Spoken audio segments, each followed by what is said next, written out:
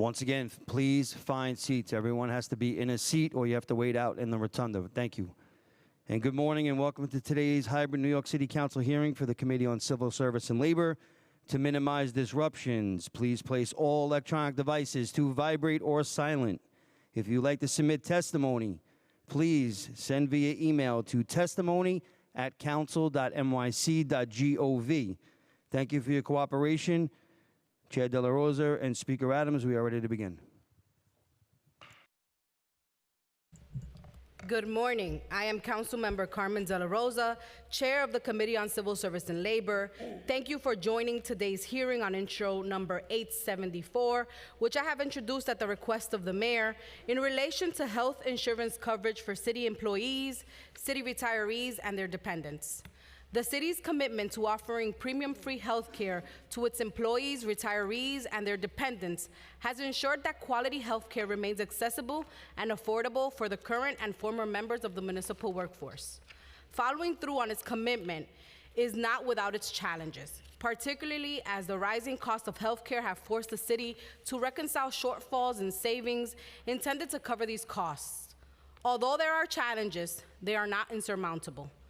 I view it as my responsibility as chair of this committee to set a table for a clear discussion that will lead to solutions.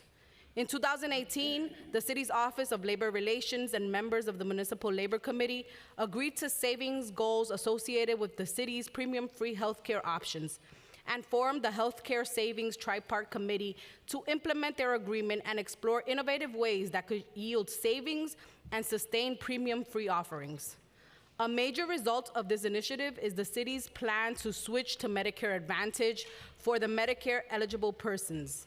That switch has been delayed due to a number of issues, including disagreements between the city and the MLC on how to reach saving goals with Medicare Advantage in light of court rulings that local law prohibits the city from passing off the cost of GHI senior care to insured.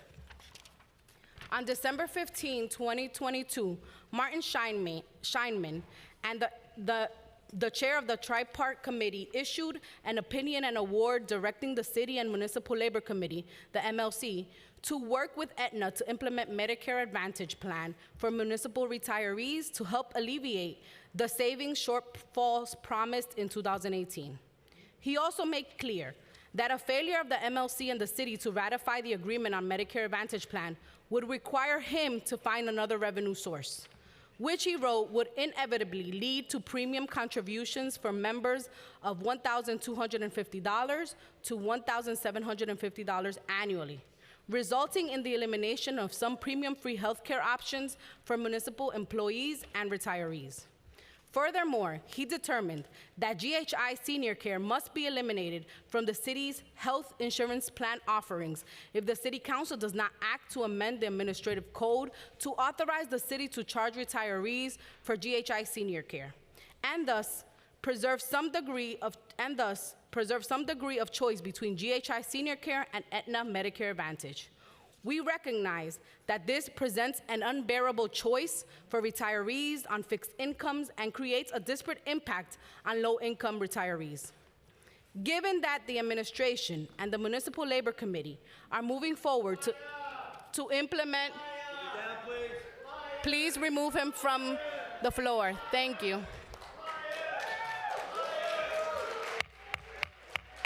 All right. So let me set some ground rules here.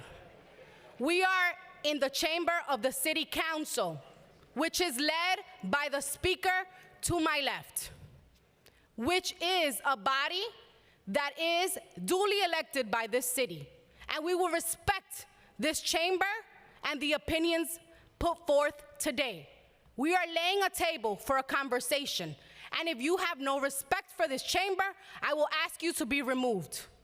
Everyone, every single person here will have an opportunity to testify, and we are listening. So please, wait for your turn to testify. There is no need to stand up. There is no need to be removed from this chamber. We don't want to remove you from this chamber. We want to hear everyone's voices, but please be respectful of one another. Thank you.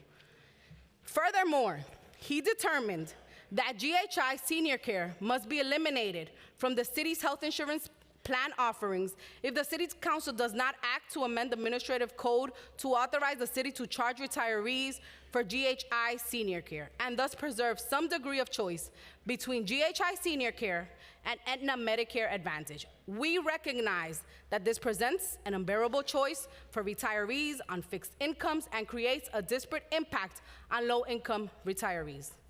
Given that the administration and the Municipal Labor Committee are moving forward to implement Medicare Advantage in alignment with the courts and the arbitrator's decisions, today, the City Council is hearing legislation at the request of the mayor. This legislation would authorize the city and the MLC to adjust the cost threshold in local law that currently requires the city to pay the full cost of any health insurance plan offered to employees and retirees if the cost is the same or less than the rate of HIP HMO.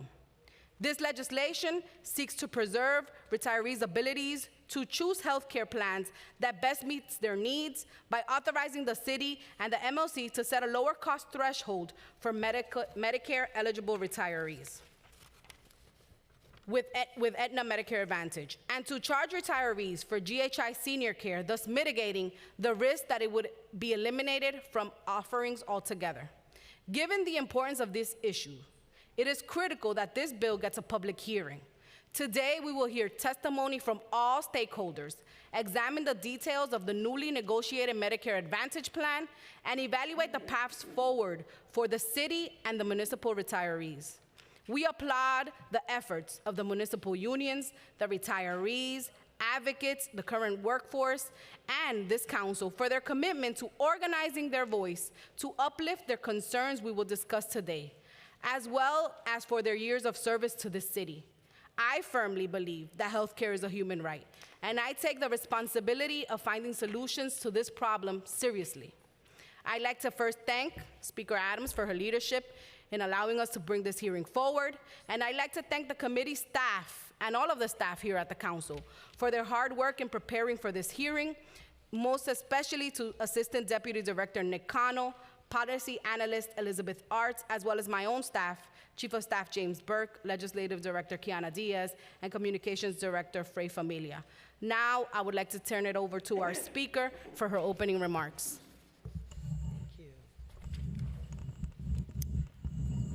Thank you very much, Madam Chair. Good morning.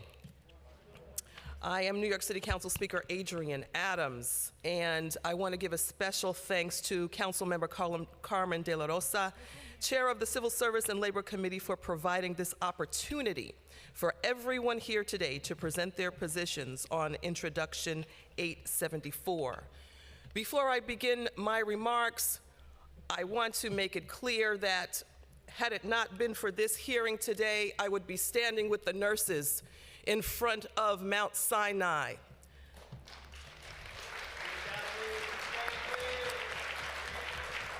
No applause necessary, and the way that we cheer each other on in the People's House is this.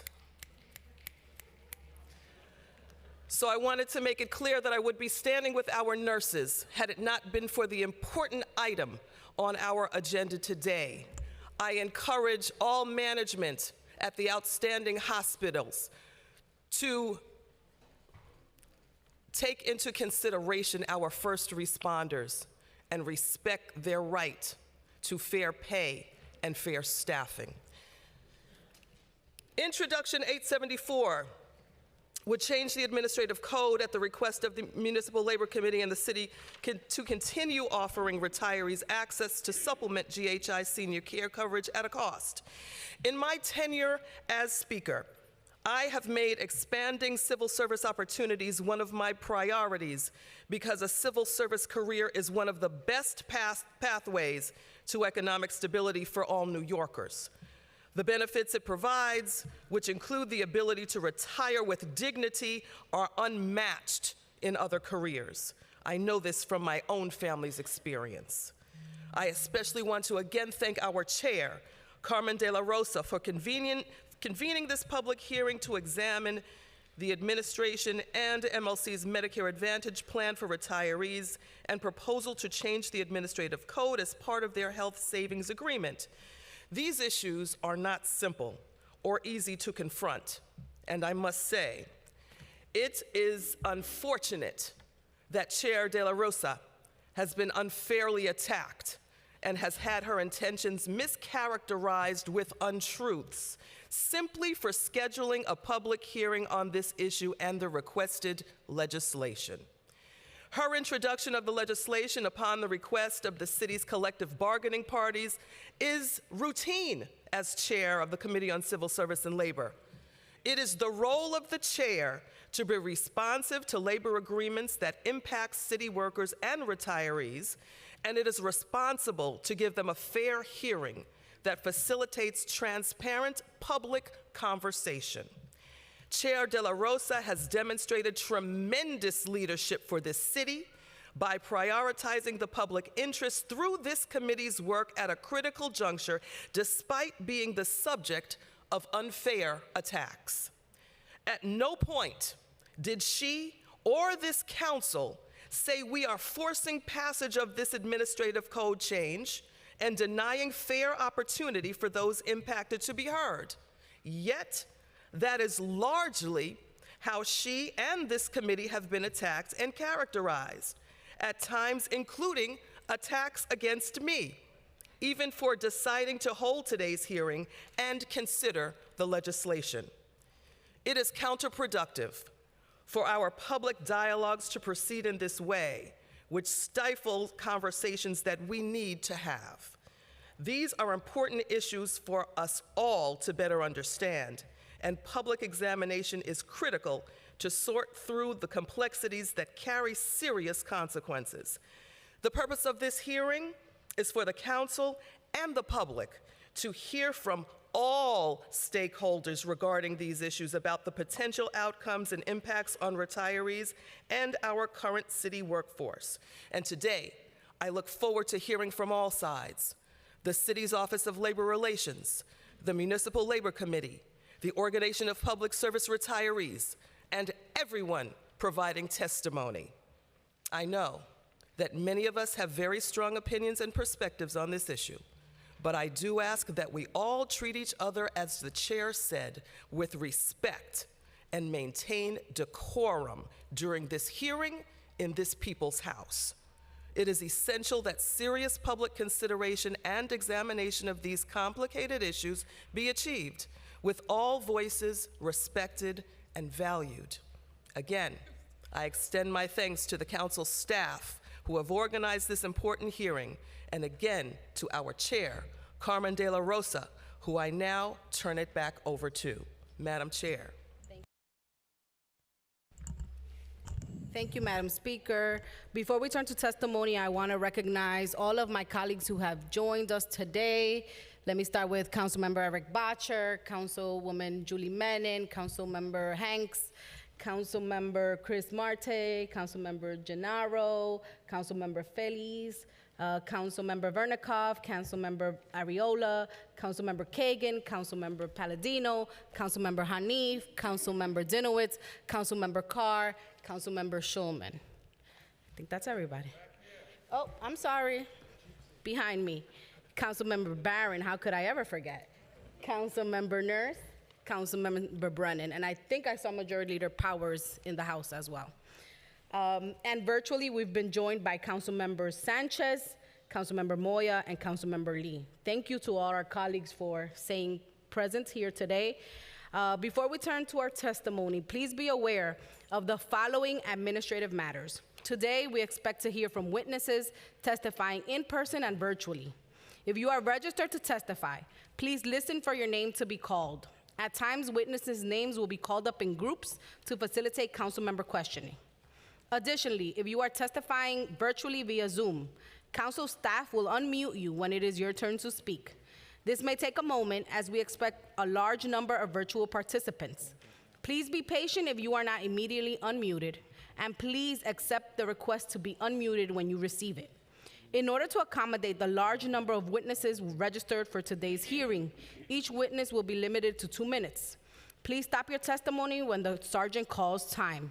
Your understanding of these procedures is appreciated to ensure that everyone has an opportunity to be heard today. And as a reminder, you can submit written testimony at testimony@council.nyc.gov up to 72 hours after the conclusion of today's hearing. We will begin to hear testimony from the following members of the administration: Daniel Pollack, First Deputy Commissioner for the Office of Labor Relations; Claire Levitt, Deputy Commissioner for the Office of Labor Relations; and Ken Godnier, I think I messed that up, please clarify, First Deputy Budget Director. The committee council will now administer the oath. Do you affirm to tell the truth, the whole truth, and nothing but the truth in your testimony before these committees, and to respond honestly to council member questions?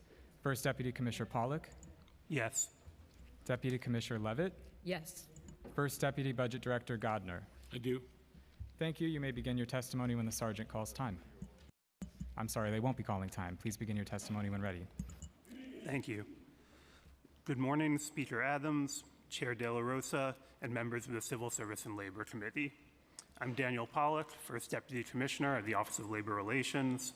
I'm joined at the table by Claire Levitt, Deputy Commissioner for Healthcare Strategy at OLR, and Ken Godner, First Deputy Budget Director. Thank you for the opportunity to testify here today in support of the proposed amendment to Administrative Code 12-126. The amendment before you is a continuation of the unprecedented labor management collaboration on employee and retiree health benefits that we at OLR and OMB have been engaged in with our partners at the Municipal Labor Committee for the last 8+ years. The MLC and the city jointly drafted this bill and are mutually supporting it, as it is essential to our joint goal of maintaining high-quality, premium-free health insurance for city employees and retirees while providing options for retirees. The city will be proceeding with implementation of a Medicare Advantage plan. This amendment to the code will ensure that retirees continue to have the option to keep their current senior care plan by paying a monthly premium. As a result of the federal government's subsidy of Medicare Advantage programs, the city is able to save $600 million a year by implementing a Medicare Advantage plan, or $3 billion over the next 5 years, given the 5-year guarantee we have received from the insurer. Those subsidies, combined with the city's market power due to our large population of retirees and dependents, allows us to offer a Medicare Advantage plan that provides superior benefits to senior care. We believe it is the best choice for our retirees.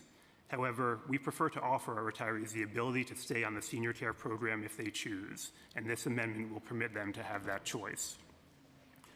I mentioned that this is the continuation of an effort we've been engaged in since 2014, and it's important to understand the scope of that effort to understand why we are now implementing a Medicare Advantage plan and requesting this amendment. First, I want to go over some basic facts about the city's health benefits. The city provides premium-free coverage to its 1.2 million employees, retirees, and their dependents. Premium-free coverage is rare in this country, even for public employees. For example, New York State requires employees to pay premiums of over $6,000 per year for a family plan. The city also provides premium-free coverage for any retiree that worked for the city for 10 years. Any retiree that worked for the city for 10 years and their dependents. And in addition, reimburses Medicare-eligible retirees and dependents for Medicare Part B costs. These are increasingly unusual and increasingly expensive benefits.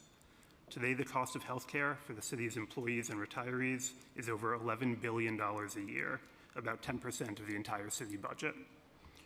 To address the escalating costs of health care while preserving premium-free, high-quality coverage, in 2014, the city and the Municipal Labor Committee reached a landmark agreement to save a total of $3.4 billion in healthcare costs over 4 years, including $1.3 billion on a recurring basis.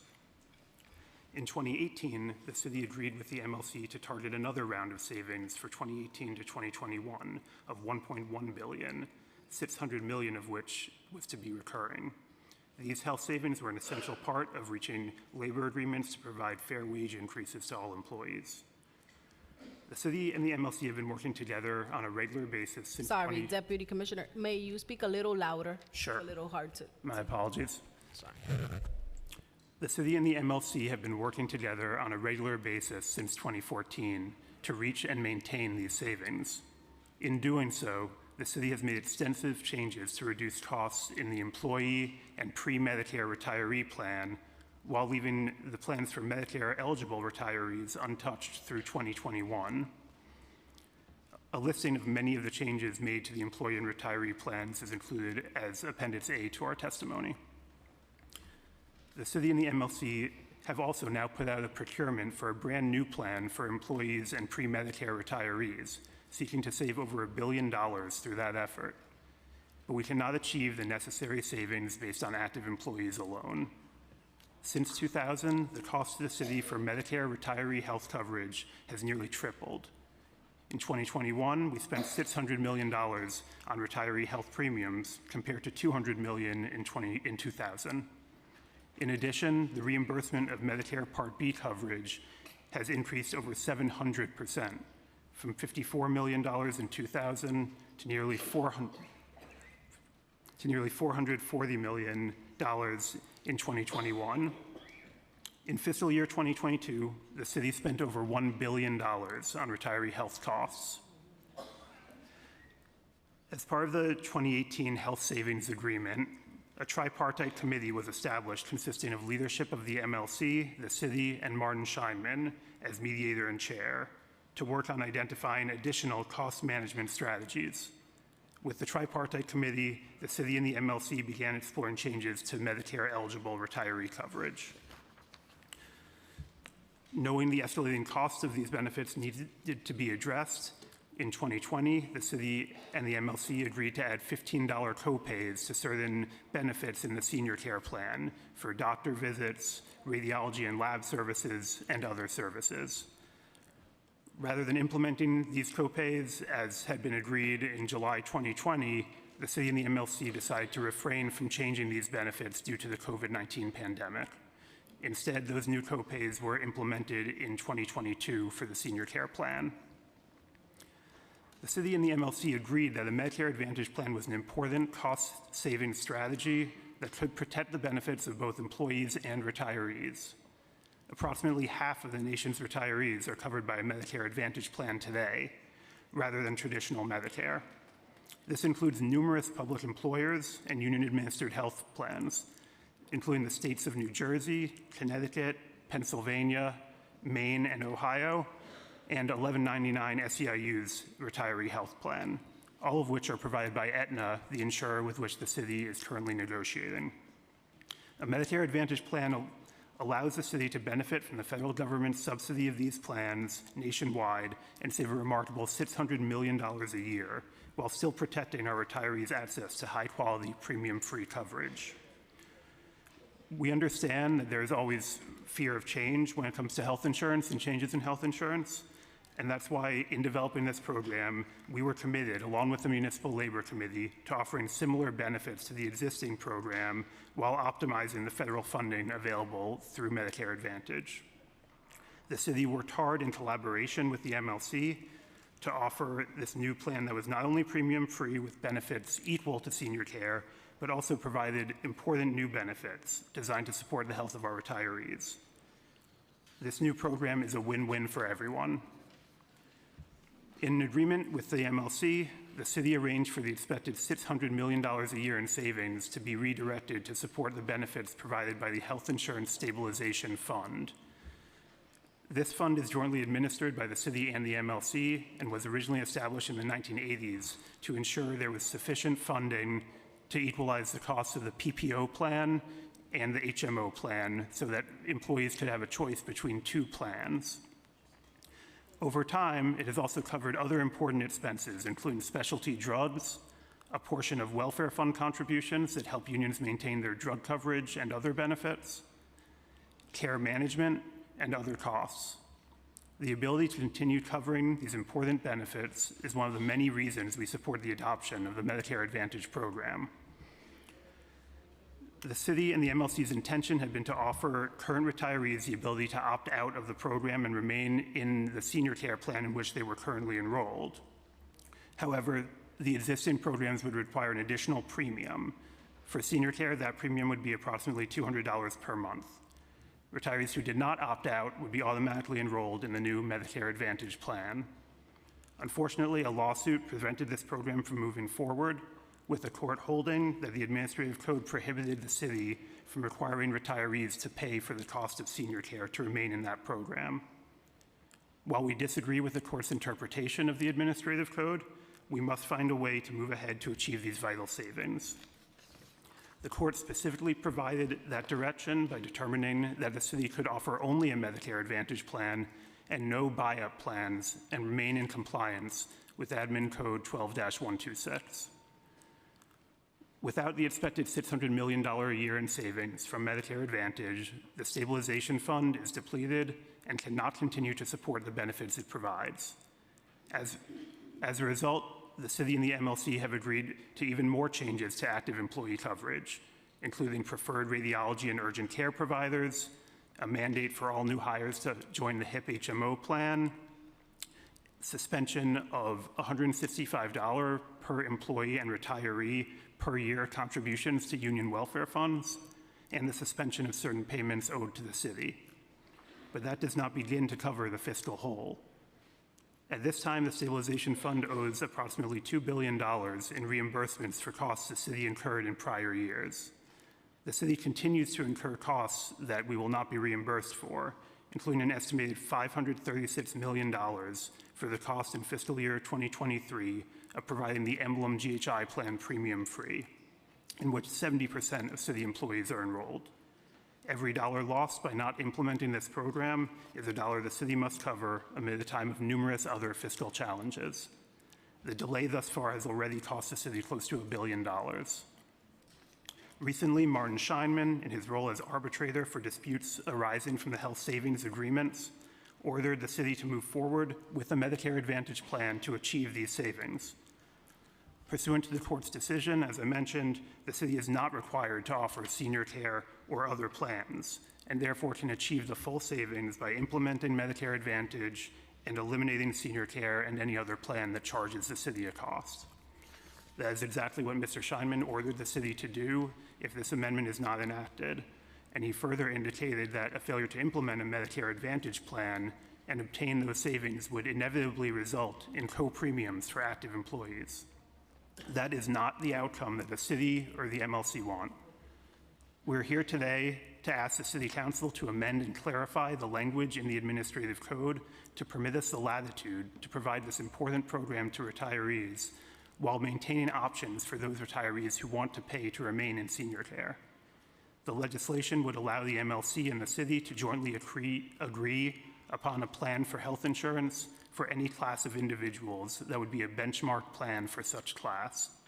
This would ensure that the city and the MLC have the flexibility to obtain quality and affordable health insurance by allowing the parties to designate different plans as the cost benchmark for the two different classes, one for employees and pre-Medicare eligible retirees and another for Medicare eligible retirees. As is currently the case, any agreed upon benchmark plan would not require any employee premium, and the obligation of the city to provide premium-free healthcare coverage would remain. This would allow the city and the MLC to designate the new Medicare Advantage plan as the cost benchmark, to allow those who wish to keep senior care to do so, and to continue what we have been doing for almost a decade, making necessary changes to deliver healthcare more efficiently to provide extraordinary premium-free benefits to employees and retirees. At this point, I'd like to turn it over to Deputy Commissioner Claire Levitt to talk a little bit about the details of the Medicare Advantage plan. Thank you, Dan, and thank you to everyone for listening with an open mind so I can try to explain why we're so committed to this plan. To understand how Medicare Advantage plans generate savings, it's important to understand how traditional Medicare and Medicare Advantage work differently. In traditional Medicare, the Centers for Medicare and Medicare Services, CMS, directly pays hospitals under Medicare Part A and also directly pays medical expenses to doctors and other healthcare providers under Medicare Part B. And Medicare Part B generally pays 80% of the Medicare allowable rate. A Medicare supplemental plan, like what senior care is, pays after Medicare pays, and generally covers... Apologies, we're getting requests if you could please lift your voice a little, speak a little louder. Sorry. A Medicare supplemental plan, like senior care, generally pays after Medicare pays and covers the 20% that Medicare Part B doesn't pay, subject to any copays in the plan. Medicare Advantage plans, sometimes called Part C plans, are offered by Medicare-approved private insurance companies.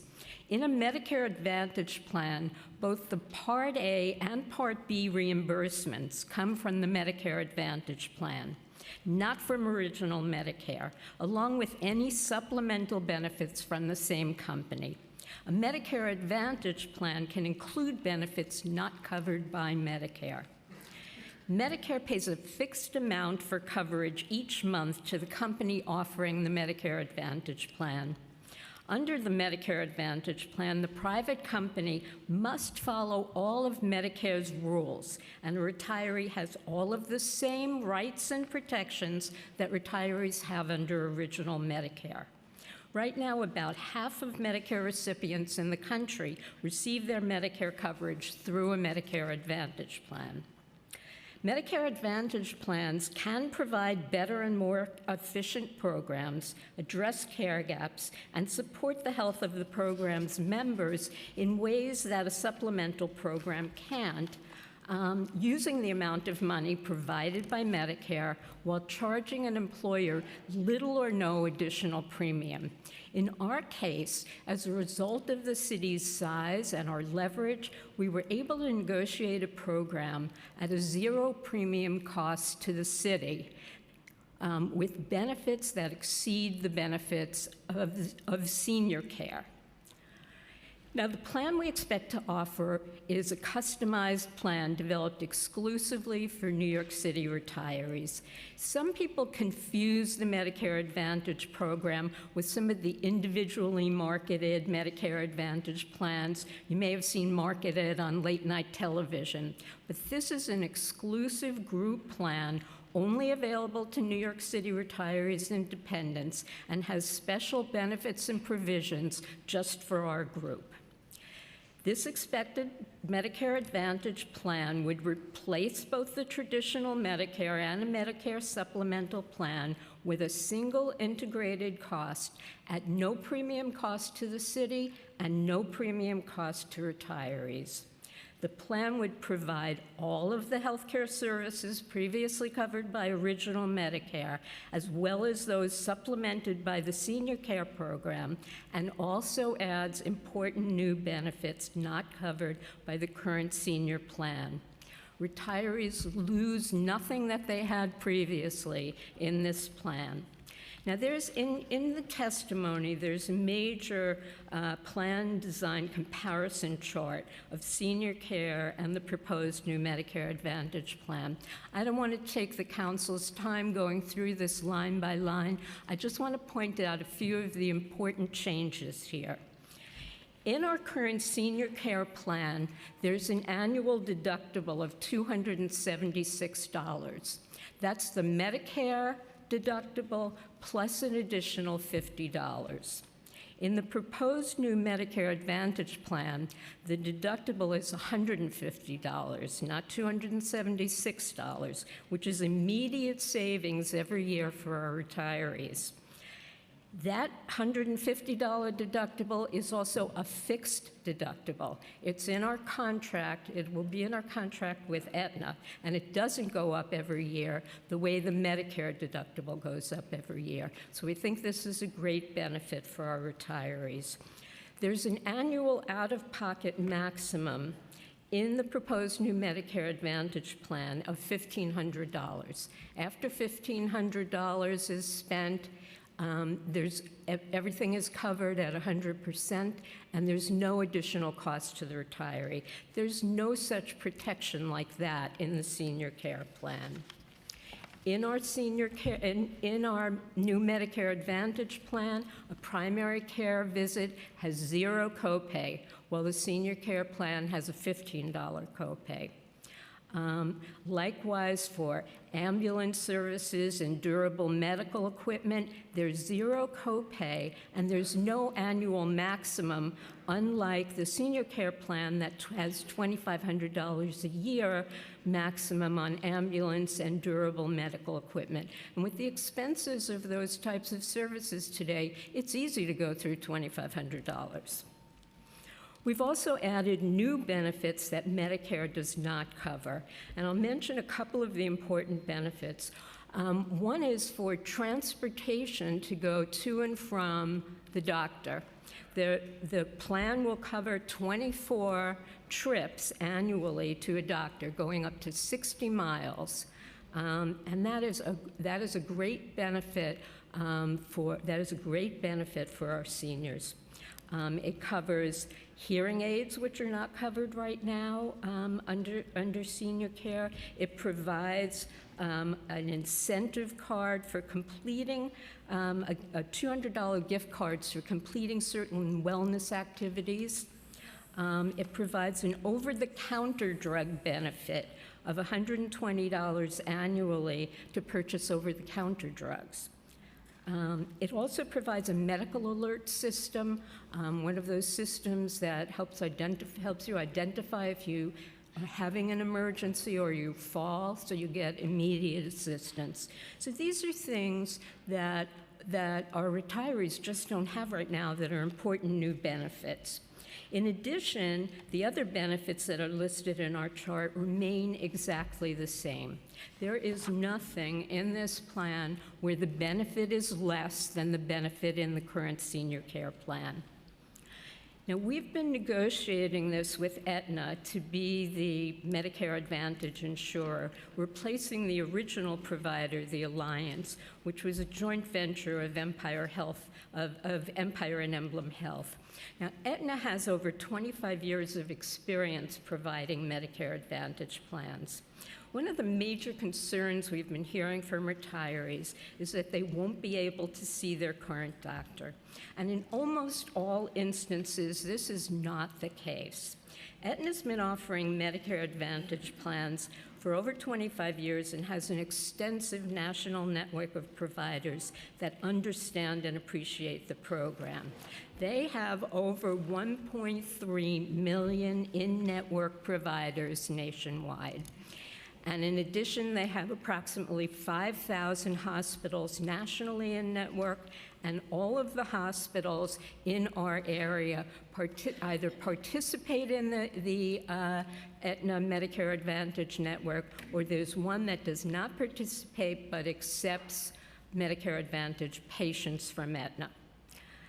The plan that we're offering is not a limited network HMO type of plan. Some of the plans that you'll see on late night television have limited networks.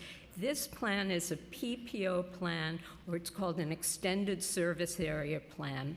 This means that retirees can go to any doctor or provider nationally and in the U.S. territories, including those that are not in the Aetna network. Out-of-network providers have to be accepting Medicare, which 99% of the doctors in the country accept Medicare, and they have to accept the plan by billing out-of-network. Aetna reimburses out-of-network providers at the same Medicare allowable rate, just as with original Medicare. This is so important to understand. There's no reason that doctors would not want to accept our patients because they're getting the same allowable amount that they get from Medicare.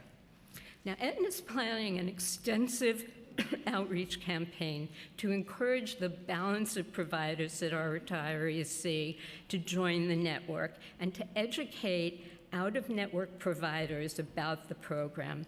They give Medicare Advantage participants what they call a provider passport to help familiarize providers with how it works. They have a hotline for retirees and providers to call if they have any question about how to receive Medicare payments through Aetna.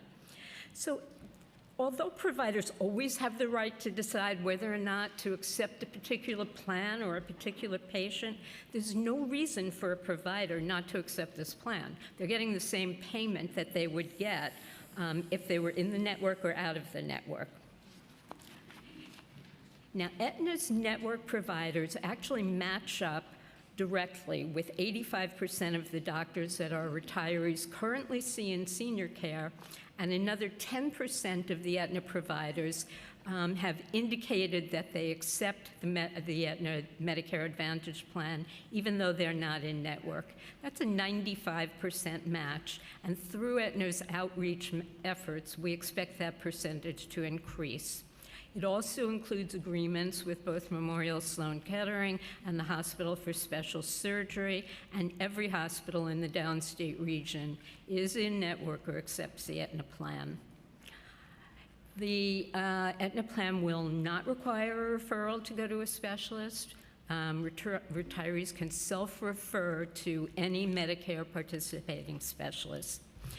Now, we know that retirees have expressed serious concerns about the pre-authorization requirements in the new Medicare Advantage plan, including whether it causes delay, creates paperwork for them, and results in denials of care. Now, we understand the concerns about prior authorization, and we want to assure retirees that this is not an issue that they need to be concerned about.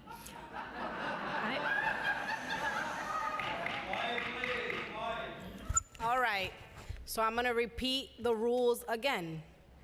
Please be respectful of the folks who are talking.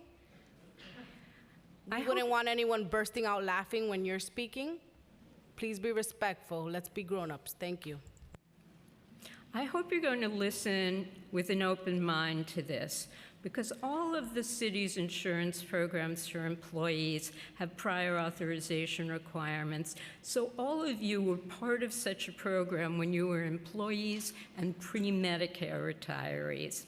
Now, to help with this, I'm also very happy to announce that the city and the MLC have been able to secure commitment from Aetna that they will not conduct pre-authorization for a number of services that usually require it, including high-tech radiology like MRIs and CAT scans. That would remove approximately 75% of the procedures that generally require prior authorization, including under the pre-Medicare plans that the city offers. After removing these categories, only about 1% of all claims will require prior authorization. For the remaining claims that do require prior authorization, there are extensive processes in place to ensure they are processed quickly and fairly. Pre-authorization reviews are conducted between the provider and Aetna, and there's no paperwork for the retiree. Standard reviews are normally completed within 3 to 5 days. In an emergency, the requirements are completely waived, and in urgent but non-emergency situations, the time frame is 24 to 72 hours. If there is a denial, there is an appeal to the insurer, and if that authorization is still denied, there's an appeal to an independent entity appointed by CMS, as well as an additional level of appeal to CMS itself.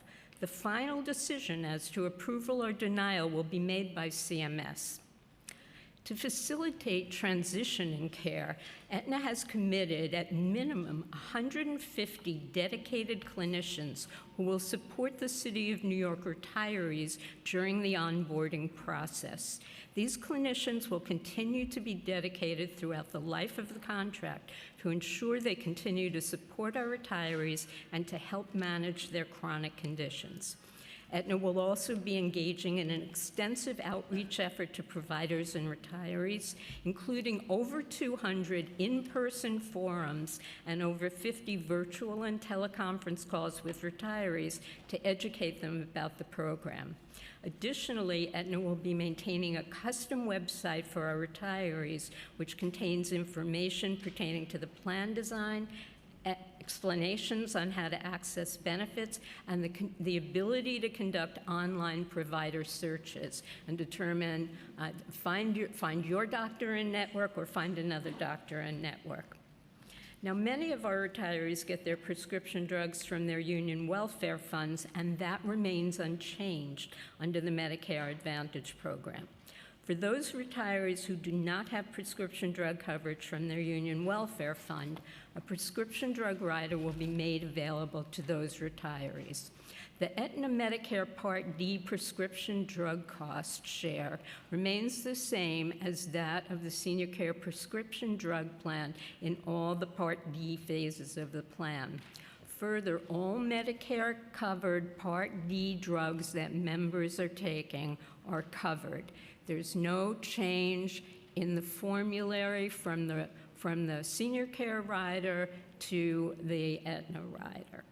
The only change is a positive one. The premium is actually being reduced in calendar year 2023 from $125 to $103 per person per month.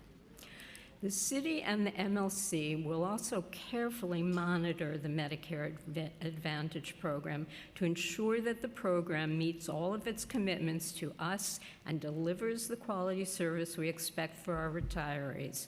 We're designing a reporting package for Aetna to report back to us on important aspects of the program, including customer service response times, payment turnaround time, complaints, pre-authorization information, and more. We will report publicly on the status of the program on an ongoing basis. We have confidence that the Medicare Advantage program can provide quality benefits and strong access for our retirees while permitting city employees and retirees to maintain premium-free coverage. We strongly urge the City Council members to amend the administrative code language to permit the city and the MLC to establish this plan as the new cost benchmark plan for retirees. The new plan will significantly reduce the city's costs with the help of federal funding while providing better benefits in comparison to the senior care plan on a continuing premium-free basis. Its customized features include many new and exciting programs to support retirees. The cost savings from this plan, in combination with the other joint efforts of the city and the MLC, will enable us to continue to provide a high-quality and premium-free healthcare program to employees and retirees. Above all, providing high-quality premium-free health insurance to retired city employees and their families has been our #1 priority throughout this process. We urge the City Council to adopt the language that will permit us to do so while allowing retirees to pay a monthly premium to keep their current plan if they so choose. Thank you again for inviting us to this important hearing. We'd be happy to take any questions now from the committee. Thank you so much. I also want to recognize we've been joined by council members Ressler, Caban, Aviles, Joseph, Farias, Juan, and Krishnan. Madam Speaker. Thank you, Madam Chair. Thank you for your testimony thus far. I know that my colleagues have a lot of questions, so I will be asking just a couple. It's going to be a long day for all of us, which we're not complaining about, actually. We're very happy to see this day.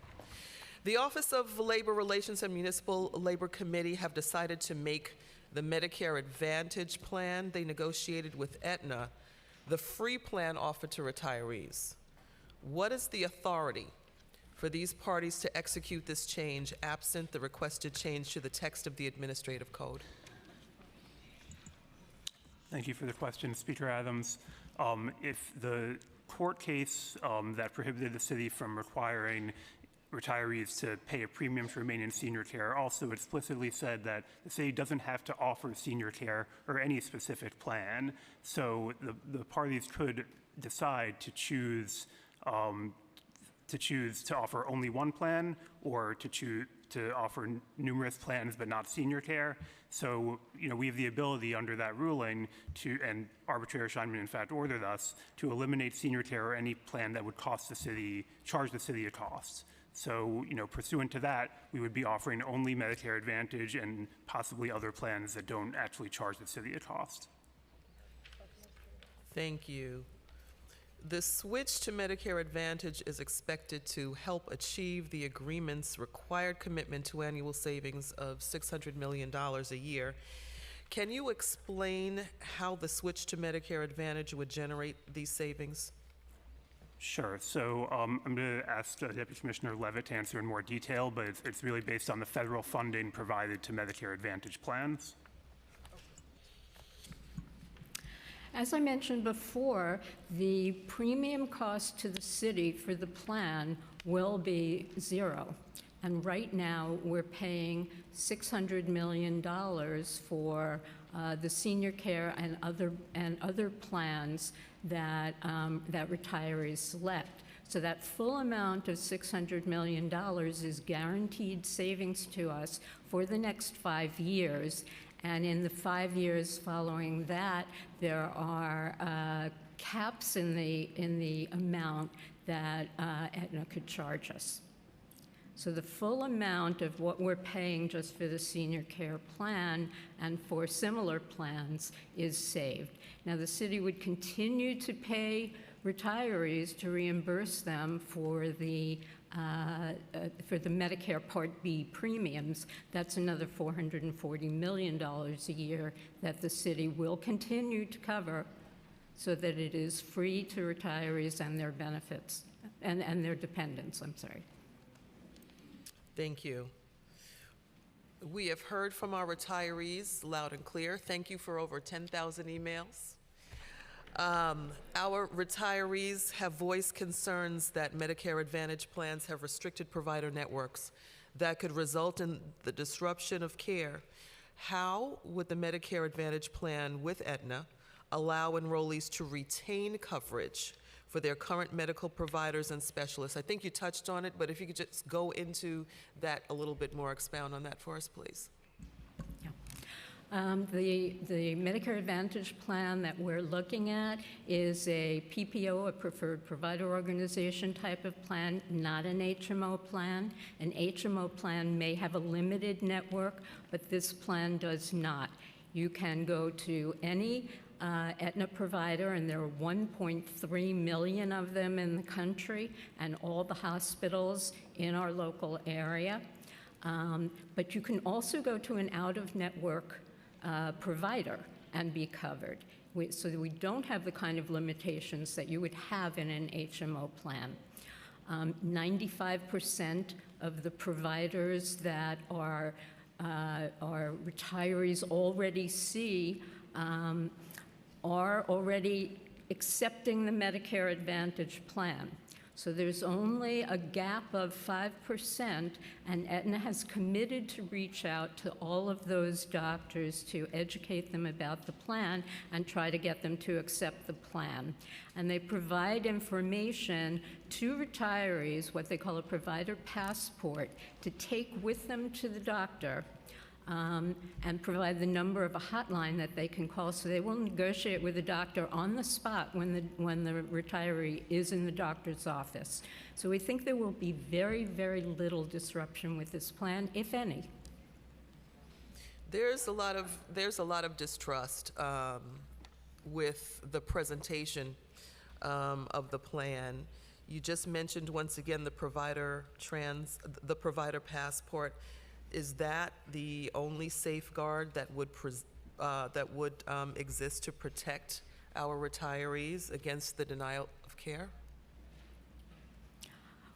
Well, there is no denials of care, something that could potentially happen through the prior authorization process, and that can happen through Medicare as well, although traditional Medicare reviews claims on a retrospective basis after they're incurred, not before they're incurred. So you could actually go for a procedure and not know if it's covered or not until after the fact. This actually helps people know what's covered before they go. We think there will be very, very few denials of care, and as I laid out, there's a very extensive appeals process for that, and that happens very quickly. We've gotten Aetna to agree to eliminate 75% of the types of reviews that they're doing in all of their other Medicare Advantage plans because of this concern that we've heard so strongly from our retirees. Only about 1% of claims are going to be subject to prior authorization, and we expect that most of those will be approved, and there are significant processes in place to help them through an appeal process if that's necessary. The city and the MLC have also committed to a process where we're going to oversee everything that Aetna is doing, particularly on prior authorization. We're going to be looking at reports on a monthly basis to see that anything that is denied is denied appropriately. There are procedures that are not medically necessary to be done in a hospital, and arrangements may be made for those to be done on an outpatient basis instead of in the hospital. That's what happens today with our Actives plan. You may be told by an insurer that you shouldn't be having your colonoscopy in the hospital, that it's a traditional outpatient procedure. And that's the type of review that will be done for prior authorization. Thank you. I just have one more question, and then I'm going to turn it back into the hands of our chair and our colleagues. It has not been lost on any of us the December 15th, 2022 opinion of Martin Scheinman, which was referenced by the first deputy commissioner a while ago. And there has been a lot of speculation about that opinion, whether it is binding, whether it is not binding. Can any of you articulate to all of us what will occur if this council does not amend the code? Sure, I'd be happy to.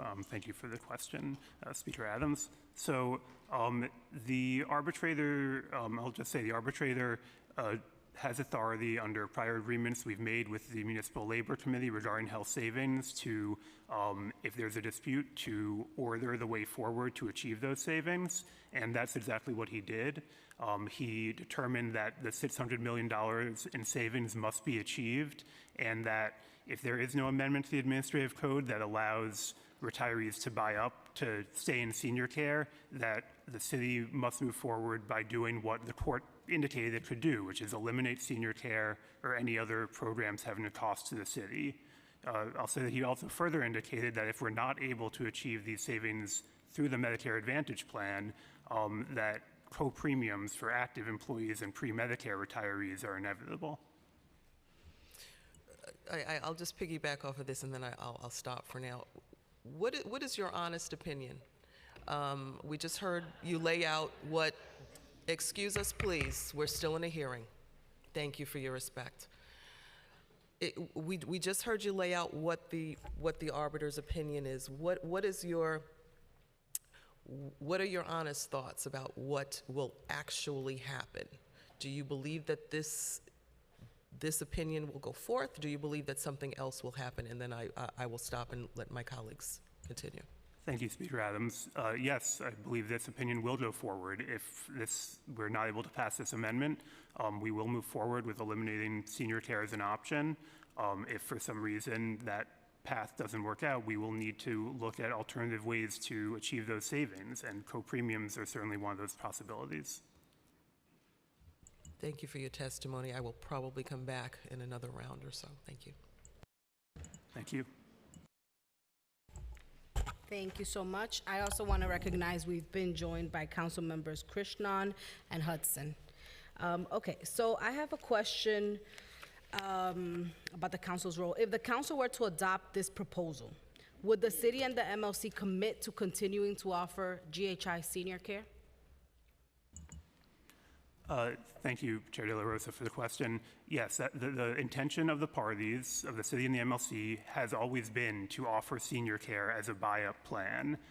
If this amendment is passed, that will allow us to do so. So that's our intention in asking for the amendment, and it's our intention of what we'll do if the amendment passes. Why is it important for the city and the Municipal Labor Committee to preserve GHI senior care as a health insurance option, in your opinion, as a health insurance options for municipal retirees, given that there's that commitment? So we believe that retirees should have a choice of plans. You know, we do believe the Medicare Advantage plan that we've designed is an excellent plan. It's going to provide very high quality care. As Deputy Commissioner Levitt laid out, it provides some important new benefits. But if retirees are willing to pay a premium to keep their senior care plan, and therefore there's no loss of cost savings to the city, we see no reason why they shouldn't be allowed to do so. You know, we understand people have a fear of change in their health plans, completely understandable, which is why that if we're able to, we would like to offer them the choice to keep their plan by paying a premium. What are the existing options for paying for city employees and retiree health care at this point? I'm sorry, can you clarify the question? You mean for employees and retirees to pay? Yeah, what are the existing options you see on the table as of this moment? So, you know, the city and the MLC are constantly exploring ways to deliver healthcare more efficiently and save money. As I mentioned, we are pursuing a procurement for a new active health plan, and our goal there is to save over $1 billion. So, you know, but unfortunately, even $1 billion doesn't kind of cover the costs that we need to cover, the savings. We need to achieve $1.6 billion in savings, and the $600 million in Medicare Advantage savings is really an essential part of that effort. If we don't, as I mentioned, we'll have to look at, you know, some very difficult choices of how to achieve those savings. And how much does the city expect to pay monthly per person under the new Medicare Advantage plan?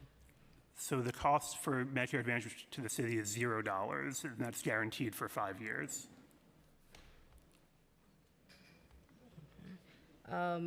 In fiscal year 2023, how much did the city, I guess this question might be for OMB, but whoever can answer. In fiscal 2023, how much did the city pay monthly per person for GHI senior care plan, including the Medigap coverage for Part B premium reimbursement? How much did the city pay monthly per person for the HIP HMO plan for that same year? So the cost of the senior care plan is approximately $200 a month. I think it's $191. In addition to that, the city paid the Medicare Part B premium, which totaled about $465 million in '22. 400? And $65 million in FY22. Okay. With regard to the HIP plan, the plan for Medicare retiree, Medicare eligible retirees, the HIP VIP plan has a premium of, I believe, $7.50 per month. Okay. We've gotten a few questions about the stabilization fund. Information provided to the council by OMB shows that the Health Insurance Stabilization Fund owed approximately $1.8 billion to the city as of fiscal year 22. Can you break down that figure further and identify how much of it is a result of paying the cost of GHI in excess to the HIP HMO rate?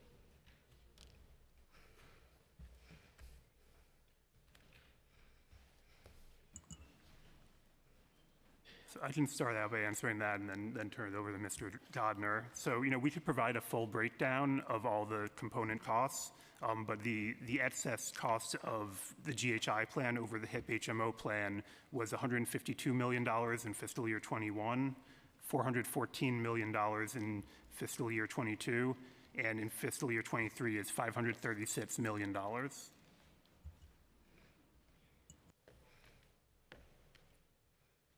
Okay. Do you have information about where the Healthcare Stabilization Fund stands today? Yeah, the fund owes the city approximately $1.8 billion for prior year charges for which we are due reimbursement. Any more information? Sure. There are about $900 million owed for welfare fund reimbursements for payments that were made to the union-administered welfare funds for actives and retirees.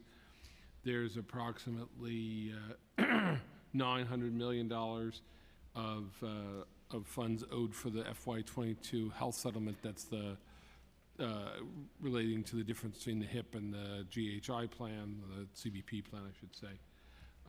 And those are the major areas. In addition, there are prior year settlements for which, and prior year welfare fund reimbursements for which the city has owed money.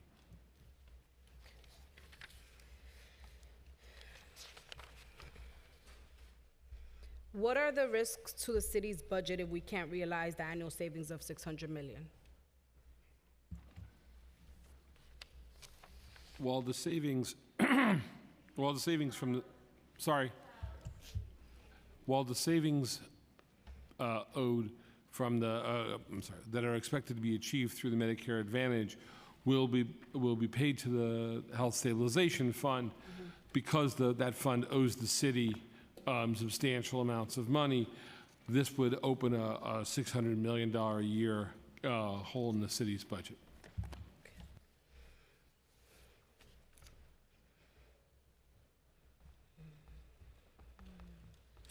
Can you walk us through the implementation of this plan and what that looks like if and when Medicare Advantage is put in place?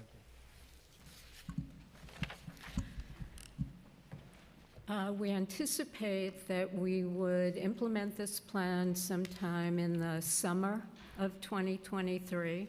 We want to have about 6 months to really educate and inform retirees about the program. Aetna has planned over 200 in-person forums where they will speak about the plan and also bring counselors that can meet individually with retirees to talk to them about any transition of care issues and any of their concerns about the program. We'll also have online meetings with retirees as well as, of course, mailings and providing communication materials to all the retirees. We expect to have a very robust implementation, and that's why we're not rushing to do it right away, despite the fact that the city is losing $50 million a month for every month that we delay. Is there a plan for retirees who live outside of the state or in areas where end up outside of the state, pretty much? We are working out plans with Aetna for retirees that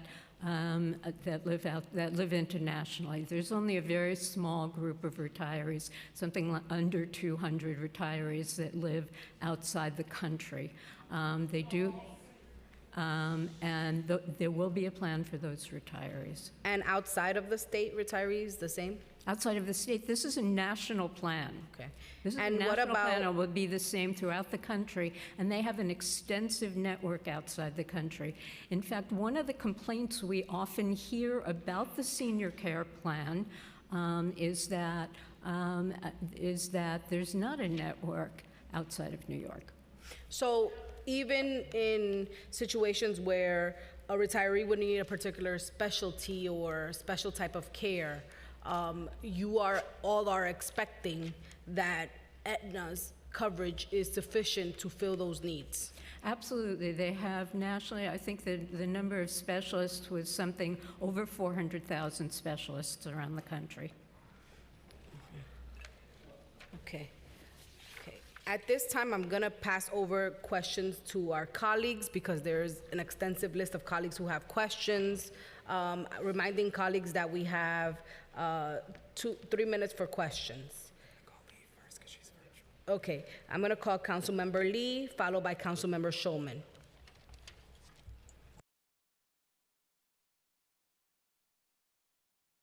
Hi, everyone. Sorry I can't be there in person. Can you hear me? Hopefully you guys can hear me. Yes, we can hear you. Okay, great. So thank you so much, Chair De La Rosa and Speaker Adams, for hosting this hearing. This is definitely something we've been following for a while. And just as a bit of background, myself, I was in the nonprofit sector and I'm a social worker and have worked extensively with a lot of seniors in the city. And so this is an issue we've been seeing coming down the pike for a while. And so I know that you're saying that there are an extensive list of current providers that the retirees will be able to access through this plan. But I guess I'm just wondering, do you have any more detailed data? For example, have you guys taken a look at who the current retirees are using in terms of providers and how many and which percentage of them would also be accepting the new plans? And then also in terms of a larger question, sorry, I'll just go through my questions for sake of time.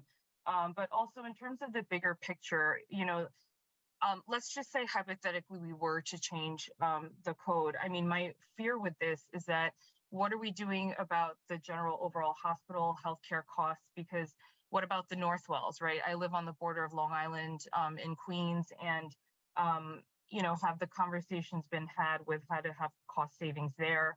And with the code changes, it doesn't solve the issue that these healthcare costs are going to be increasing, right? So even if, let's just say, we were to change the code now, I don't think in a few years we would be necessarily in a better state cost-wise. And so what are some of the additional things that the MLC OLR are looking into in terms of cost savings? Because I do think that this is going to be an ongoing issue. And my fear, to be quite honest, is that the people who will lose out the most are the retirees that are the poorest, who cannot afford the additional costs if they have to switch over. And so just wanted to know if you could delve a little bit into that. And then my final sort of question is, how are you addressing this in terms of utilization? Because my understanding is that the way that the insurances work is that in order to offset a lot of the costs of people who utilize the healthcare system more, you need to have a lot of healthy people who are buying into the plan as well, right, to balance that out. And so just wanting to know, what does that look like in terms of the members who are active and how that would play into this whole equation of balancing the healthcare costs? Thank you for the questions, Council Member. So to start with the first one, the percentage of providers, the number from our testimony, the 95%, that is based on the current providers that retirees see. So again, that's 85% are in the Aetna network. Another 10% already have in the past accepted an Aetna Medicare Advantage plan. So that's kind of the baseline. And beyond that, we expect that number to climb substantially because, as Deputy Commissioner Levitt testified to, there's no reason for a doctor not to accept this plan. They are paid the same rate as original Medicare. So, through our outreach efforts and Aetna's outreach and education efforts, we expect that number to rise.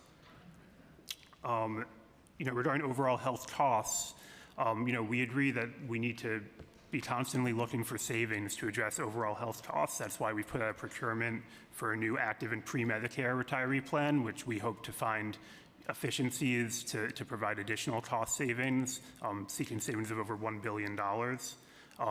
And in terms of this particular plan, it's important to know that the cost of $0 is guaranteed for 5 years. So no matter how much general healthcare costs rise, the $0 cost to the city here is guaranteed for 5 years. I'll turn it over to Deputy Commissioner Levitt to address the questions about utilization.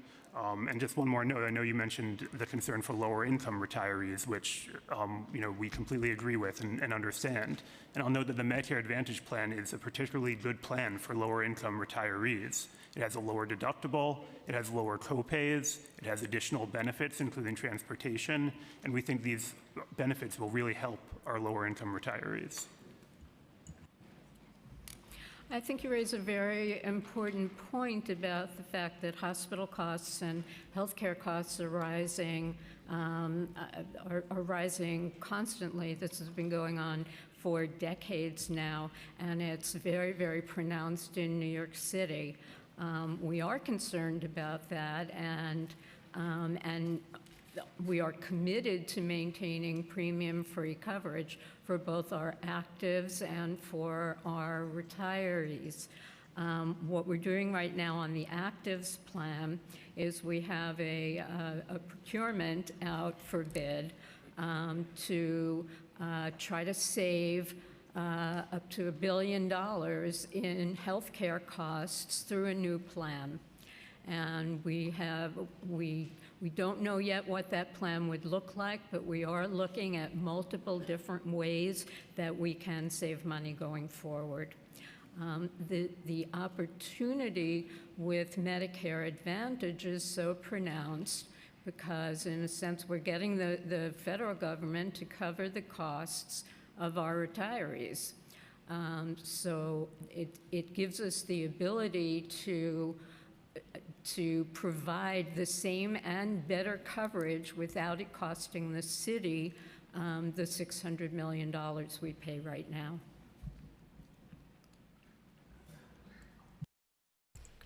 Thank you. I'm going to call on Councilmember Schulman, followed by Councilmember Ariola. Thank you. I want to thank the Speaker and the Chair, De La Rosa, for having this hearing today. So here's my question. You talked about senior care being sort of guaranteed for 5 years. What happens after that 5 years?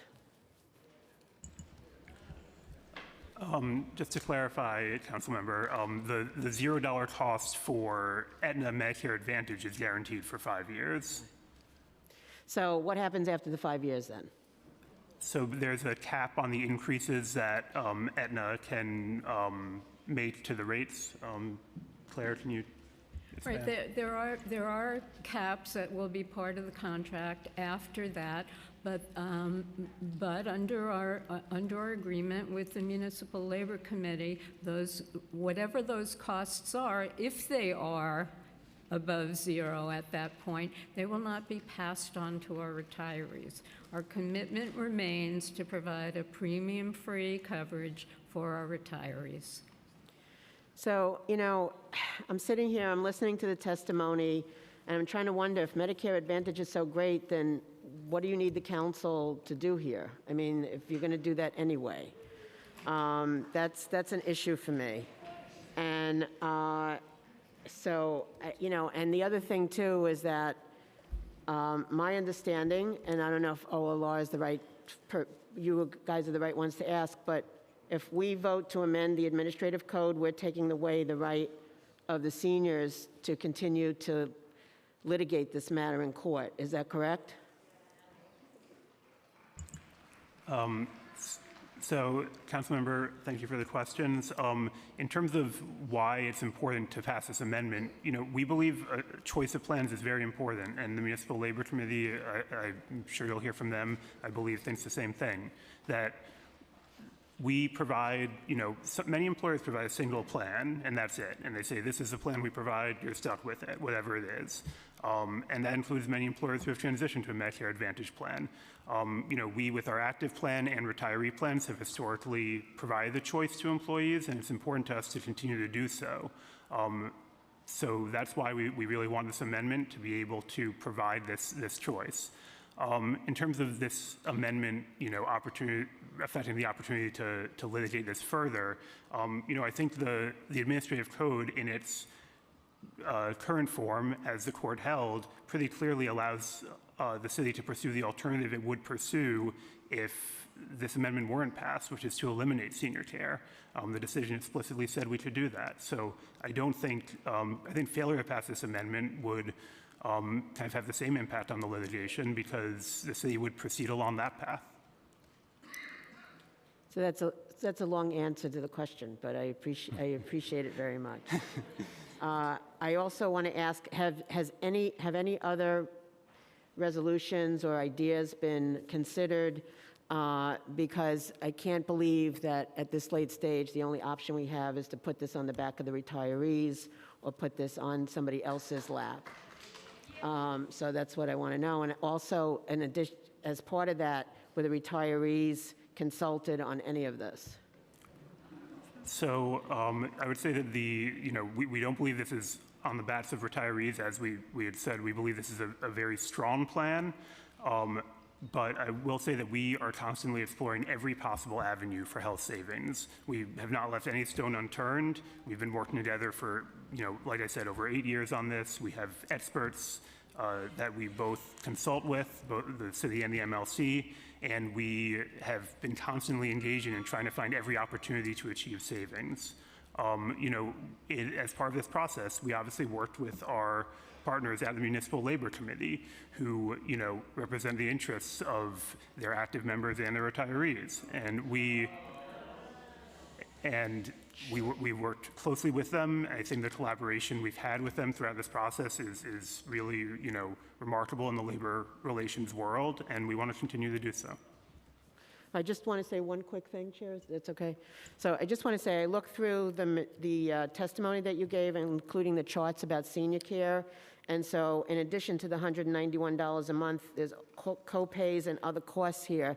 So that's really, to me, not an option to folks that have made very little money and are trying to get by on their Social Security and their pensions. Thank you very much, Chair. Appreciate it.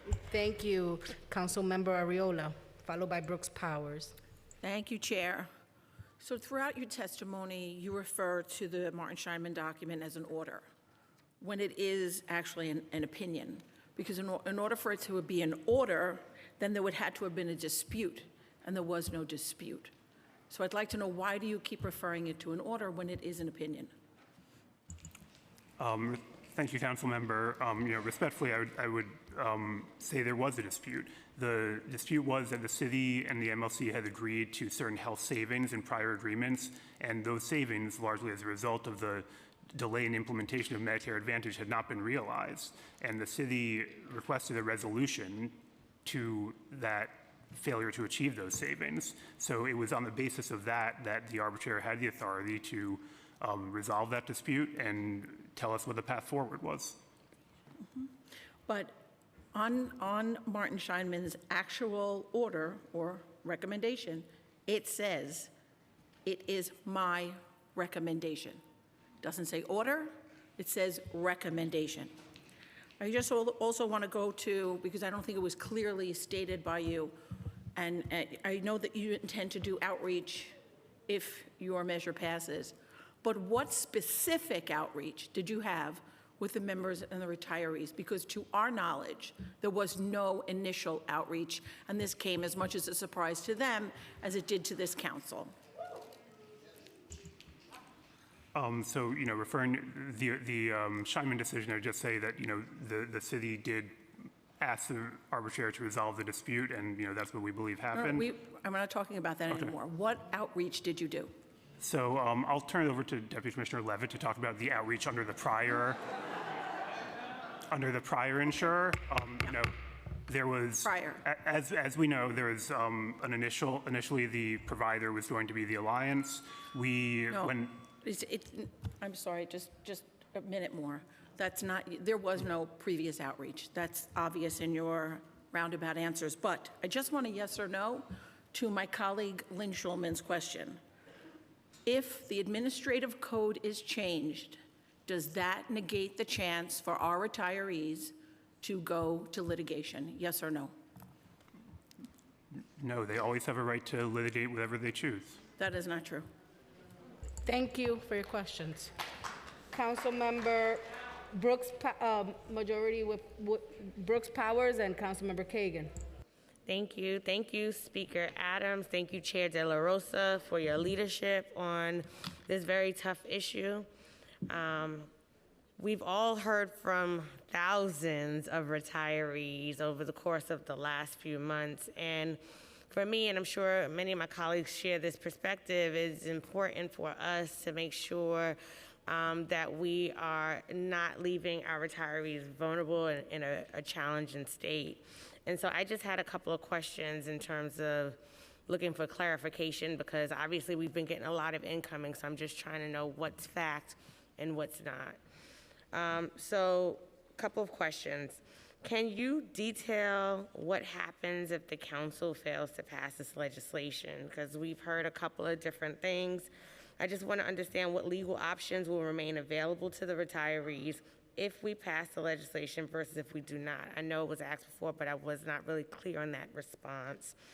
And what sorts of choices might the council have to make after litigation is pursued in order of like plugging whatever financial gap there is? Thank you, Council Member. So in terms of how this would proceed if the amendment is not passed, if the amendment is not passed, the city will move forward with implementing the Medicare Advantage plan this summer. And as part of that, when that plan is implemented, senior care and any other plan that has a cost to the city will be eliminated. Does that mean that their choice will be removed, essentially? Yes. There's been requests for a Blue Ribbon Commission. Can you talk about the feasibility of establishing a Blue Ribbon Commission to identify ways that the city can save on healthcare savings, and also why hasn't that been something used from the toolbox up until now? So, you know, as we've said, we've been working with the Municipal Labor Committee, including, you know, the Tripartite Committee, many other committees, and including experts from, you know, renowned healthcare consultants to look at health savings over the last, you know, almost 10 years. We've been engaged in that effort on a constant basis. We certainly, you know, welcome input from anyone else, but this is not something that we've, you know, not looked at or ignored. We've been looking at this practically every day. And you haven't seen the need for the Blue Commission? Like, why hasn't one been put together? So, you know, I am not familiar with the, you know, proposal, so I can't speak to it, but, you know, we certainly look at any proposal. Thank you. Thank you. I also want to recognize we've been joined by Councilmember Velasquez, now going to Councilmember Kagan, followed by Palladino, followed by Barron.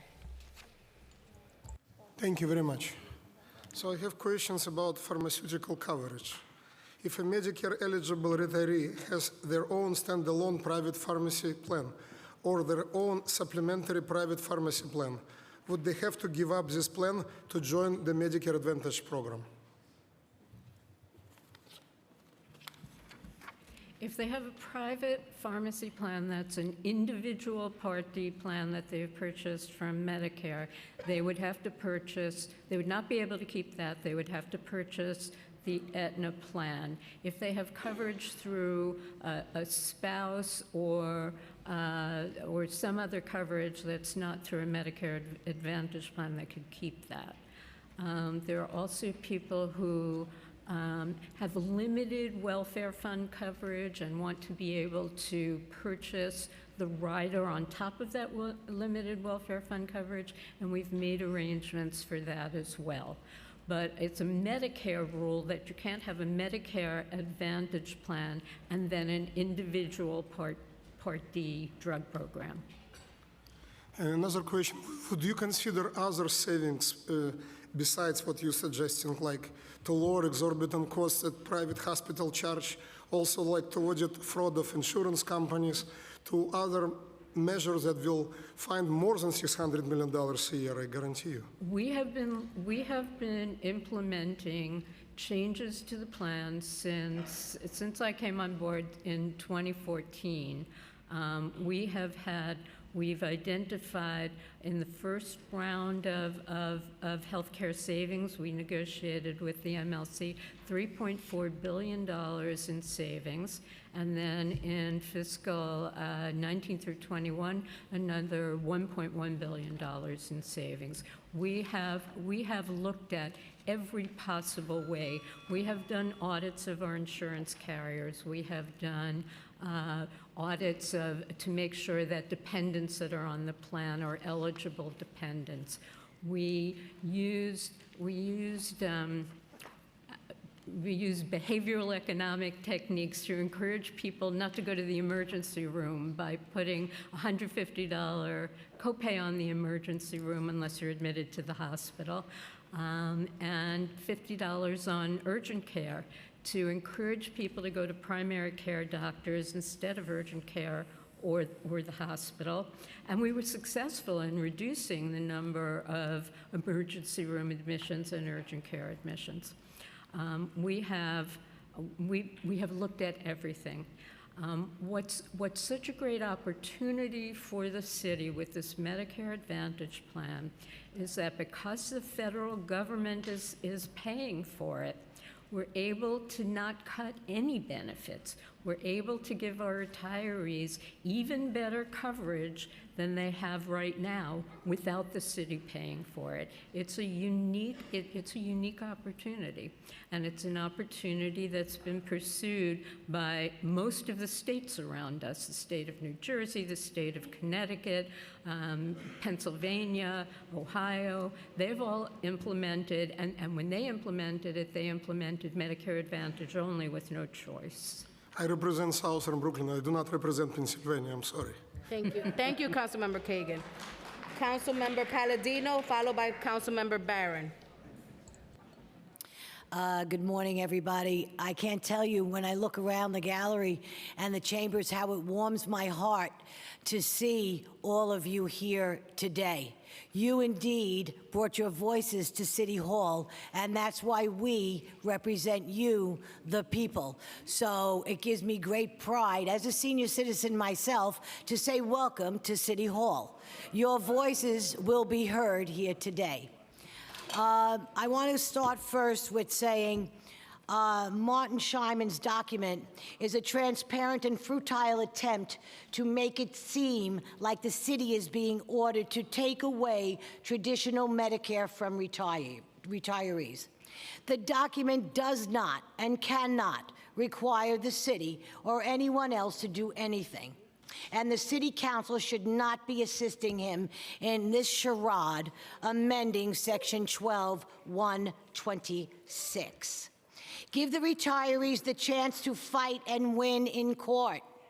With the current version of section 12-126, which has existed for over half a century, if they lose, the city council can always amend the statute later. Now, here's a question. I'd like to know where the $600 million figure came from.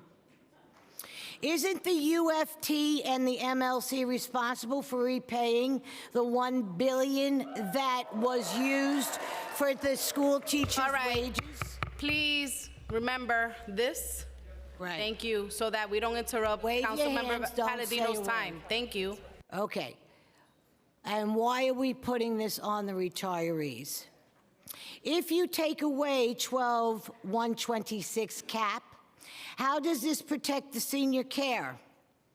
If you take away the 12-126 cap, how does that protect actives? Why would you impose premiums on retirees on fixed income pensions of $191 a month for senior care, which pays for less than 20% of the retirees' health care costs and not impose costs on the active employees, whose insurance pays for all costs? Thank you.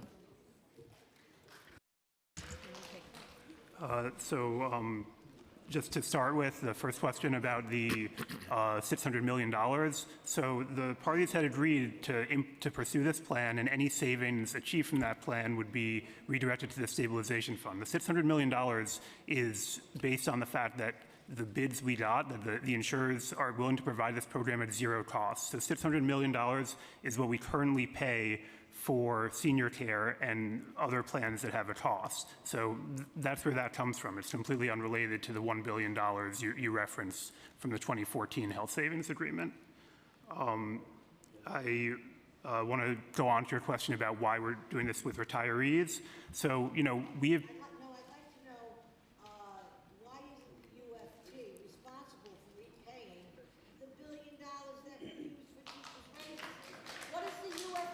Thank you, Councilmember Palladino. You asked your questions.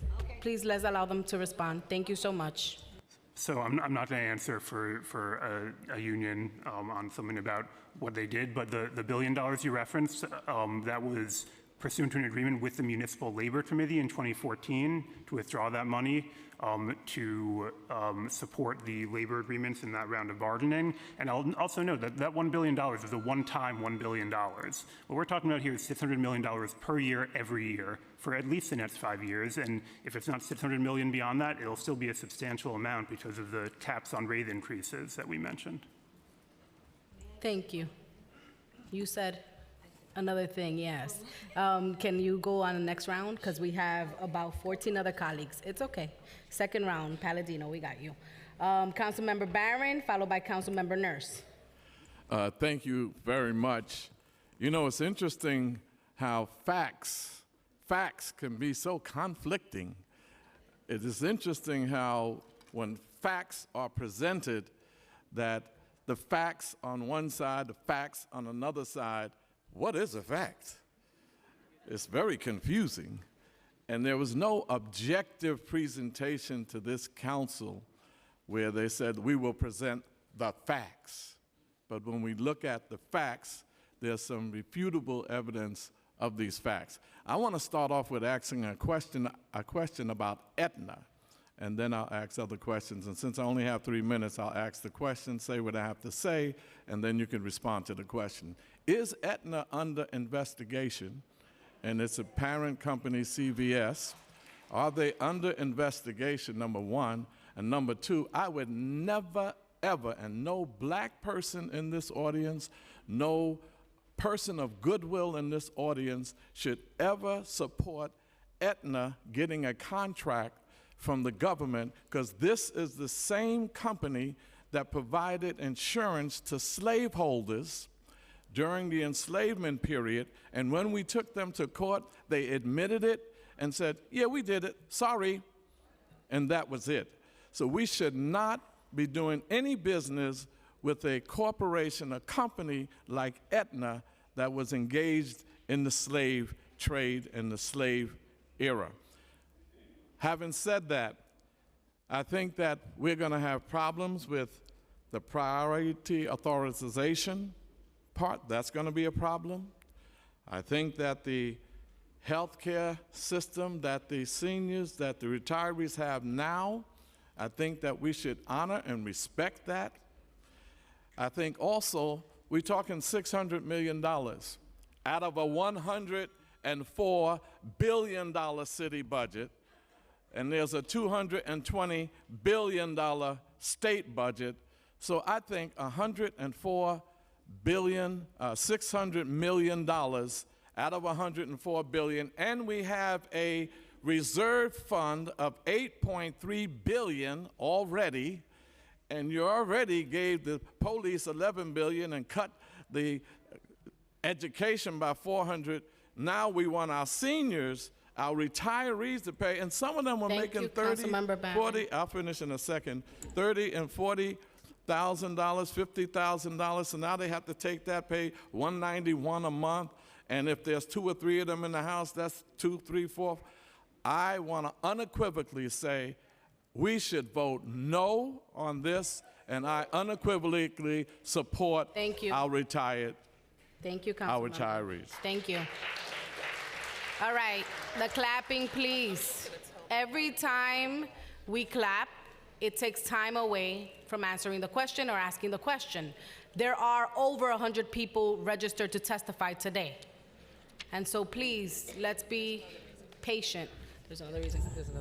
There's another reason why we refrain from applause in the gallery. It is so that the hearing impaired may participate, right? They cannot hear us when we do this. When we do this, it's participation for our hearing impaired as well. Thank you. Thank you, Madam Chair. Yes. The question, I believe, was about an investigation. I'm not sure what that investigation would be, but we should look into it further. Thank you. Councilmember Nurse, followed by Councilmember Bottcher. Thank you, Chair. Thank you to everyone who's here today. I just have a few questions for more context information. So one of the things that was testified is that there has been the threat that co-premiums for active employees would increase. Can you give a concrete estimate of what that would be? I think we would have to get back to you with details on that. I believe in the award, the arbitrator referenced, approximately $1,200 per month, but I would have per year but I would have to get back to you with more concrete numbers. Would love to get that follow-up. Yep. Councilmember Schulman had asked about the cap after 5 years. Can you give more details about this? Is there a percentage? Is there a number you can share with us about that's in your conversations?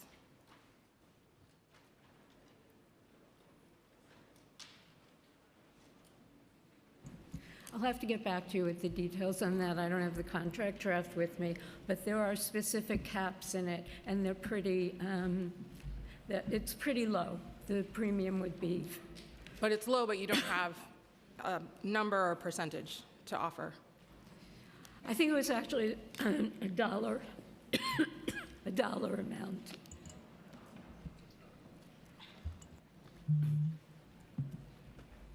Yeah, we Sorry, can get what back was to you with that? details, council member, on what the caps are beyond the 5 years. I believe it was dollar amounts, and there may have been also certain restrictions based on what happens with Medicare reimbursement. But you'll follow up with a more concrete Yes, absolutely. numerical Yes. data. Great. 2 more quick questions.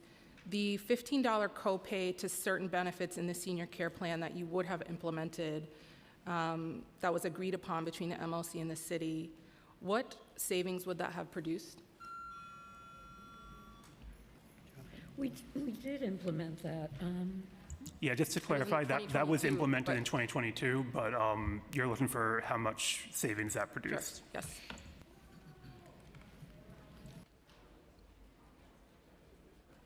Just give us a moment to see if we have that. No problem. As we prepare for that answer, it will be Councilmember Bottcher, followed by Councilmember Brewer.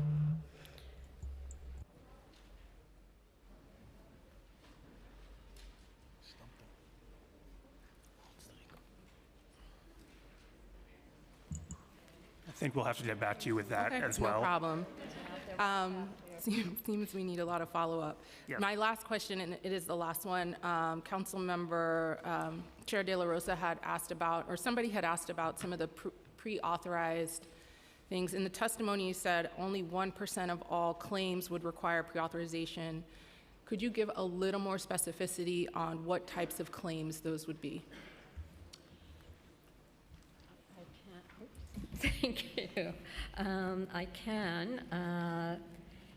We have a listing from Aetna of the types of procedures that would be subject to prior authorization. Now Can you go a little closer to the mic and Sorry. speak up a little bit louder? Thank you.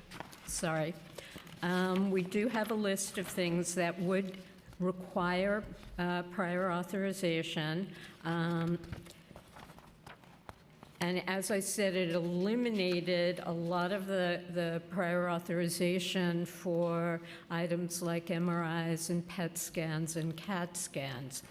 Inpatient stays would still require prior authorization. Certain types of surgeries would require prior authorization. Certain types of durable medical equipment would require prior authorization. Spinal procedures, reconstructive procedures, and certain medications. Do you But think the you could follow up with just a list more There concretely is, so we yes, can have that? I will send you the entire list Yes. of Thank you. services that require pre-authorization. Thank you, Chair. Thank you. If you could submit that to the committee, we'd like to look at that. Councilmember Bottcher, followed by Councilmember Brewer. Hi. What I'm not hearing a lot about today is what has gotten us into this situation, which is the private hospital systems that have been engaging in price gouging and overcharging for years and years, and who are continuing to do it.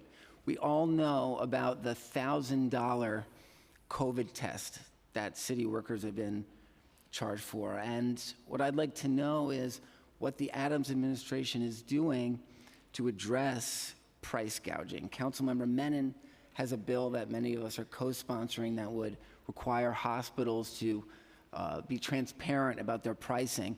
What are you doing about price gouging in hospitals?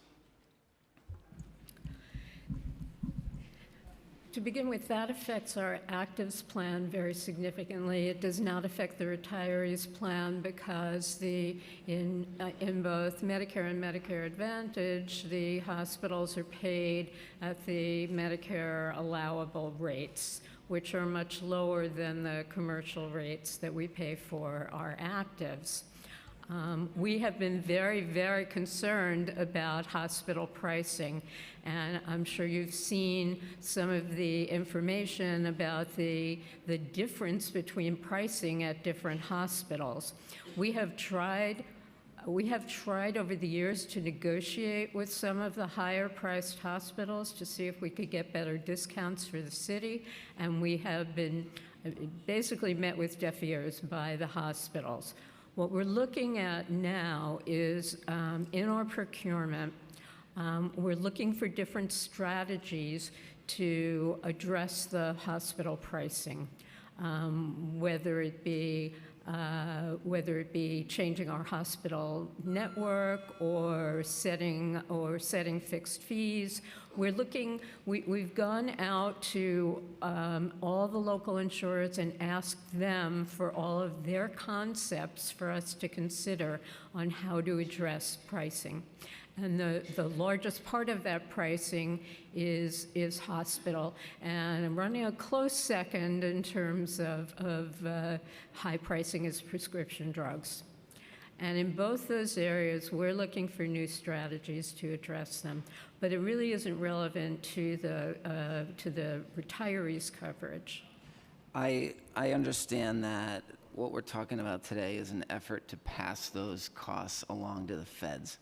But what we're not hearing about, what I'm not seeing, is any anger or passion about what's happening in our private hospitals. And I'd like to see a lot more effort put into stopping this overcharging and this price gouging. Thank you, Councilmember. I just want to comment that, I don't know you and you don't know me, but this is one of my passions. I've been exceptionally angry and exceptionally focused about the price gouging, especially by particular hospitals that have been, I think, have been outrageous in their pricing and have expressed no willingness to work with the city or anybody else to reduce those prices. And it is actually one of the passions that brought me to city government. I was fighting it on a much smaller scale with a smaller fund, with a smaller trust fund, where I was executive director of a trust fund.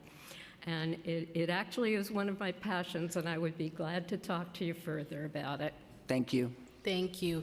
Councilmember Brewer, followed by Councilmember Krishnan.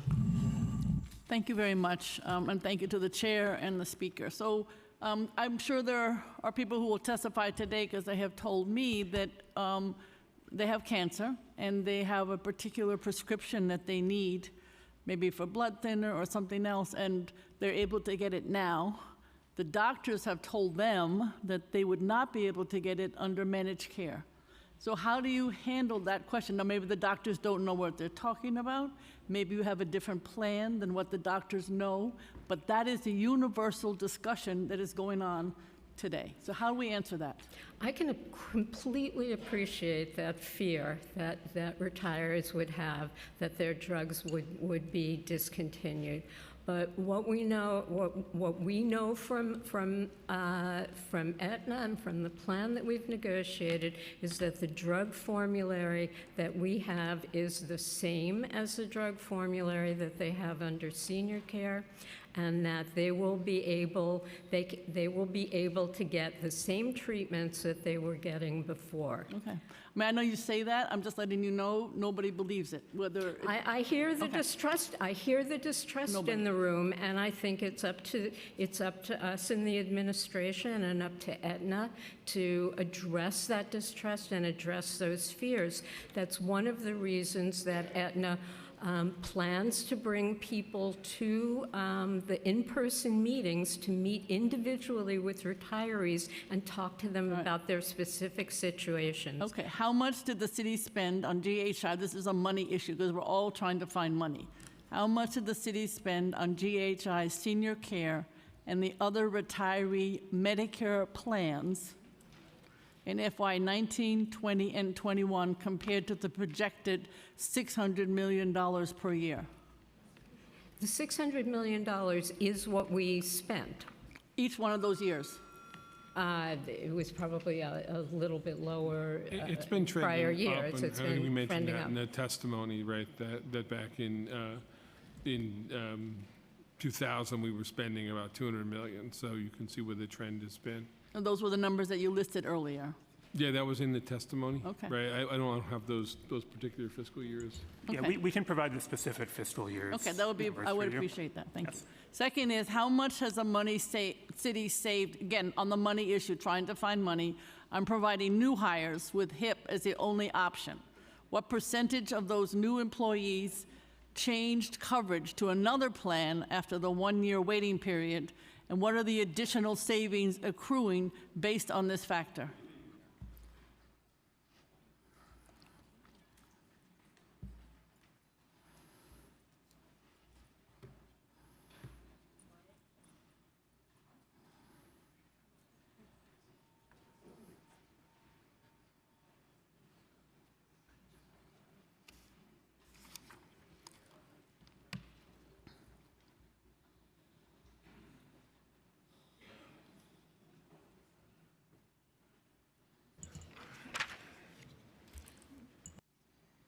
I think we'll have to get back to you with the exact number and the savings. What I can tell you is that people do seem to be satisfied with the HIP HMO coverage when they've gone into it, and over 95% of the people that have the first-year city employees that have gone into HIP have stayed in the HIP program. So you say 95% have stayed in the HIP Have program? stayed, That's yes. what you're saying?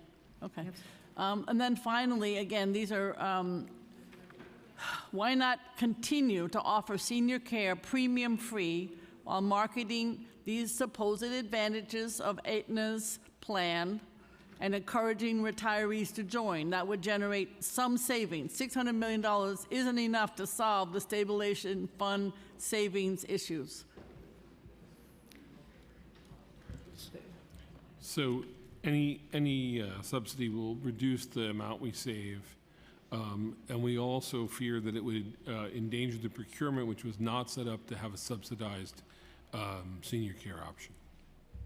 Okay, I mean, I think what we're all trying to say is there is hopefully another way to get to what we're all trying to do. We understand on both sides of the coin, we have a $600 million gap that could be increasing, but we have, whether it's distrust, whether it is reality of not having the correct amount of senior support in terms of their medical, and it is, I have to say, it was a promise. It may not have been the best promise, but it was a promise, and that's why I am so concerned about this particular plan. But I appreciate the work that you're doing. I know you are caring about the same population as we do, but there is a lack of trust that whatever Aetna is going to offer is going to be what takes care of the people who are perhaps our most treasured former employees. Thank you. Thank you, Council Member. Council Member Krishnan, followed by Council Member Hudson. Good morning, and thank you so much for your testimony today. I just have a few questions, and first I want to say thank you to Speaker Adams and Chair De La Rosa for hosting today's hearing. My first question is, health insurance, healthcare is a very complex field. There's a lot of statistics and terminology being used, but I want to keep it very simple and reduce it to just a couple basic issues. First is, as you're probably aware, there have been a number of reports and investigations about Medicare Advantage and the problems associated with it. There was a full New York Times expose. There was a report by the federal government, by the Department of Health and Human Services that I read about all of the issues with Medicare Advantage. And so knowing that, how do you respond to the problems and concerns raised by our own federal government and others about concerns from denial of care, having to seek numerous approvals that were denied about it? How would you respond to those charges and findings? We've read the same New York Times articles, and I think it's true that practices of some Medicare Advantage plans have been appropriately questioned by the New York Times and by others. But we feel confident that the plan that we've developed with Aetna is not going to be subject to those issues. First of all, it's a PPO plan and not an HMO plan, so a retiree can see any Medicare provider. We also negotiated with Aetna to remove, more than 70% of the prior authorization requirements that were a discussion of most of these articles. We also intend to oversee this program with a great deal of attention. In the individual market Medicare Advantage plans, which really were the ones that were a subject of the New York Times article, don't have that kind of oversight. And we intend to be looking at reports, and we intend to be addressing any kinds of issues that come up. Our retirees will have not just the people at Aetna, but the people at OLR and the people at the Municipal Labor Committee to go to with any kinds of issues that come up. We have performance guarantees in our contract with significant financial penalties if they don't meet certain requirements. So we're not unaware of the issues that you raise, but we've taken steps to address those issues in our agreement. And I just have two more questions too on these points. My second question is, this matter seems to me has not been fully litigated in the courts yet, or at least to the extent that it has, it was a judicial ruling that went the other way from the proposed change being sought. Can you specifically explain, with the proposed amendment that you all are seeking, how the impact on the litigation that the retirees who want their day in court are seeking, and not in terms of file a lawsuit, but specifically what claims, because I imagine we take legislative action, it will have an effect. So what claims will be precluded from that lawsuit, and what claims will survive it? Thank you, Council Member. So I'll try to answer that. So I think, there are two paths forward. One, with this amendment, there would not be the opportunity with this amendment, and we charge retirees a premium to remain in senior care, they would not have the opportunity to say the administrative code prevents it, because we've just amended it to allow that. If the code is not amended and we move forward with eliminating senior care, I think similarly, there's no route for them to litigate the, successfully based on the administrative code, because the court said that we could do that. The court already said we could eliminate senior care, that we don't have to offer a specific plan, and we could move forward on that basis. As to other claims the retirees may have, or retiree groups, if they're based on other statutes, they could continue to litigate those.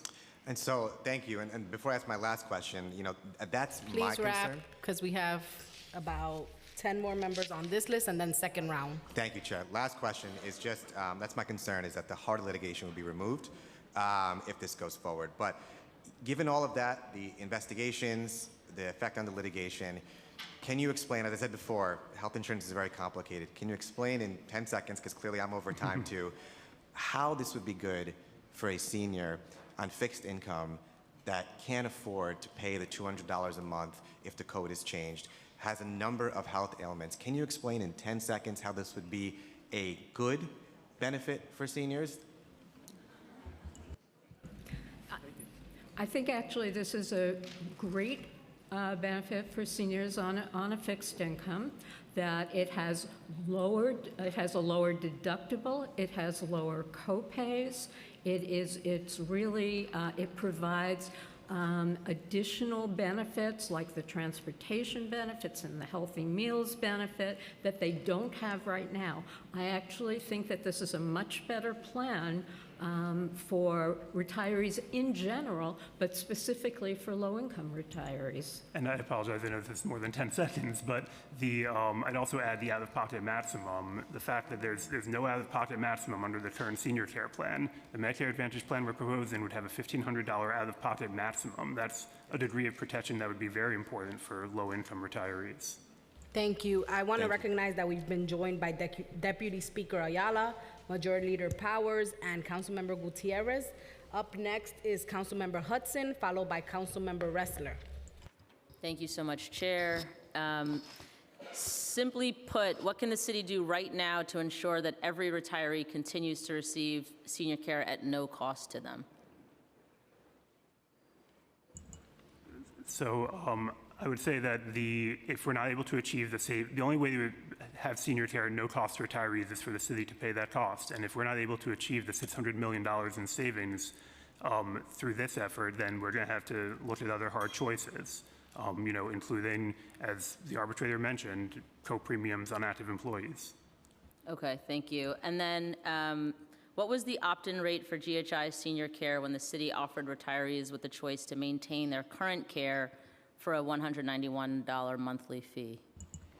So in July, at the time that the previous provider withdrew, I believe there were around 63,000 opt-outs out of 250,000 covered lives. Okay, thank you. But I would note that for a new plan, those opt-outs would need to be redone. And do you have an understanding of how many current retirees can reasonably afford a $191 monthly charge? Do you have the breakdown of current city retirees disaggregated by annual income, rent burden status, and other indicators of economic health? That's not information I believe we have. Is it information that you could get? We would be able to provide, breakout of retirees by what their pension amount is, but that doesn't certainly answer your questions. If they have another income, another pension, someone else in their family, and certainly we don't have information on what our retirees pay in rent. Okay, so just for the record, you don't have a sense of how many retirees would actually be able to afford the $191 monthly charge? I think it would be difficult, no matter what data we had, to answer that question. What was that? I said, no matter what data we have, I don't know exactly how we would be able to answer that question. Okay.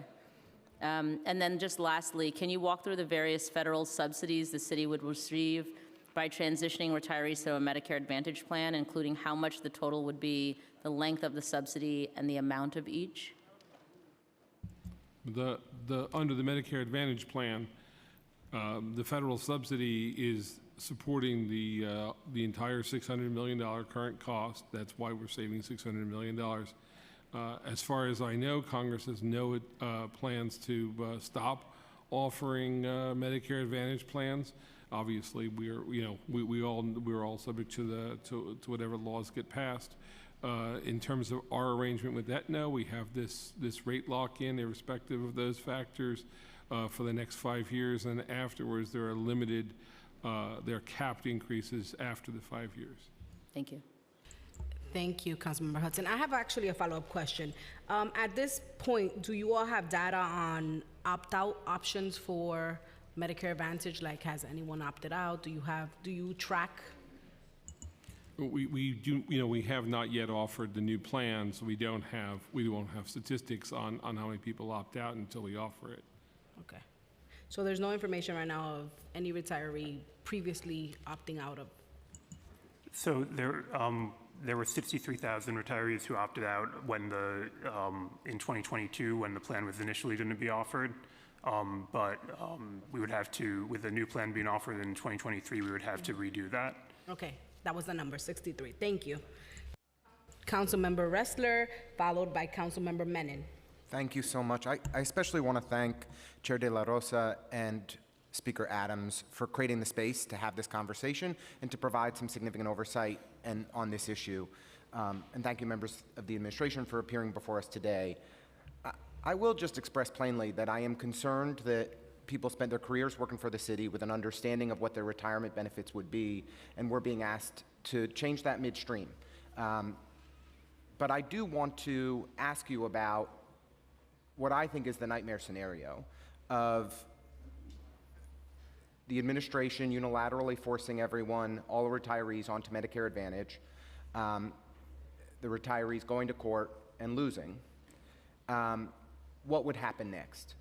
Does the administration commit that there would be an opportunity for optionality for retirees at that time, creating an opportunity for the council to re-engage, for the Aetna agreement to include optionality based on the scale of the number of retirees that would be a part of that plan? Is that a commitment that you can make to us today? So I don't believe it's a commitment we can make today. I think that if we move forward with, if this amendment doesn't pass and we move forward with eliminating senior care and implementing Medicare Advantage, and whether or not there's litigation, if that moves forward and we've ceased our contract with senior care, I'm not sure about the ability to even reinstate that. That's something we'd have to get back to you on. Why?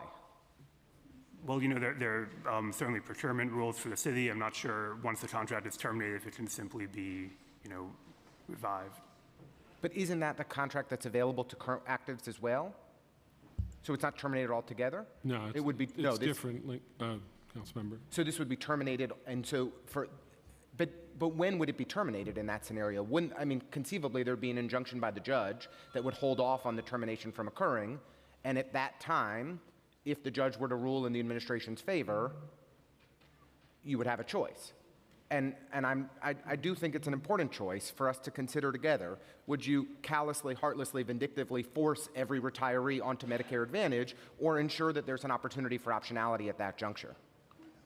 Well, first of all, I'd just like to say that we think this is an excellent plan. We don't think it's callous to put retirees on this plan. But I think it's honestly unpredictable how the future would go if we went down that path. We would have to proceed with eliminating senior care, and while we implement the Medicare Advantage plan, I don't believe you could suddenly, just out of nowhere, on a short time frame, have an opt-in process. I'm not sure about the ability to cancel the contract. I want to be sensitive to the chair's management of the timing, but I do just want to say plainly, I think it's critically important that as you negotiate the Aetna plan, you protect that optionality, that you would anticipate a reality of the council not acting and you all deciding to force every senior onto Medicare Advantage, or a world in which there's optionality, so that's baked into the agreement that you have with Aetna, and however this plays out in the courts, if the council chooses not to act, that there will be an opportunity to ensure that seniors have choice. I haven't read the Aetna plan. We haven't seen it, so I can't tell you with any confidence what's in there. I do hope. When will we be able to see the Aetna plan? So we provide some details of the plan in our When will testimony. we be able to review it in writing, Dan? We can provide in writing additional details of the plan. We're also, working hard to finalize the contract, and at that point we can provide further details. This week? Today? Tomorrow? When are we going to be able to review the plan comprehensively? We can't vote on something if we don't know what the choice is. So it's impossible to ask us to take that action if we don't know what we're looking at. And I appreciate your testimony, but all right, I got to stop. We can provide details of the plan. In our testimony, we've provided a table showing many of the details. We can provide more details this week as well.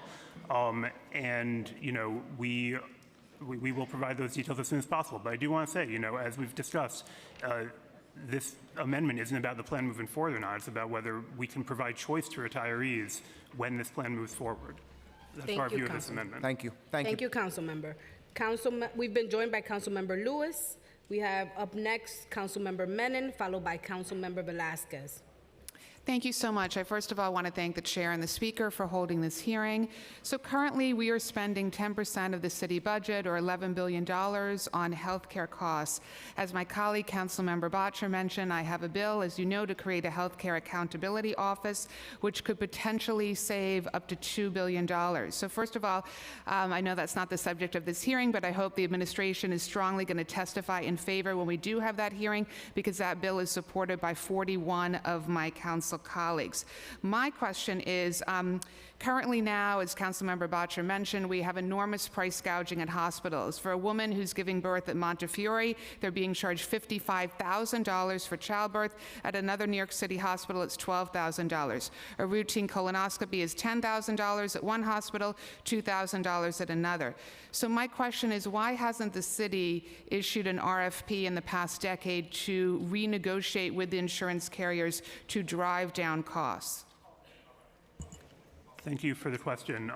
I'll say that that's exactly what we're doing right now. We have issued a procurement, a negotiated acquisition for a new health plan for active employees and pre-Medicare retirees, and part of our goal in that is to achieve savings, including through hospital costs. So that is exactly an effort we're engaged in right now, and our goal is to save over $1 billion through that effort.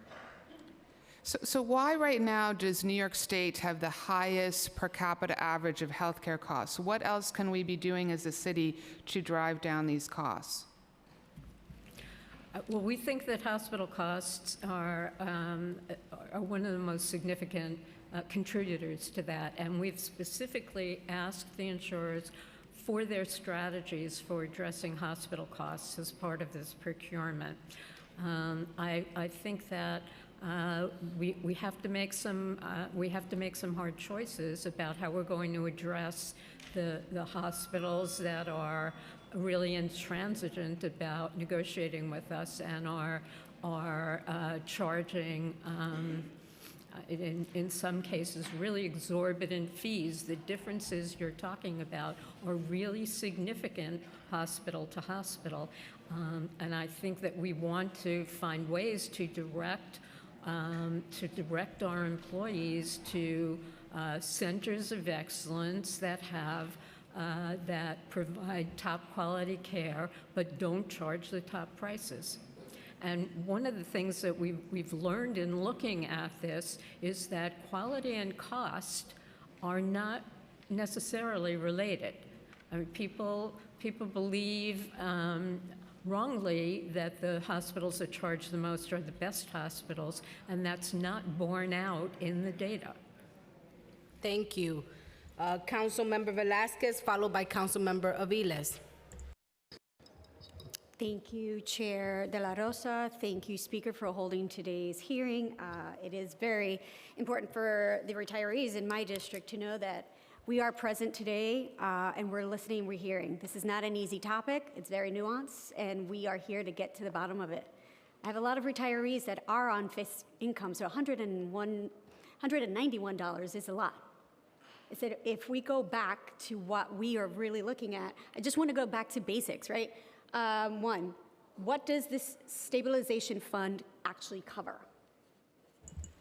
Sure, I can cover that, and I mean the answer is a lot. You know, it covers. It was originally established to cover the difference in cost between the HIP HMO plan for active employees and the GHI plan. So, you know, our employees have an option. There are two premium-free options. There's HIP HMO and there's GHI, which is provided currently by Emblem Health, previously by a predecessor company. And both of those are premium-free. So the purpose of the stabilization fund was when the cost of GHI is higher than the cost of HIP, that the stabilization fund would bear that cost, since the city's obligation is only to pay the cost of HIP HMO. In addition, over the years, the MLC and the city have used the stabilization fund to cover a number of other incredibly important programs. One is for specialty drugs. Injectable and chemotherapy drugs are paid for by the stabilization fund. There's also numerous other benefits. I'll let my colleague Claire Levitt kind of go into detail of some of the other benefits that it pays for. It also pays for $165 per member per year, per employee and retiree per year, contributions to the union welfare funds, which go to drug benefits, dental, vision benefits, and those are payments we've had to suspend because of the fiscal situation of the stabilization fund. Claire, if you could expand on that. I actually think Dan covered most of it. It includes the specialty drugs. Did you mention that? So I think you pretty much covered it. And I know we've talked about this a couple of times, but I just want to get more clarity. That does voting on this amendment allow retirees to preserve their choice for health care? Thank you, Councilmember. And the answer is yes, and that's why we are supporting this amendment. We believe it's important to allow retirees to continue to have that choice. That's always been our intention, negotiating with the MLC, and we would like to be able to offer that option. Thank you. Councilmember Aviles, followed by Councilmember Farias.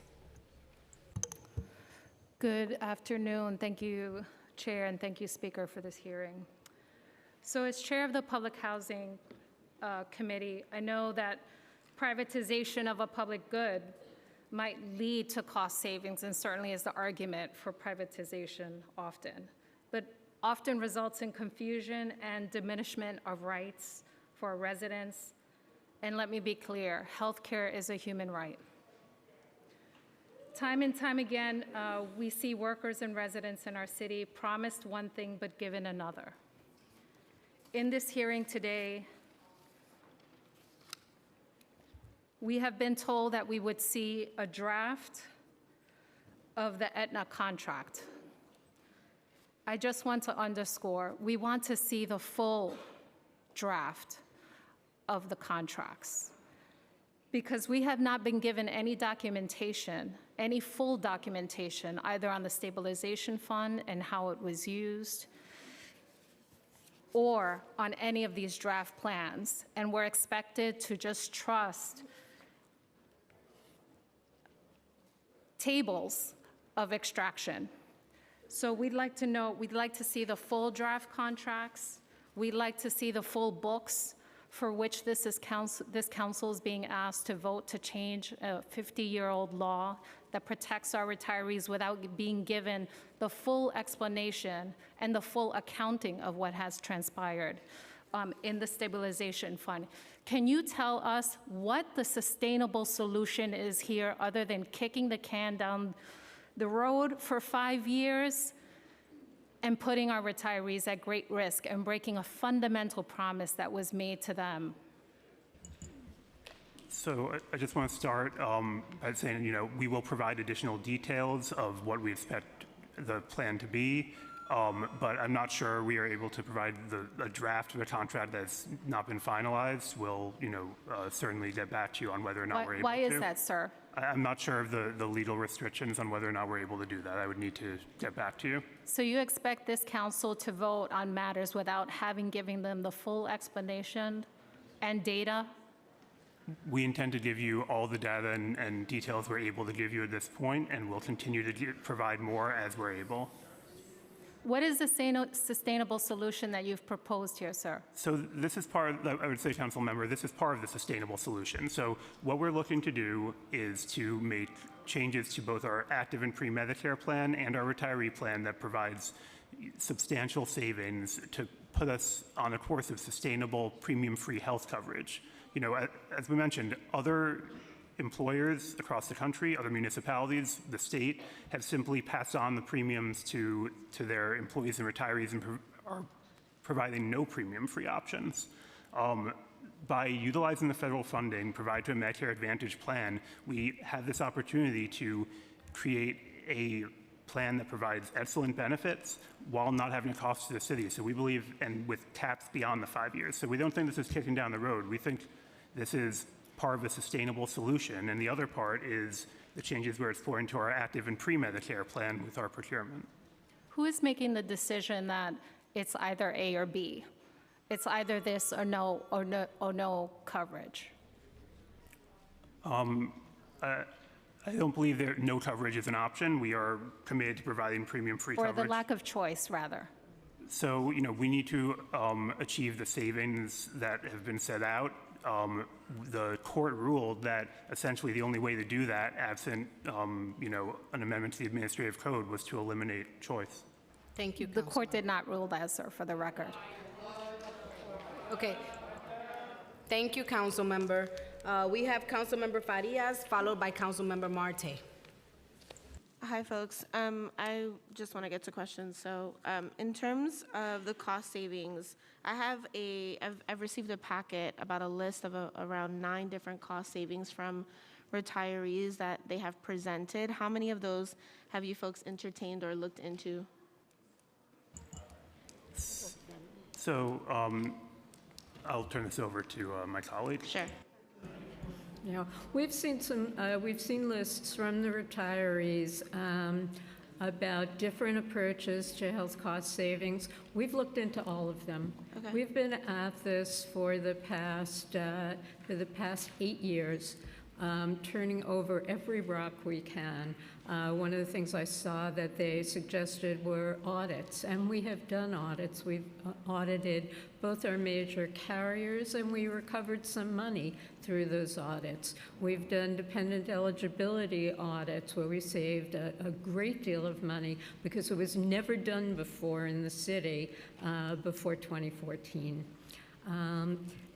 We are working at turning over every rock, and we appreciate input on that. But we really have been very assiduous at looking at every possible alternative. We've worked with the Municipal Labor Committee, and we've worked with consultants that are experts in the field that report to both the city and the Municipal Labor Committee. So we are very dedicated to then- finding different approaches. Sure. And then in terms of choosing an option where retirees pay more versus current members take on a lift of a cost, have we evaluated that? Have we evaluated? Choosing to increase deductibles or increase fees for current membership versus retirees lifting a cost? But we're not increasing the costs to current retirees. We're meeting our obligation to provide a premium-free plan for retirees permanently.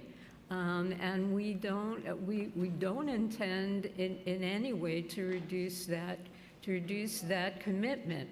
The plan is a different plan. It's a Medicare Advantage plan, and it's funded by the federal government. But it is as rich a plan with additional benefits and some improvements in the benefits that I pointed out earlier. Are you saying the $191 is non-existent for retirees? That's what I'm asking. The $191 was the 2022 rate for buying up to the senior care plan. We believe the senior care plan is not as good a plan as the Medicare Advantage plan. The benefits in the Medicare Advantage Please limit your comments. The benefits in the Medicare Advantage plan are better benefits, and people can have that with no premium. Okay. I feel like I don't want to beat a dead horse. I just have one last thing. In terms of the Aetna deductible being guaranteed for 5 years, do we have any guarantee that the percentage increase, that there will not be a percentage increase post 5 years? Like, are we dependent on a private corporation to say they will only increase by 1%, or are we trying to guarantee that in this draft contract that we cannot see? If there were an increase, the increase would be borne by the city, not by the retirees. Thank you. Go ahead. No, You can go that's ahead. not what I asked. Is that it? Okay. Well, Okay. what I'm asking is are we guaranteed that the healthcare coverage itself, that the corporation itself, Aetna, will not increase by 10% versus 0.5%? In other words, changing the benefit plan? I'm sorry, I'm not understanding the question you're asking. We're guaranteeing the deductible of $150 for the next 5 years will not change Yes, over a year. it will not change. So, and then after the 5 years, how are we guaranteed that the percentage of increase itself won't be 0.2% versus 25%? Thank you, Is Councilmember. it written in a contract It's somewhere? written in a contract. So we The know- amount, and I will get you the exact numbers, but they were relatively low increases. Those increases would be borne by the city, not by the retirees, and it would be for the same benefit plan. Thank you. Thank you so much. We've been joined by Councilmember Brennan, and I want to call on Councilmember Marte, followed by Councilmember Juan. First of all, I want to thank Speaker Adams and Chair De La Rosa for hosting this committee hearing, and also for my colleagues for asking amazing questions so far. And most importantly, I want to thank the retirees for being here and for fighting for your right to have health care, and for fighting for other retirees who are bedridden, who live outside of the state, and who can't be here today. So thank you so much for doing that. My question is, you mentioned earlier that 95% of the retirees will be covered under Aetna. What about that 5%? That's thousands of people who have uncertainty of what's going to happen. Many of those people are extremely ill, and if they lose their coverage, it becomes a life and death decision. And so can you talk about those 5%, thousands of constituents who have emailed our office and are scared about the future of their livelihood? The 95% refers to the number of doctors that are in the network. 100% of people will be covered by the Medicare Advantage plan. Nobody is losing coverage. If their doctor is not in the Medicare Advantage, not in the network, Aetna will be reaching out to that doctor to see if they can get them in the network or make other arrangements so that they can be covered. Because it's not a limited network plan, they can go to out-of-network doctors and still have no balance bill. And Aetna has assured us that they will be reaching out to people. They will work with everybody who's on a medication or currently being treated, and work out transition of care issues. So it's certainly not like 5% of people are going to be left uncovered. But if it's 5% of the doctors, that's still possibly thousands of people with uncertainty. And how can we trust a private corporation who cares more about profit than people to do the outreach and make sure that people aren't paying much more than they're currently paying now, or even working to make sure that everyone is covered with the coverage that they have currently? We understand the sense of distrust, and it's why we've built into the contract performance guarantees with financial penalties that I know that Aetna is not going to want to have to pay, and why we've built in oversight that the city and the Municipal Labor Committee will jointly monitor what Aetna is doing. I really think that we have a number of procedures in place to make sure that people are not left hanging. And my last statement is that oversight of a corporation happens after the decisions are made. What confidence do we have that the procedures are going to be in place so when people need the care, they get it, and they don't wait until an oversight hearing that happens months after or years after? Thank you, Councilmember. So, go ahead. Apologize. So, again, as part of this program, we are working into the agreement that Aetna will be doing outreach to providers to make sure that 95% number goes up, and providing retirees with the opportunity to speak with Aetna to connect their providers so that we can make sure that as many doctors as possible accept the plan. They receive the same payment through this plan as they do through Medicare. There's no reason for them not to accept this plan, and we will do everything in our power, along with the Municipal Labor Committee, to make sure that education happens.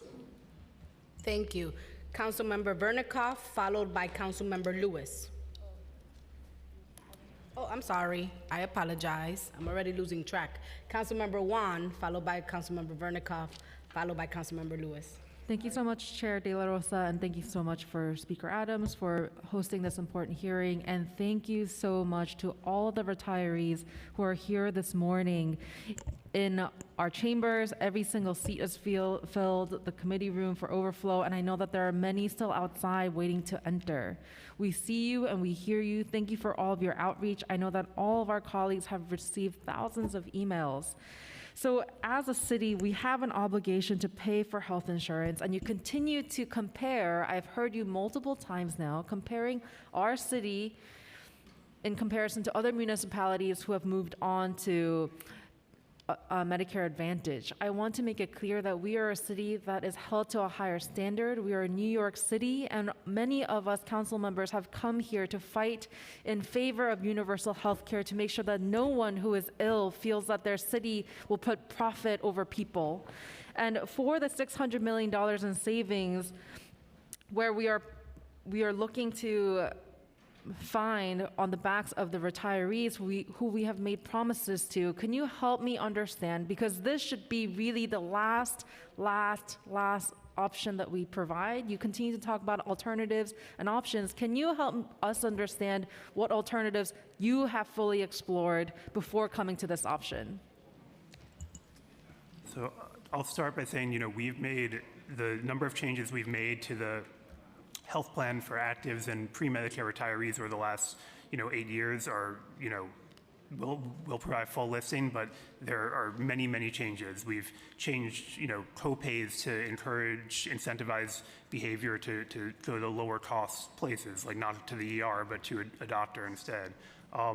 We've mandated employees into the HIP HMO plan. We've really taken countless number of actions, and, honestly, we believe there's a unique opportunity. There are not many places where you can provide savings without doing things like increasing co-pays or seriously affecting coverage. And even when you do, those savings aren't as large as this. This presents an opportunity to use federal funding to provide a plan that has the same benefits in many cases, better benefits in many cases in terms of co-pays, deductibles, out-of-pocket maximums, and even new benefits like transportation.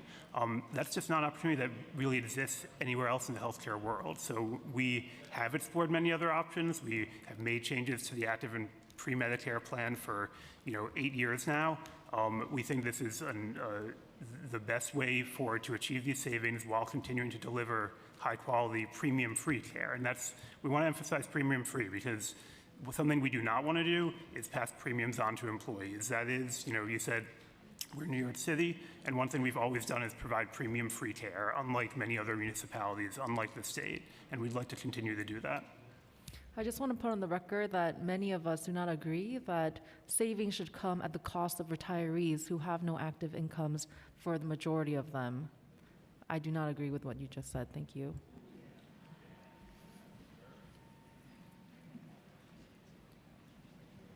Thank you. Councilmember Vernikoff, followed by Councilmember Lewis. Thank you, Madam Speaker, and thank you, Chair Del Rosa. And of course, thank you to all the retirees who are here today. I've definitely received hundreds of emails, and we are definitely listening, and we hear you. Mr. Pollack, I just want to follow up to a question asked by my colleague, Councilmember Arriola, that I don't believe she received an honest answer to. You testified that there is, in fact, a dispute. I think the question here regarding whether or not it's been an order issued by the arbitrator, whether it's a recommendation, what is this actual document? And you testified that there is a dispute, because we know that in order for this decision, for the document to be an actual order, there has to be a dispute. And so I just want to clarify for the public what actually happened here. There was an agreement between the MOC and the administration. They tried to move forward with this agreement. They were sued by the retirees, and they lost. Subsequently, they asked for a recommendation from the arbitrator. Therefore, there is no dispute. Do you disagree with me, Mr. Pollack? Respectfully, council member, I do. The city asked the arbitrator to resolve the lost savings that were lost by this delay in implementation, and to find a way forward for us to achieve those savings, and that's what he did. Right, so the city asked for a recommendation from the arbitrator. Therefore, it is a recommendation, as it also states in the document. It's my recommendation, not an order. And I think it's important. So, Councilmember, we petitioned the arbitrator to resolve the dispute. Under the 2018 Health Savings Agreement, he has the ability to order relief, and we believe that was what he intended to do with this decision. So you're saying he has the authority. Yes. And don't you agree that this authority, the power, comes from a 2018 agreement that allowed him to make these recommendations? Is that correct? Yes. Okay, but the agreement said that he has to make these recommendations by June 30th, 2020. This document is dated December 15, 2022. I'm not aware of that time limitation of his authority over the savings. Please let them answer so we can have the answer on the record. Can you repeat that? Yes, I'm not aware of any time limitation on the arbitrator's authority to enforce the terms of our agreement. Do I have Thank time you, for Council Member. one more question? Sure, go ahead. Thank you. Is Aetna the awardee of your proposed Medicare Advantage plan, or are you still bidding? The bidding is closed. Bidding closed in, I believe, 2021, and we are currently negotiating with Aetna to finalize the contract. Thank you. Thank you, Council Member. Council Member Lewis, followed by Majority Leader Powers. Thank you, Speaker Adams and Chair De La Rosa, for today's hearing. I also want to thank the retirees for being here physically and those that are virtual that could not be here. Thank you for using your voices in many different ways. I have 3 quick questions because a lot of my questions were already answered. So I'll ask them and you could respond after, and I'm sure one council member will highlight what you didn't answer. The first one is it correct that retirees alone were able to find $300 million healthcare potential savings that OMB did not provide? And if that is true, would you be willing to fast track an audit in order to provide more cost savings towards this issue? The second question is, if you could further break down the appeal process, because it was spoke about earlier in the hearing. I heard the appeal process would be appointed to CMS, and then a final decision will be made by CMS. But what happens if a retiree needs a particular service and they're denied by the final process? What accountability would be on your end if the retiree succumbs to that particular procedure that they needed that they did not get? And the third question is, physicians that don't agree to participate in Aetna's plan and have particular patients that need a particular service, what is the process moving forward to make sure that those patients are not in limbo and that we actually lose them during this transition? Thank you. So I apologize. The first question, can you repeat the first question? No problem. I wanted to ask. Oh, the retiree savings, I apologize. There you go. So I believe, Deputy Commissioner Levitt mentioned earlier that we have looked at all the savings suggestions that we've seen. We have pursued many, if not all of those already. We've left no stone unturned in trying to seek savings. So we have seen that. Many of those are things we've already done. So, we have pursued those and we'll continue to pursue anything we can. So let's say you fast track that today or tomorrow. How soon would you be able to get back to us on that? To clarify, what do you mean? Which of those initiatives? Because many of them we've already done. If you talk about the auditing. The auditing. So we have audited our carriers. We've also conducted, in 2014, we conducted a full audit of dependent eligibility to ensure that only eligible dependents are on our health insurance. And since 2014, we've been regularly auditing to ensure that dependents are on our health plan. So that's... But with all due respect, that's what led us to this today. The auditing process wasn't favorable. So if another audit process can happen and can be fast-tracked, retirees alone were able to identify $300 million in savings. You should be able to do the same thing. The next question is, please provide the breakdown of the appeal process, the final process, if there's a particular service that a retiree needs and the final decision is nay, they cannot provide the authorization for it, what happens to that patient? Who is accountable moving forward? Thank you, Councilmember. I'll take that question. There are many levels to the appeal process, and typically, as we said before, only about 1% of the claims are subject to prior authorization. In most cases, the prior authorizations are approved, and only a small subset of that 1% would get an initial denial.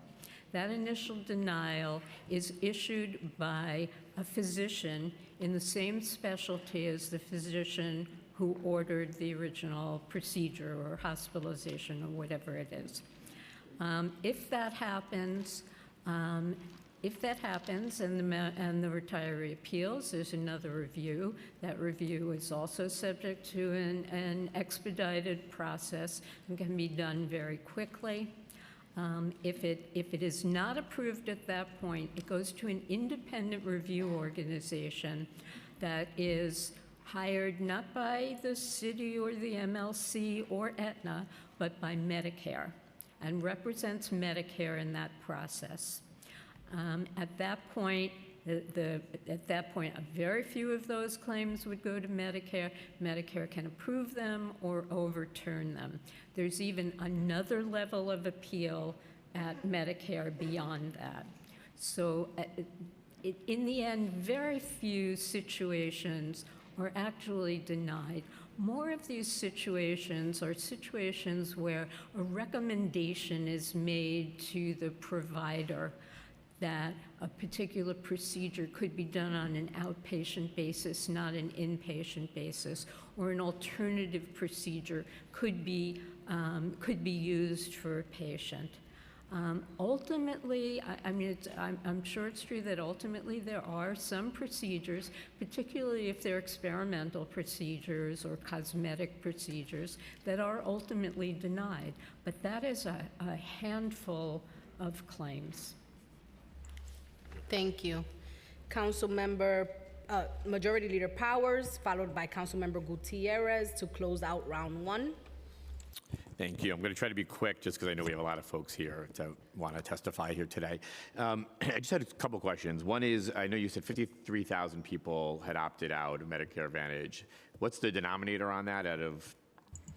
It was 63,000, and that's out of 250,000. Of 250,000, okay. And what's the cost savings on that if you take those 63,000 out who opted out and the rest stayed in? So that didn't affect the cost savings because at the time that happened, that was under our initial plan to offer Medicare Advantage premium free with anyone who opted out paying the cost of that plan they opt into. So the savings would have been the same. You would have had 190,000 people on Medicare Advantage at zero cost to the city, and then you would have had, maybe 50,000 people on senior care paying the monthly premium, so there would be no cost to the city there either, and the full savings would be achieved. Obviously, this is a conversation about choice of healthcare plans, and the folks that are here today in the audience are concerned about a unilateral change to their healthcare plan that they have yet to review. And I think it's fair, and I think many of them have concerns about not knowing what that plan is, and while we're asking them to accept that plan. And also, we have a bill here positioned to provide an option for those who can afford to keep their plan.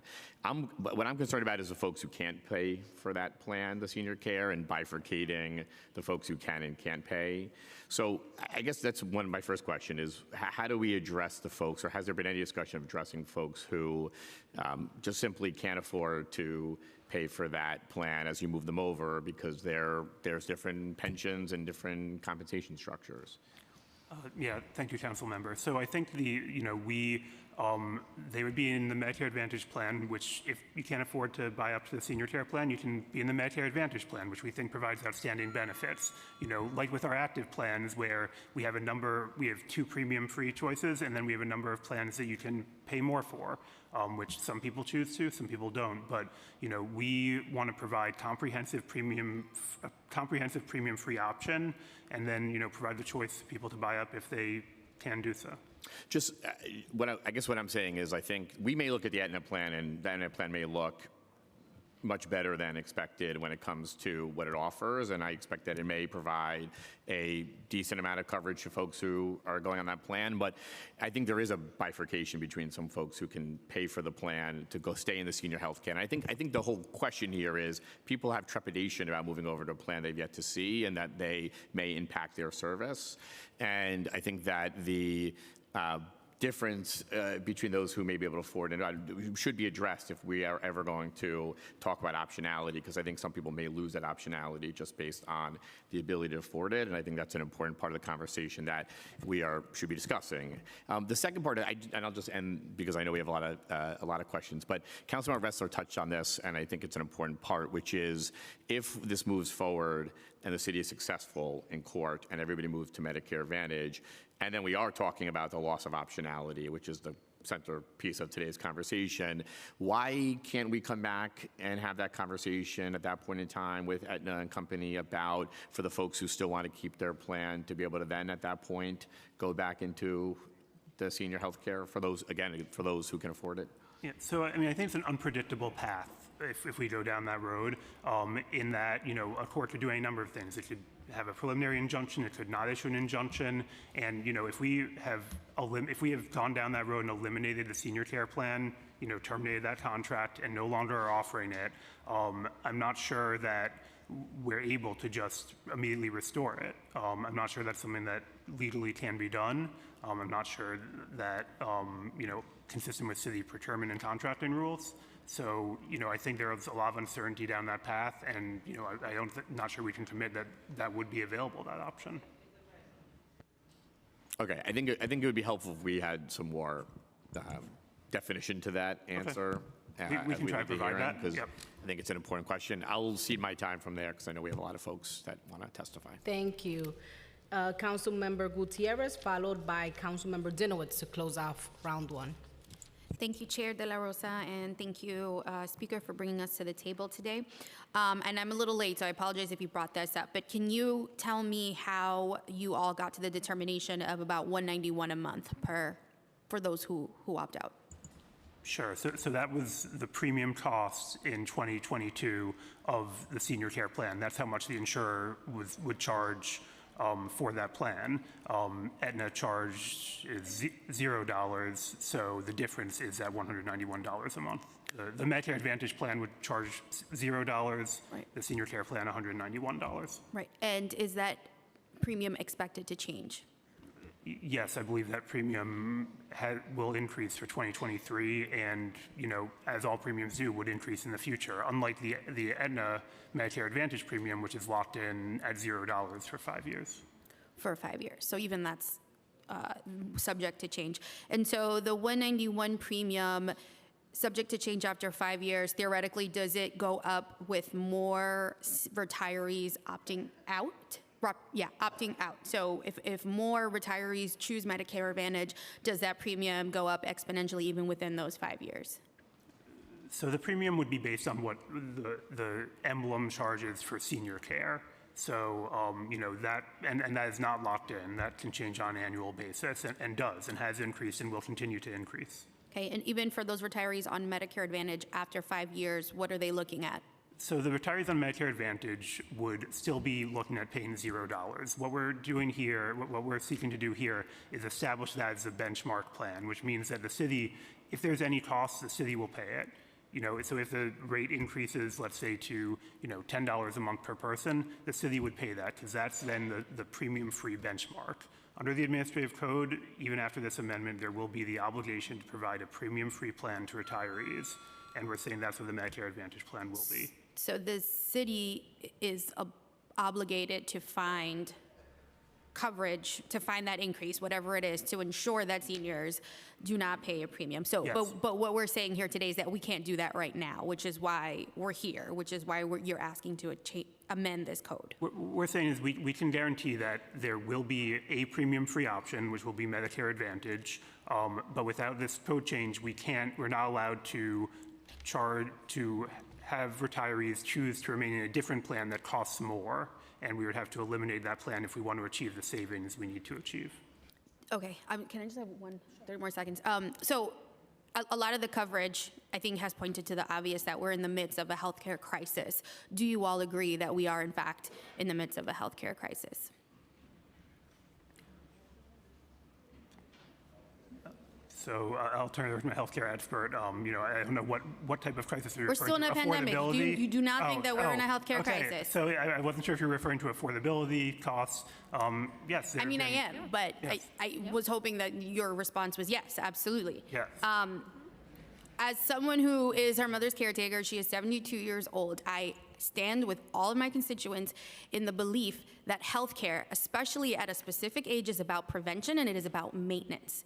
And the role that we should be playing is preventing barriers to healthcare. And what we are proposing is creating barriers by saying your option is $191 if you don't rock with us. And that is where our failure is. And I implore you to continue to look at options. I implore you to also stick around and hear from some of these folks. I think that there's probably a lot of good ideas in the crowd today so that we can discuss that in an earnest way. Thank you, Chair. Thank you. Thank you. Councilmember Dinowitz to close this first round.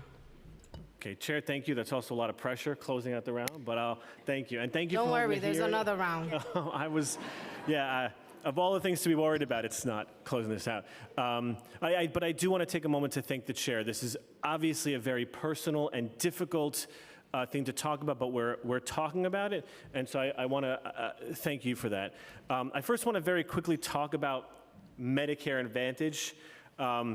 And how you, just a few questions about Medicare Advantage. You said 1% of the claims are denied. How many claims would that be? Just to clarify, it's not 1% are denied. 1% are subject to prior authorization.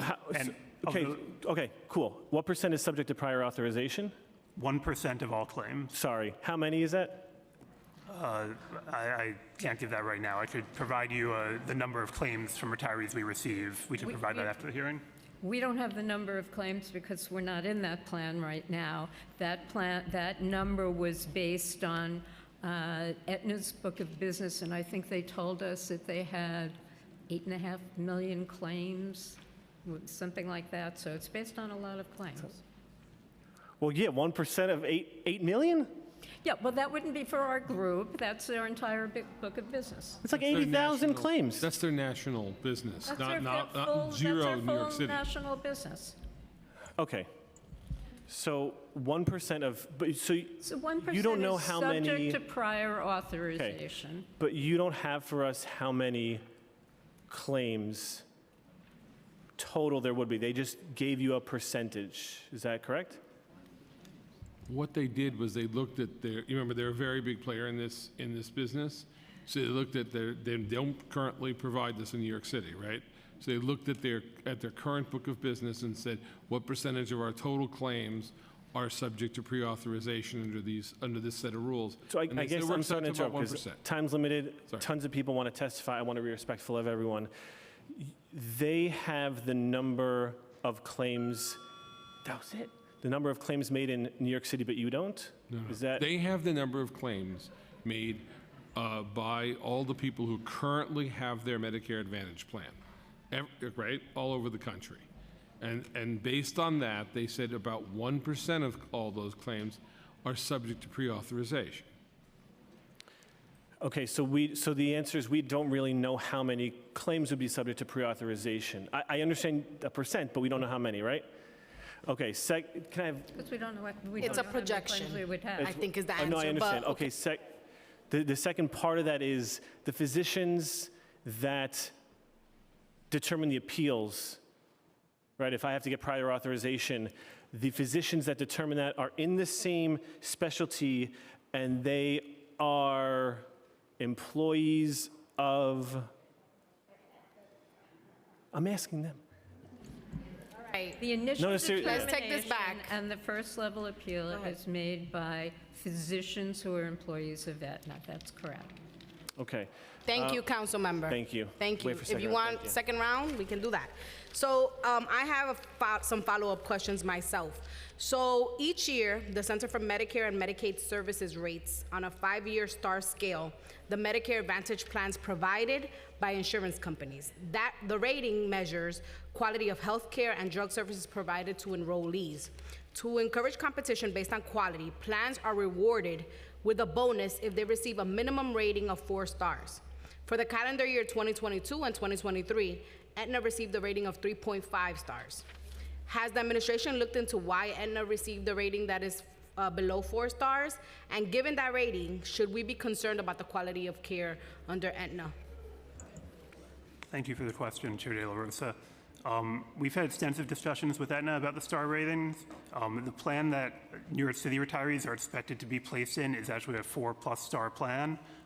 So, Aetna has a plan that's they have numerous plans, and the plan that we're expected to be placed in is a 4+ star plan. And they have many plans to maintain that rating and to increase the rating of their plan that dropped to 3.5 stars.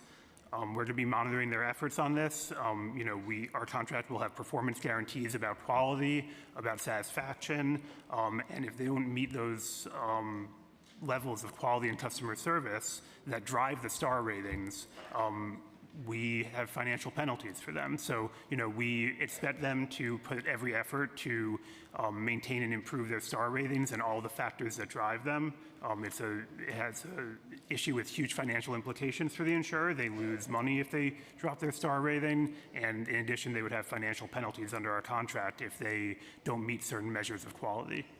Are you able to share on the record with us today what those financial penalties look like? I would have to, I believe it's a contract currently under negotiation. I'm not sure that we're able to share that. I would have to get back to you. If you're able to at any point, it would be great to share that with the committee as we go forward. I'm going to call on Councilmember Palladino. I don't think she's here. She signed up for a second round. Councilmember Bottcher, followed by Councilmember Velasquez for a second round.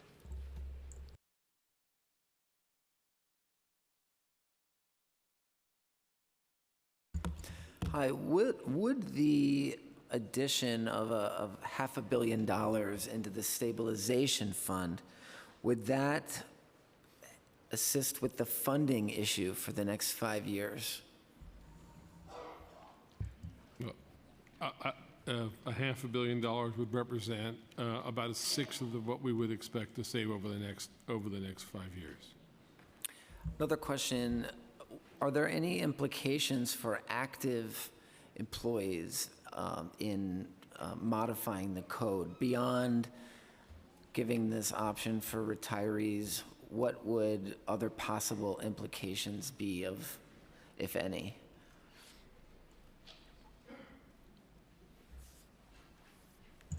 So I think the code change, what it does is it empowers collective bargaining and allows us to, negotiate with the MLC to determine the benchmark plans. So, that is the result we're seeking, and it would allow us to, negotiate as needed with the MLC.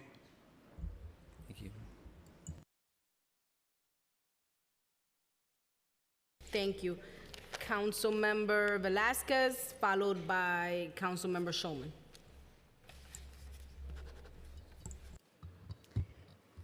Hey again. So for the record, retirees have real concerns over Medicare Advantage. We have doctors on the record saying that they don't want to participate in the Medicare Advantage plan because of the additional layers of paperwork that will be required out of them. We also have that these plans meet shareholder profit goals by denial of services. And lastly, we have these plans that the decisions regarding care comes with a financial lens. So how are we, going back to what you said, you had mentioned oversight, how do you envision the admin providing the additional layer of oversight to make sure that we give our retirees the proper authorization that they deserve for the services that they already get? So we plan on working with our MLC colleagues to monitor the performance, to make sure they're meeting every promise they've made the insurer. This is something that we do on a regular basis with our active plan as well. We monitor to make sure that our employees and our retirees are getting the best care they can, and it's as much in the interest of our unions as anyone else to make sure that their members, active and retired, are getting high quality care, and it's also in the city's interest. So, we are going to be reviewing We have robust reporting requirements in the contract. We are going to be reviewing those. We are going to be speaking with the insurer on a very frequent basis to make sure this plan is going smoothly, and we plan to do everything in our power to make sure that it does and that it delivers the care our retirees do deserve. And I hear you, but as someone who's gone through serious medical conditions, I have had denial upon denial upon denial, and I'm active. Retirees don't have time to waste. Retirees don't have time for litigation. We need to make sure that before we implement anything, that they are protected and they don't have to go through endless authorizations, that they are granted what they deserve. So how can we protect them, and how could we assure them that they are going to be protected? That's what we need to know. Thank you, Councilmember. Just, I will say that, as we said today, we have managed to remove, working, negotiating with Aetna, about 75% of the procedures that would have been subject to prior authorization. So, we think that's a significant change that should address many of the concerns. You're not going to have prior authorization for an MRI or a CAT scan under this plan. Thank you, Councilmember. Councilmember Schulman, and then Councilmember Powers to close. Thank you. I just want to say that I agree with the chair previously when she said that health care is a human right, but it's not a human right if you cannot afford it and you don't get the care that you require.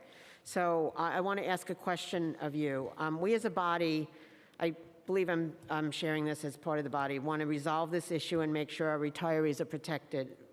How do you expect us to do that if you won't share the draft contract with us? You're essentially asking us to consider this bill in the dark.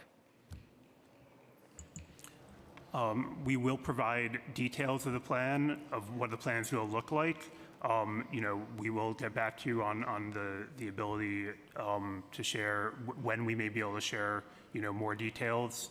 But we'll provide you as much information as we can. But I want to be clear that this amendment isn't about whether or not the Medicare Advantage plan proceeds. We are planning on moving forward with that plan, and we think that this amendment is necessary to allow us to provide the choice for retirees. Okay. All right, please, no comments from the gallery. You will have your opportunity when it's your turn to testify. We have over 200 people testifying tonight, so we will be having dinner here together. Please. So I just want to say that I hear what you're saying, but you're asking us to vote on this sooner than we'll be able to see any information on it. And with that, I'm going to conclude my questioning. Thank you. Thank you, Councilmember Schulman. Councilmember Powers? I think I'm closing out. So I just want to, before you guys leave, just to help us lay out where we go from here. So the options based on whether the city wins a lawsuit or whether the retirees win the lawsuit, and what are the sort of options on the table. I know we've done this, but I just want to kind of get this sort of out here now to where we're going, because we've heard things about the Actives, we've heard things about Aetna. So just, can you lay out, based on where we are today, where we might be headed or where we are headed when it comes to respect to this? Sure. So, if this amendment is passed, we will proceed with implementing Medicare Advantage while allowing retirees to remain in the senior care plan for a monthly premium. If it's not passed, we will proceed with implementing Medicare Advantage and eliminating senior care and any other plan that has a cost to the city. We know there may be litigation about on either of those paths, and that litigation there are always the possibility of court orders that direct us to do certain things, but we will, as long as we're able to, be proceeding with implementing this plan in the summer. Okay, then one last question is just on the timing here again. We've heard a lot about January being the date. I think there's a little bit of questions I've heard from folks about whether that date is a real deadline or something that is sort of manifested itself. So what is can you talk about the timeline right now? Sure. So, we talked about earlier the 6-month implementation timeline we have for this plan, and we need to provide people with notice.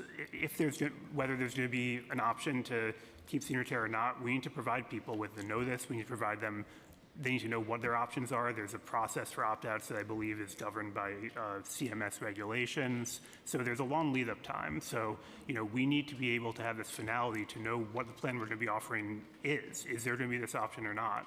And if we don't have it, then, that would delay the timeline. And every month we delay, we lose $50 million. Okay, thank you. Councilmember Dinowitz? Thank you. First, it's disappointing that you don't have an answer to things like the 1% and a lot of numbers that have been asked. I imagine that 1% of claims that require pre-authorization, to use the proper terminology, are the highest need cases, the most vulnerable people. That would be my guess, because those would be the most expensive procedures. And if you could possibly share with us what those claims would be, because I see you shaking your head, but it also seems like there are a lot of questions to which we don't have answers. I do have a question about the healthcare costs. I understand and appreciate, I think we all do, that healthcare costs are rising astronomically.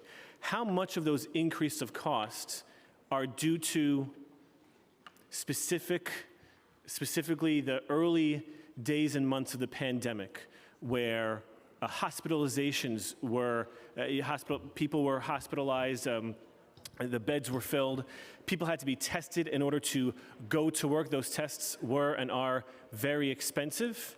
And how much do you attribute to more long-term cost increases?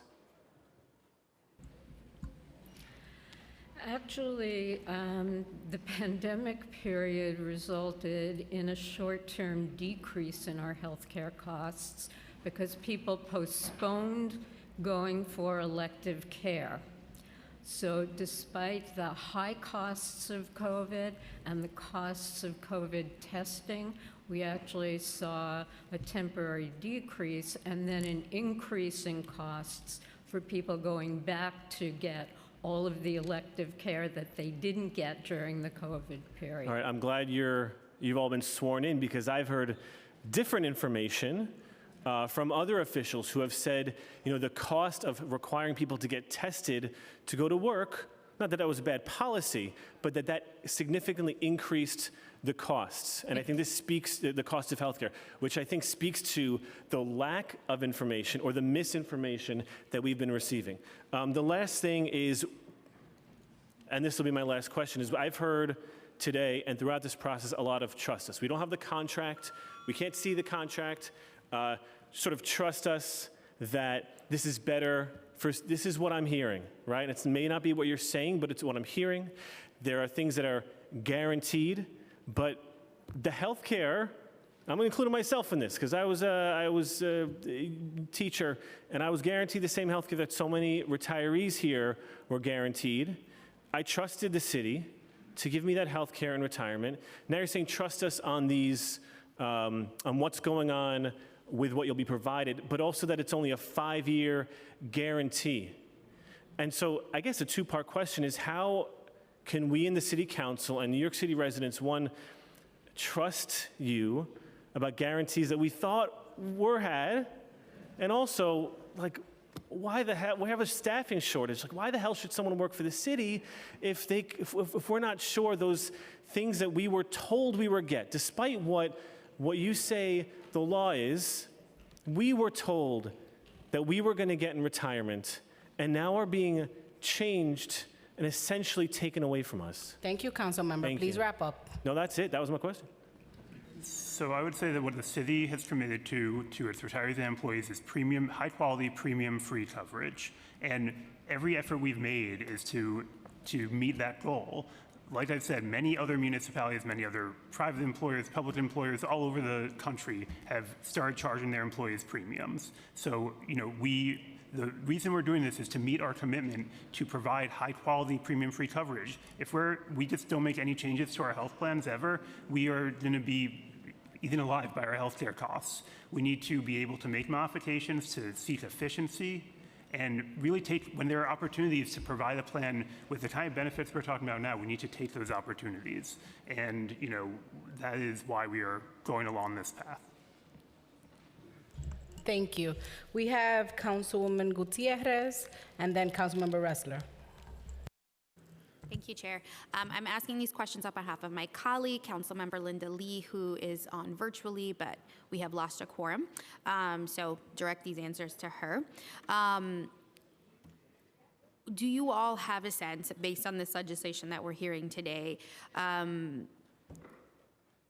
if the council has the capacity, or let me reread this, sorry. What is the likelihood that we would partially reject this amendment? Do you all have a sense? I mean, I know this is part of step one, but do you all have you all been having conversations, doing your due diligence with other members? Where do you think we are at before the end of the month deadline? I'm sorry, you're asking about what conversations we've had with the council members? Yes. So, I haven't directly had conversations. I know that, certainly the city's legislative affairs team has. Okay. Is there a way for council and retirees to weigh in on a plan if it changes from what is being proposed today? Change in what way? I apologize. Not sure I understand. Is there a space or is there an opportunity for, so you've said before in your responses that you are all prepared to move forward with Medicare Advantage. Sorry, she's texting me. Is there another opportunity, would there be another opportunity for retirees and council members to weigh in on Medicare Advantage, I guess, once it gets instituted, if we're not able to successfully pass this amendment? Well, certainly the council has, the authority to hold hearings and request information from the administration. And, retirees have, many forms to provide their input as well, including to their unions, as well as to the administration directly. I'm sorry, I couldn't really hear. Can you repeat that? Sure. I would say that the council has the authority to have hearings, request information from the administration. We do plan to report on the progress of this plan. In addition, I would say retirees have the opportunity to voice concerns publicly to the administration and to their unions. The last thing's not really a question. She just wanted me to emphasize, and she's right, that we're being asked to move ahead with a lot of unknowns, with a lot of information. We're being asked to move in this relationship with a lot of trust that we don't have. So, thank you. Thank you. Councilmember Ressler. Thank you again, Chair De La Rosa, for your leadership and for creating the space for us to have this conversation today. And I want to thank all the retirees for being here and our union leaders and members for being here as well. I had just a couple questions. First comment, I just want to beseech you again to maintain optionality through this process. As you're looking at the steps, this is obviously very fluid. The goals that you're articulating today are for Medicare Advantage to be one choice and for holding on to current options to be another choice. And as things unfold, I really hope that you think ahead to the various litigation options as Majority Leader Powers laid out, and both of he and I have, I think, underscored this in our questioning. We have to continue to maintain optionality. So in the deal that you strike with Aetna and however things unfold with current senior care, that is critically important. Secondly, wanted to ask, in that spirit, many of our retirees have pensions of $30,000, $40,000, $50,000 a year, very moderate income. Do you think they have an option of not going to Medicare Advantage in the proposals you've laid out to pay the $191 a month? So, I certainly can't speak to the circumstances or choices of individual retirees. Right now there are retiree plans even that require a buy-up. Some take them, some don't. I hear you. Yeah, I know you're not going to say more than that, but look, if somebody's got $35,000 a year pension, they can't pay $191 a month. They can't afford it. It's impossible. And so the thing that I wonder, have you thought about tiering or subsidies for low-income, moderate-income retirees based on household income, based on the size of their pension, to think about, could we offer greater subsidies to maintain optionality for low-income retirees? So the issue with subsidizing the cost of senior care beyond just, the lost savings is also it could jeopardize the procurement, which was based on the fact that retirees would be paying the difference in price between the senior care plan and the Medicare Advantage plan. I'd hope, my understanding is CSEA has done some interesting things here at the state level. I'd hope that we could explore different solutions along those lines as well. Lastly, and then I promised Chair De La Rosa to shut up. When was the last time that the city audited senior care and the appropriateness of the rate emblem charges, and can that audit be shared with the council? I don't know when senior care was audited, but the rate is based on the claims that are paid. This is not an insured rate. It's based on the actual claims that are paid. We review the claims that are paid. We could certainly go back and audit, but I don't think we're going to see any significant balance from anything that we would audit on senior care. Okay, that's helpful. I mean, Medicare pays the claim first. We just pay the balances. So there's not really anything there to audit. Okay, that is helpful. Thank you. Thank you, Claire. Thank you so much. So we are officially done with this round of questioning. We thank the administration for coming in and answering our questions, and we hope to hear from you on the follow-up questions that the committee has asked today. So I'm going to go over some of our administrative rules, if I can find them in this pile of papers, while we call on the next panel, who will be Michael Mulgrew, Henry Garrido, Gloria Middleton, and Harry Nespoli. If you all can start transitioning. And before we turn to their testimony, I want to remind folks about the rules of this chamber. First, we lead with respect. Second, if you're expected to testify in person and virtually, please register to testify. Please listen for your name to be called. At times, witnesses' name will be called in groups to facilitate council member questioning. Additionally, if you are testifying virtually via Zoom, council staff will unmute you when it is your turn to speak. This may take a moment as we expect large virtual participation. Please be patient if not immediately unmuted, and please accept the request to be unmuted when you receive it. Every witness that is registered to testify today will be limited to 2 minutes. Please stop your testimony when the Sergeant at Arms calls time.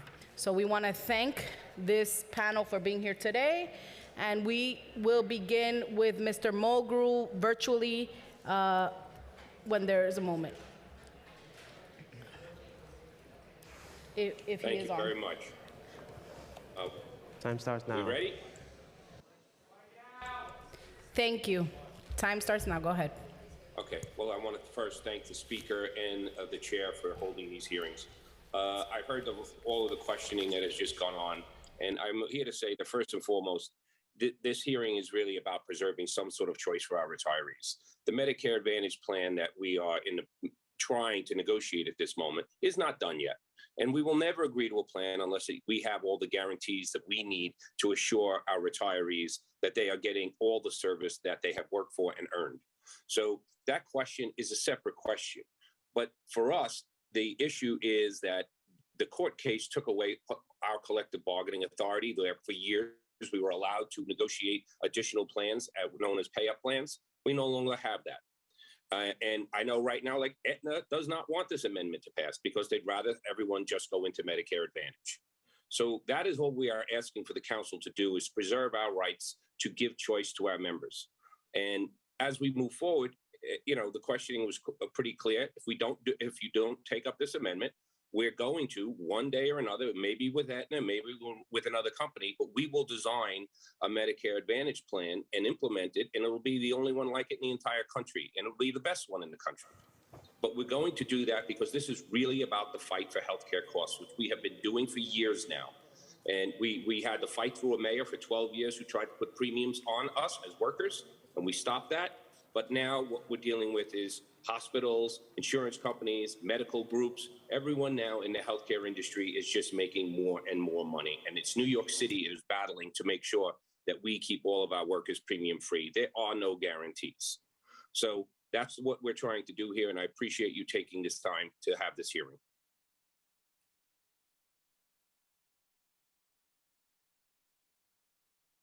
Thank you, Mr. Mulgrew. The panel may begin when ready, the in-person panel. Thank you. And I'd like to thank the speaker and the Introduce chair. yourselves for the record. Okay. Thank you. I'd like to thank the speaker and the chair and everybody else that's still here, just to hear both sides of the story. And that's the most important thing. I'm Harry Nispoli, chair of the MLC. I represent 500,000 active and retiree city employees. And I'm also the president of the Sanitation Union, City of New York. We're here today seeking passage of legislation that will help maintain for our retirees two long-standing goals at the MLC. That's the provision of high-quality health care, and also the choice, a plan that will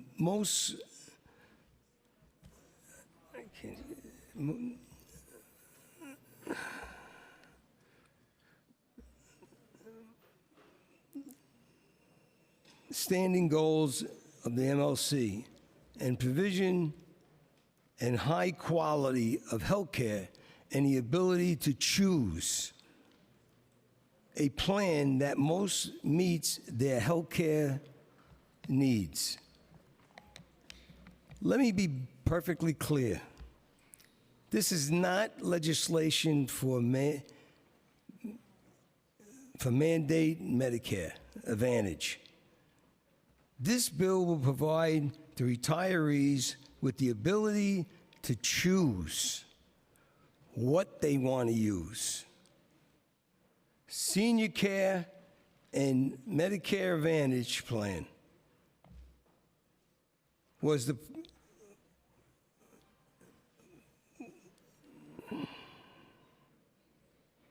is the common goal of the City of New York and the unions. I would like to make an observation before the other labor traders leaders join the discussion. There has been enormous amount of false and misleading information provided by others on this issue. The leader of one organization wrote in a letter to you, "Don't mess with a retiree. We have time on our hands." This is not a game. This isn't something to joke at. This is something to get together and try to resolve it. The policy of the MLC has always been turning around and having choice. That's our way. Choose which you would want to go rather than be mandated. The passage of this bill will help us meeting that goal. That's all I can say. All I can say is that thank you for listening to everyone here, and turn around and we'll try to get the city to make sure that you get more information pertaining to Aetna on some of the questions here. Thank you. I failed to recognize Mr. Floyd. Thank you for joining the panel, and also Councilmember Brennan. Thank you for being here. Good afternoon. I am Henry Garrido. I'm the Executive Director, District Council 37 ASME. I'm here to testify before you on behalf of the city's largest municipal union, which represents 150,000 members and 89,000 retirees across the city of New York. Thank you, Chairman De La Rosa, Chairwoman, and the members of the Civil Service Committee. I also want to thank the Speaker for her leadership and her courage to make sure that we have this hearing and that we ask all the right questions. I'm here to speak in favor of amending Administrative Code 12-126, which would allow us to protect and preserve health care for more than 300,000 New Yorkers. In the past few months, there have been a lot of misinformation about the motives behind the proposal to amend the Administrative Code. We have allowed fear of the unknown to truly become the perfect enemy of the good. To be clear, my priority is to provide actives and retirees, New York City municipal workers, the best healthcare coverage possible while making sure we have the funds to sustain it long term. Amending the Administrative Code has always been and will always remain about choice. Updating the code will protect our union's ability to negotiate healthcare options, as we have done for over 40 years. Without this amendment, the security of life savings programs like the PICA programs are at stake. Through the MLC, we have negotiated of self-injectables and chemotherapy medication for all actors and pre-Medicare retirees. When I'll tell you this is very personal to me, it is, because both my grandparents died of cancer, and they did not have a power of a union to fight for the programs like PICA to help with their cancer treatment at the end of their lives. And our fund, our stabilization fund, has exhausted all these resources and continues to go under every month. We now have to take responsible actions. They may not be popular, but they're responsible actions. And unless this city council is willing to fund $1.8 billion for the next 3 years and $600 billion annually going forward to keep the status quo in place, my members and DC 37 retirees and their dependents will have to face the prospect of paying premiums, or retirees will no longer have an option for the health care plan. Hundreds of people who have been relying on you to do the right thing, not the popular thing. And so do what needs to be done. Do what is necessary. And if we don't amend this code, it will not prevent the city from implementing Medicare Advantage. A judge may. But Judge Frank's decision, the appeals of the court's decision, the arbitrator's rule have all indicated that the city is not legally required to provide retirees with an array of health care or pay for that choice. Read that court decision again, because what is being touted,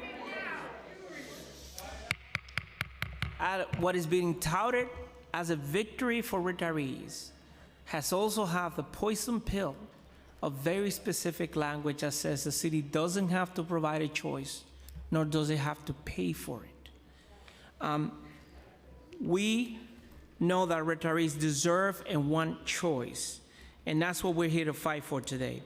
We're fighting to prevent choice, and we're asking the council to protect the choice by voting to amendment. I will conclude with this quote from Dr. King, who said, "In the end, we will remember..." Order, please. Let him finish testifying. You will have your moment to testify. If you do not comply, you will be removed from this chamber. Thank you. Well, if you can boo Dr. King, that's something else. But in the end, we will be remembered not for the words of our enemies, but for the silence of our friends. We could do this, and you can vote this down. That's within your power, certainly. But there has to be an explanation for those, if that vote goes down, who are relying on you to the leadership, to rely on medication, many of both retirees who are not here, who have been bamboozled into believing that this is the only way. Thank you. Thank you. Good afternoon, Committee Chair De La Rosa, Councilmember Ayala, and Madam Speaker, committee members, and all City Council members. My name is Gloria Middleton. I am President of Communications Workers of America, Local 1180. We represent almost 9,000 active city administrative workers and close to 7,000 retirees, which is why I'm here today speaking out in favor of legislation that allows Administrative Code 12-126 to be amended. As you know, the Municipal Labor Committee has a long history of bargaining on behalf of all unions regarding health care issues for active and retired city workers in order to fulfill our duty to ensure the city's health care plans meet the needs of both our members and our retirees. The MLC has been working with the city nonstop since 2014 to reach savings that keep the stabilization fund afloat. To generate savings, the MLC negotiated the Medicare Advantage Plus plan for retirees that provides for equal or better benefits and qualifies for federal subsidies needed to reduce the current $600 million health care deficit that is rising daily. The proposed Medicare Advantage plan will replace both traditional Medicare and the Medicare Supplement plan with one unified program at no premium cost to retirees or to the city. This plan would provide all the health care services previously covered by original Medicare and those supplemented by the Senior Care Program, while also adding important new benefits not covered by the current Senior Care Plan. The proposed Medicare Advantage plan is not a limited network or HMO type plan, but rather an extended service area plan. This means our retirees can utilize any doctor nationally that accepts payment from Aetna at the Medicare allowable rate, even if they are not in Aetna's network. The arbitrator dealing with disputes regarding the health savings agreement has ruled that the city must move forward with a Medicare Advantage plan to achieve savings. In its decision, the court ruled that the city is not required to offer senior care or any other similar plan. That means the Medicare Advantage plan will be the only plan available for retirees and eliminates all options. This is not what we want. We want to make sure our retirees have options, but we cannot do that without your support. Unless the City Council acts now to pass the legislation that will allow for amending Administrative Code 12-126 and supports the MLC in negotiating health care benefits for retirees, they will lose their freedom of choice in selecting a health plan. Let me repeat, all options will be eliminated. It is imperative for this City Council to act responsibly and allow labor leaders to engage in negotiations that ensure our retirees have the freedom to choose a plan that best works for them. Local 1180 and CWA District 1 wholeheartedly support Intro 0874-2023 to amend the Administrative Code, and we are asking for you to do the same.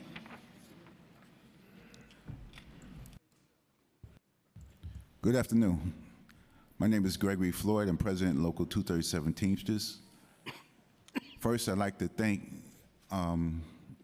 Chairwoman Carmen De La Rosa, Speaker Adams for holding this hearing.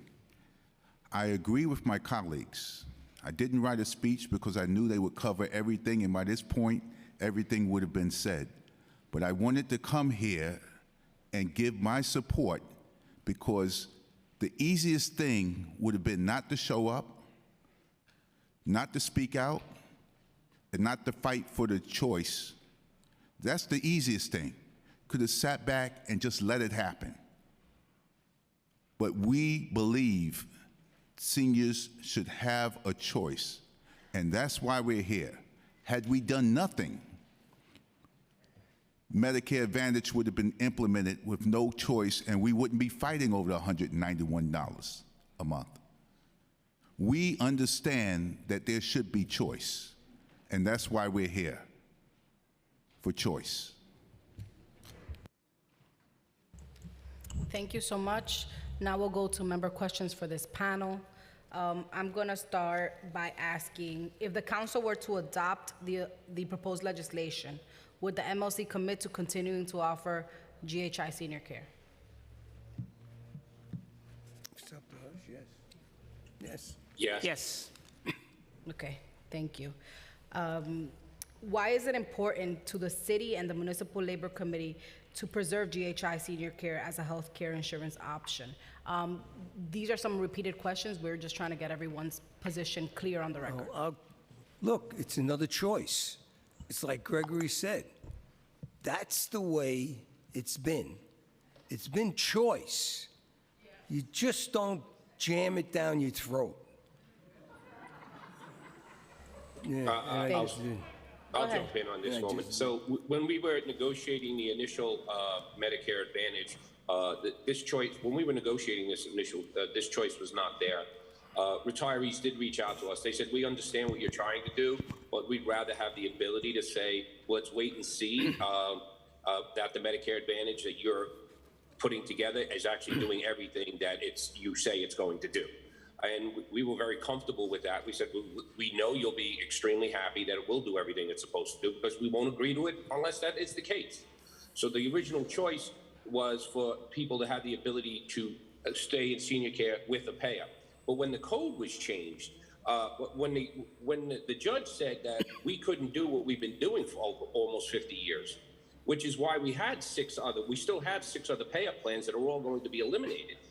That took away our collective bargaining rights. So it's a combination of 2 things here. One, I'm saying this on the record to you all, the Medicare Advantage plan that we go forward with, it may be Aetna, it may not, because we're not done with negotiations, and there's things that they're really difficult because we're looking for stuff that no Medicare Advantage plan in the country has. So we don't know if they will be that. I know everybody thinks it. We're not sure yet. But whether or not, we want our collective bargaining rights to go back because we don't know what's coming in the future. And if we let it stand that there's only one plan and one plan only, unless we or the city comes up with the payment for it, that could really lead to less creative ways to deal with the healthcare crisis that we're currently in. Thank you. Prior to the city and the Municipal Labor Committee's agreement to implement Medicare Advantage Plan in 2021, what steps did the city and the MLC take to mitigate escalating healthcare costs? I'll take that. Madam Chair, there have been 2 rounds of collective savings. There was the first one in 2014 that you heard the city testified about that collectively saved $3.4 billion. It was the second round in 2018 that had $2.2 billion. And the reference to Councilwoman Julie Menin previously, there were targets with those. Unfortunately, the hospitalization costs and the rise of prescription drugs.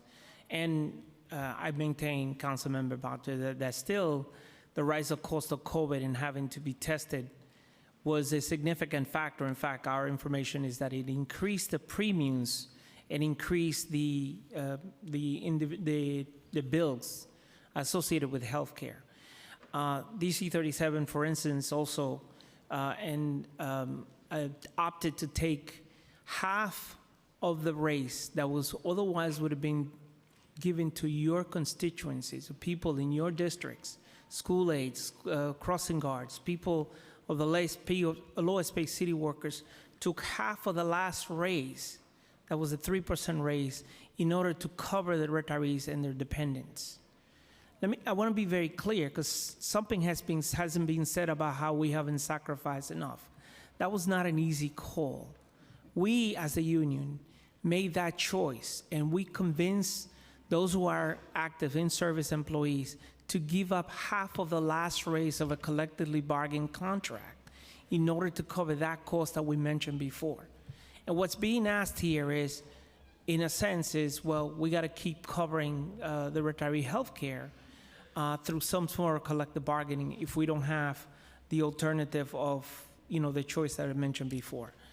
And the savings that we've done include copay increases for actives and pre-Medicare retirees, includes tiering laboratory work, includes steering people, increasing copays in some areas, decreasing copays in order to change behavior to disencourage people to using emergency rooms, but what should be ambulatory care. There were changes into best practices for Sloan Kettering Cancer Center, for Hospital for Special Surgeries. There have been a myriad of changes that were done, and yet the cost of healthcare continues to outpace the cost of revenue. And that revenue is set by the language that we're talking about here. Because the fortunate situation that this has become somehow a referendum on healthcare for the retirees, but in fact, that language that is in that section simply says the city has to pay up to the HIP HMO rate. There are 200,000 lives in the HIP HMO rate, projecting the coverage for 1.2 million people.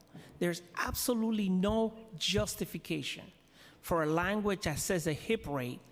A lot of those lives are not even city workers to protect and set the standard for 1.3 million people. There is absolutely no logic to it. And those who want to defend and say this is a standard, this has been the standard for 40 years, I ask the question, why are 200,000 lives, many of which are not even city workers, setting a standard rate for 1.3 million people, including retirees? And lastly, I will say this. DC 37 chooses to cover the retirees and the benefit until they die. That is the choice that we make as a union. A large portion of that money that comes from the stabilization fund is no longer available, and it was stopped. That $165 that comes per member per retiree goes to cover programs like SilverScript, which is a retiree healthcare prescription drug that Councilwoman Gail Brewer mentioned before. That is the choice that we continue to make. So in answer to your questions about how many things that we've done in the last 8 years to get to this point, the answer is a lot, and we can go in detail on some of them. But the cost continues to outpace the revenue, and even with the savings, that's why we're in a deficit. One of the things that has, go ahead, Michael. I want to follow up with Henry. The amount of changes that we've made, we're constantly looking at different things we need to do or opportunities to save money. We've been very aggressive. We did not do what the rest of the country did, which is basically just pass those costs on. That's why we're huge supporters as we continue this fight. This hearing, and whether this bill passes or not, doesn't stop that we're in this fight. That's why we're huge supporters of what Councilmember Menon, her bill on transparency, and all the co-sponsors of it, because the state would not take up that bill because of the lobbyists in Albany. And now, at least in the city, we can say we're going to do this. Hopefully, we all get behind that. But we constantly make change. Just imagine if we saved $3.4 billion and we still landed up losing ground. And New York State is the highest inflation on healthcare, and something needs to be done about it. But Henry is correct about behavior. Just recently, we did a round of copays on our in-service, but we based them on things that we're seeing that are problematic. Urgent care centers are now the #1 healthcare provider for the people of New York City, the workers of New York City. Well, some of them are not so nice. They might look nice outside, very shiny and everything else. Some of them aren't so nice. So they were all told very simply, like, you are gouging us, and we're going to put massive copay for someone to walk into your facility because we don't want them walking into your facility because you're ripping us off. And we've done, that's the type of really smart, aggressive policies we've been pursuing at all times. And Henry is correct about the HIP rate. This is an archaic system that we all inherited from 1982. And something needs to change on all of that. But I'm very proud of what we've done and the savings we've been able to continue to produce. But let's be clear, we are all in a healthcare crisis. And that's why it is important that we keep our eye on that ball. And in terms of Medicare Advantage is a government program. It's a government program. We said we're going to take a program and to design it in a way that has not happened anywhere else, with greater protections, better benefits, and all the things that we want for our retirees in it. And that's what we're endeavoring to do right now. But we will, and that will also help in savings. And that's part of what we're doing right now until we can get a real federal intervention in terms of health care. Thank you. And by the way, the two pieces that I forgot to mention, which is 2 rounds of legislative proposals by the MLC at the state level. The most recent one, the HELAC, the Hospital Equity and Accountability Law, that was modified and passed, signed by the governor, but it was so watered down that we couldn't go and set the rate straight. And a rebidding of the PICA program, which completely changed the formulary for those who are receiving the chemotherapy and injectable drugs that save $200 million. We have done everything that in our power, everything that we had to try to save money throughout, in prescription drugs, in hospitals, in changing behavior, in urgent care, as Michael said. We still have hospitals that the council member mentioned charging us over $1,000 for a COVID test just because they can. That's not just for actives, that's for retirees. That's the system we're in. That's the system that is outlined in this HIP rate. that the hospitals and the providers know very well and have saw it as an open-ended credit card to charge. So when you're answering the questions about it, for the sake of the retirees who are concerned and fearful, and we understand the fear, we also have to ask the question for the actors and the pre-Medicare retirees who are also beholden to a system that has absolutely no checks and balances. And we tried as we might to try to create some of those checks and balances, only to be thwarted one way or another. We try to change one behavior, and then the hospitals readjust and not bill on the other side. So we need to change this. Just to go on, Henry, if I may. The council member over there touched on a very good issue as far as the outcosting of what these hospitals actually change. This executive board of the MLC met with executive boards of hospitals.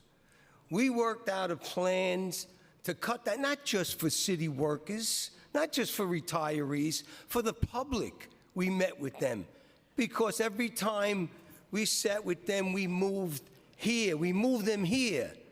But around the back, eventually, they charged over here. So, look, I could just say this MLC has worked for everybody, and we're always going to keep on working for everybody for the best way we possibly can do. Thank you. Thank you. One of the questions that we've been posed with here in different iterations is if the council doesn't act or if the council fails to pass this legislation, in your estimation, would there be another bite of the apple down the line? So what happens after January 29th, which is the deadline that has been floated around to council members? What happens? Tell us what that scenario looks like for the city. Well, I'm not an attorney, but I think one of the problems we have is the terms of the contract that is being now negotiated, that we have an obligation on the arbitrator, right, has to be set as to how many lives is covered, right? So unless there's opt-out language under the current Aetna contract that allows for a later revision of the code or some other form of option, that's the number one problem, right? Will the company consider this a breach of contract, as they have expressed it, or depends on the number of lives covered, right? The issue of cost, it's only a part of it. The issue of choice is a key part of it. So if the council decides not to do this, and they have within the right, the problem you have is you have a 5-year executed contract that will come in front that already have, as I said, 2 court decisions and an arbitrator that the city will execute with no choice. Now, does that mean the contract gets invalidated if the council changes the law? I don't know, I'm not a lawyer. But I think that's something that you should ask the attorneys here because we don't have an answer for that. Thank you. The other thing that has been brought to us is this idea of alternatives. One of the alternatives that has been presented is a proposal by the PSC CUNY. What is your position on using the retiree reserve as proposed by PSC CUNY as an alternate solution?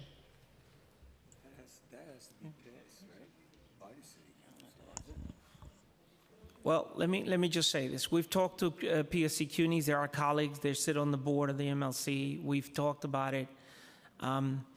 The question is, what is the end game, right? If we're going to take part of the retiree reserve to put in, and there's a question whether you can take $600 million or what was originally legislated to be benefit only for retirees and transfer that money to the stabilization fund, which covers everyone, both actors and retirees. There's a legal question whether that can be done. But let's just assume that we get past the legal threshold and that can be done. What is the end result 3 years from now with their proposal? What's going to change, right? The hospital behavior certainly is not. Prescription drug coverage is not going to change. As you heard by testimony, the premiums are only increasing. So what's the difference between what we're doing now versus what we're doing 3 years from now? My colleagues, in fairness to them, said, well, we can rebid senior care, we can do a number of things. Is there an expectation rebidding senior care will save $600 million or 600 plus whatever that money would be at the end? There's no answer. So in many respects, this is only kicking the can down the road to a problem that needs solution for both actives and retirees, right? Everybody wants to preserve choice. Everybody wants to preserve their health care. How do we pay for it? That's the question here. If we're not going to receive the federal subsidy to Medicare, how do we pay for it? Is the council in a position right now to say, we're going to put up the $600 million to do this? Well, that's part of the question. Is it a matter of the unions and the city coming back and trying to find a way to do it? That's part of the question. We've tried to be responsible in putting forward one of the proposals that was presented to us, right, as part of the negotiations. And by the way, Medicare Advantage has been on the table since the 2014 deal. We are in 2022. We've managed to avoid this 8 years. There's a difference, though, in 2014, 2022, and that is you have a stabilization fund at a negative for the first time. And so we feel responsible to have to pay those things that are covered. By the way, that cover for the stabilization fund is not just for actives. Retirees are also getting a large amount of money coming to the unions from that fund that is now living out of the reserves. When those reserves run out, what answers do we have to actives and retirees to say we no longer have the fund to cover the things that you so value right now? So, Madam Speaker has a question, but I just want to follow up on something. The proposal for some type of subsidy has come up several times here, and we know that there is a rejection of creating two classes of workers in our city, but the idea of covering the cost of the premium through a subsidy has been brought up. Do you all have a position on that?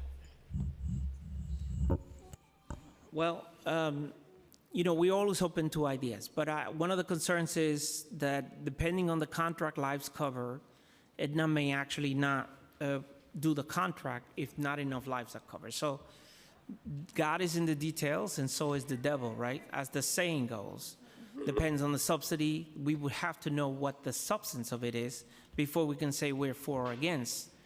You know, it's clear, like there's a lot of, and the other thing it's clear that one of the things that has been said is either senior care or Medicare Advantage or both.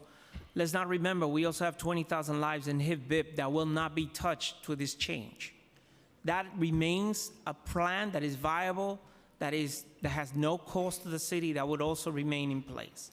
So the question is, for those who are the $191, it's too onerous, will the reimbursement be 100%? Would it be 80%? Because if everybody gets reimbursed for everything, right, obviously, what incentives would they have to remain or to go into a new program, and then you lose the subsidy for it? But we are open for ideas, Chairwoman. Thank you. I just have one question.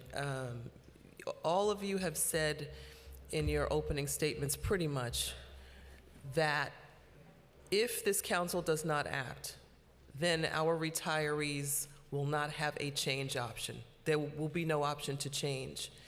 If that is the case, it seems very basic to me. And I'd just like to hear from all of you the response to this, because Henry, you've done a lot of the answering, but I would like to hear from all of you, since everybody, the panel pretty much agrees that if we do not amend, then our retirees will no longer have a change when it comes to care. If that is the case, why do you think, independently, why do you think there is so much resistance to the amendment of this code? I could start. I could start because from the very beginning, when the questions came up, we wanted to put something forward to tell everyone exactly what was going on. And it was the last administration, the de Blasio administration, who thought that they could just push this through and not talk about it. So they didn't agree, and they wouldn't allow us to go out and explain what exactly was going on from the beginning. So once you lose the narrative and all of the other factors come in and everybody gets their own ideas and people dig in, it's difficult, if not impossible, to refute everything that's gotten into everybody's head and what their understanding of what's going on. And we never caught up. We're not caught up now. And that was the problem. Before this council came in, this new council was elected, and we're still dealing with the ghosts of the past. But we're here because we have this opportunity to try to move forward. And this was before the court case, because we didn't have to get the court case. If everyone understood exactly what this program was, what we were doing, and who was paying for it, it would be far less resistance.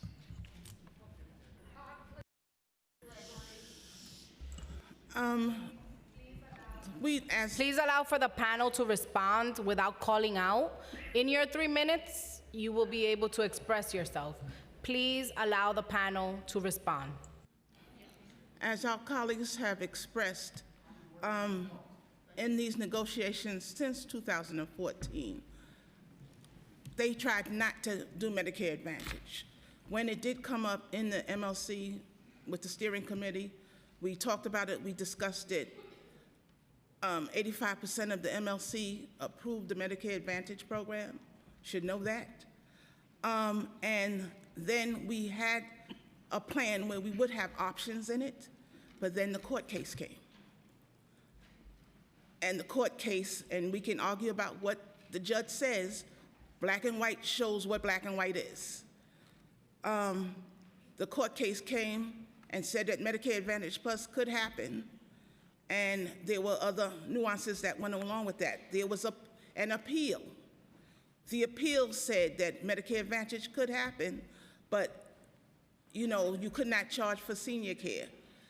Then as we go to the arbitrator says you can have Medicare Advantage, but no other program. So this is where we are. That's why we need the code change so the MLC can continue to negotiate for the retirees so that they have choice. We're not the bad guys here, despite what some people think, okay? For 40 years, the MLC have negotiated non-premium benefits for actives and retirees. Why all of a sudden would we do something that's different to hurt our retirees, that we are going to be future retirees ourselves? I don't understand why we can't communicate that this MLC is trying to work with the city to help negotiate the best plan possible under the circumstances. We went through COVID. Yes, there is a healthcare crisis. I don't know why the city didn't say that. There was a healthcare crisis. People in hospitals on ventilators. The cost of that was phenomenal. So we are here today to make sure that our retirees can have choice. That's what we are here for specifically. Please.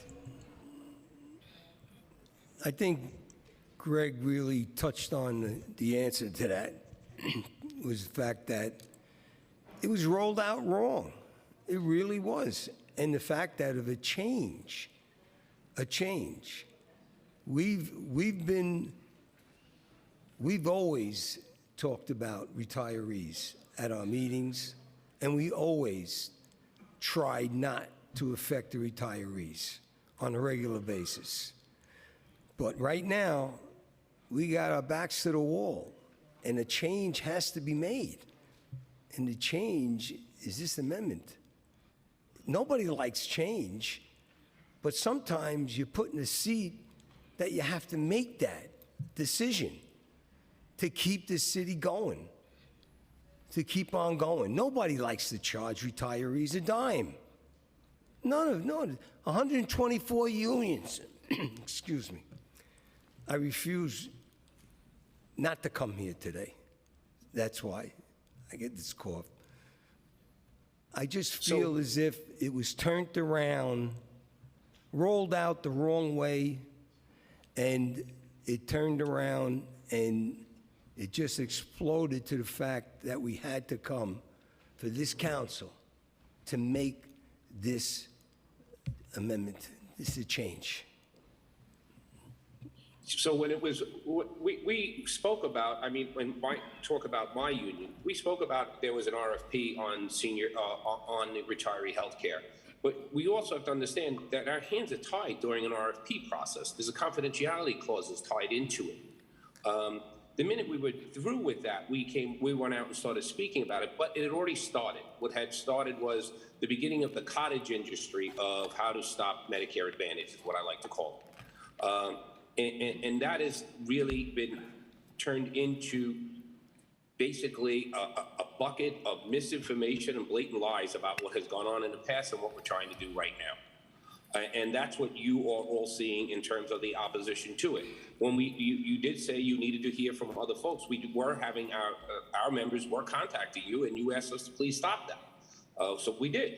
But the fact is that we never looked at Medicare Advantage because we did the same research that was done recently by the folks who were opposing this. We looked at it, we said, no, we don't want any of that. What turned around for us was when when a lot of the technical people and consultants we work with, we started asking them questions like, well, can't we design our own? Since we don't have to just pick one of the plans. There's nothing in the law. In fact, the law actually, says they want people to be designing Medicare Advantage plans. And when we realized we could do one that would only be for our folks, and it would be different than any other one in the country, we moved forward with that. And that is always our intention. So yeah, some of us are frustrated about our motivations have been questioned at all times. I've heard some really crazy conspiracies. And you chuckle, but at the same time, you think it's sad because you do understand that if we don't continue to have the ability to engage on this fight on healthcare costs, people are going to get hurt. But we will never allow our retirees to be hurt. And that's the sad part about this chapter in the city's history is that about the amount of misinformation and lies is off the chart. But I guess that's the stake of that's really tells a lot about where politics is in this day and age.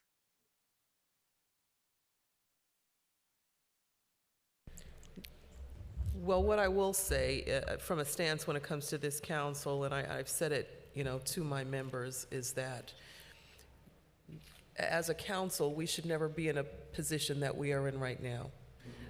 Win, lose, or draw, this council is in a lose-lose position, which we should never be placed in to begin with. However, we have to hear everyone. We have to hear both sides because this is such a critical issue. And we respect the fact that everyone has input on this issue. Everybody that appeared here today, from every single panel to every single retiree, you have the right to be heard, and that is our obligation to you and to the people of the city of New York, and I thank you for your testimony. Thank you. Now we'll hear from our colleagues. Reminding colleagues to please try to stay at 2 minutes. Council members Brennan, followed by Ressler, followed by Dinowitz. Thank you, Chair. Just want to echo what the speaker said. This is the hearing today and the introduction of this bill is the only mechanism that this council has to hear out this issue. So I thank the chair for giving us this opportunity to have this public hearing on this issue, for which we could not have done it without her putting this forward. And that's why we're all here today. I think, like everyone in this room, I believe very strongly in the sacred covenant between the city and its workers, especially retirees. The promise that the city of New York pays the entire cost of health insurance coverage for city employees and city retirees and their dependents is not a promise that can be broken. I think we all agree on that. I do want to understand, though, this has been very enlightening for a lot of us today, hearing all the questions, and we look forward to hearing from the retirees as well, of course. I just want to understand, right now, the established subsidy is basically tied to the whim of Emblem Health. And can you explain why that is and how changing this code would change that reality? I'm sorry, Councilman, I don't know what you mean by being tied to Emblem Health. Are you talking about the HIP rate? Yeah, sorry, yeah. Well, that's what the administrative code says. It says that the city shall pay not to exceed 100% of the full cost of the HIP HMO rate on a categorical basis. That's what we're trying to change here. That's what's in the code right now. So right now, there's an RFP process going through the actives. If there's no HIP rate, guess what?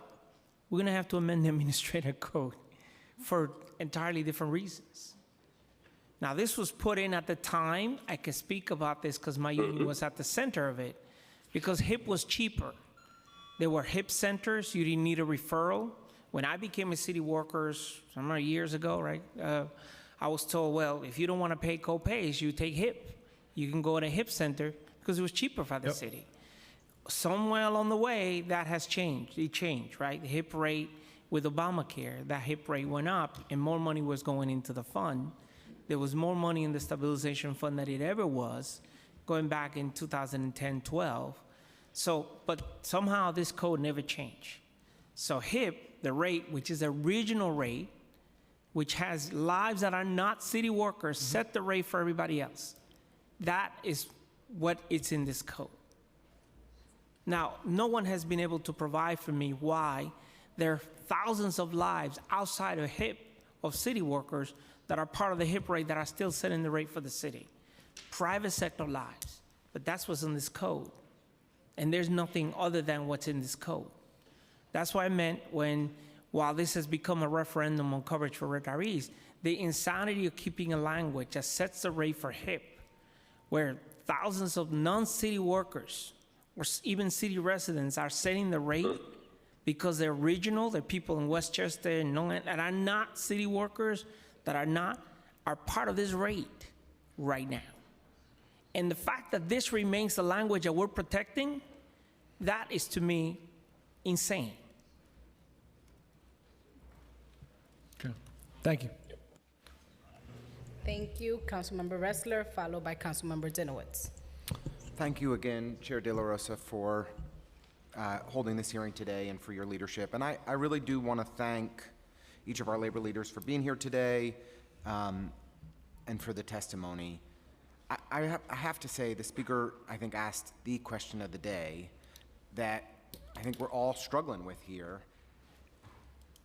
I believe everybody's coming from a good place, that you're concerned about everybody who has been through your union in an earnest and heartfelt way, and all of the retirees who are here are truly fearful about what this means for their health care.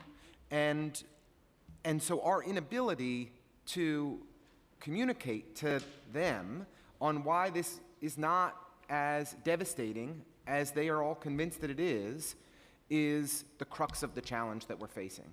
And so I really want to kind of echo the speaker's sentiment, and appreciated your responses, but I think the next question is, well, how do we move forward?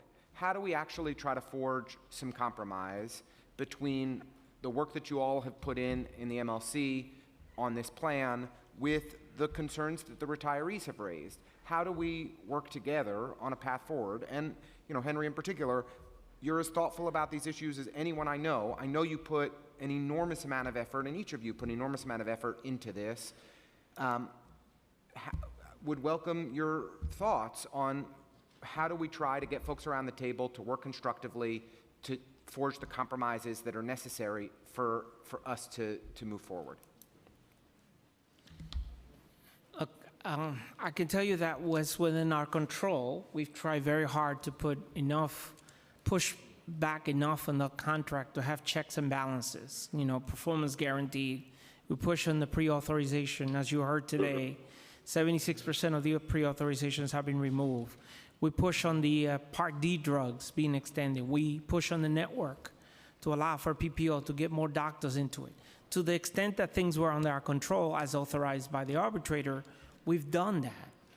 There are things that are not under our control, right? The Judge Frank's decision was not under our control. We made the case, or the city makes the case, and he failed in doing so.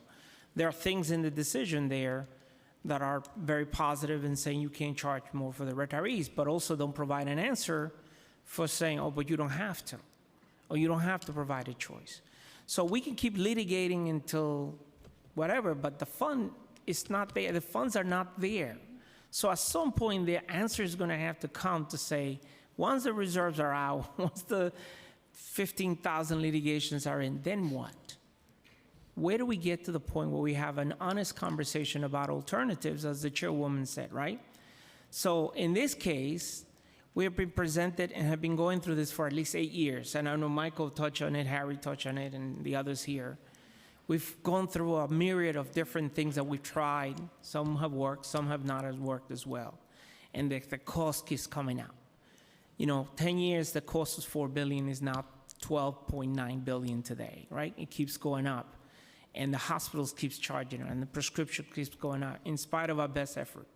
So at what point do you sit down and say, well, this doesn't make any sense, right? We need to change this, and you need to change alternatives. And I get the fear that a lot of retirees feels that this is about cutting corners to save money on their backs. And they were promised, even though it's not constitutional guarantee, health care, right? I get that. And I've spoken to many of them who are part of us, who have supported me for the years, and are asking me, Henry, what are you doing this now? And I'm saying to them what I'm saying to you. There is no funds available anymore on this structure that we have, under this construct. So if you're not going to provide a change that an alternative can be negotiated, then where's the funding going to come from, other than active workers, right, or the collective bargaining agreement, or are you going to ask workers to give up a raise for the next 3 years to cover for the cost for everybody? That's an unreasonable thing to do, because no collective bargaining would ever be ratified under those circumstances. As I mentioned before, we did that in the last round, where I took half of a raise, that quietly done, right? That was really hard, right, to cover for the retirees and their spouses. And we did that because it was a responsible thing to do. But I don't know that we can keep doing that. So in the absence of this, and on the presence of a rising cost, there has to be a way that we can either control cost and then find a different way to pay for it. Medicare Advantage was one of those ways. And if people say no, then what's the reason? Because I've heard somebody talk about $300 million in savings. We've looked at some of those ideas. We don't quite think that it raises to that. But even if you were to stipulate the $300 million, we have a $1.8 billion deficit. So then what happens to the 1.5? And what happens to the 600 and rising every year thereafter? That's the question we still have in front of us in the absence of the amendment to Administrative Code. In terms of, the only way, the original contract that had the option to pay up for senior care was part of what I was asked to do by my retirees. Because they wanted to, as I testified before, it was, all right, we believe that you're really trying to do what you are saying, that you're designing something that doesn't exist, that would be the best one in the country and all the rest of it. But we want to see it for a little while before we may or may not go in. We might go in, but we might like the option to come out if we're not comfortable with it, or if it's not doing what you say. And I get that fear. Believe me, I get that fear. Myself, the elder care that I'm supplying to my own family, plus the fact that, I could retire right now.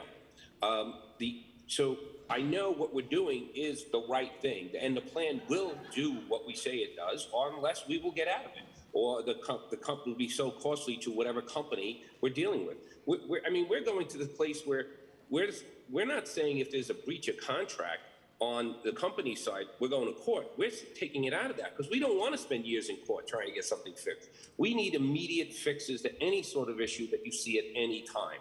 And that's how serious we are about our Medicare Advantage program. But until people are actually inside of it and seeing it working, how do you alleviate the fear is your question. And we were hoping, we knew at this point to keep senior care is not something the original insurance companies who did get into a contract wanted to do. They did not want a pay-up option. And we know that the one we're trying to negotiate with now does not want a pay-up option. Why? Because they get more people inside of their plan. So that was what we were trying to do when we originally put the choice piece in. That's why we're here at the council, to put the choice piece back in. Because if we don't do that, one day we're moving forward with Medicare Advantage because we've made this decision that since we have so much control over the negotiations, over what goes inside of it and how to put checks and balances in it, to have our own independent people looking at it constantly, we know that this is a smart way to deal with healthcare because those subsidies are very good. And at the same time, we can deliver the service that we know every one of our retirees need.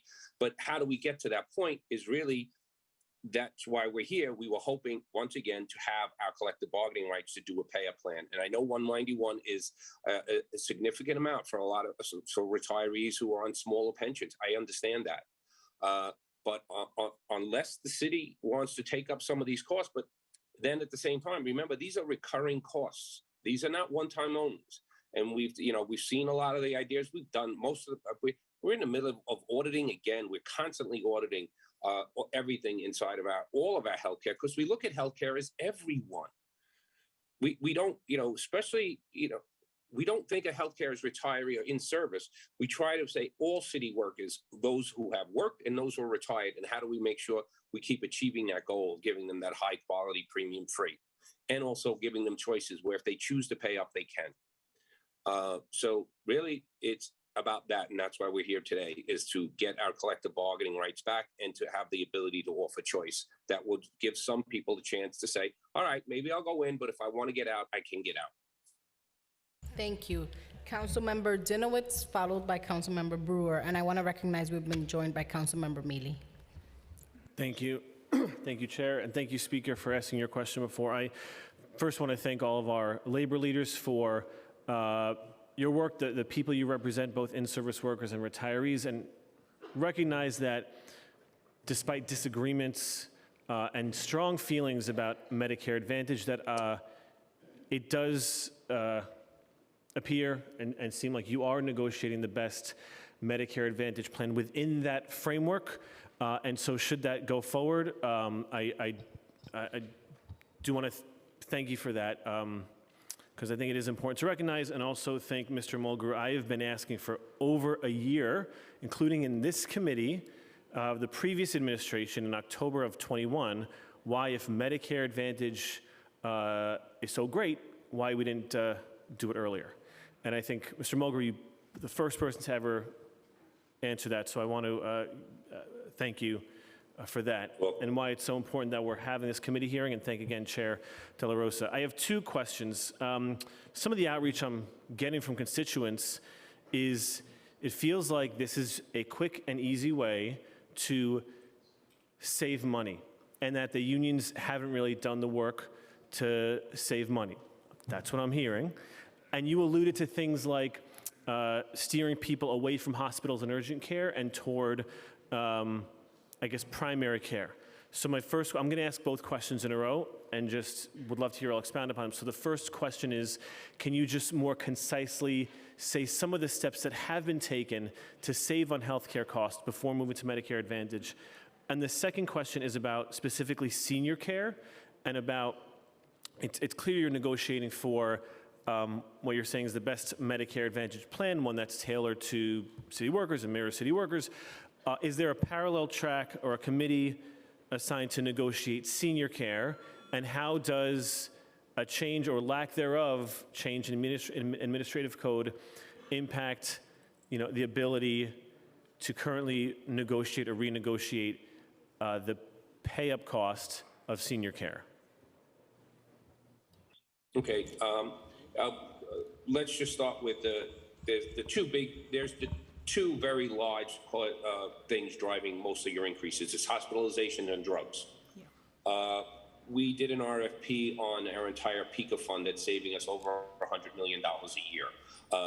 And that's continuing. And that's for all of our workers, because the PICA fund to us is something that is sacred at all times, because that is for families who are really in a medical crisis and distress. And the last thing we want happening to them is or having to pay out of pocket for some very, very expensive drugs. So that's a very large thing that we've done. Then the other piece is, and this is where the creativity comes in, when we looking at hospitals, I think the public might be shocked to know that, we look at what it costs for every type of different procedure in all of the different hospitals. And then we look at to see who actually has the best outcomes. And the public might be shocked to find out some of the places that are most expensive have some really bad outcomes. So then what we tried to do at that point was we said, all right, what are two of the biggest issues that we have, sadly, as a workforce or retirees? And it was cancer and any sort of orthopedic work. We do quite a bit of it. So then we went and found the hospitals that do those better than everyone else and actually are nowhere near the most expensive. And then we went and negotiated exclusivity basically with them, made them designated hospitals of excellence for all city workers and retirees. And that has saved us quite a bit of money on hospital costs. And that was with Memorial Sloan Kettering and Hospital for Special Surgery, which is why we won't enter into any Medicare Advantage contract unless those two institutions are inside of it. But every time we've done that with an insurance company, because of our own relationships with those hospitals, they have gone inside of it. So those are two of the things that deal with our major cost problems, which is hospitalizations, and then inside of that you have the orthopedics and cancer, and then on the drugs itself. So that's just like the easy stuff we can explain, but we're constantly looking at areas, as I said, to drive costs down. Recently, we did just put a major copay on one of the urgent care centers, the only one who did not respond and renegotiate their prices with us. The only one who did not now has a massive copay on because we just don't want people going in there, period. Because, you know, if you're sick or you're a worker or you're not feeling well and you're a retiree, you go into a place, you have no idea that this place is charging you 100% more than the other place down the street. You have no clue that that's happening. Nor should, you know, that's not what people talk about. It's not like you go into an urgent care center and it's McDonald's with a menu with the prices. That's not reality. It's the bills come later. In terms of a senior care, if the administrative code change does not happen, there's no reason for us to go to senior care at this moment. We are having conversations, but at this moment, there's trying to be a determination whether senior care will even exist anymore. Because if the administrative code does not change, does not happen, then there probably will never be senior care again. And that's why this is so important to us. Thank you, Councilmember. Councilmember Brewer. Thank you very much. And I do obviously have a lot of respect for the unions. This has been a lot of effort on your part. So people ask me, I think the challenge is we don't really know what this Medicare plan is. And that's what, you know, it's an unknown. And the funding is unknown. So people ask me this, federal funding from Medicare Advantage, people feel will be far less than the $600 million a year or the 191 if the retirees choose to pay that. So how much will the feds be paying per year and per patient per month? And considering that we understand, again, I don't know if this is true, they say, considering that Medicare Advantage administration costs could be 30% of the total costs, apparently they far exceed what the government operated, obviously senior care, Medicare admin costs around 6%. So then we worry because we figure less money means less health care. That's how it comes across to those of us who are concerned about this issue. Let me just say, this is part of it. You've heard a lot, and people saying we're in New York City, we're not in Medicare in Ohio or somewhere else. We're here in New York City, right? So why are we saying that and then comparing those things in those states and then applying it to a program that basically hasn't even come out yet? So this is part of the information. Every contract has its rate. The reimbursement by the federal government is based on patient satisfaction. If your satisfaction goes down, your rate, your star rating, as you heard the chairwoman, goes down, and therefore your subsidy goes down. So there's an incentive to keep people reasonably happy, right? The biggest concern I've heard from the retirees is we don't want reasonable things that are needed to be denied. We don't want folks cutting corners. We don't want things for the sake of savings to be denied things that we think we ought to have, that doctors are telling us that we ought to have, right? So that goes to the issue of the prior authorization that we talked about, right? Lab work. I don't want to be referred to to a nutritionist when I need a CAT scan, which, in some parts of the country, quite frankly, has happened. So we worked really hard to remove the prior authorization as much as we can, and we've been able to achieve that. So you can't compare what has happened in other parts of the country to the program that we are negotiating here, because we truly believe we're negotiating a contract so far that has unprecedented things, precisely to address the fear, the concerns of the folks. But let's be honest, even if you get everything that you think you would address, there are people who still are going to be fearful and skeptical and say, well, no, they're lying. Okay, so that's where the choice comes on. People need a choice. In the absence of an administrative code, I cannot say this enough, the speaker said it. In the absence of a change, there will be no choice. For the very same people that are fearful, the very same people that want an option, the very same people that want an alternative, there will be none. Because unfortunately, the way that the judge decision is written, they don't have to pay for it, and the city's insisting there will be no money for it, right? And given the state of the stabilization fund, it's not going to go anywhere. So we have to be mindful that we can address those concerns that happen in places across the country, but it won't be an apples to apples comparison, because this is a unique contract where we've been able to negotiate things that do not exist anywhere else in the country. I mean, I hear you. I think the best of, as others have said, is put you and the city and the retirees in one room and try to work this out. Thank you. Which retirees? Okay. And I just want to throw one thing in there. Remember, this is a 5-year contract if we finalize this one. And I don't know why the city was answering the questions the way it did this morning, but we could just bid it out again. I mean, this is, if we're still if we don't get some sort of federal intervention, we would just be just as aggressive as we've continued to be. And if we can show that we can actually, our plan, when we do show that our plan does everything we say it can do, it's not like a company's not going to make money. They're going to make money just on the managing of it. But see, that's what our goal is here in New York City. Since we're so large, our goal with these companies is, look, we don't care about your quarterly profits or anything else. You should make a management fee for processing our plan. That's it. That's all. And we don't care about anything else for you, because we're so large and there's so many of us inside of the plans. That's our buying power.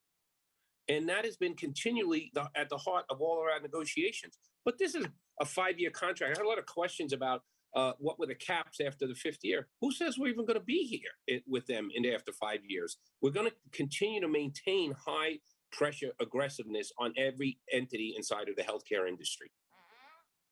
Thank you. Councilmember Ariola, followed by Councilmember Bacha. Thank you, Chair. I just really have one question, because I really want to start to get to the retirees and hear their testimony. But Henry, earlier you mentioned that about for your members there was an eliminating the benchmark HIP rate, and you were concerned about that. So if it was so important, why wouldn't this be done in a way that brings everyone to the table, other than without simply eliminating it, which would really not be a very good practice? Just to be clear, the bill doesn't eliminate the language that exists on the HIP HMO rate as a bench. It merely adds language that provides for an alternative to be negotiated. So that alternative doesn't wipe the existing language. It simply says that we have the right to negotiate alternatives, as you mentioned before. Just to clarify, right? So there's nothing in the bill that wipes that out. I keep insisting, right, that this system was set back in whenever, right? 1982. 82, 83, whenever the language is, and doesn't make any sense anymore, quite frankly, right? And I want to take this point, because there's 250,000 lives and contracts on the HIP HMO. Right now, it's regionally based. If you ask how many of them are city workers, it's less than 200,000. So then that means that would imply there's a number of private lives, private sector, that we are now subsidizing into this program. And yet we don't even get to question it, because it's been in there since time immemorial, right? And I think Councilmember Brennan talked about this. That makes no sense. Irrespective of the retiree issue, just that in itself doesn't make any sense, but we're still beholden to it. And then secondly, if we're going to talk about an alternative to the cost that doesn't shift the cost to retirees, that would be a place to start, right? If we're subsidizing private insurance. But we can't even do that because unfortunately, we have a decision that basically says they don't have to pay for anything other than whatever has to pay outside. So I'm open to ideas, I'm open to discussion, but it's hard to do that when you have a language that is so locked into, right? I don't know if you wanted to add that. Thank you. Thank you. Councilmember Bottcher. So hospitals in New York State are primarily regulated by the state legislature. Could you give us a snapshot of your efforts at the state level to stop price gouging and overcharging by private hospitals? What have your efforts been with the state legislature, and what have the outcomes of those efforts been? I'll start with the first one. One of the efforts is to, and I want to thank you because I know you're one of the co-sponsors on it, is to do the very bill that the city council has done, which is on complete transparency of hospitals. But we have not been able to get that through in Albany. Why? Because we know we have the Hospital Association, and they're very strong lobbyists who have continued to use the process of the state control of how hospitals can do pricing, have used that to their advantage greatly over the last couple of years, which is why New York State has the highest health cost inflation. We did the surprise billing, which is direct payment directly out of the MLC. We got that legislation passed so that if someone is, God forbid, in a different area of the state of New York and they have an emergency and they're in an emergency room, that all the crazy bills that we used to see, crazy costs would be added into it, that now we have a right, the companies that we work with have a right to audit in terms of surprise billing. And now that nationally is now something people have realized they need to do. But every year, I mean, there's constant little changes in regulations and policies that sound very simple, but people don't understand that it equals millions and millions of dollars more that hospitals can charge. Now, I want to be clear here. Hospitals are a very important part of all of our communities, and there's some really good hospital networks who try to do the right thing. It's a very complicated world and it's difficult. But when you tell everyone you're a non-for-profit, and I have nurses, I represent a couple of different hospitals where the nurses belong to the United Federation of Teachers, and their CEOs are getting millions and millions of dollars in bonuses on a yearly basis. Yet when you're at the negotiating table, they tell you you're broke and everything else. They spend more money on billing and coding to make it more complicated, just so they can charge more. But those are some of the things we've done at the state level. But again, I can't thank you all enough for the bill on the hospital transparency, because that is literally a bill we've been trying to get introduced in Albany for a couple of years. And then Henry could talk about the Health Act and the other things that we've been working on. The HEAL Act, I'm sorry. Yeah, and I'm sorry. Harry, Michael, myself went to Long Island some time ago to convince Long Island legislators to pass an amendment to the law that would allow to ask for a simple question about the ability to audit hospital claims. We're in a contract with Emblem Health, with Empire. The fact that we can't even audit the claims for a particular hospital seems absolutely ridiculous to me. Yep. I mean, the fact that they can charge us what they want. I mentioned that hospital that's charging us over $1,000 for a claim, and I said, this makes no sense. Everybody else is charging you 60, 100, 150. HAC has, even Mount Sinai, you can't even make the case that this is because it's Manhattan and real estate, same hospitals in the area, and you say, why are you charging $400? So the bill, the HEAL Act, the Hospital Equity and Accountability, was supposed to be transparent and do what the Councilmember Menin's bill is trying to do. That's the system that we have now, a system without any checks and balances. When the city and the MLC asked for those hospitals to come down and basically be responsive and say, why are you doing this? Why are you charging 400%? We met with Northwell, we met with NYU, we met with Mount Sinai, we met with HAC. There were two hospitals who said, we're not meeting with you. The answer is why? Because we don't have to. Guess who those hospitals were? The two largest hospital systems that are charging us 400% over Medicare, the Medicare rate. That's the system that we have now. Now, whether you think that this argument should be about retirees or not, that's the system that we have.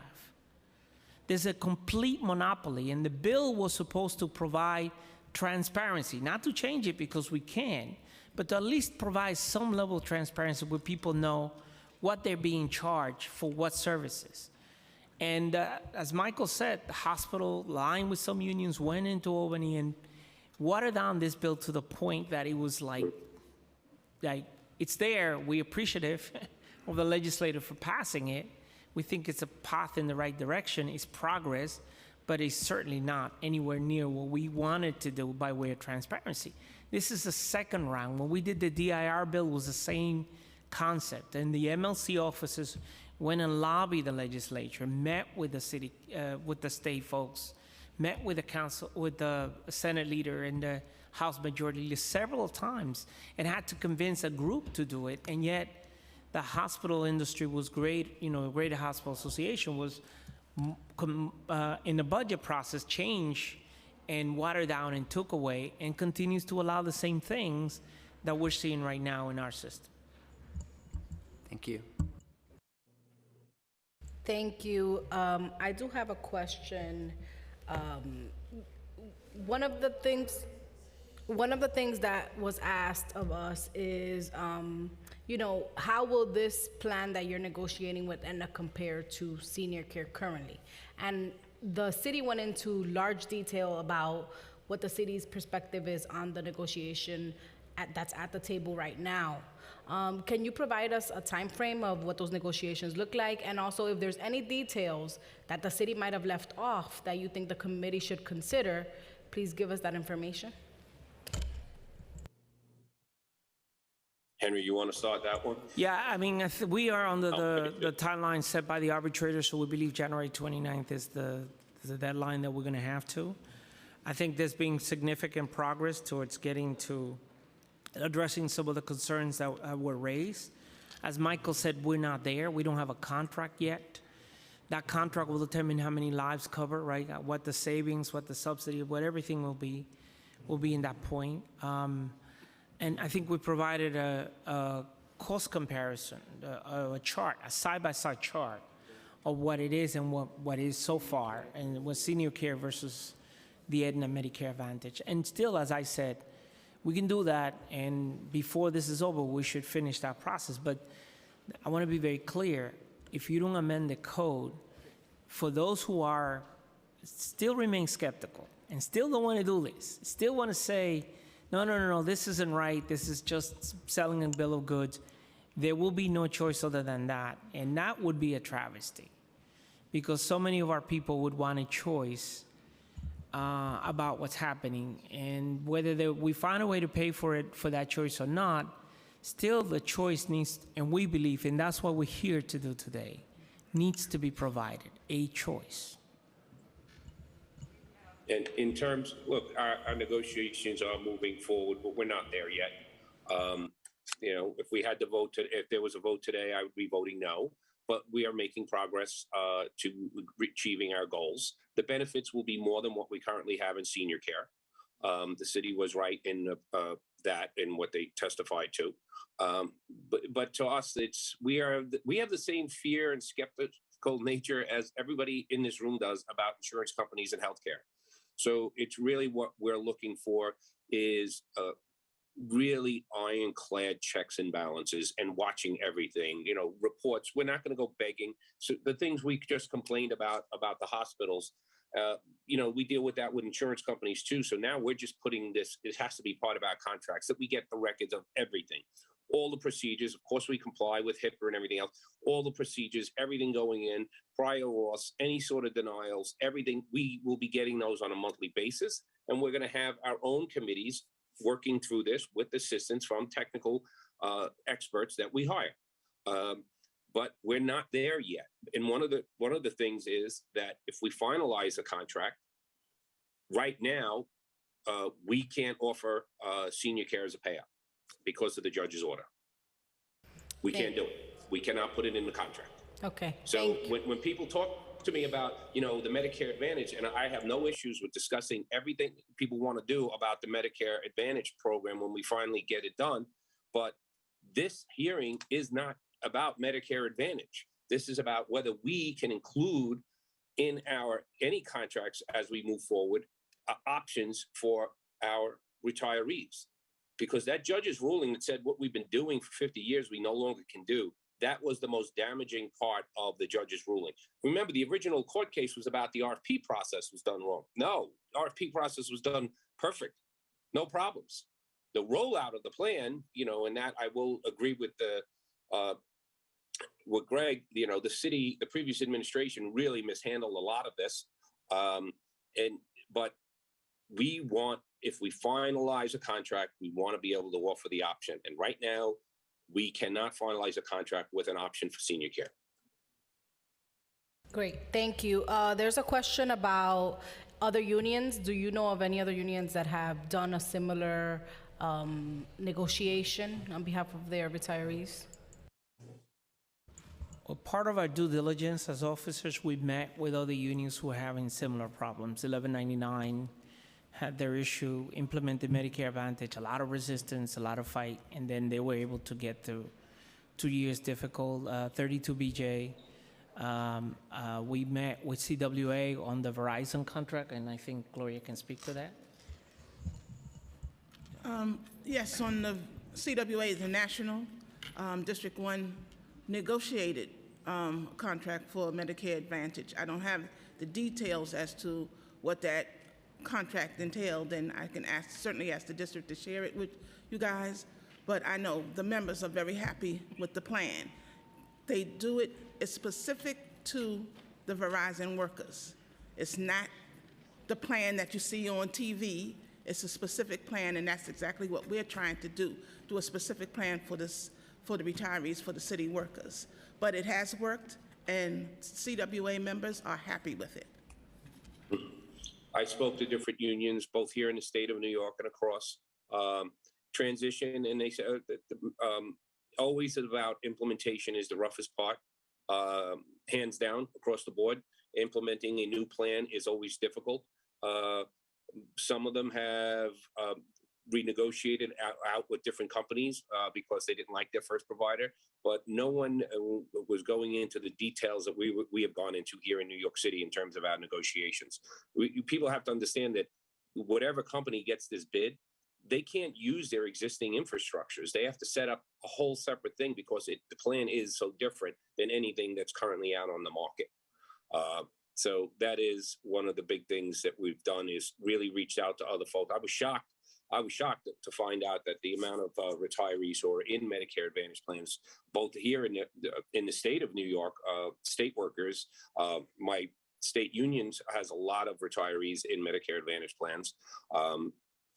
But I didn't understand the scope of the amount of people, retirees who are public sector workers that were inside of Medicare Advantage plans. Thank you. Before we dismiss this panel, any other questions on the committee? No? Well, thank you so much for coming here today and answering our questions.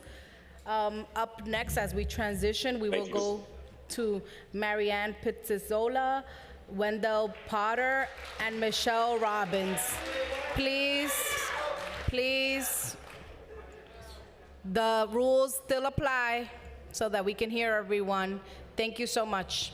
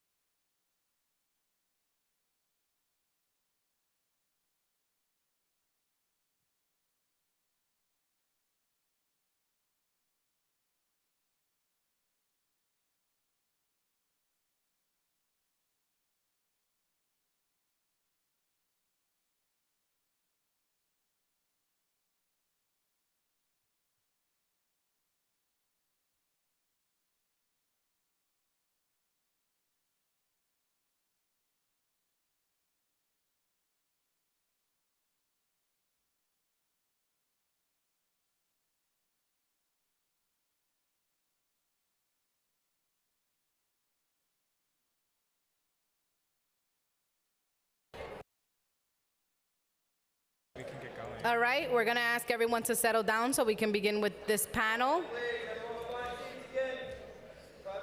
And panel, you may begin when you're ready. And identify yourselves for the record. Thank you. Is this on? Good afternoon. My name is Mary Ann Pizzatola. I'm going to read my abridged testimony, as my full testimony was enclosed for the record, as for the sake of time, but it was also give you time to ask us questions.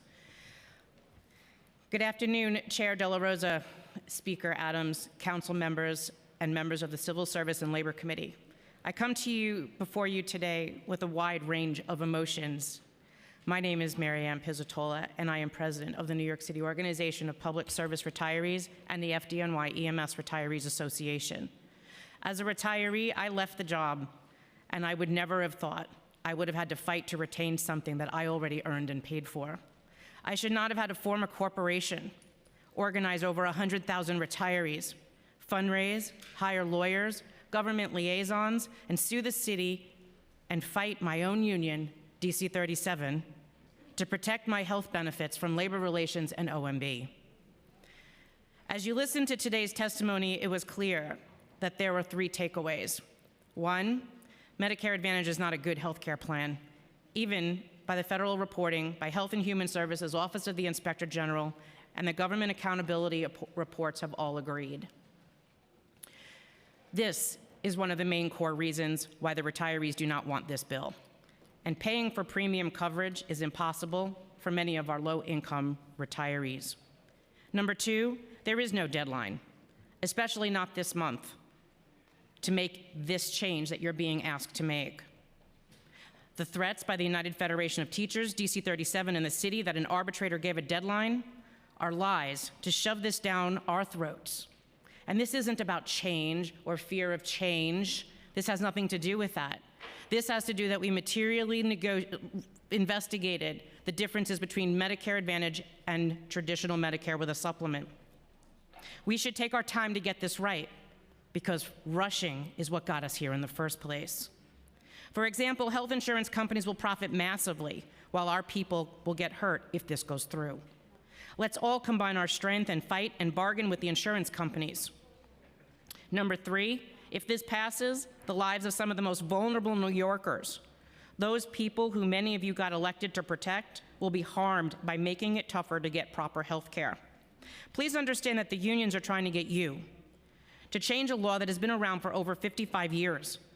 Mayor LaGuardia wanted to give people health care and dignity in retirement, and that's what this did, because it protected us all equally, to the same benchmark.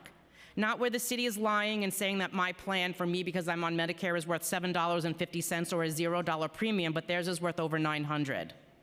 And according to the actuary reports today, Mr. Godner was not so truthful. The plan wasn't $7.50, and that was even in the actuary report that didn't exist.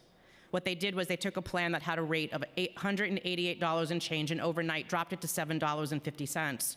And then because Emblem wanted to keep their HIP VIP plan competitive, they dropped their rate to $7.50 too. So want to talk about market manipulation? That's a pretty good example. The union's contracts are expired, and that's why they want this. There's no emergency, and the city isn't going bankrupt. And if it was going bankrupt, why would you take health care away from retirees while still in a pandemic to fix it? Not even in the fiscal crisis of the 70s did the city take away retiree health care. And when you change the administrative code, the city will have the leverage to change the active workers' plans, and this includes you. And when this happens, the unions will blame you. When the active workers realize that it was the city council that allowed the city to screw them, they will not forget that you gave them the ability to do that by changing the administrative code. The new benchmark will be lowered for them too, and Mayor Adams and the union will smile, and you will be blamed. As for the City Council of Record, we urge you to just say no to Intro Bill 874. You have the power and the voice to protect us because you are all we have. Under the law, our unions no longer represent us. And over the decades, when other mayors tried to take away benefits under Abraham Beam, under Mayor Koch and Giuliani, it was this body right here in this room that protected us every single time. If what the unions and the city say will happen, you can always intervene. But if you do this now to fix something that hasn't even happened yet, you will never be able to undo it, and we will never get it back. I'm happy to answer any questions that you may have, and thank you for having us here today to be heard.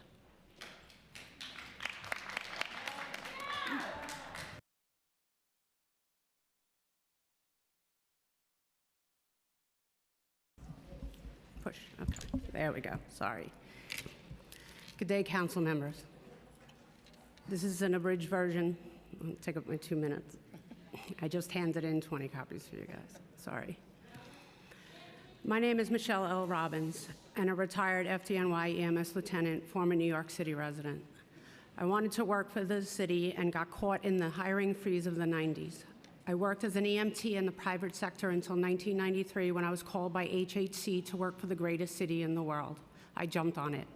I made more money in that private sector, but having a small child, a single parent, I needed a pension, good health benefits during my tenure. I knew after I retired, I would be entitled to good health benefits for life.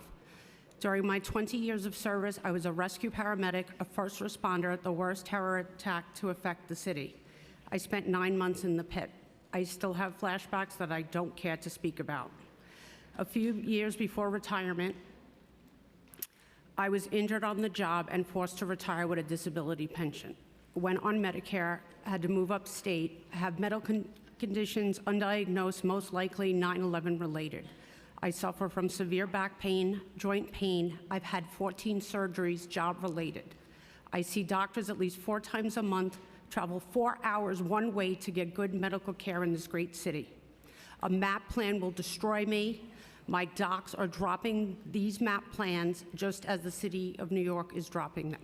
There are signs all over every day. Retirees are not represented by the unions. We have no rights. We don't get PICA. Why should our retiree benefits be sold off to pay for misused stabilization fund money? This is disgusting. Who does this to people?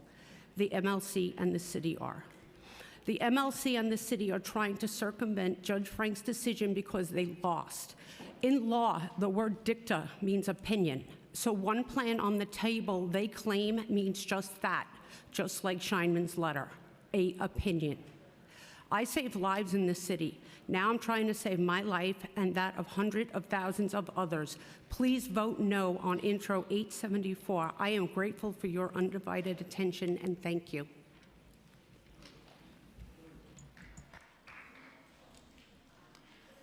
Chair De La Rosa and members of the committee, thank you for this opportunity.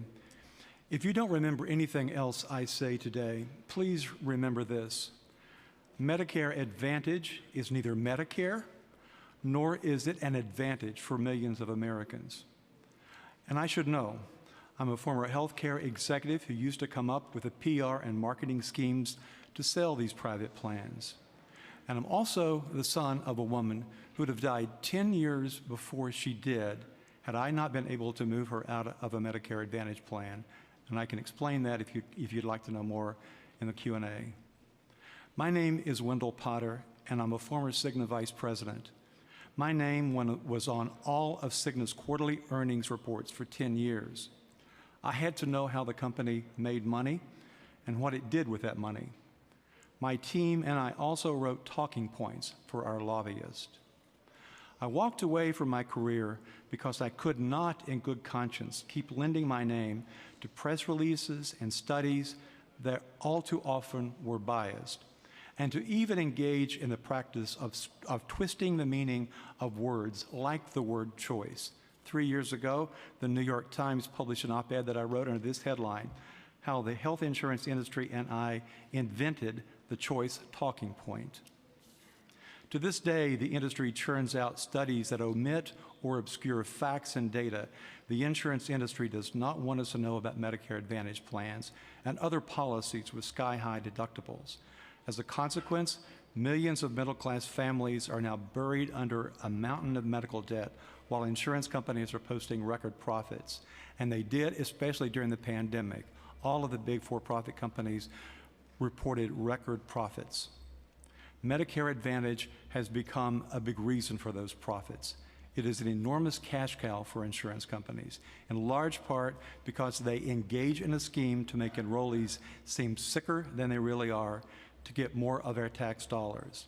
The federal government estimated just a few weeks ago that because of the way insurers have rigged the system, it overpaid Medicare Advantage plans by more than $11 billion last year alone. To be blunt, they are stealing our tax dollars to enrich their shareholders. I was astonished a few minutes ago to hear that Aetna was told that they don't care about quarterly profits. Folks, that is absolutely what you have to be paying attention to. In my written testimony, I will provide ample evidence of how Medicare Advantage plans have bamboozled employers, unions, lawmakers, and the public for years for no reason other than to maximize profits to keep Wall Street happy, and in fact, just a handful of Wall Street financial analysts. I hope you'll find time to read it before you vote.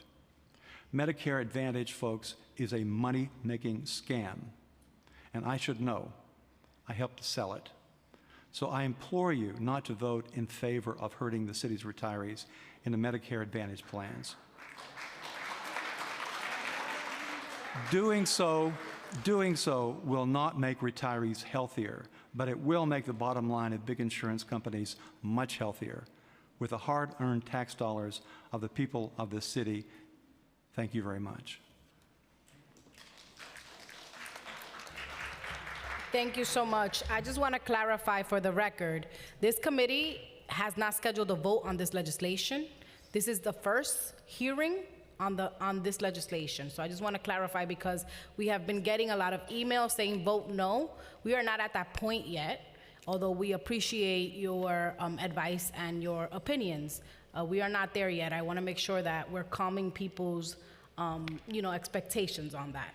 And I want to thank this panel for coming and testifying. I do have a few questions myself, and then some of them are repeats. We just want to get people's opinions for the record. In his December 15th, 2022 opinion, Arbiter Martin Scheinman prohibited the city from continuing to offer GHI senior care unless the council amended the code within 45 days to authorize the city to charge retirees for the cost of GHI senior care. If the council does not act within that time frame and senior care is eliminated, what options will be available to retirees in your opinion? Well, I think in our opinion, and you've heard from our legal team, that the city does not have to listen to the arbitrator's report. It is his opinion. The deadline that's being forced down your throat to say you have to do this by this point, it scared the bejesus out of all of these people. Because we were looking at it not understanding why you felt that you had to live up to a deadline, rush something through that no one's heard about yet, there's no plan on the table, that he was allowed to mitigate issues between the two parties. We are not a party. They are not a party. The two parties involved in that agreement was the MLC and the City of New York, and there were no issues with them. They were equally aligned to do this to us. So the only issue that they had was with us and the court, which then they've also, throughout this entire morning, in their testimony, misrepresented the judge's decision and misrepresented the importance of the Scheinman report. Even in the Aetna case, when Aetna sued the city right before we did over the negotiated acquisition process, came of issue was who was Mr. Scheinman and what was his role. The city argued in that case that he wasn't an arbitrator, but he was a consultant. Is he all of a sudden not a consultant? He's time barred in his agreement. According to the agreement, he is only allowed to argue, mitigate issues between the two parties in paragraphs 1 to 4. Medicare Advantage comes up in Article 5, number 5. And he was time barred from that too, and according to June 30th of 2020, was the last time that he was allowed to be involved in that. If you look at the 2021 OLR letter to Mayor de Blasio, OLR writes, Ms. Levitt wrote that all of the benchmarks to their savings agreements were met in their 2018 MLC agreement. How did Medicare Advantage come in? It wasn't even counted towards the savings tally that they needed. They decided to use Medicare Advantage as a way to subsidize the stabilization fund, which doesn't really serve a Medicare-eligible retiree. The stabilization fund was meant for two things. primarily for stable, it was a cache of money. It was supposed to be a pot of cash, which the equalization agreement was put money into it in order to provide active workers and non-Medicare retirees with an option of free health care plans. When the money became plentiful, they started to put other things in there. But according to the Independent Budget Office and the Comptroller, this fund has been misused. And as early as 2014, as most recent as 2014, under the UFT contract, they allowed $1 billion to come out of the health fund to fund that year's collective bargaining because it was in a provision in the teacher's contract. They also had to agree to health care savings. So we're looking at selling off retiree health care to fund a stabilization fund that doesn't really even benefit these people. The only benefit that Medicare-eligible retiree gets out of the stabilization fund is a prescription, vision, and dental plan, whatever their welfare fund benefits are, and that's if they have a welfare fund, if they have a union. Because we have retirees that are commissioners or managers that don't have unions or welfare funds. So why are we selling off their health care to subsidize something that they're not going to really benefit from? Thank you for walking us through that. Let me ask a question. There is disagreement across the board from both sides on the arbiter and his role here. Regardless of that one point, which we're trying to clarify as a committee, would you agree that the MLC and the city have the unilateral ability to still move people into Medicare Advantage at this time?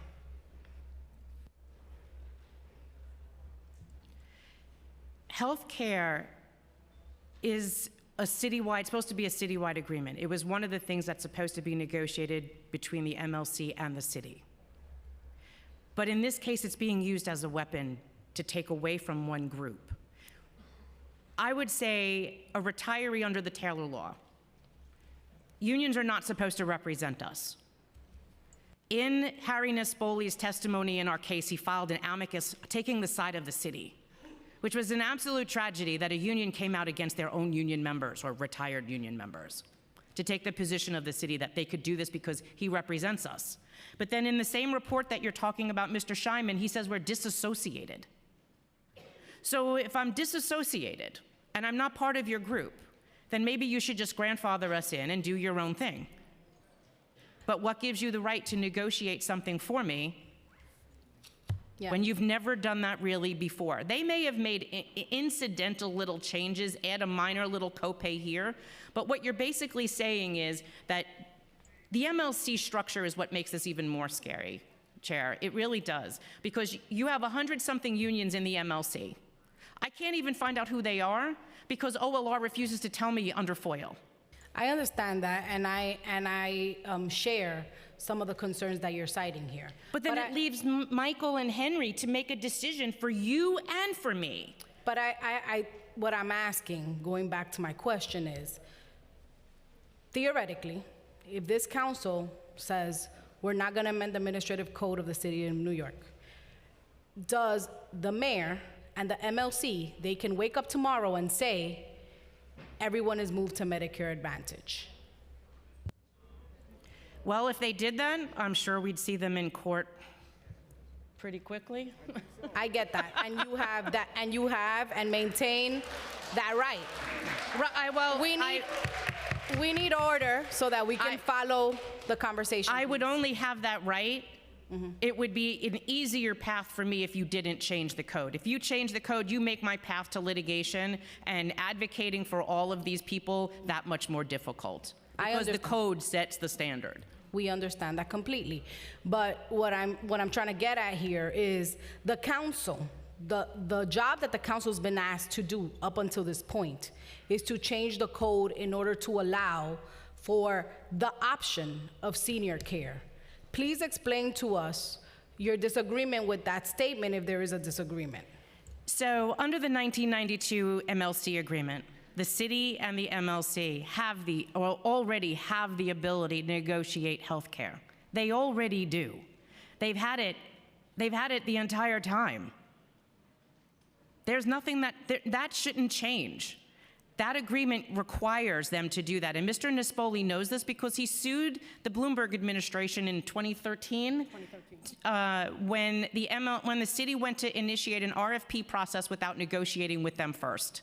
But it goes back to the same question. If the MLC and the mayor have the ability to negotiate and they're saying they're unwilling to negotiate for senior care to remain the city offering plan, then what is the choice, in your view, that this council then would have as an alternative? To take away our senior care? Is that what you're asking? As an alternative to that reality that I just stated, that the MLC and the city have the right to do. Anyone on the panel can respond.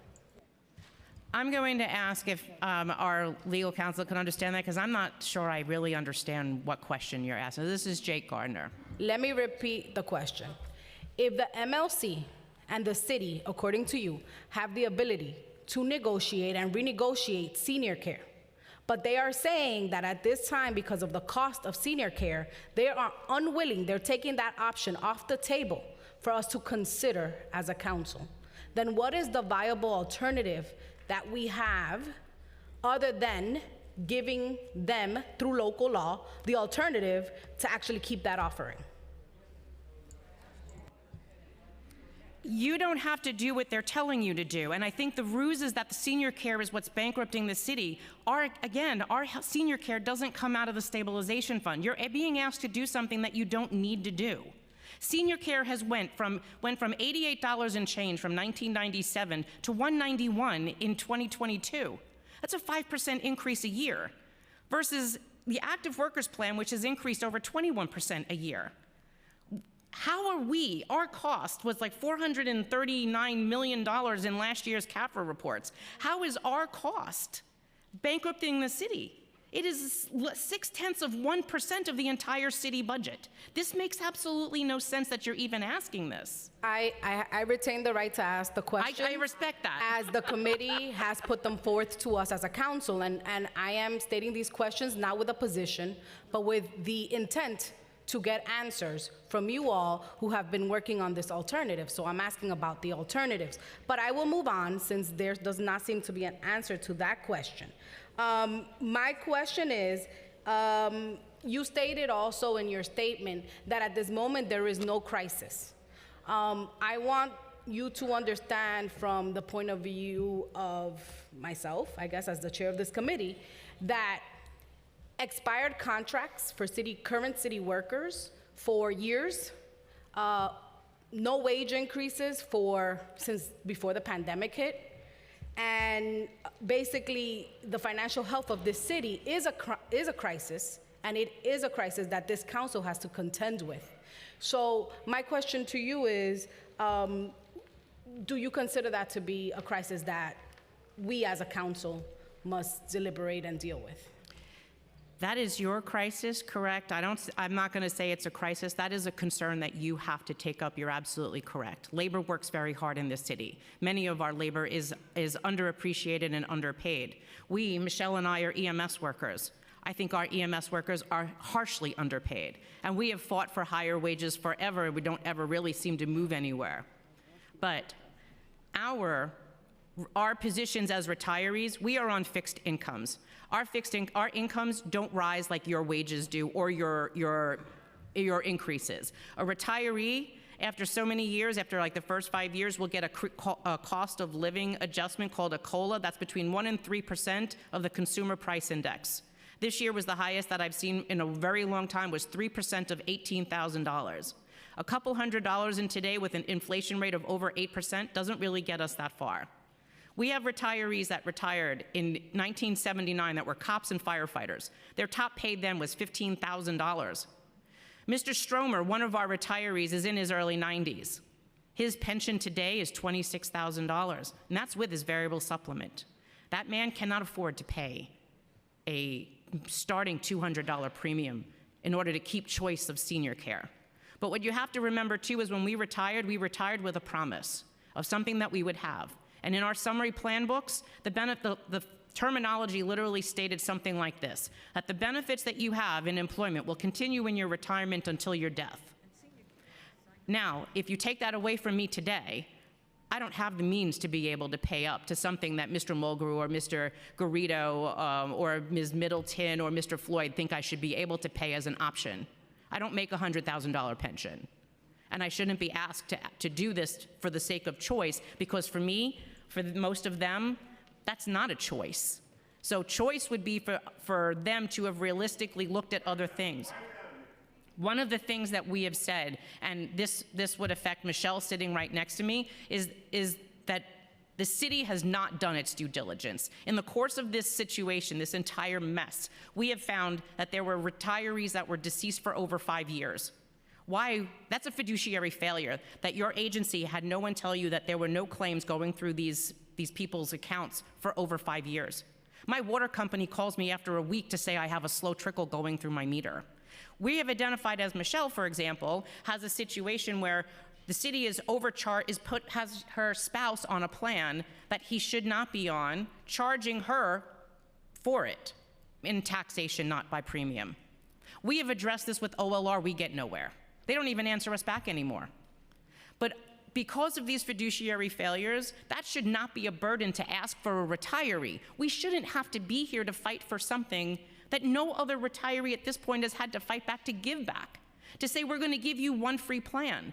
And the other thing that Mr. Potter can show you is that in Medicare Advantage plans, the reason why other municipalities are doing this is because of a rule change in 2000 that allowed any municipality or a union with an EGWIP plan, an employer group waiver plan, to auto-enroll their persons into this Medicare Advantage. That was not like that before. And it was only because they were taking advantage of a subsidy can they auto-enroll you. We're labor. We never believed in privatization of a Medicare or health care. Yet I'm in the situation where I've got to worry about them arguing, not them, our former unions, upset because they want something that has a federal subsidy to it in order to fund their raises today. I shouldn't be in that position because that's treating me like cattle. That, never. In our time, we gave up raises. We gave up increases. We took 2 years of 0 zeros under Giuliani, and that was a whole nother DC 37 debacle. I don't want to be in a situation to say to you, well, I'm just going to go into that really horrible Medicare Advantage plan, because that's the only choice, and it helps the unions because they misused a fund, which that fund has run into difficult times financially in 03, 05, 11, 14. If we keep throwing good money after bad, when does it end? There's no oversight over that stabilization fund. We've been begging for someone to look at it. If there was a better way of being able to do this, we've given suggestions. No, I'm sorry for Ms. Levitt. Ms. Levitt did not say she turned over every rock, because we gave a bunch of rocks to Mr. Godner at our meeting. And his comment was, well, I know of some of them, but I don't know of the others. Well, before you try to take away from people who earned this, maybe you really should turn over all of those rocks, because there's other ways to be able to do this rather than take away people's health insurance under the guise of giving them choice. Thank you for answering those questions. I do want to recognize that we've been joined by Councilmember Narcisse, and I want to turn it over to Councilmember Arreola for questions. Thank you, Chair. And I want to thank you, Marianne, for the outreach and for your dedication and for your vast knowledge and for all the retirees that have been sitting here so patiently, because you really are the main event. You're really who we want to speak to and hear from. So what I'd like to first ask, and it's piggybacking on what Chair De La Rosa asked. So you're fighting very hard to convince this body not to change the administrative code. You're fully aware that that could force you into Medicare Advantage. However, by us not changing the code, I'm going to flip the question, what do you gain? The ability to still be able to fight that. You heard Mr. Mulgrew on the TV say that you're going into Medicare Advantage whether you like it or not. Medicare Advantage plans have been here since 1996. And they're still offered today. 94% of retirees and employees like the PPO plan. For for retirees, even though we've had the choice of HIP VIP or the Empire Plan or any couple of the other Medicare Advantage plans, we do not choose those plans. You have an option today. Retirees have 14 options, employees have 11. You have choice, and there were reasons also for choice. You have regional coverage, like where, and this is another place where Ms. Levitt was mistaken. She said people are complaining in the senior care because they don't have access to their physicians or dropping out of the plan. That is in the GHI Comprehensive Benefit Plan for under 65. And that is only because the city absolutely refuses to pay the regional coverage like in Florida or even in Puerto Rico. However, in the senior care plan, 96% of doctors in America take Medicare, and because Medicare is accepted, senior care has to be accepted. We don't have denials of our physicians taking our health care. It's only for those who are on GHI CBP. What do I get? I still get a plan where almost all my doctors take my plan. If they take Medicare, which 96% of them do, I have my GHI supplement, my GHI Medicare Medigap plan. Okay, so we've heard from the administration, from the MLC, and from our union. So just to do it quickly, I'd like you just a quick, succinct, could be true or false. Is there a terrible funding problem with the Health Insurance Stabilization Fund? There is a funding problem because it's been misused. Like I said, most recently, 2014 UFT contract. Okay. Did the judge say that the city has to offer one plan, and did the judge take away choice? Absolutely not. The judge said quite a few things. He said that the city has health insurance up to the full HIP HMO rate for every employee, retiree, and their dependent on a category basis, which is an individual and family. And he said this is not to say that you have to have a choice, and that was because he said that because that was not a question before him. But if the city does offer a choice and those prices are under the HIP HMO rate, then the city has to pay the cost of that. Okay. This was even a question asked before my attorney in the appellate court, and my attorney correctly said to the justice, sorry, Your Honor, that's not a question before you. My final question, did the judge take away the union's collective bargaining rights? Absolutely not. When they put that out, I contacted OCB, Office of Collective Bargaining, and I said, can you please tell me if any union lost any collective bargaining rights due to, I don't know, in any time in the last 12 months or because of my judge's decision? And they said, no. I posted that, and they seemed to quiet down until today. I guess this is really my last question. Would you be willing to go back to the table with the unions, find different ways to find funding streams to narrow the gap that they're looking to narrow? Well, heck, that's really funny because I'm tired, and they haven't wanted me at a table since I retired almost 20 years ago. But you know what? If they want to sit in a room and talk to me, I've been asking the mayor to talk to me, labor relations talking to me, OCB to talk to me. We've come up with ideas because you know what? Our retirees are attorneys, retired OLR, retired OCB. I mean, we ran this city. Thank you so much, Councilmember. Thank you. You deserve the proper health care, and we will fight for you. Thank you. Thank you. Thank you. I do have a follow-up question about the misuse of the stabilization fund in your opinion. So are you saying that because teacher raises were taken out of the stabilization fund, that constitutes a misuse? Is that your opinion on the matter? The Health Insurance Stabilization Fund was negotiated for one purpose. It was negotiated to offset, to be able to create two plans premium-free, offset the HIP and GHI rate. In the days when there were a lot of money in the fund, like in 2000, when they created PICA, which is another benefit that these people don't benefit from, it was allowed to be used to initiate new healthcare issues, not for raises, not for collective bargaining. I understand that, but do you understand that when you say a misuse of funds, it sounds like someone went on vacation with the money? Like funding raises for teachers, excuse me, I'm not asking the room for opinions, I'm talking to Marianne. When money is used to give teachers raises, although that is not the proposed purpose of the fund, it's used for a city purpose. That's not the purpose of this Health Insurance Stabilization Fund. It's called Health Insurance Stabilization. So besides the use of teacher raises, are there any other issues that the committee should know about with the stabilization fund? So there's a lot in the stabilization fund. I think some of that needs to come out. We talked about PICA coming back out, either going back into major medical or going back into the welfare funds. If you have to, maybe consider putting a small little premium on it. You're getting thousands of dollars worth of drugs for, basically nothing. you're putting too much in there. The burden on this fund cannot sustain what it was supposed to sustain. If you were to look at all the things in there's a Weight Watcher program in there, there's a Teladoc program in there. I don't understand why we're paying for Teladoc. The major medicals should be picking that up as well. That's covered under Medicare. As a Medicare retiree, we can use Teladoc through Medicare. Our doctors can see us virtually. Why are you paying for that? Some of all of these extra benefits, these added benefits became an issue.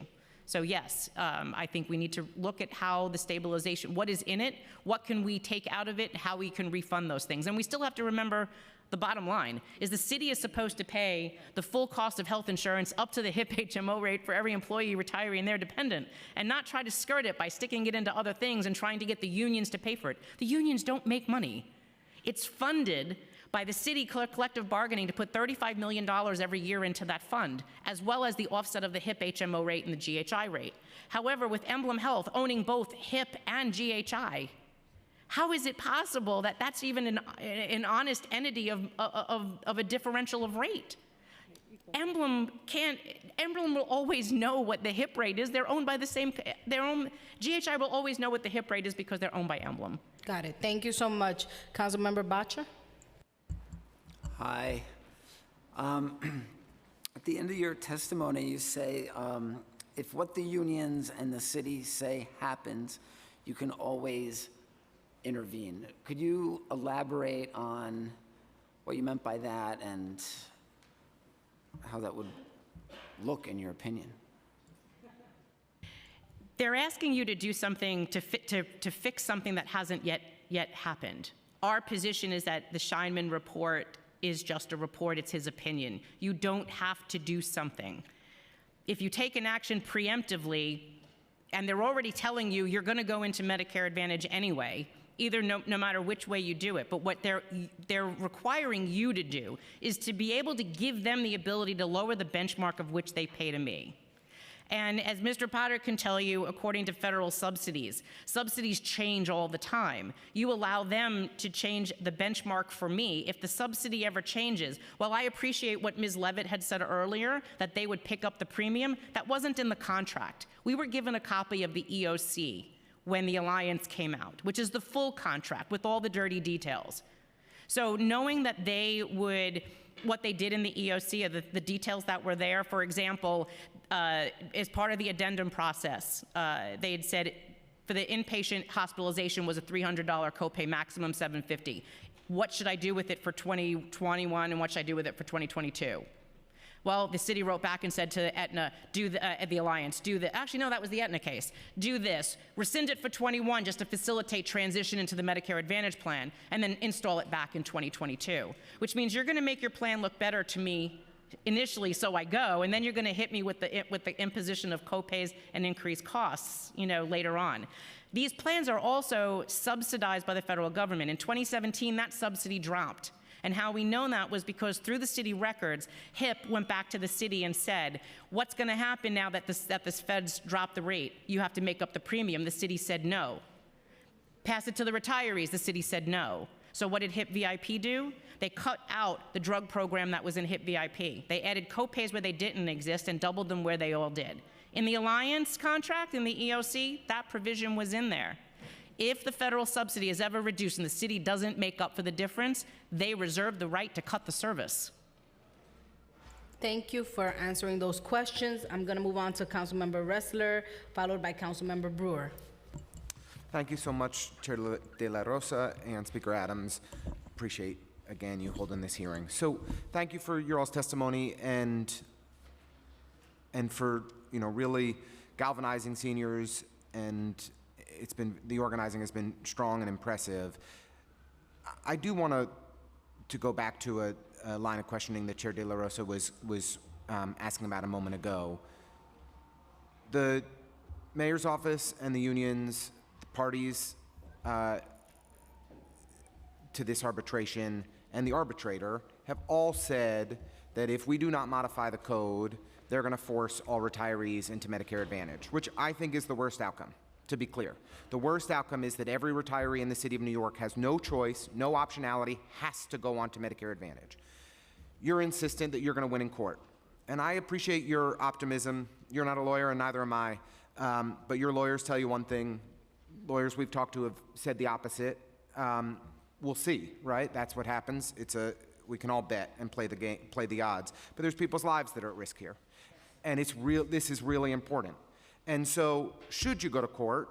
Should this happen, as the mayor's team and the MLC and everybody are saying is going to? They're going to force everyone onto Medicare Advantage. You go to court, you sue, you lose. What next? You lose again. You appeal and you lose. You lose. So I'm going to tell you that the City of New York and the MLC didn't want you to know this. And you heard Mr. Mulgrew say it today.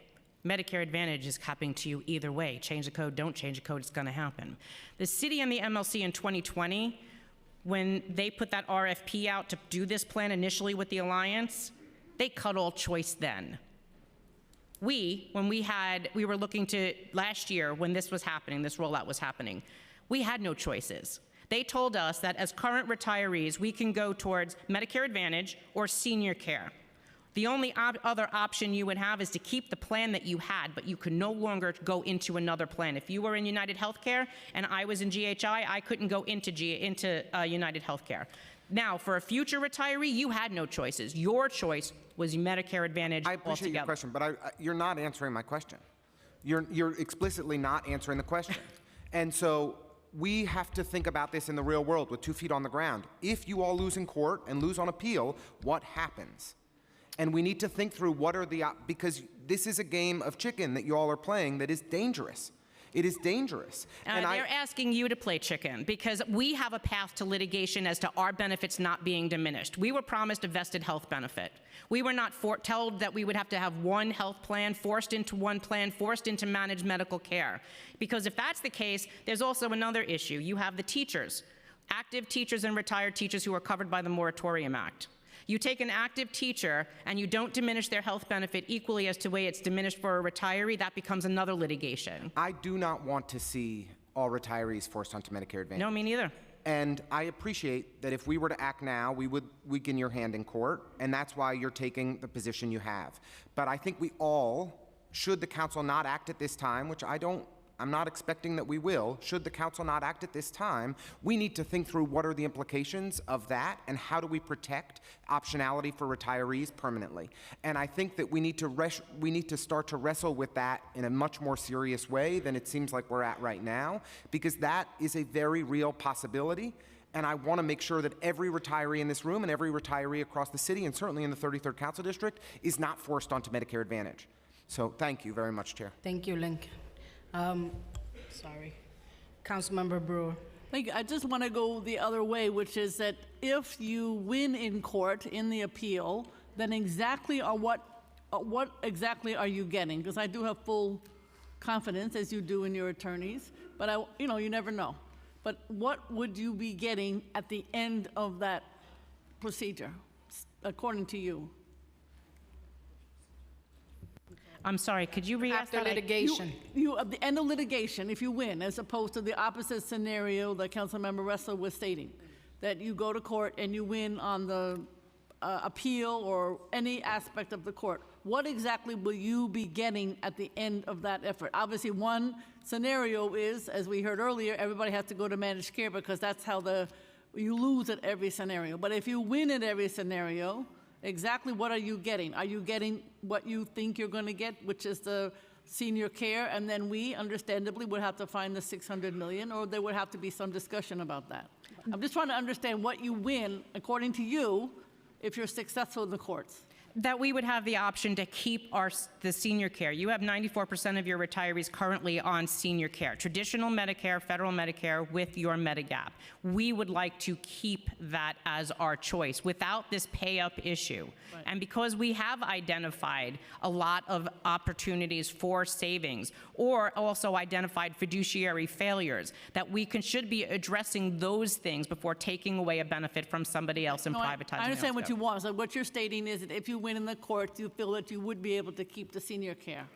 Absolutely, because it would not be diminishing our benefit. We would have that choice. You have people that live in other areas of the country who regionally would not be covered. You have Cigna in Arizona, for example, because GHI does not cover under 65s in that area alone either. All right, thank you. Thank you. Councilmember Narcisse.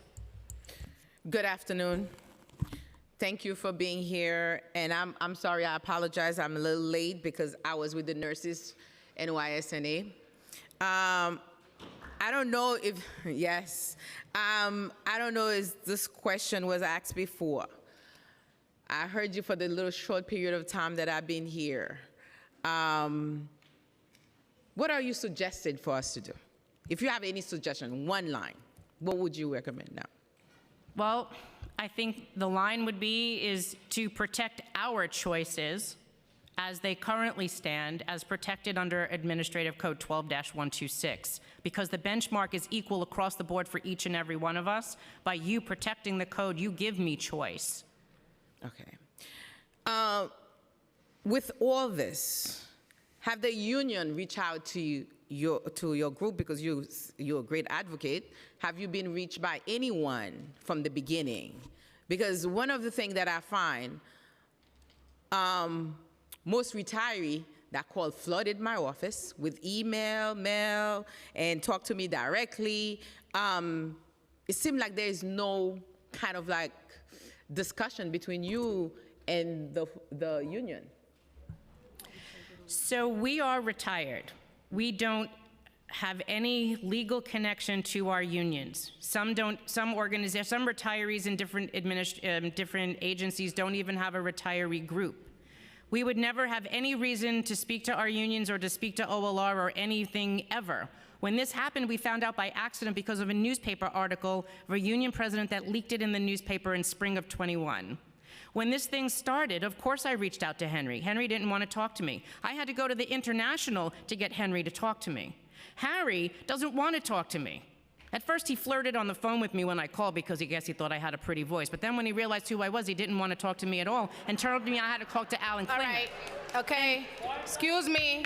We need order so that we can move. There are over 200 people signed up to speak today. Please go on. Then I was told to speak to Alan Klinger, the MLC's attorney, because he felt he was a party to the lawsuit. No, you weren't a party to the lawsuit. You took an amicus in the city's case for the side of the city. Now Harry won't talk to me. The only one that left was Mr. Mulgrew. Mr. Mulgrew doesn't return my phone calls, my emails, nothing. I had to corner him in Somos in order to get him to talk to me. And that was only while he was, I guess, in his shorts and t-shirts having coffee and had no clue he'd be talking to me at 8 in the morning. Okay, we're not gonna assign accusations on the record at the city council. Please answer factually. Those are facts, ma'am, and I'm sorry, but he would not talk to me, and he still won't talk to me. He made a promise to both myself and Randy Weingarten that he would speak to me, and he hasn't done it. You can say what the conversation was. You don't have to talk about what he was wearing, the same way they won't talk about what you were wearing. I just apologize. keep it to the, I above board, apologize. please. Thank you. Yeah. I hope you understand why, because the person is not here to advocate for themselves or answer. I would love to have a So we're debate. going to leave it to specifically that you cannot be connected to them or No, they're not ma'am. answering. Right. All right. So do you understand our job? Is not, we are eventually, myself personally, getting close to retiree too soon. So therefore, we have an interest to do the right thing. And it is a difficult time, very challenging time. But at the same time, we have to do the right thing. And there is money involved that we don't have. We have to look for it. It's not easy. So we know we have to protect you. I heard that, but I'm not answering to that. It's difficult right now. We have to make difficult decisions. And for me personally and all our team, we understand what's at stake because the retiree is very important to us, important to me. So I thank you for the work you're doing. We're gonna continue looking, but you have a friend because, like I said, I'm very close. So therefore, it is our responsibility to understand and do the right thing. So thank you for your work. Thank you, Councilmember. Thank you. We have Councilmember Dinowitz and then Majority Leader Powers. Okay, please. We're not booing, we're not sighing, we're not making noise, we're listening to everyone. And so if we're here at 2 o'clock in the morning, we will listen to you. And we will not boo you and we will not sigh. So we ask for the same respect for our members. Thank you very much. Thank you, Mr. Dinowitz, who, by the way, is a retired teacher or a former teacher. I So- hope one day to get to the age of Former retirement, teacher, but there you go. Yeah, former teacher, yes. So I think the point of the chair mentioning that is, I'm in the same boat as a lot of you. Many of us up here are in the same boat as a lot of you, and we're trying to get clarity. The chair asked this question, Councilmember Ressler asked this question, Councilmember Brewer asked this question, and it's been really hard for me to get an answer. And this is, I guess, I'm going to try to ask it in a yes or no way, so it's as simple as possible. Intro 874, at the request of a mayor, was introduced. Let's pretend we do nothing or vote it down. If the administrative code stays as it is, do you keep senior care, in your opinion? And I'll just say, as you're consulting the attorney, I don't think there's much disagreement on the Medicare Advantage, the quality of it. A lot of this is about the value, profits, things of that nature. I'm simply talking about, do you keep senior care if the administrative code does not change?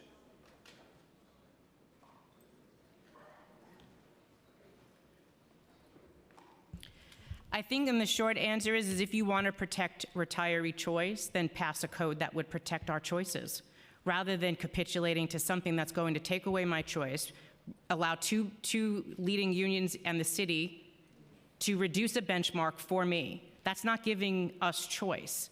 I can't tell you what the city's going to do, what the mayor's going to do, but I think honestly, if the mayor could have done this, he would have done it without you. Respectfully, I think we do know what they're going to do because they told us very clearly what they want to do. My question is, in your opinion, the best way to protect our retirees? And what we've been hearing is don't change the administrative code, but now I'm hearing, yeah, change it, but in a different way. And so we're trying really hard. I think everyone up here wants the best for our retirees. We are all future retirees, but it's been very hard to get a clear answer because what we've been hearing from retirees is don't change the administrative code, and that'll protect senior care. That's what we've Correct. been hearing. But now I'm hearing something different from you, and I'm looking forward to. No, I'm hearing it's something not different different. from you. It is because. And I'll end with this because I know time, but I just heard from you change it to something different. Well, heard. that would be, you're looking for something alternative to what I'm saying to maintain it. Our position has always been the same. By this code has protected every employee retiring their dependent equally across the board for 55 years. We all had the same benchmark. See, but the difference is your plan today is costing $900 and more. Mine costs $191.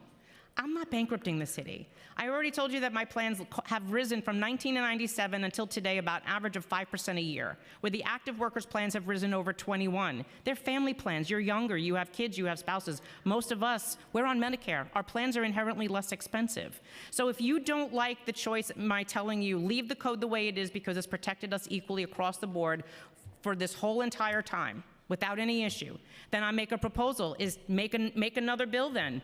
We have a bill that we've drafted that would basically say you would not change or diminish a retiree's health benefits, a vested health benefit. Similar to like Article 5, Section 7 of the state constitution, this would protect a vested retiree health care. Retirees shouldn't have to come and do this and sit here all day and not eat and have to keep going to the bathroom and stand outside for hours in the cold to fight for something we already negotiated and to support. So I'm just going to say, I don't know how you would like me to explain this in any other way. I'm giving you two choices. Protect the code the way it is, and if you fear that something bad's going to happen, I've got a legal team behind me that will help me challenge that, because I think if the mayor could have done this without you, he would have. That decision came down from the appellate court in November. This was just trying to force you to do something that they don't want their hands on. They want to be able to reduce a benchmark, which the MLC can sit in a room with the city and say, well, for people that live outside the city, we're going to give them that plan. The benchmark will be $10. Those Medicare retirees, their plan's going to be free, but we'll give them these other choices, but if they want them, they're going to have to pay up for them. For employees that are in the Uniform Coalition, we'll give them this plan. For the civilians, we'll give them that. We moved away from that, and we were in equality.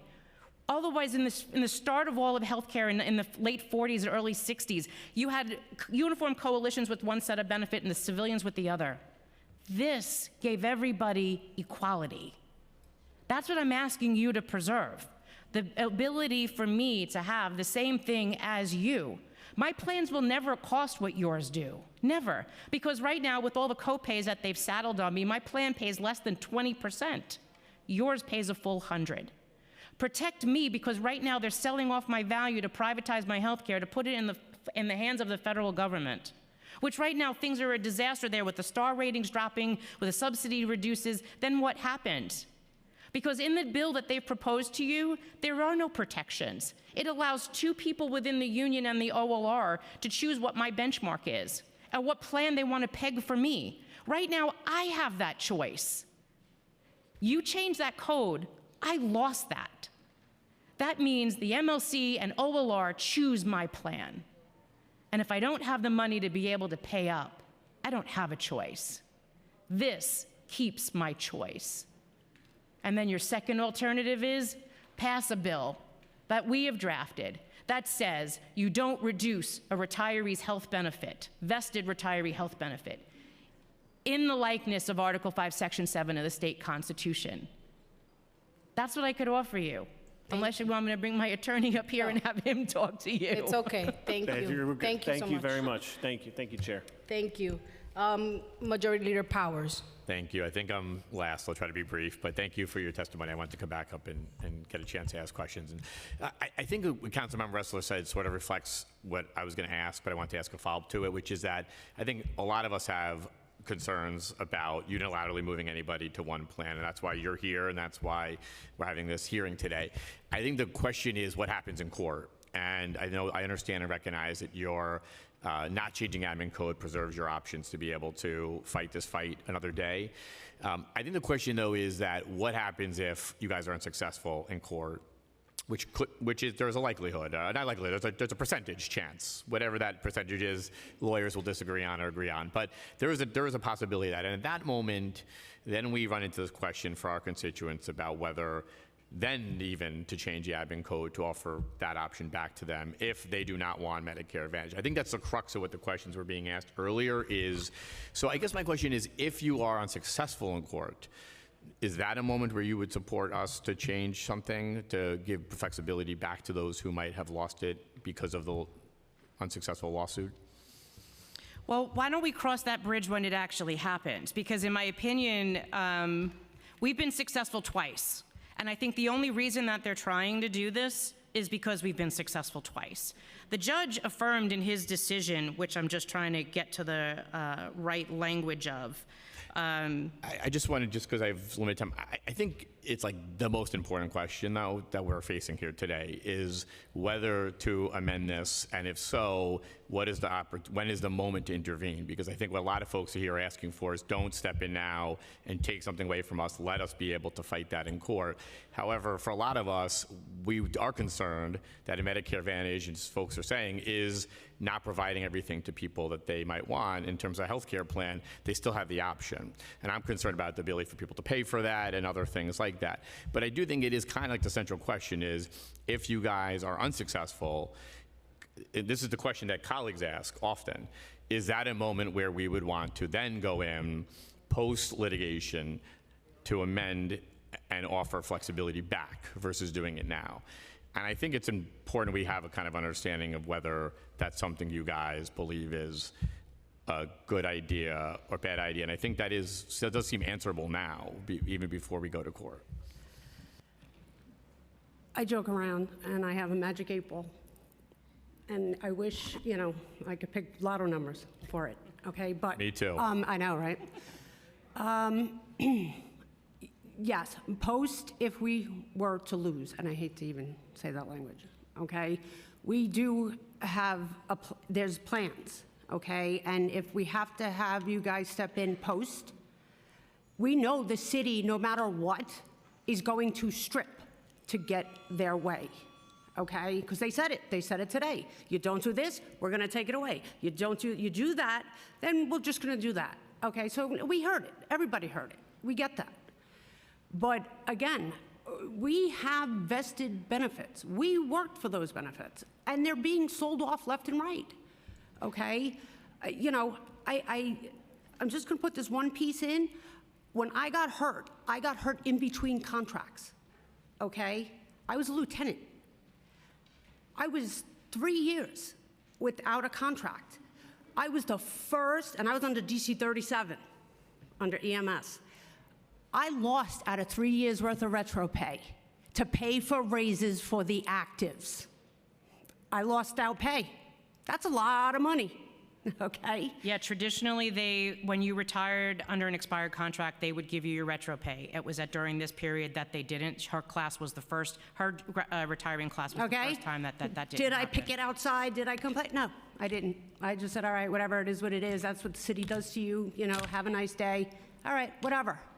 And now my benefits are being, you know, benefited And off. it sets another precedent, too, because if you come back and change this now and reduce our benefits today, then by changing this code, allowing them to peg a lower benchmark to us, what do they come back for next time you're in some other fiscal crisis? Because given the pattern of the stabilization fund, which doesn't benefit us anyway, but you need to use our benefit to fund something, then Medicare B is on the table. Then our spousal health care is on the table. That's why you never took a benefit away from a retired person. And they're using the judge's decision to say you have to do this. The judge only said you had to have one free plan. The judge did not, absolutely did not say that.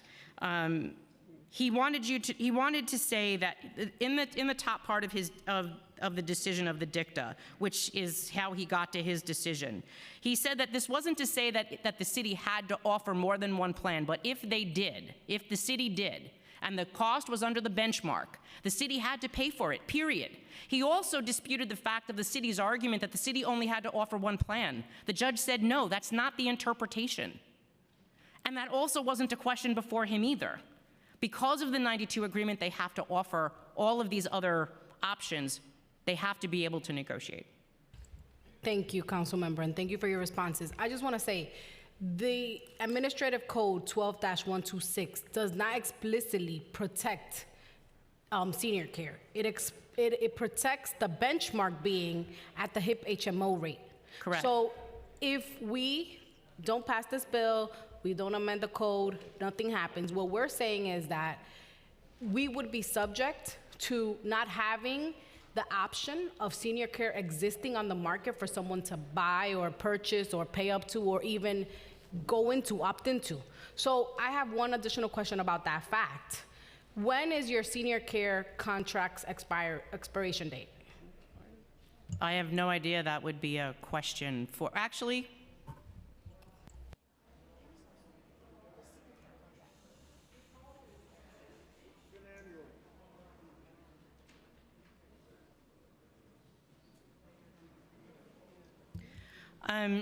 due to advice from counsel, because we are currently dealing with this issue right now in court, I can't answer that question. Okay, thank you. But I will say that that is an important question for us as a committee to know, even if you don't want to answer it on the record, because that talks to the time frame as to when a contract that you are currently in and hoping to stay in is expiring or still active. And so thank you so much for taking the time, for the organizational efforts here, for taking the time to talk to us individually, calling our offices. You know, we appreciate the opportunity to ask you these questions. And as we heard leadership say here today many, many times, we're setting this table for a conversation where we hope to draw solutions. And your voices are certainly part of that solution, and we want you to understand that. So thank you so much for coming. We're gonna go into the next panel. I will say for the next 200 people that are going to be speaking today, we are going to adhere to the 2-minute clock, because if not, we will be here until next Christmas. And we also wanna make sure that everyone has the opportunity to speak. Please come up as we call your names. Remember to identify yourself for the record, and if you're virtual, please listen in for us calling your name. Thank you so much, and we'll call the next panel, which is James Davis, Barbara Caress, Zhu Yin, Jen Gabri, and George Ferranacci.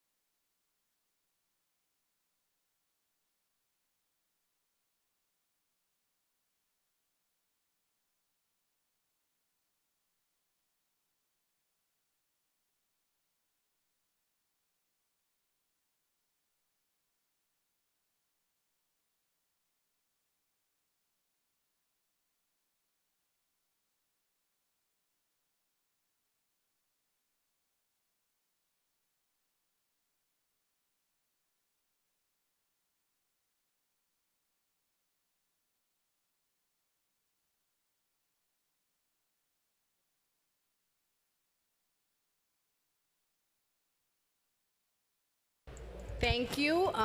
We are ready when you are. Please identify yourself for the record so that we can cross-check our list, and you may begin. Hi, how do you do? My name is George Farinacci. I'm here today on behalf of the UFOA and our President James McCarthy and all of our 8,000 members. I want to especially thank Speaker Adams and the Chair of Labor, Carmen De La Rosa, for holding this important meeting.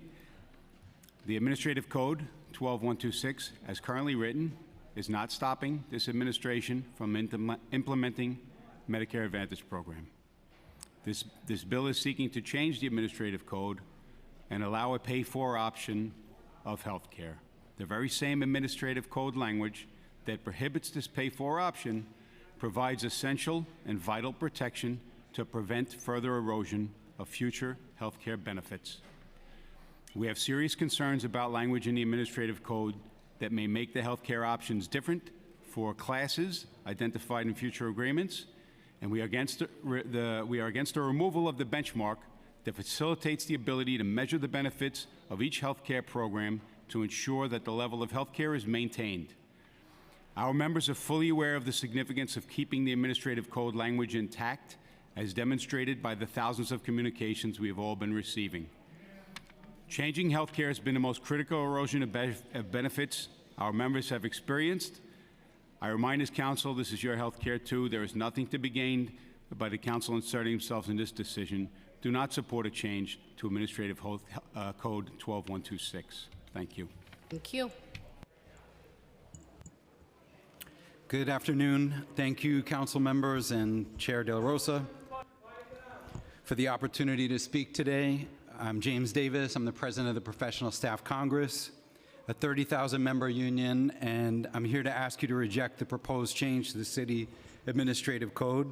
There are practical concerns that my colleagues will raise, but most importantly, we urge you to seek alternatives. It's true healthcare costs are skyrocketing. It's true the MLC cannot maintain its commitments under the current stabilization fund. But it's not true that Medicare Advantage is the only path to achieving savings for the city, or that premiums must be charged to retirees who remain enrolled in senior care or for active employee health insurance. The PSC has opposed the change to the administrative code because it would open the door to lesser plans being negotiated for classes or subgroups of employees. Retiree access to traditional Medicare and senior care should continue and remain premium-free. The city can, of course, implement the Medicare Advantage program, but healthcare savings should be found elsewhere. We're told we are in a box, and now you're being placed in the box. But you don't have to accept those terms if you have the political will and the imagination to do otherwise. What kind of choice are we preserving if a retiree is charged $200 a month to keep senior care? For low-income retirees and their dependents, it's not a real choice. You heard if you fail to change the administrative code, retirees will be forced into Medicare Advantage, but many will be forced to enroll if the administrative code is changed. That's not legislating boldly, that's accepting a tiered system that regulates access by income and race. Another solution is possible. It could be accomplished in 3 phases. First, the city should provide short-term relief to the stabilization fund by allocating $500 million less per year to the Retiree Health Benefits Trust, contributing the equivalent to the stabilization fund. The RHBT has sufficient reserves for at least 2, if not 3 years, to be able to afford this. In that time, a stakeholders commission should be formed. It should be charged with identifying a path to control healthcare spending and should focus on hospital pricing, the main culprit. Lastly, a sustainable funding method for city health insurance should emerge from this process during that time frame, restructuring the stabilization fund and reaffirming the MLC's right to bargain with the city over public employee health insurance. Nothing is solved by forcing the MLC unions to deliver $600 million unless the stabilization fund is restructured. Tying future wage increases to this $600 million in savings is unfair and fiscally unnecessary. We talk about tearing off the Band-Aid to deal with healthcare savings, but the proposed change just applies a new Band-Aid while inflicting fresh wounds. So we urge you to take a bolder and more thoughtful approach than a change to the administrative code. Thank you.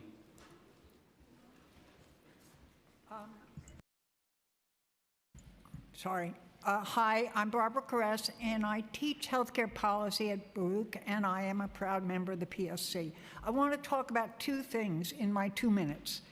One is to distinguish their traditional Medicare and Medicare Advantage are not the same, number one. And number two, despite what we've been told repeatedly today, there is no subsidy from the feds for Medicare Advantage. And I'm going to talk mostly about the second point because everybody has repeated what seems to me to be a basic untruth. Let me quickly deal with the first. The first is very simple. Medicare controls costs by setting prices.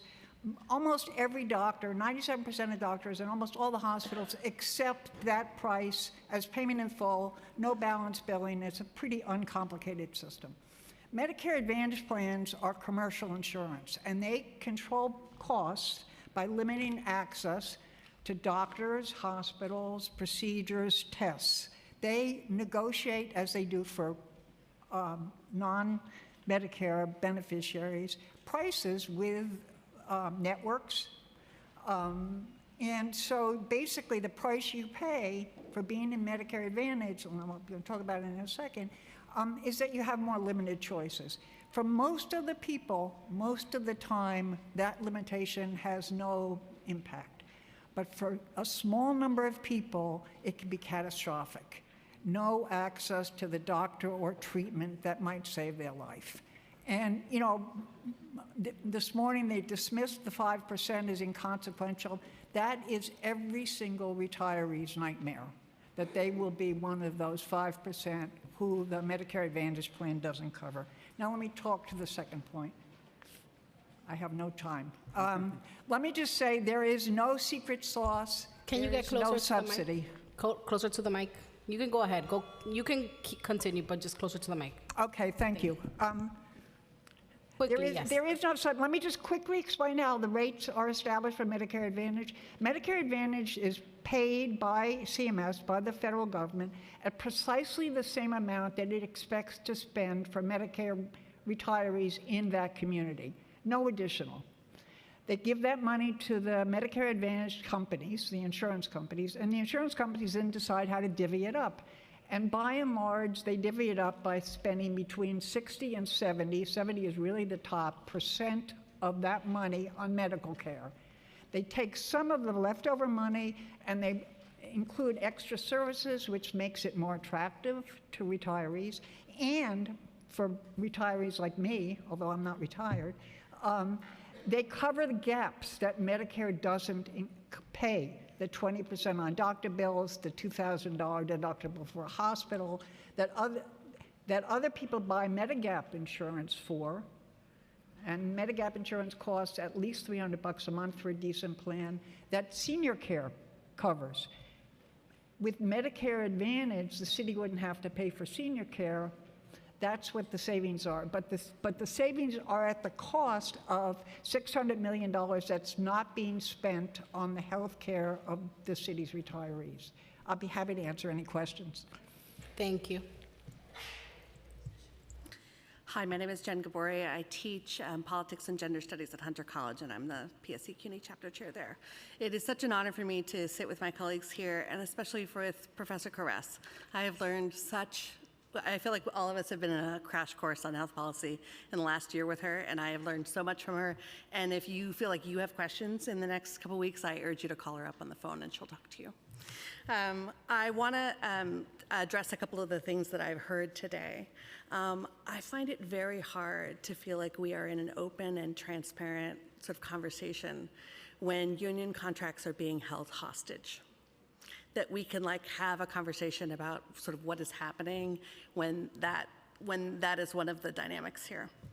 I also want to say around the question of sort of playing chicken, and I take this as I agree with Councilmember Ressler and Powers that I think this is at the heart of part of what you have to struggle with. My department assistant has worked for CUNY for 42 years. She is a DC 37 employee. She makes under $60,000. Her spouse is in about the same position in another city job. She has health concerns. She probably has long COVID. She is struggling to stay at work right now. She's going to retire soon. She's an African-American woman. She cannot afford to pay $200 a month. I have advanced degrees. I am in the PSC CUNY. I could scrape together the money if I needed to stay in traditional real Medicare. If you want to, I want you to preserve the option to fight for my coworker. I don't want a racist two-tier system that you have signed off on. And I would rather be put in Medicare Advantage in a privatized system with her and then fight together than have you do this. I want you to preserve the option to keep fighting. I want to focus on costs. I want to drive the costs down. The idea that Councilmember Menon's legislation on transparency is only the beginning of where we need to be. I do not take anything seriously from the MLC or from the testimony this morning about real cost measures. And I hope you take that seriously too. And I hope we could keep fighting together. Thank you. Thank you. I want to thank both the UFOA and the PSC for not only coming today and being present, but for being active participants in this conversation and actually advising us on our questions and concerns. I only have one question, and it's for Ms. Caress on the federal subsidy situation. Can you explain that a little further? Absolutely, and I'm sorry, I apologize for being so rushed. So let me start from the top and just explain how much money comes in and how it's spent. So on average, Medicare spends about $1,200 a month for beneficiaries who live in New York City. And of that, 96% goes to pay for medical care and 4% is Medicare's administrative costs. It gives that $1,200, gives the equivalent of that $1,200 a month, and there's some bells and whistles, but it basically, that gives the equivalent of that $1,200 a month to an insurance company, let's call it Aetna, and it says to Aetna, you take this $1,200 a month for all these people that you're covering, and you give them the equivalent of what Medicare provides. We don't tell you what to pay the providers. We just want you to fulfill the obligation to provide them access to medical care. And the insurance companies over the last 40 years have developed techniques for limiting their costs by creating networks, by having prior approval, by having post-claims denial. Those techniques, they developed in the commercial insurance market and applied it to the Medicare market. The problem with taking the procedures that work so well or not so well in the commercial insurance market and apply it to the Medicare market is that the needs of people 65 and older for medical care are greater, typically greater than the needs of the people under 65. So if you're going to only take 60% of the premium, and that's pretty typical, and use it to pay for medical care, what you're going to be doing is shorting people. And it probably is not, it's probably not 90% of the people going to get what they need. It's the people who need very expensive, unique services that get shorted in that process. And so 60% goes to medical care, or let's say 65% goes to medical care. Another 10% is used to cover the gaps, Medicare's gaps. Medicare's the 20% coinsurance for doctors, the $2,000 deductible for hospitals. So that's the second part of the piece, so there's no need for a Medigap plan. And the third piece is buying ancillary services, dental, vision, hearing, which make it very attractive to people with limited income, makes Medicare Advantage very attractive to people with limited income because they don't have any other source of payment. And let's say that's another 5%. Their administrative expenses are probably around 10, 12%. My guess is commercial insurance typically is 10 or 12%, and then there's 3 or 4%, which is profit. The profit number, just to not harangue you, but the reason why the profit number is so gigantic, for example, in the case of Humana, which is the second largest Medicare Advantage provider, they have about $3 billion in annual profits, and Medicare Advantage, which accounts for 40% of their participants, accounts for $2 of that $3 billion. Because if the profit is 5% of the cost of senior health care is much more money than 5% of the cost of a working person's health care, right? So Medicare Advantage is, to quote Dr. Don Berwick, who was the previous commissioner of CMS, it's a money machine. It produces enormous sums of money, which, from my perspective, ought to be returned back to the taxpayers and the beneficiaries, not retained by the insurance companies. But that's a whole other set of problems. So that's, but just to understand, there is no subsidy, it's they spend it differently. Thank you. Thank you so much. And again, I want to thank this panel. We have one question from Majority Whip Brooks Powers. Oh, and I want to recognize Councilmember Riley, who's joined us. Thank you, Chair. So I just wanted to revisit just listening to some of the testimony throughout the day today, and still looking to get a little bit more guidance or thoughts around next steps should the council not move.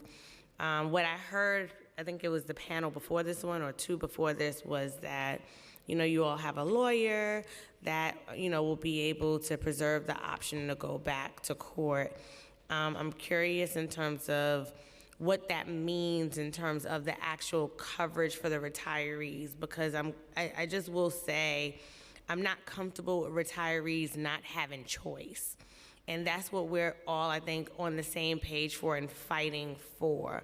And so I'm not clear on how we preserve that, because my understanding is that if the council does not act and the city moves forward with signing this contract, it's a 5-year contract that's locking in no choice. So I just want to understand the likelihood of, one, getting a stay, because I know you all got a stay before and then it was lifted. I want to know, what are some of the other steps that can take place that are in the toolbox and that we can be helpful in, quite honestly, too, because I represent a district in Southeast Queens where we're, made up mostly of civil servants and especially retirees. So this is something that I'm really concerned about. And I'm not looking for, obviously, the easiest way out of this. I'm looking for a realistic way out of this to make sure that our retirees have choice. And I have not really heard that today. Councilmember, thank you for the question, and I want to respond to it in two parts. One, just to be clear, that our union, the PSC at CUNY, is not a party to the litigation, and our solution is not primarily based on rolling the dice of what happens with the outcome of litigation. What we're seeking, right, is to try to bring together the smartest, best people to figure out this problem and take the gun away from their heads. And that includes all of you. It would also, hopefully, include a number of other stakeholders, whether they come from, whether it's physicians, whether it's health policy experts, MLC, and other union leaders. But in order to clear that space, right, in order to take the gun off of everybody's head, we do have to find a short-term way out from under the pressure that the MLC Stabilization Fund is under, because it's hemorrhaging funds. And it's structurally now situated so that it will never really be stable, as the name implies. So our proposal is less to litigate through this, but to try to legislate out of it. But to get to that place, to be able to legislate forward, it does require not accepting the basic premise that the city is broke and is only going to get broker. And it's very clear that there might be a recession.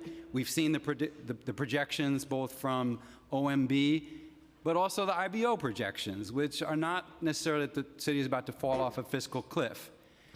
But we believe that there is enough funding in the Retiree Health Benefits Trust to withhold the replenishment of that trust for at least 2, if not 3 years, redirect that to the stabilization fund. It's not raiding the Retiree Health Benefits Trust, because you can't do that, but to withhold $500 million a year, not a small amount.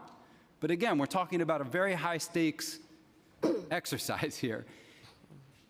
To free up some time for the stakeholders, real stakeholders, to come together, including elected retirees at the table, including hospitals, even insurance companies, if you see fit. Can I just interject? To hammer out a long-term sustainable solution. Just for point of clarification, and I thank you for even sharing that perspective, right? Because that's giving another option. But in those 2 to 3 years of moving that fund, what would that do if the city has signed the contract already? Like if the city signs a contract that says everyone gets Medicare Advantage, you know, how are you looking on the council to legislate to say we need to look and move that? I just want clarity on that.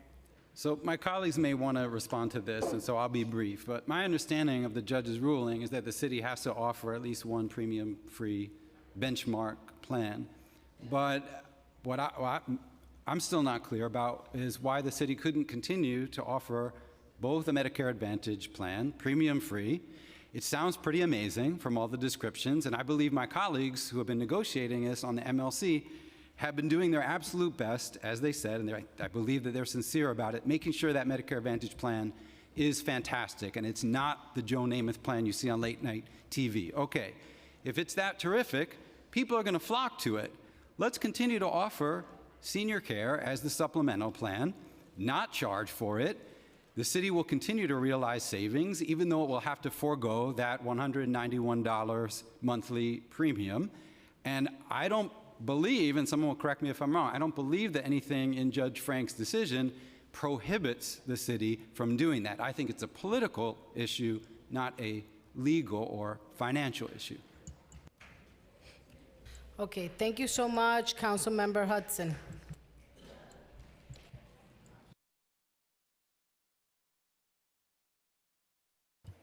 Thank you. I wasn't expecting to go so soon. The line has been so long, but thank you, Chair.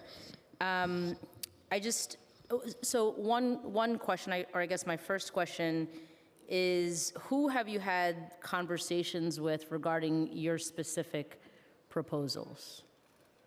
And apologies, I just came back after a long absence, so if you've already answered this. Thanks for the question, Councilmember Hudson. Thankfully, you've been receptive. Many of you on the council have spoken with us and shared your questions and concerns about the proposal. We've also contacted the comptroller's office. We've contacted our colleagues in the Municipal Labor Committee leadership. I would say the conversations are ongoing. I think that the difficult hurdle to get over is one that's already been expressed here, which is we have to find a way to save $600 million, right? And I guess the difficult or the challenging thing about our proposal is to say we can find that somewhere else in the city, in the reserves, while we figure out a long-term sustainable solution. So have those conversations been productive? Would you describe them as Absolutely. such? Okay. Absolutely. From our point of view, we began thinking down this road because what we were hearing was you either have to go along with this or you have to say no and see you in court. And we said there's got to be another way out. There's a lot of principled, creative, smart people in this room and elsewhere.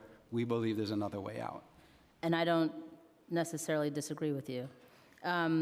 But I'm also wondering who would have to make the decision to take this approach.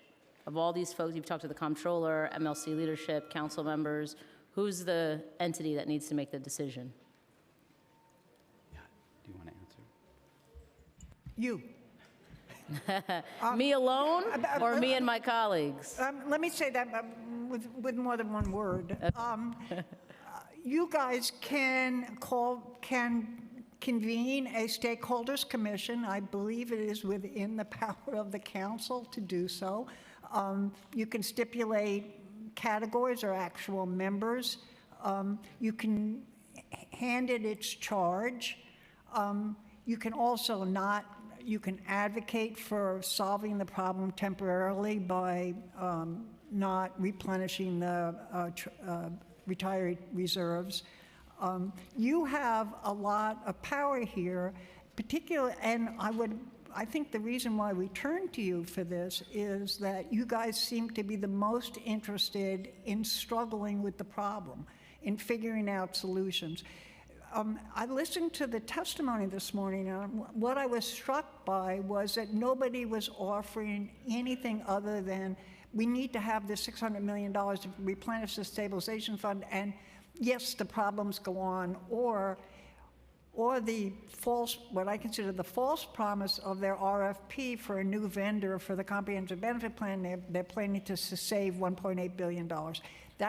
Let me say, I know a lot about health insurance. It is not possible to save 10% without profoundly restructuring the way you have your relationships with providers, and that's not in the RFP. Okay, thank you. And just in the interest of time, because I believe my time is up, but the chair has been kind enough to let me ask one very quick follow-up question, which is, to your knowledge or in your experience, would you say that all retirees have the same information before them? So I know, like, there's the retirees, there's the organization of the retirees, there's PSC CUNY and your retirees, you know, and other factions. And so I'm just trying to get a better understanding of, are the solutions or the alternatives that you all are proposing, have they been presented to, or are other retirees outside of PSC CUNY, do you think, are they familiar with those alternatives? And that's the end of my questions. Thank you. By and large, not. But we did have an op-ed in the Daily News today where we actually spoke to that issue. Yeah, and I saw that, and it was good. But I guess I'm just trying to get a better sense of who knows and has access to this information. Councilmember, I mean, we've been trying to circulate our proposal as widely as we can.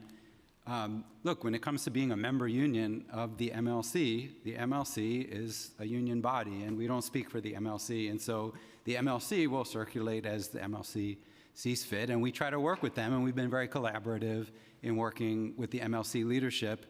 And nothing that I've done or mean to imply today is challenge their intentions or sincerity. I think they're seeking to solve real problems. We're seeking to solve them in a slightly different way, and we try to maintain that dialogue.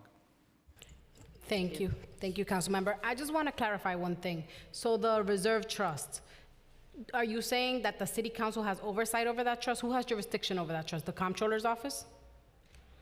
And would moving money around or repressing money from one side to put in the other, that would be subject to budget negotiations or to some negotiations with the administration, correct? Correct. And just to say, there's lots and lots of precedent for it. In fact, this trust was created by the Bloomberg administration precisely for that purpose, to stash money year to year because they didn't have other reserve funds.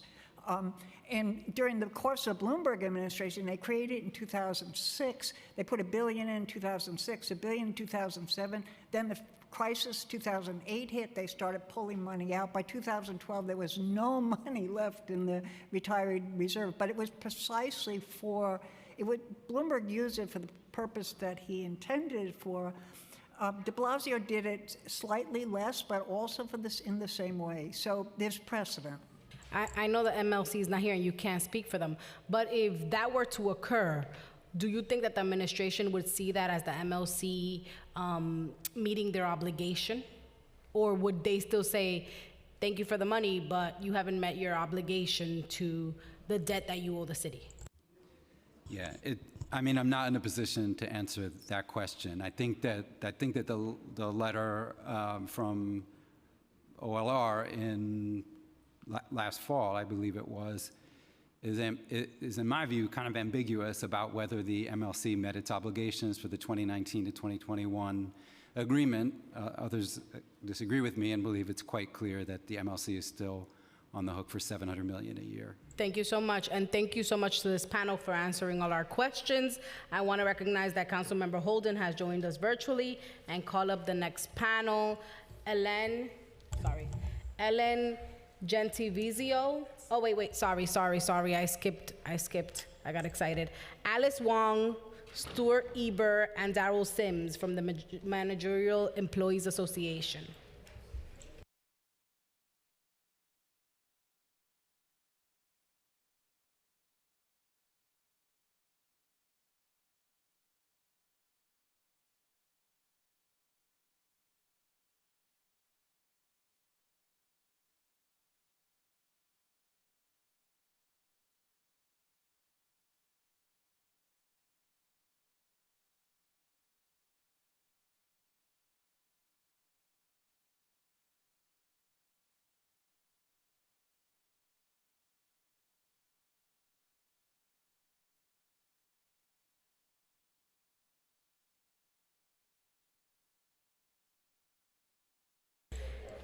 I want to remind folks who are testifying that you'll be limited to 2 minutes. We're going to try to be a little stricter about that, so if you could summarize your statements for the committee. Thank you.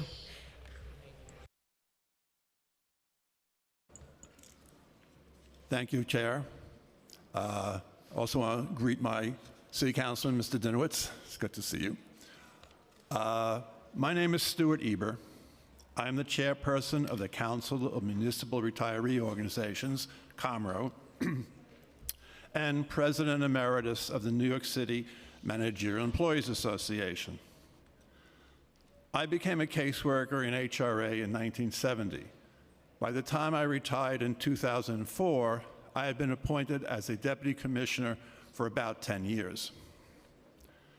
During my career, I worked closely with the Office of Labor Relations and the Office of Management and Budget. I understand the need to protect the taxpayers as well as the employees and residents of our great city. The administration has created a false dichotomy. They are forcing you to choose between preserving Medicare as our primary medical coverage with the city paying for our supplemental coverage, or imposing premiums on all members of the city health plan. The attempt to rush you to vote on the amendment to Admin Code 12-126 is just one of their tactics to force us into Medicare Advantage. Your committee has received thousands of emails from concerned retirees documenting the deficiencies in the for-profit private Medicare Advantage plans. In particular, the required authorizations for dozens of procedures and tests has proven to prevent patients from receiving necessary care. The refusal of many doctors and hospitals to accept Medicare Advantage plans, and the billions of dollars the federal government is trying to recoup from fraudulent claims demonstrates why most people do not want to lose Medicare and be forced onto Medicare Advantage. What should be done? I urge that you hit the pause button, table the motion, and form a blue ribbon panel the New York City Organization of Public Services Retirees suggested. The panel would be chaired by a former city official acceptable to all parties and include representatives of the major retiree organizations, the Independent Budget Office, the MLC, the Controller's Office, the Public Advocate's Office, the administration, and the City Council. Their charge would be to find alternate means of saving $600 million or more a year in healthcare costs without imposing premiums or eliminating Medicare. Thank you. Thank you and stay well. Thank you so much.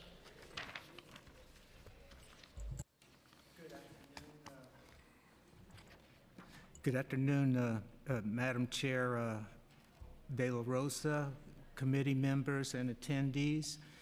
I am Darrell Sims. I'm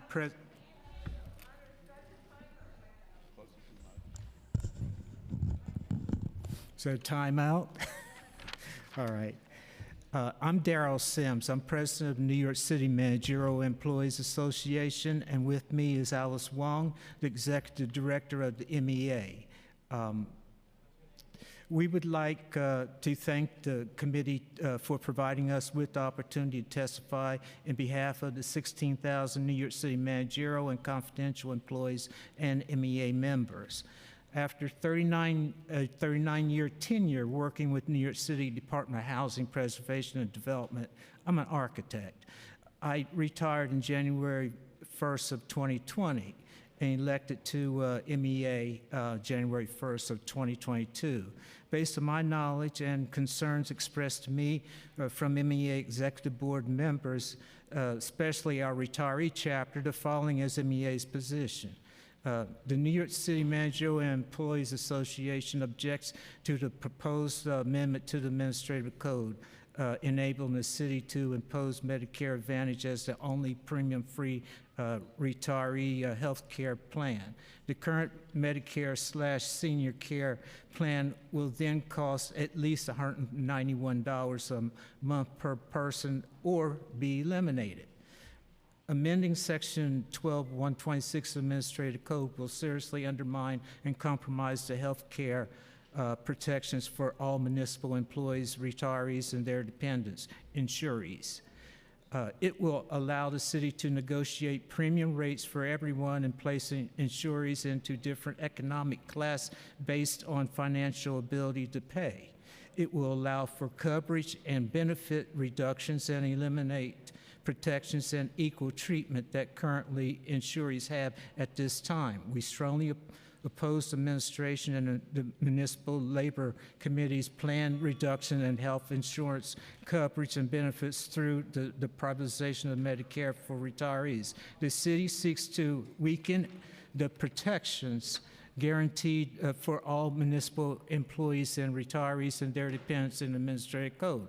There are alternatives the administration could use to purchase power to challenge the hospitals to reduce exorbitant charges, address the skyrocketing cost of prescription drugs, and audit insurance providers on a regular basis. I would now relinquish to Ms. Wong for our closing statement. Thank you so much. It is devised that creative, knowledgeable, and competent-thinking individuals representing all concerned parties, including municipal retirees, form a working committee to develop an appropriate and sustainable long-term solution to address the high cost of healthcare. Proposing the amendment section of 12-126 of the Administrative Code is an expression of a quick fix, get stuff done attitude for resolving the high cost of healthcare at the expense and detriment of municipal workers, municipal retirees, and their dependents. Healthcare is one of the most sacred and indispensable necessities required to sustain our lives. Therefore, the quality of healthcare insurance and the performance of the insurer are of the utmost importance. Section 12-126 affects the lives of all municipal workers, municipal retirees, and their dependents. Municipal workers should not be sold off like livestock for a for-profit insurance entity with an inferior medical advantage plan in order for the city to relieve itself from its legal and financial obligations. Based on our many decades of dedicated service to New York City and its residents, we have earned and deserve much better treatment and respect. The healthcare cost burden should not be resolved by diminishing current workers, retirees, and their dependent codified insurance coverage and benefits. Accordingly, the MEA requests of you to please do not vote in favor of amending Section 12-126 of the Administrative Code of the City of New York. Thank you. Thank you so much. Thank you for coming and for testifying before us today. Thank you. The next panel will be Ellen Gentilvizio, Barbara Waldman, Carmen Alvarez, John Soldini, and Nina Tribble.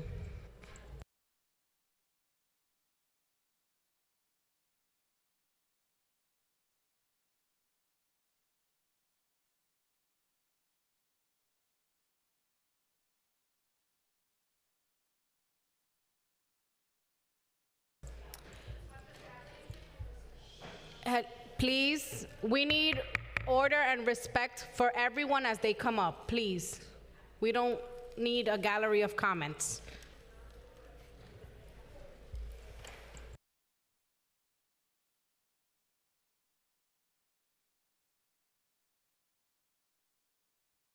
You may begin when you're ready and identify yourself for the record.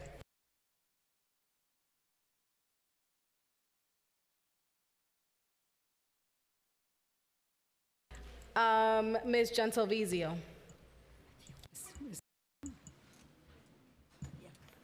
Oh, hi. My name's Ellen Gentilviso. I'm a recently retired elementary school teacher after 28 years of service, including having taught during the height of the pandemic. I'm also a recently diagnosed breast cancer patient. I'm speaking today asking you to vote to amend the code 12126 so I may continue my treatment with my current Medicare senior care insurance that is accepted by my oncology team. Having a cancer diagnosis is devastating, but the threat of losing access to the trusted doctors treating you due to elimination of choice of insurance coverage is even more stressful. I was diagnosed at the end of July, and after months of tests, second opinion, biopsies, and finding the just right doctors that accepted my insurance, I had my surgery at the end of November, and now I will undergo radiation.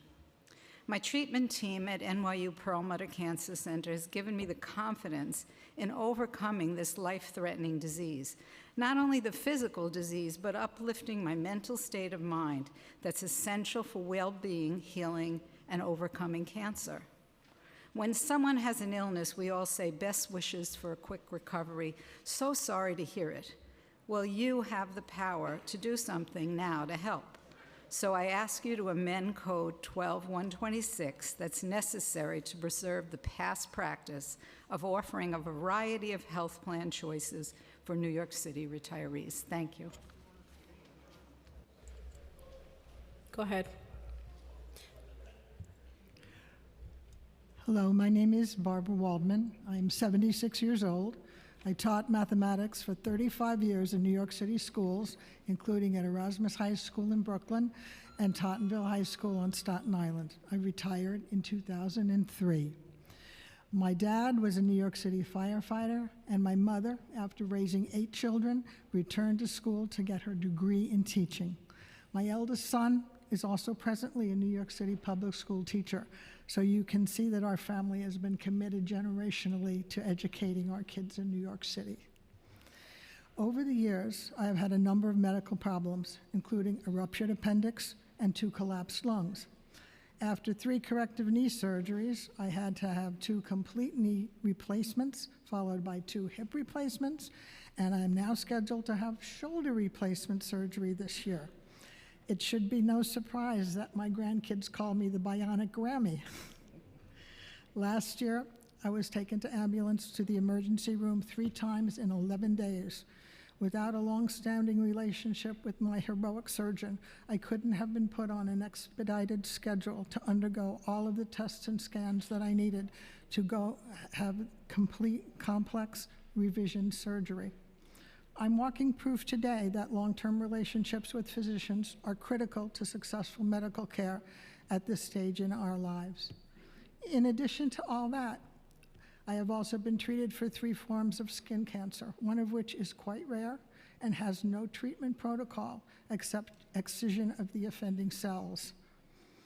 I must have regular PET scans to ensure that the cancer does not rear its ugly head to somewhere else in my body. It's therefore so important that I am able to receive prompt medical care from doctors who've been following my medical history and have successfully treated me for all of these years. I hope you can understand why having choice is so important to me. I need to continue accessing the physicians who have basically saved my life up until this point.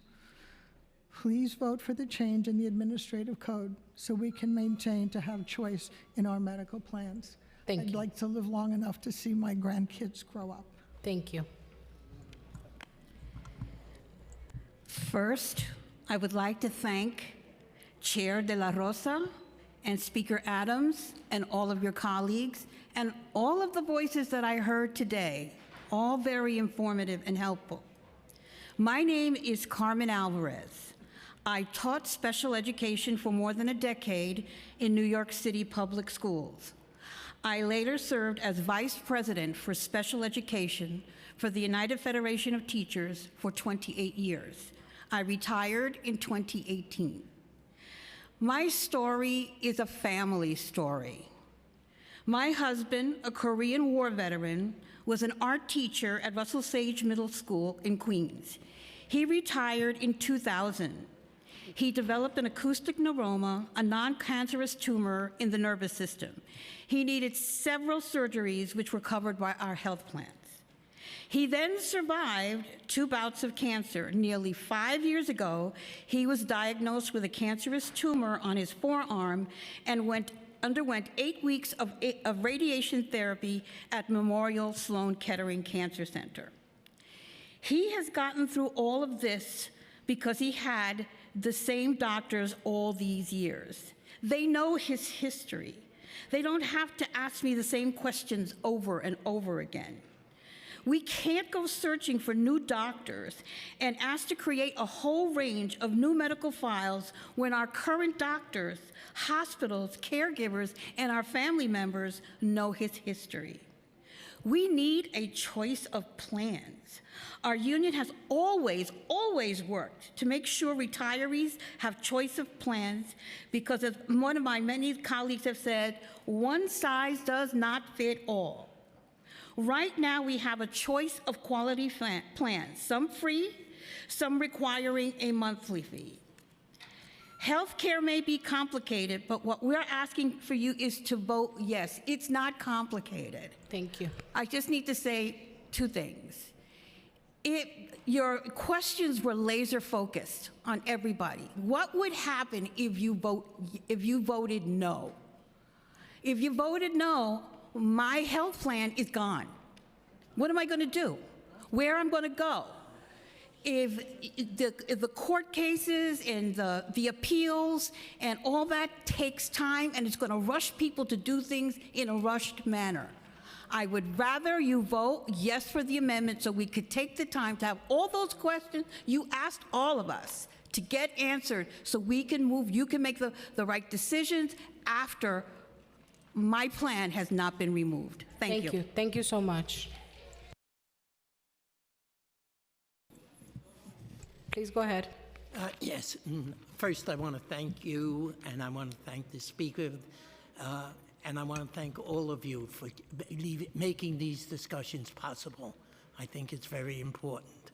My name is John Saldini. I'm a retired teacher, as is my wife. I retired in 2002 after teaching social studies for 41 years in the New York City public schools, the last 27 years at Tottenville High School in Staten Island. I also served as the district representative for the UFT on Staten Island for 10 years, and I was the vice president of high schools for the UFT for 15 years. My wife and I now live in Florida part of the year. Living there has shown us the importance of having choice of health plans. 5 years ago, while we were in Florida, one evening my wife suddenly developed abdominal pains. Her city health plan required her to go to the emergency room for treatment because Florida was out of the plan's network. What we thought would be a minor treatment turned out to be a life-threatening emergency. The ER sent her immediately to a local hospital where they removed her appendix and part of her small and large intestines, which were badly infected. She spent over 2 days in intensive care. In an earlier incident, 11 years ago, my wife developed macular degeneration in one eye. Gradually, the condition spread to both eyes and required more frequent injections. She therefore had to find a plan that covered injections in Florida. We also had to find an eye clinic that would accept that plan. She needed a different health plan than I did. One household, 2 health plans. If we had only one plan, possibly her life, certainly her sight would have been over. We are asking you, choice is not a luxury. For many retirees, it could be a matter of life or death. We are asking you to vote yes on the administrative code change so that we can maintain choice. In shopping for clothes, we know that one size does not fit all. Thank you. I just finished. In shopping for health plans, we know that as well. One health plan, no matter how good, cannot cover all our needs of retired, cannot cover all the needs of retired city employees and their family members. Choice is a necessity. Please vote. This is the best way to guarantee choice. Thank you so much.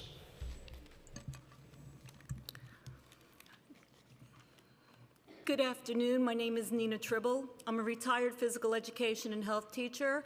I taught in New York City's public schools for 32 years, but most of my time was spent at Junior High School 190. We had 7 through 9. In District 28, Queens. This year, February 1st, I'll be retired 9 years. I'm fairly new to Medicare. Last year, 2022, was my first full year in my new health care program, affectionately called Senior Care. I had to learn a lot about how my health care works since becoming Medicare eligible. One thing I wasn't too concerned about was whether or not I liked the plan the MLC was negotiating for us, because I knew I can opt out and choose for others. Now I'm very concerned. I want that choice. Currently, with the new ruling, it's not there. I will not have it unless the changes are made in the administrative code. It shouldn't have come down to this. We've always had choices. And 2 people have said it. I'm just going to say it for the 3rd time. One-size-fits-all plan, regardless of what it's called, using buzzwords like Medicare Advantage or something else, will be detrimental because there will not be any choices to factor in for me as well as other city employees. I'm single. I do not have a significant other, which would make it possible for me to go into their plan, providing they're not a New York City employee. I will be stuck in a corner with the most important years of my life ahead of me. Seniors, as they age, reach new heights in medical care. Rising prices of medications, doctors, hospitals, the cost of living, and other variants make it more challenging as we're navigating our fixed pensions and Social Security. Please amend the administrative code. Don't stack the cards against us seniors at this pivotal time in our lives. Let me choose. Let us choose. Thank you. Thank you so much for testifying today. We thank you for your testimony. We're going to call up the next panel. Thank you for coming. We have Sue Ellen Dottle, Lisa Young Rubin, Kyle Simmons, and Mark Levietes.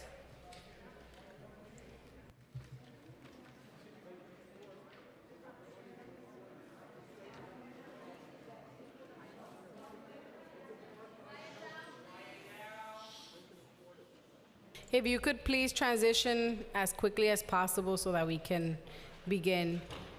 And identify yourself so we can identify who's not on the panel. Thank you. May I begin? You may begin when you're ready. I'm ready. My name is Sue Ellen Dardell. I'm a lifelong New York City resident, and I live in Council Member Eric Dinowitz's district. I've been an attorney in city government for more than 43 years. I've drafted many bills, and I've appeared before the council many times in this room. I've devoted my professional life to serving the city. I ask that you defer any action on this bill. I know today's only a hearing, you won't be voting, but if there is a vote, vote no. Let the mayor try to put retirees into an Aetna disadvantage plan. He can't do that legally, and that's why he's coming to you as the council to give him cover. If he does it without changing the law, we retirees will sue and we will win, as we've won before, as you've heard. If we don't win, the council can always pass a law to actually protect retirees, which this bill does not do. You've heard both the OMB and the MLC say that this amendment is necessary to enable the unions to bargain for choice, but that's not true. They can bargain right now. They should do that. As you know, the Section 12-126 has been around for 50 years. It does protect choice. It protects you, employees. It protects retirees. And if you're fooled by the mayor and the MLC's argument that you have to change the law in order to save our choice, you're just completely mistaken. If you really want to give a choice, legislate protection that actually gives choice, but leave the code alone for now. Charging a premium does not give choice. You've heard a lot of retirees would be hurt by this. I know that you're concerned about pressure from the mayor, from the unions, but I urge you to do the right thing for yourself, for your staff, for all city employees, and for vulnerable retirees. Thank you. Thank you. Thank you so much. And please, I submitted written testimony, and We it's got much longer, and it has a lot of detail that I think would be useful for you. Thank you. Thank you. Your testimony has been received. Hello. Oh, good afternoon, Madam Chair and fellow council members. My name is Kyle Simmons. I'm a 21-year president of Local 924, and I'm affiliated with District Council 37. You're going to hear a lot of testimony today about this administrative code 12-126. Each one of you council members are retirees in training. One day you may need this benefit. Will it actually be available when you or your loved ones need it the most?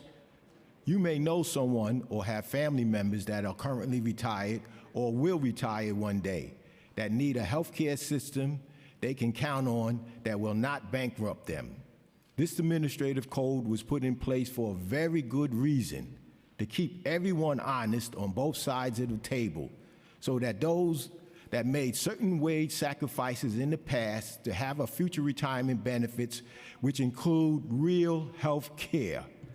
If you make changes in this code, you will remove the protection for the retired employees of the City of New York because they don't have a seat at the table. This code is their seat at the table. By creating the code, by changing the code, it will end up looking like the New York City Affordable Housing Program, yet nothing is affordable. That's why we have a large homeless crisis that continues to grow. We are all here today because something that was unprecedented was done before by unions, removing money out of the healthcare fund to pay for salary raises, which Local 924 was one of 2 unions that voted no. These same unions that orchestrated this usage of healthcare funds for items that had nothing to do with healthcare are now vilifying everyone that is opposed to this code change, including city council representatives that don't agree with the code change. This code change is another quick fix Band-Aid attempted so the city can come to the table and negotiate more pay raises. Please don't change the code because it will not solve the healthcare crisis. It will just put the retirees that already have very little economic resources into healthcare insecurities. And do we really want to hurt our aging population? I want to thank the City Council for allowing me to speak and taking my testimony into consideration. Thank you so much.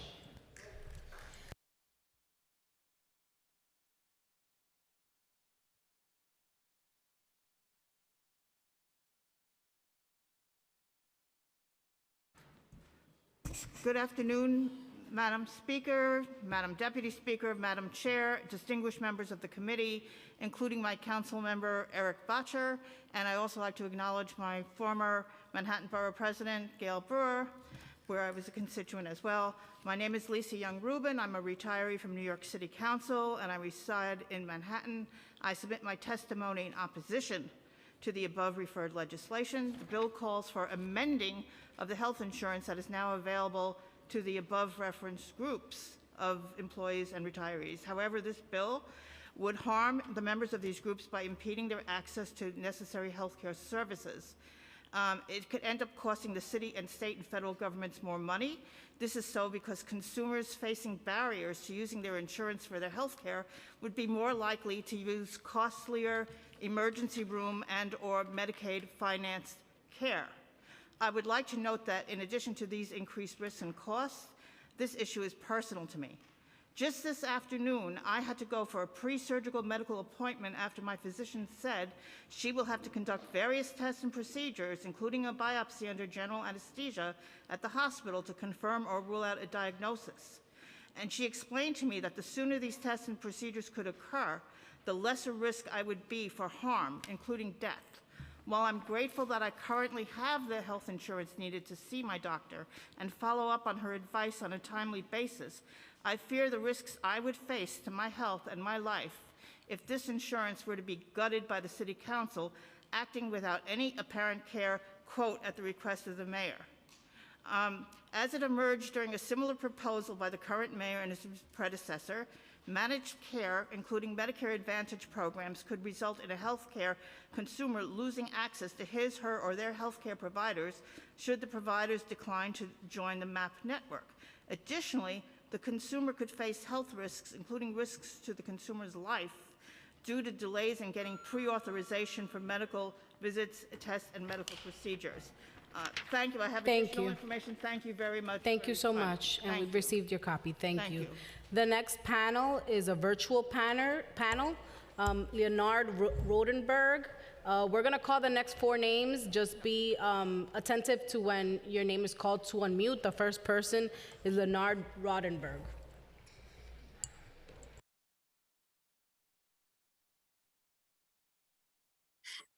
Thank you very much. I've been watching this is very interesting. I'm Leonard Rodenberg. I'm a professor emeritus of urban studies at Queens College and research director of the New York Metro chapter of Physicians for a National Health Program. When the city and the MLC introduced their Medicare Advantage plan 18 months ago to move all retirees to a Medicare Advantage plan, they claimed that the federal government would make up for the $600 million that the city was then spending on our health care. That statement was repeated today, that the federal government subsidy will make up for that $600 million. That statement is false. It is an untruth. The city is currently contributing 20% of our health care costs. The federal subsidy to Medicare Advantage for the past years has been just 4%. And this year it is reported to be down to 2%. This is documented in my written testimony with data from the federal government. Further, in Medicare, federal money goes directly to doctors and hospitals. In Medicare Advantage, private insurers receive the money from the federal government, and then siphon off an average of 14% to pay for everything from the cost of staff to review requests from physicians to authorize tests and treatments for their patients, to profits for stockholders, to salaries for overpaid CEOs like Mark Bertolini of Aetna, the city's chosen insurer, who made $27 million last year. The result is that Medicare Advantage is an inferior cut-rate medicine with 24% less money to care for patients compared to real traditional Medicare. Again, this is documented in data in my written testimony. I want to answer questions. This is ad lib. I want to answer Time has expired. Please wrap up. Thank you. Wrap up, please. A question was asked of whether the state can move us to Medicare Advantage. The state cannot. Federal law allows that only if we're already in an Aetna plan. They cannot move us without offering us an option to Medicare Advantage. They can just say, we're not going to offer senior care. That will cost the average city employee, I estimate, between $4,000 and $6,000 a year, because not only would they lose the supplement, but they will, by city law, since we will no longer be in the city plan, we will lose the reimbursement for Part B premiums, and we will lose our drug benefit. Thank you. People can't afford that. Thank you so much. Thank you for your comments today. The next person is Francis Ferrara.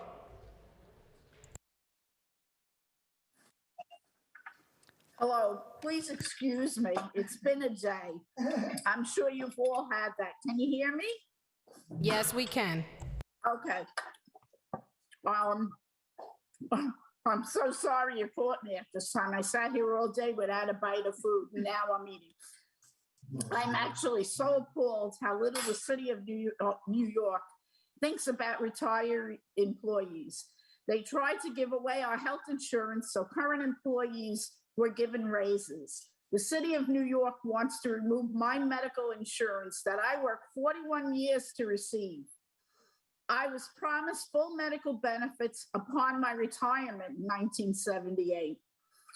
Then it was changed to Medicare and my secondary. Then the city tried to force me into Medicare Advantage plan that was not suitable for me. My other choice was for me to cover or for me to overpay to keep my health insurance. And that was originally promised to me. Now you're trying to tell me that you're promising me, if you vote yes to this, that you won't force us into a Medicare Advantage. And I'm going to tell you that I've worked 41 years and I believed in the city of New York. I no longer do because of this situation.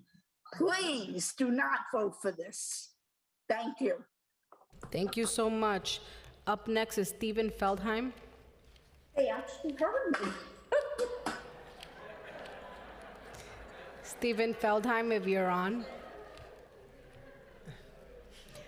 If not, we'll go to Charles Brancato.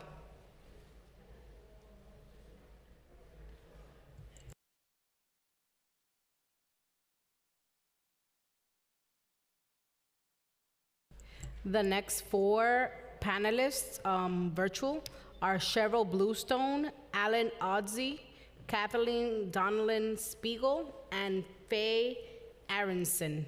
Cheryl Bluestone, you're up first.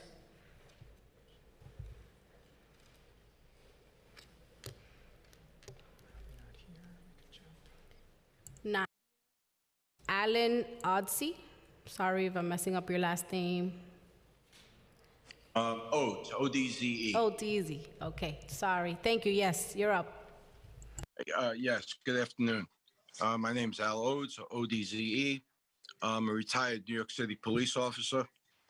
I'm born and raised in the city of New York. I was a first responder to 9/11. In 2014, I was diagnosed with a very rare ocular melanoma. Myself and one other cop sustained this type of illness from 9/11. I'm under the care of Dr. Paul Finger, and the doctor advised me that he will have to cease and desist treating me if I'm forced into a Medicare Advantage program. He refuses to accept it. I don't know about the other officer that's also under treatment. He's not in my doctor's group, but he's with another doctor. And these are the problems that we're going to encounter with medical professionals, specific to specialists that refuse to take a Medicare Advantage program. And it's pretty serious. So that's what I have to say. I thank you for your time, and have a good afternoon. Thank you so much. We have Kathleen Donlin Spiegel.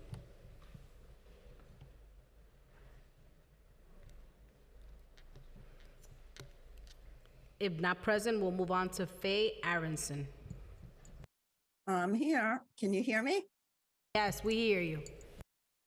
Okay, great. Hi, I'm Faye Aronson. I'm a retired New York City DOE bilingual school social worker, and I'm also a licensed clinical social worker, still actively seeing clients, and I've seen hundreds of families with disabled children and special needs children. My question is, I don't think it's been answered. People keep saying we'll be paying $200 a month.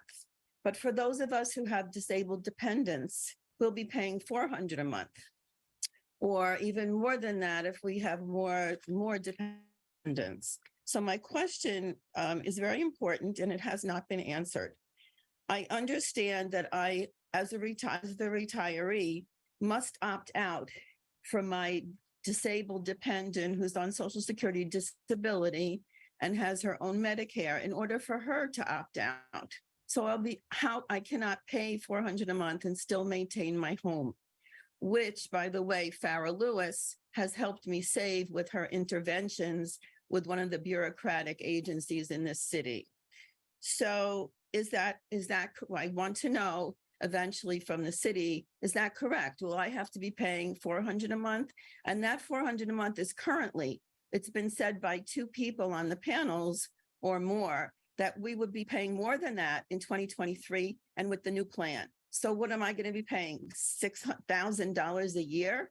I couldn't even maintain my home for that. The other thing I'd like to say is that as a practitioner in healthcare for 35 years, I've dealt with many Advantage Care plans, and has been said before, they are not traditional Medicare. The burden to the doctors and the burnout and the dropout rate for the doctors is entirely different than traditional Medicare.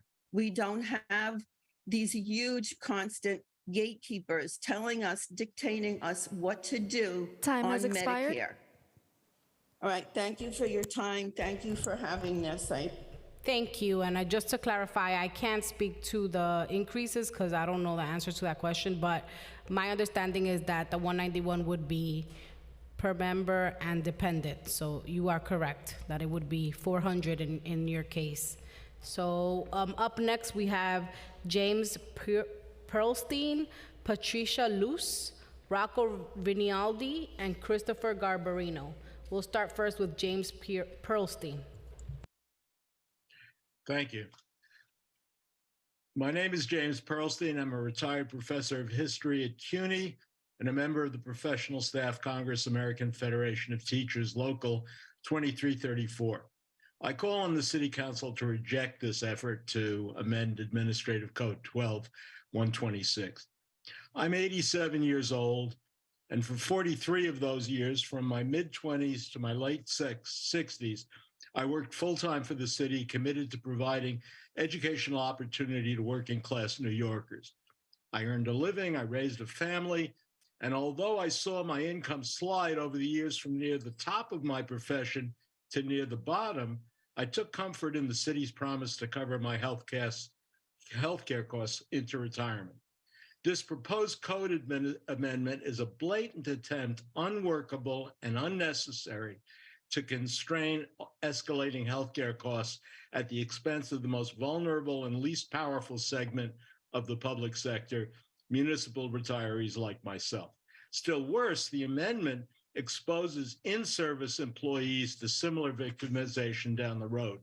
It does nothing to restructure the inadequate, unsustainable, jerry-built system that passes for New York City healthcare. But there is an alternative, and the City Council is positioned to explore and advocate for it. First of all, redirect funds the city holds in reserve to bridge the Municipal Labor Committee Stabilization Fund for 3 years. Second, create a stakeholders commission charged with finding a path to control healthcare spending with hospital pricing as a priority. And third, develop a sustainable mechanism for funding city health insurance. These proposals, put forward in greater detail by my union, PSC CUNY, are preferable to the surrender of earned rights for an unreliable discriminatory fix. Thank you. Thank you so much. Thank you for your comments. Patricia Luce.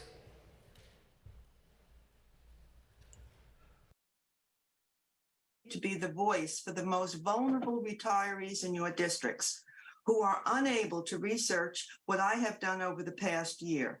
My due diligence has led me to the conclusion that replacing traditional Medicare is an immense disservice to your district's current and future retirees, especially those on low pensions, minorities, and the very elderly, whom research has demonstrated are denied care at the greater percentages by Advantage programs with their troublesome prior approval requirements. My union has historically been vehemently opposed to privatization, as evidenced in the resolution Stop the Privatization of Medicare and the article Preserve Medicare as We Know It, which is on the UFT website.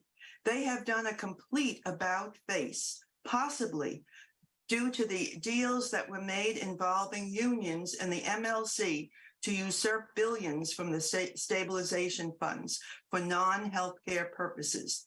$1 billion went for raises. The plan is to serve up 250,000 retirees to the inferior Medicare Advantage private for-profit insurer to get the federal subsidy that the union decried in its resolution. Incredulously, there has been no oversight or consequences regarding the usurping of billions from the stabilization fund, which may continue with the subsidy. Please read Who's to Blame for Our New York City Teacher Healthcare Debacle in the GothamGazette.com, November 15th, 2022. Please, council members, protect your own integrity. Vote no to change 12-126 so retirees may litigate if the city and the mayor proceed with it. 92% are currently enrolled in senior care. So they're speaking that they want senior care. Thank you so much. Thank you so much. Rocco Rinaldi.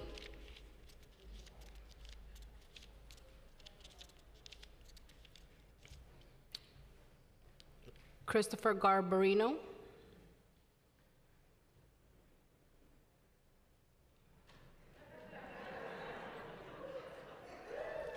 Dominic, okay, we're gonna go to an in-person panel. Dominic Martino, Michelle Keller, Robert Pilsker, Yolanda, sorry, hold on a sec. It's okay. Yolanda Pumarejo.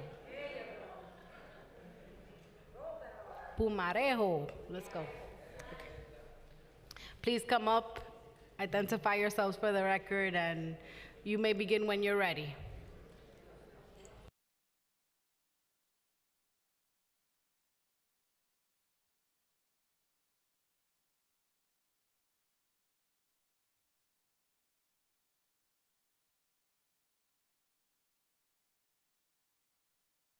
Roberta Pixter? Yes. Sorry, I might have messed up your last name. I apologize. So we have Dominic Martino. Button. Okay. Hey, start.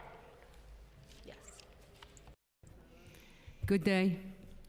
My name is Yolanda Pumarejo. And my city council person is the Honorable Camilla Hanks of District 49 of the North Shore of Staten Island. I am here today as a career public servant with 37 years in city government. I began my career with the Administration for Children's Services right out of college at the age of 23 as a child protective specialist. My plan was to stay for 6 months and move on. But once there, I realized the rewards of having a career in city government, including the ability to help the most vulnerable children and families of this city. This is one of the most difficult services provided in New York City. Child welfare workers risk their lives every day to ensure our children are safe with little to no recognition. As my career progressed, I became involved with my union, the Social Service Employees Union Local 371, eventually becoming the executive vice president until I retired in December of 2020. You should know that during this time, there was little to no mention of any deals being made by the MLC to divert money from the Health Stabilization Fund for salaries in exchange for this draconian health plan. It was reported that if any changes occurred to the health benefits for retirees, they would have the option to enroll in the New York City Managed Care Program or to remain in their plans cost-free. Never ever was this health plan discussed in detail with union members. Who would agree to be forced into a managed care program knowing what we know? The failures and the mismanagement of these plans by for-profit insurance companies have been well documented and reported in the New York Times and elsewhere. A promise is a promise. There must be a moral obligation to all the women and men who have spent their careers running this city. If the MLC wants to negotiate this moving forward, so be it, but not on the backs of the current retirees. There are other ways to realize these savings. Just ask us. We'll be very happy to share some suggestions and solutions. Also, this body should be aware that the arbitrator's ruling is an opinion and not a decision, as he clearly states in his report. The City Council has historically protected 12-126, and now it's your turn to do the people's work and vote no. Do not be afraid. New York City Public Service retirees are the backbone of this city. Support us, and we will support you. In closing, I must tell you, it is with a heavy heart that I come here challenging my very own union that I love in order to save the health benefits so many of us worked for and were promised. Honor your New York City Public Service retirees and vote no. Thank you for voting no to amend this administrative code. Thank you. Thank you. Ms. Keller. Thank you. Good afternoon, my distinguished sisters and brothers of the New York City's City Council. Specifically, our Speaker Adams and also Carmen De La Rosa. Thank you for inviting the retired workers into this space. My name is Michelle Keller, serving my union and my community. I am a District Council 37 retiree, 43 years of illustrious public service. I am also the president of the New York City's Coalition of Labor Union Women, AFL-CIO. All fields of labor, essential workers, actives and retired. Also, I sit on the DC 37 PAC committee. Protect, do not, don't amend Administrative Code 12-126. Everything else will make you sick. We know that all things done in the dark will always come to the light. It has been more than 2 years now that this very madness remains unresolved, even with the positive intervention of our judicial system. No money's being saved here. Why have those who use the service been shutted out of meeting rooms? The retirees and their families use the service, but have been turned away from meeting rooms on several occasions. No vote, no voice. Retirees, no vote, no voice. Retirees utilizing the service are documenting their dangerous, diminished care. Those who opted early on to accept this experimentation of the disadvantaged care are now trying, pleading to return to senior care. We have heard directly from government sources, doctors, hospital professionals, and patients that choice, portability, and the quality of care will be minimized, and we cannot knowingly be complicit with this dysfunctional resolve at our cost. What happened to all of the monies in our stabilization fund set up expressly for the adjustments and financial offsets of healthcare costs to cover actives, retirees, and their families? Has there been a published audit for transparency to offer a security and a reassurance to all members and the public at large that the drainage of our funds will not happen again? Thank you. Please wrap up. Okay. Let me just get And we have your testimony. Okay, no problem. This I want to get in. We are aggressively trying to assist and attract new and fearless organizing generation. The entitlement of quality health care has been our signature commitment for the strength of our collective bargaining. So what's happening? Construct other ways to save money without peeling away from the retirees that have delivered their worth tenfold. Think of the disasters that have shut the city down over the years. Who has been responsible to reset the business? Thank you, City Council, for yourself, for us, For your constituents, whose side will you be on? Healthcare is a public good, so don't imperil our service. Preserve Administrative Code 126, because everything else will make you sick. Thank you so much. Good afternoon. My name is Roberta Pixer. I'm a retired teacher of English as a second language to adults. Is this on? Press the button. Okay, I beg your pardon. Can I get my 10 seconds back? Can I get my 15 seconds back? Good afternoon. My name is Roberta Pixer. I'm a retired teacher of English as a second language to adults and a member of the United Federation of Teachers. I served as Adult Education Chapter Secretary. Our students had jobs or were searching for jobs or both. We teachers worked from 8:30 in the morning until 9 at night, traveling between boroughs on a 6-day week. We were available to our students when they called us at home. We were paid for classroom time only, not for preparation or travel or consultations.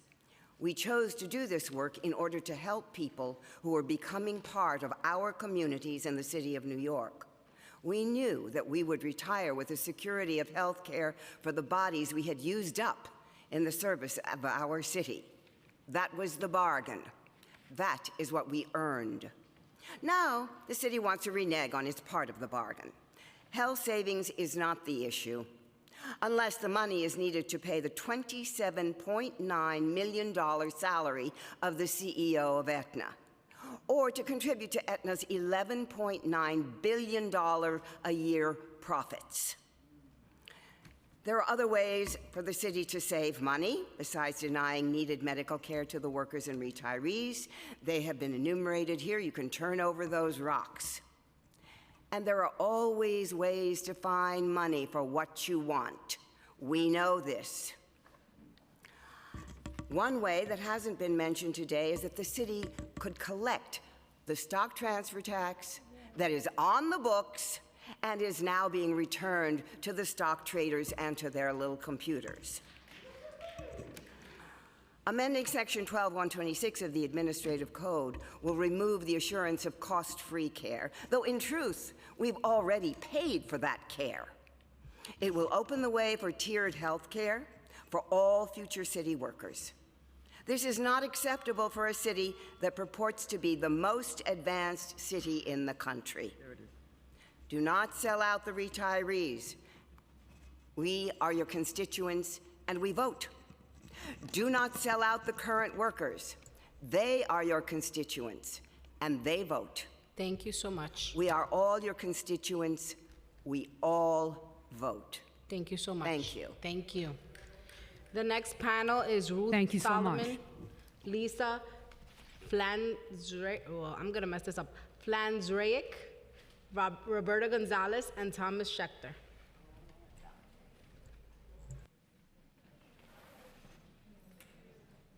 Should all be here in person. If you are, please come up and identify yourself.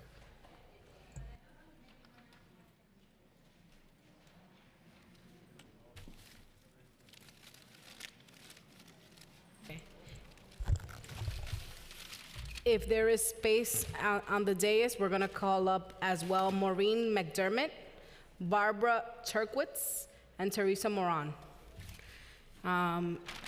Please come up as quickly as physically possible, and we'll get started when you're ready.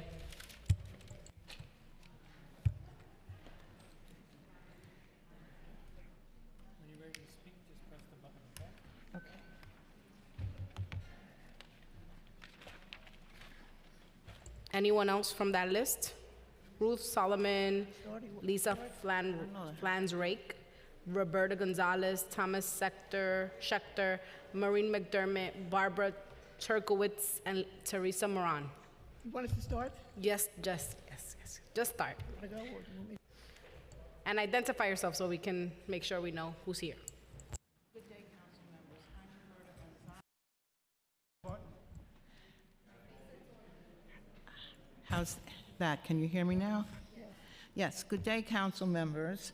My name is Roberta Gonzalez. I'm a New York City retiree with 38+ years of service, all at the Department of Health and Mental Hygiene. I want to give a special thank you to my council member, Ina Vernikoff, who has supported me along the way. I want to quote former Vice President Hubert Humphrey, who served as Vice President from 1965 to 1969.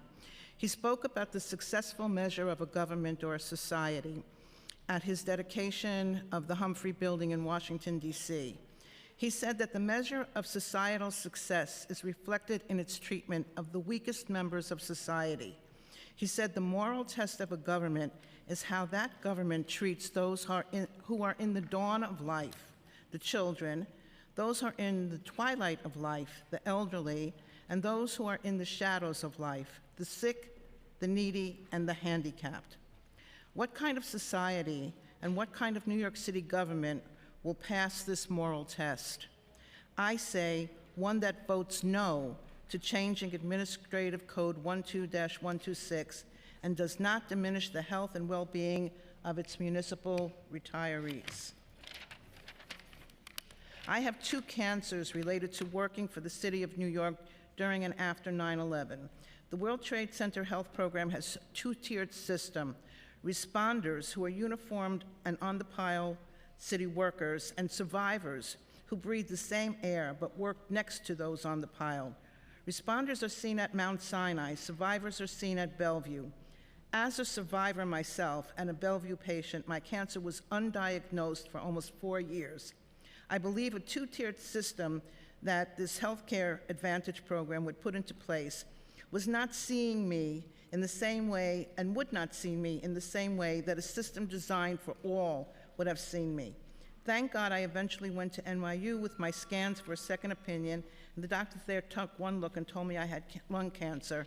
Thank God it was slow growing and I wouldn't be here today. I've given you copies of alternative plans, and I hope that you will look at them and vote against changing 12-126. Thank you so much, and we've received your packet. Thank you. Hi, I'm Barbara Turkowitz, and I sat where you are because I worked for the City Council for 12 years.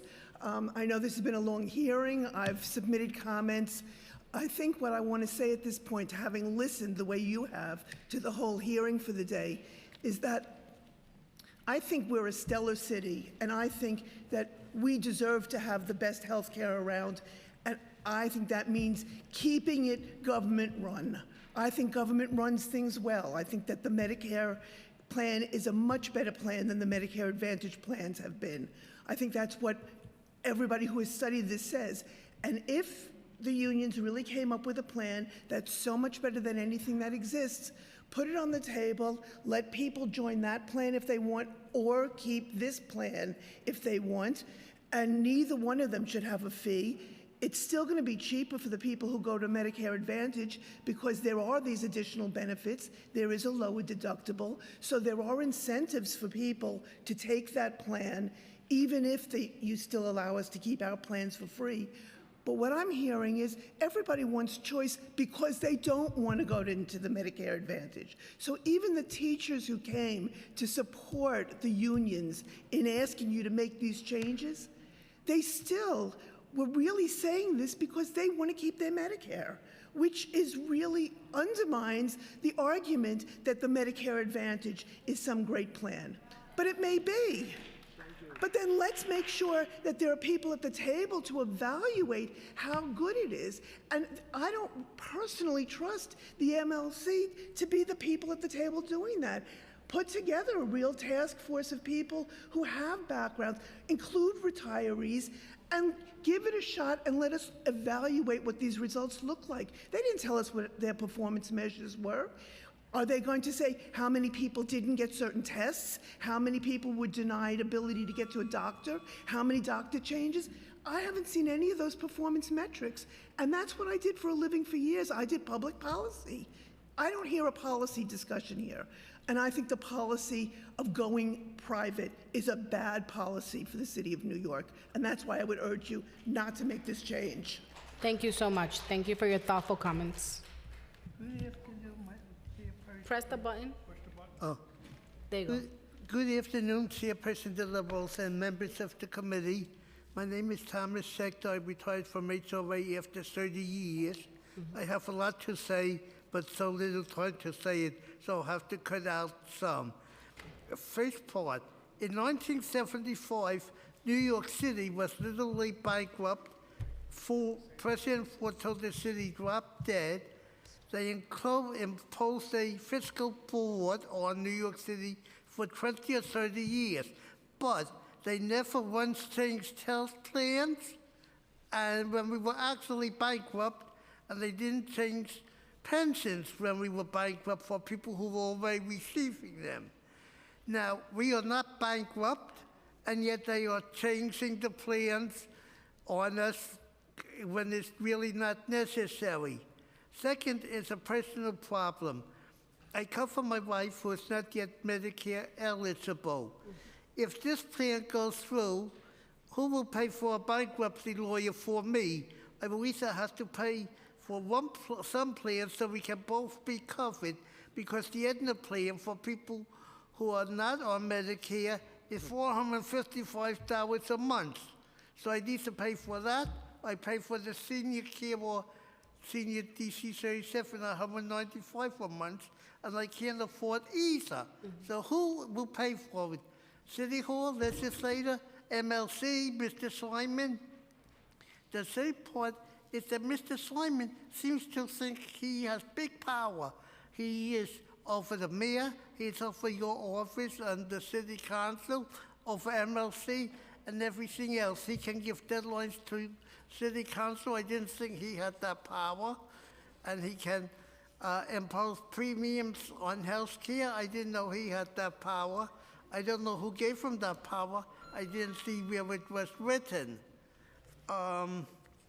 The other part is that thank you. Please wrap up. Many places like MD Anderson Medical Center, Cleveland Clinic, and Mayo Clinic will not accept any Medicare Advantage plan because of the, and so as other places probably, and doctors, because of the horrors of prior authorization and problems in getting paid. Maybe I'm getting out of line, but I see all these problems popping up. I was lucky. I just had to go to Memorial Sloan Kettering. If I was not with the city, they would not accept a Medicare Advantage plan. Thank you. I appreciate your comments. Thank you so much, and thank you all for coming. Up next, we'll have a virtual panelist, Teresa Moran, and then following Teresa, an in-person panel made up of Elizabeth Susie Sander, Gloria Brandman, Marcia Biederman, and Adina Schwartz. If you're here, you can start quietly coming to the dais while we listen to Ms. Moran virtually. Thank you. Hi, my name is Teresa Moran. I retired from New York City Service in 2002. I am a resident of Council District 23. Can you hear me?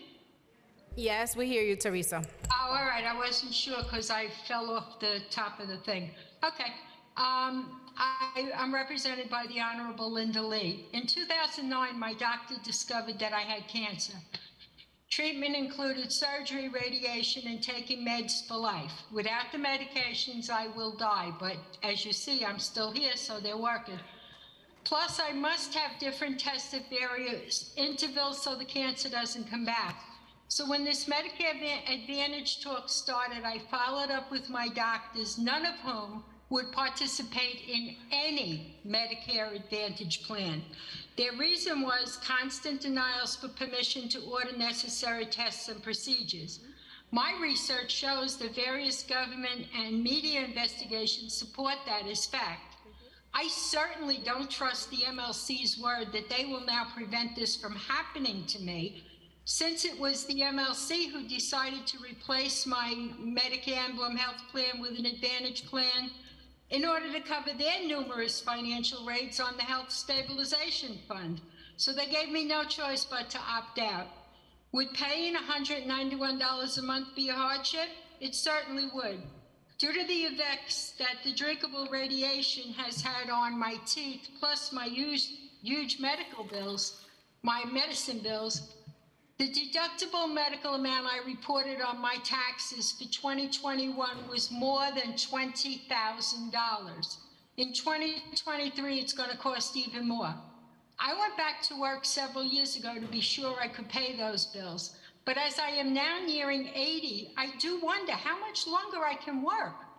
The New York Supreme Court and the appellate bench agree that thanks to the protection of Administrative Code 12126, I should not have to endure further financial hardship.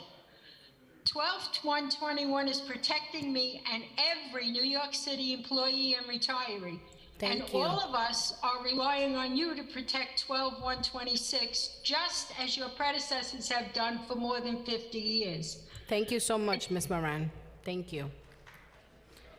Up next, Elizabeth Susie Sander, Gloria Brandman, okay, Marcia Biederman, and Andina Schwartz. If you're here, you can come forward. If not, we have Sarah Shapiro, Francine Scolas, or Arthur D. Cesario. If you're here in person, any of these folks can come up, and you can begin when you're ready.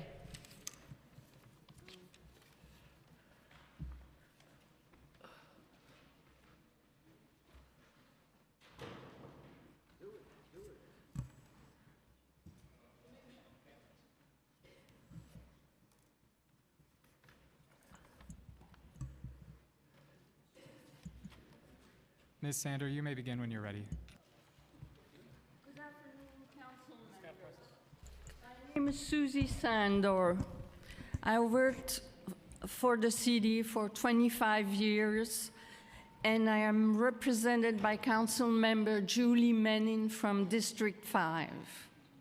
May I respectfully ask you to take a moment to look at us, and to think of those who are too old or too sick or too far away or too poor to be here today.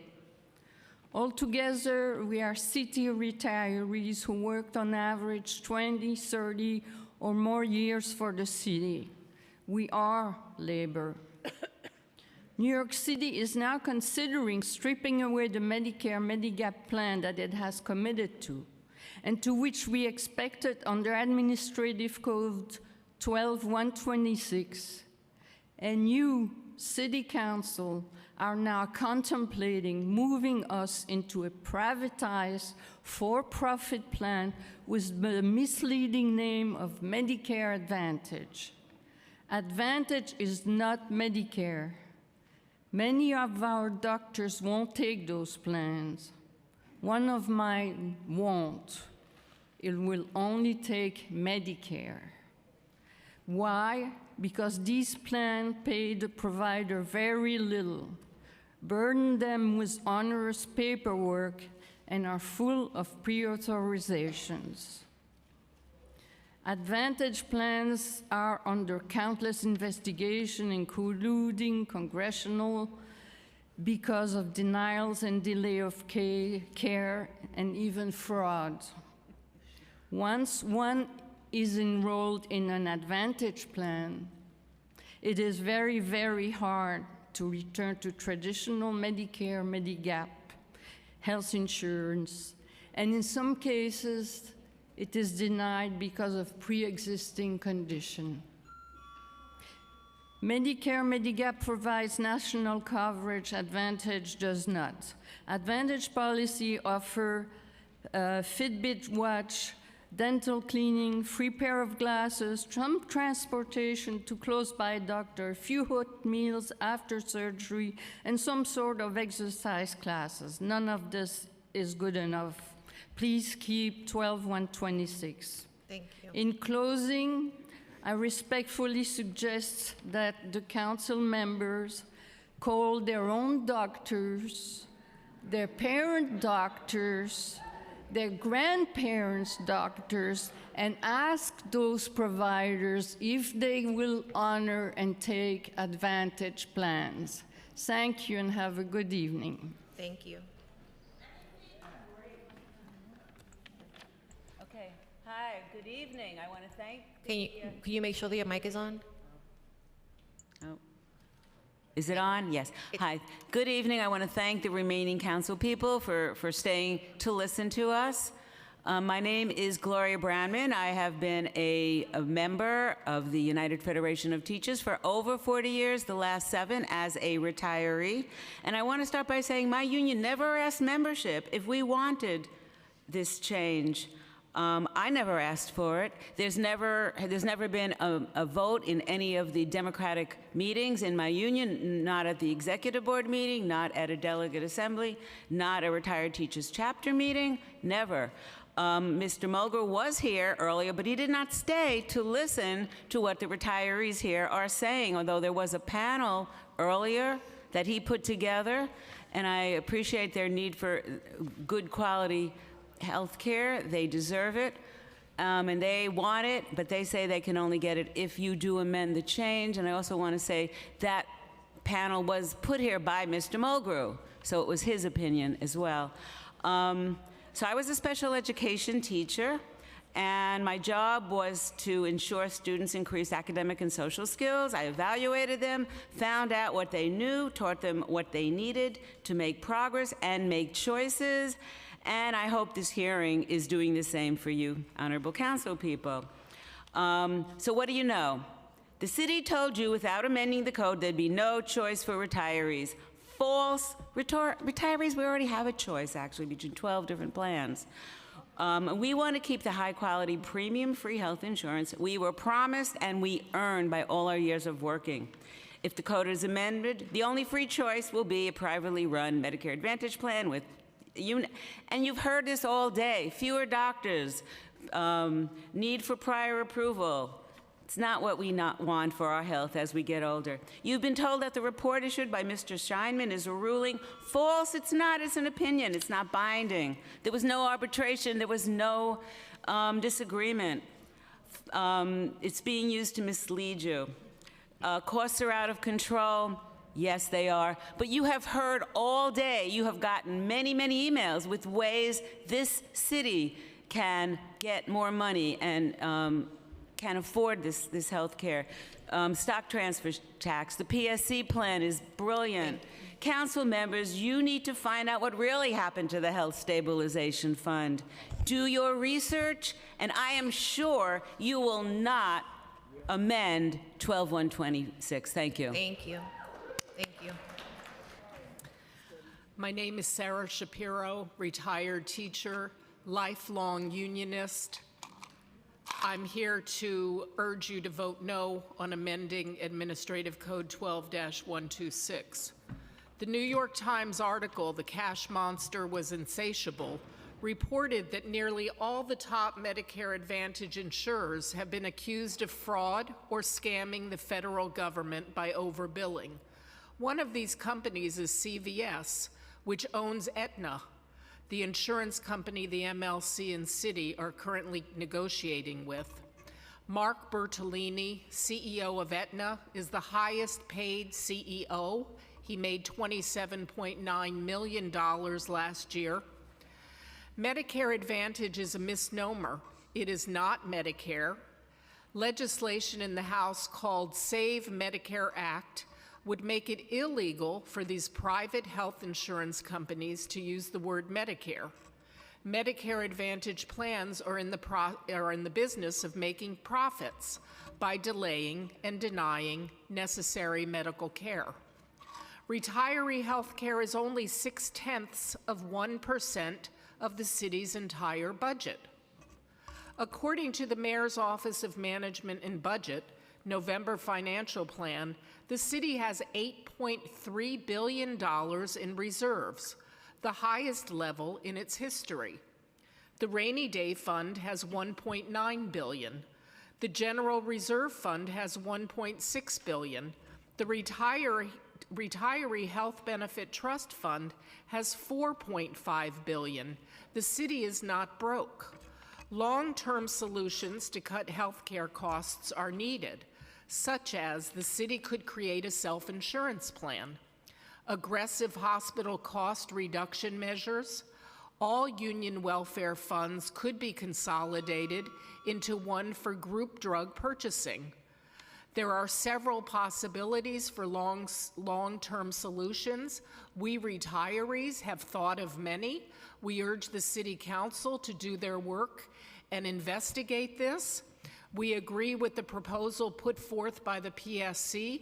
Listen to retirees, let the mayor do his own dirty work, and vote no on amending Administrative Code 12-126. Thank you. Can you make sure that your mic is on, ma'am? Thank you. I'm Fran Schloss, former president of DC 37, Local 1757. Do you mind bringing it closer to you so that the people in the back can hear? Thank you. Representing appraisers, assessors, and housing development specialists. I'm here today as a retiree, speaking against the proposed amendment to the city charter. The reason that I remained an employee of the City of New York for 39 years was the promise of future guaranteed benefits, such as a defined pension plan and virtually free health care benefits. I am here today because it is not the fault of the 66,000 DC 37 retirees that the Health Care Insurance Stabilization Fund was utilized for entirely unrelated matters. These were withdrawal of funds without provisions for replenishment. I am here today because of the savings of $600 million that was guaranteed between the MLC and the City of New York that was not fulfilled. It is curious that the Retirees Association has identified over $300 million in savings toward this figure that has not been previously identified. To change the city charter regarding retiree health care benefits is an action that will endanger the financial well-being of retirees on fixed incomes. This is in addition to an insurance company that will act as a gatekeeper, having the power to overrule the judgment of a retiree's primary care physician. I will conclude with this last thought. We, as New York City employee retirees, may not have a seat at the contract negotiating table, but we do vote in great numbers, and we do bring out the vote. Thank you so much for your testimony. We will now be moving. Okay, we have two more in person, Arthur Di Cesario and Richard Ayes. There will be more, yes, the next panel. Okay, Arthur? Is that, no? Okay. Richard, all right, so we're moving on. We're moving to a virtual panel. Ibeth Mejia, Jacqueline Lyle, and William Terry. Ibeth?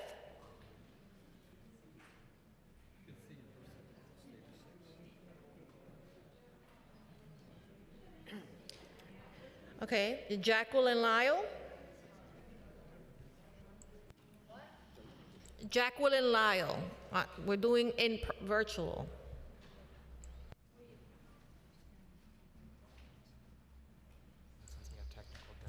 Okay, we're having some technical difficulties, so we're going to move to in person.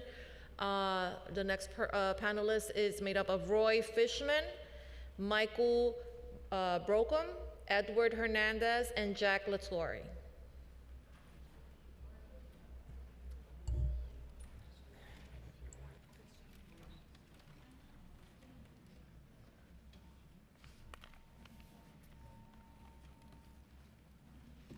Okay.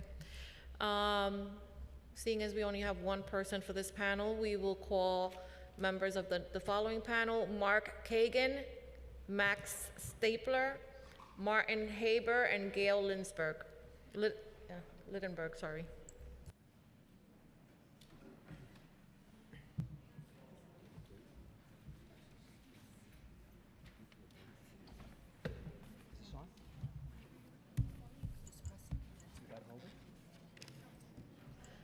Okay, our apologies. It seems like a lot of folks have gone home. It's on? Great, thanks. Bear with me one second.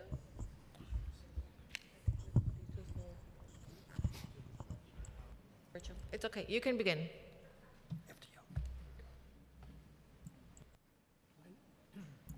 My name is Mark Kagan. I'm actually a constituent of Councilmember De La Rosa. I'm sorry she's left by now. She'll be back. She didn't. She's downstairs. I seem to be the first one to say that. I am a UFT retiree, angry that my former union is at the forefront of this effort to take away the medical benefits of myself and my wife, a double cancer survivor whose next CAT scan is tomorrow morning.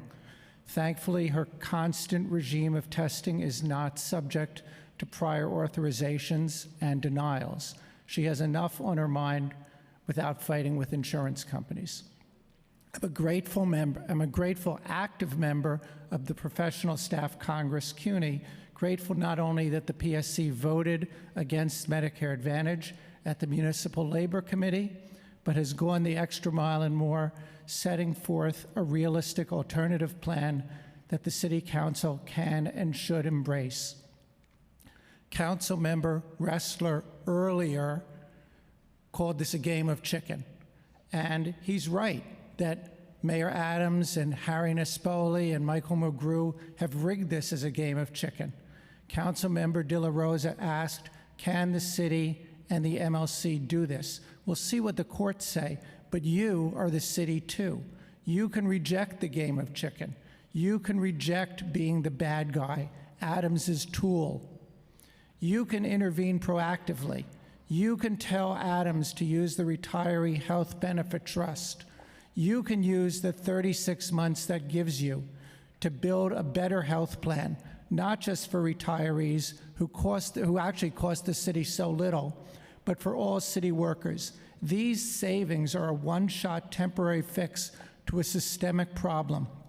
What the PSC is proposing is that we look for a real sustainable solution rather than victimize retirees this year, new hires the next, people with high prescription costs, or lots of dependents in a third, and so on. Thank you. Thank you. Good day, and thank you for this opportunity to speak. My name is Jack Latore, retired NYPD lieutenant and cancer survivor. First, I wish to thank Marianne Pizzatola and her team for forming the New York City Organization of Public Service Retirees.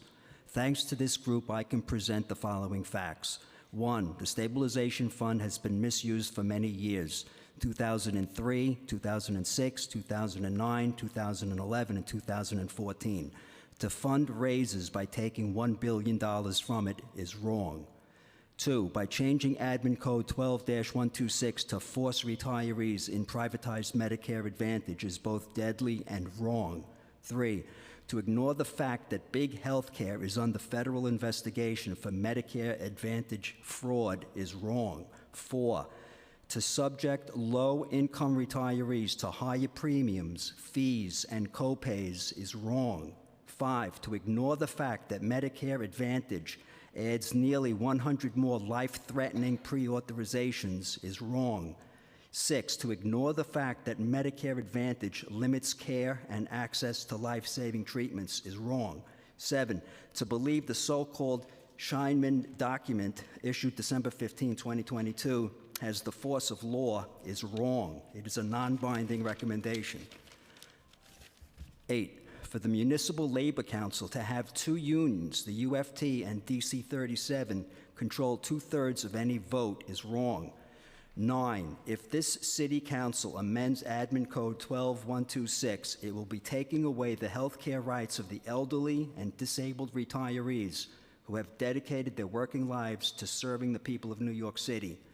Eric Adams, when running for mayor, said the Medicare Advantage plan seems like a bait and switch. I ask this council to not amend 12-126. I ask this city council to do what is right, not what, as is clearly seen by the true facts, is wrong. Thank you. Appreciate your testimony. Thank you so much. Thanks. Good luck with your wife.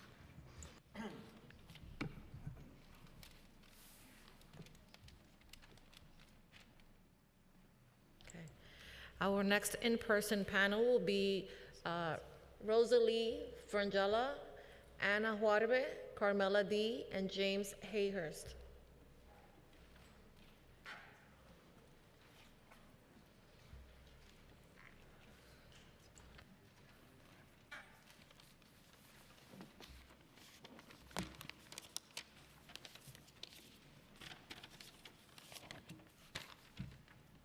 you mean Rosie Bartarella? Rosie Bartarella?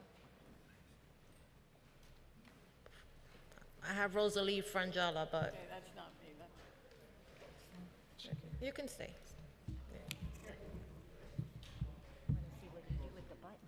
I don't know. Okay, you may begin.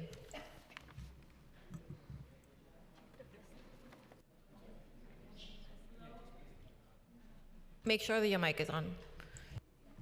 Hello, my name is Rosie Vardarella. I am a retired vision teacher for NYC DOE from Brooklyn, District 39. I want to thank you, Shahana Hanif, for your support. For 25 years, I work with blind and visually impaired students, most of whom were the only visually impaired students in their schools. I travel to three to 5 schools per day. I love my job, I love my students, I love my life.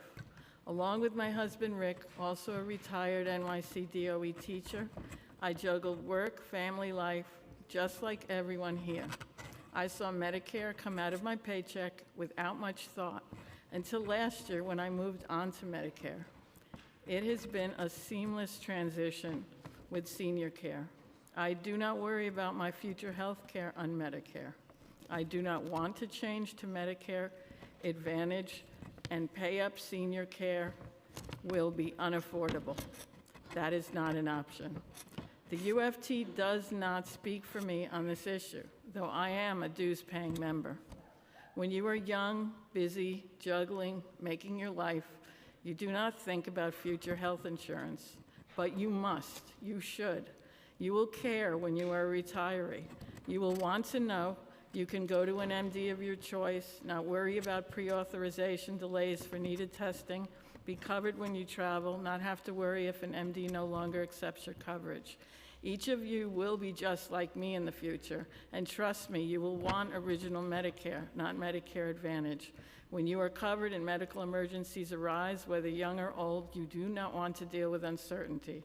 My family has dealt with many medical emergencies and unforeseen illnesses, but we did not worry about health care when they arose. I'm living and enjoying life today. I want to know that what I paid into all of those years of pay-stub deductions, all of those happy and incredibly hectic and juggling years, what I bought into is what I earned and what I have. The most important skill I taught my students was self-advocacy. I'm speaking out for myself today with my students, my family, and all of you in my heart and on my mind. Do not change Administrative Code 12126. Thank you. Thank you so much. Thank you. My name is Carmela D. I'm a DC 37 retiree and worked for New York Public Library as an archivist for 18 years. I now work at a local library to supplement my $16,000 annual pension. I do not deal in misinformation. The city and the unions have betrayed us by breaking their promise to those who served the city for decades. And at the height of the pandemic, my husband suffered a retinal occlusion in his left eye. His doctor called it a stroke in his eye. He will require retinal injections every 4 to 6 weeks for the rest of his life. Traditional Medicare and GHI senior care cover it, except for the $15 copays. In a Medicare Advantage plan, he could have to wait for authorizations and suffer further retinal damage. Although we live modestly, to have to pay almost $5,000 a year plus copays to keep our current health insurance was not something we planned for. This is also a social justice issue. Those who cannot afford to pay premiums and copays will be forced into a MAP, despite the wealth of data proving these plans provide inferior health care. We all understand the need to save money, but amending the code and forcing people into a MAP are not the only ways. Martin Scheinman's report is only his paid opinion. It is not binding. No previous city council has fallen for the scare tactics. Code 12-126 has protected our health care since 1967. If it's amended, the door is open for the city to go after any of our benefits. Does this city council really want destroying the health care of retirees and employees to be its legacy as well as its own fate? Please vote no. Thank you, and thank you for being here. Thank you so much. Up next, we have James Hayhurst, Jay Flynn, and Earl Roberts. If you're present, please come forward. James Hayhurst, Jay Flynn, Earl Roberts. Okay. Sure. Let's try Robert Bookman, Bob Greenberg, Renee Dinnerstein. Okay, thank you. We have a few.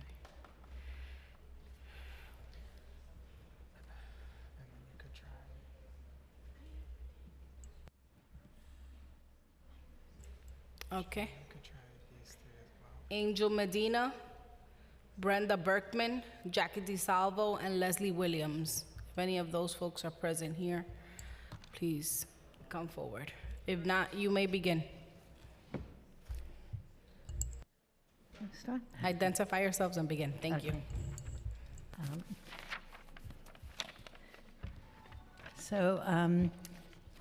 Excuse me a minute.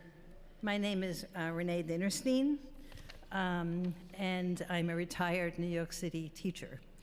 And I'm here to ask you not to amend Administrative Code 12-126. I began teaching in public school in 1968 and retired in 2003.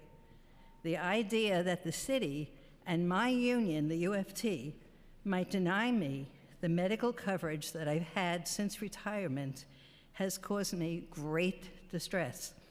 I've been told in no uncertain terms by my 6 medical specialists who literally keep my body going that they will not accept Medicare Advantage. Dr. Estia Silausi, my pain management doctor, Dr. Nancy Coles, my ophthalmologist, Dr. Nancy Silver, Karen Silver, my podiatrist, Dr. Stuart Katchis, my orthopedic surgeon, Dr. Hal Mitnick, my rheumatologist, Lisa Primick, my physical therapist. The older I get, the more specialists I seem to see, and I have many friends who are in the same position.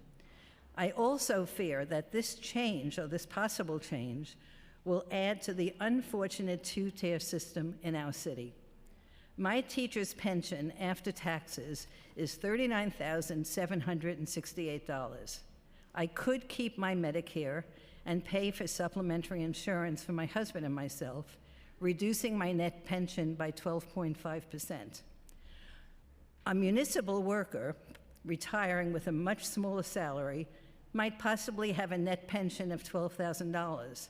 The cost of the same supplemental insurance that I would sign up for would end up being 40% of their pension. Anyway, please don't change it. It's a bad idea. Thank you for testifying. Hi, my name is Jay Finn, and I'm a retiree from the New York City Police Department. I'm here today on behalf of a couple of retiree organizations, the Superior Officers Association Retired, the New York 1013.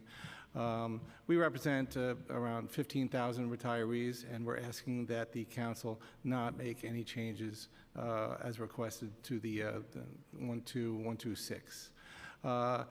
I've been requested by a number of retirees in their 70s, 80s, and 90s to please not change the administrative code. When they retired and they worked for the city, there was promises made, and we've heard that time and time again today. One of the things that I heard today was disconcerting. It was about when the city was testifying, they constantly referred to the MLC. And I just want to point out that the MLC does not represent the retirees. And in fact, it wasn't really discussed about the weighted vote in the MLC. When it was originally formed, the MLC has evolved, and that's one thing that the council can review about how we got here today. What authorities were vested originally in the MLC, what was the original intention of the MLC, and how did the weighted vote goes. Typically, when you have a more powerful organizations like the UFT and the DC 37, there would be some sort of protections for the minority that don't seem to be really heard. I give a lot of credit to Marianne Pizzola and her staff that has brought a lot of these issues to light. When some of the questions that came from the council today were posed to her, she said she would love an opportunity to talk to the different unions, and we've kind of been shut out. So that is one thing that I think the council is empowered to do, look at who actually speaks for who. The retirees, when you look around, we feel that we have been neglected. A lot of people couldn't come down here today, and we ask that you, take that into consideration of how we got here today and how we get there. A solution that listens to everybody. Thank you. Thank you so much. Thank you for your testimony. We have Damian Andrade, Robert Thompson, Elsie Newman. You're present.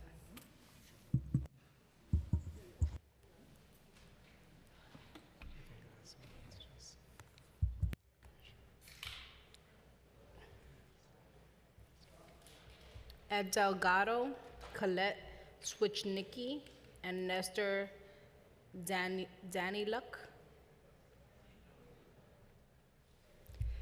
Ed Delgado, Colette Switchnicki, Nestor Daniluk. If any of those folks are here, and I'm sorry if I messed up your name. All right.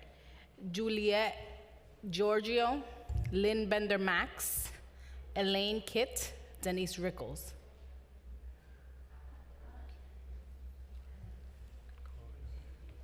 Michelle Kellner, Laura Judith Dajian Ayala, Anthony DiLeonardo, Monica Leila Benefante. You may begin when you're ready and identify yourself so that we can track you. Thank you so much.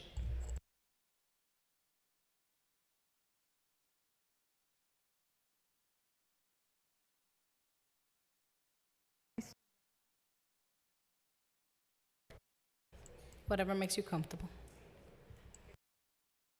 Make sure you turn on the button. There you go. Oh, hi. So I'm Denise Rickles, and I'm a retired special education teacher, and you are my district person. Thank you. So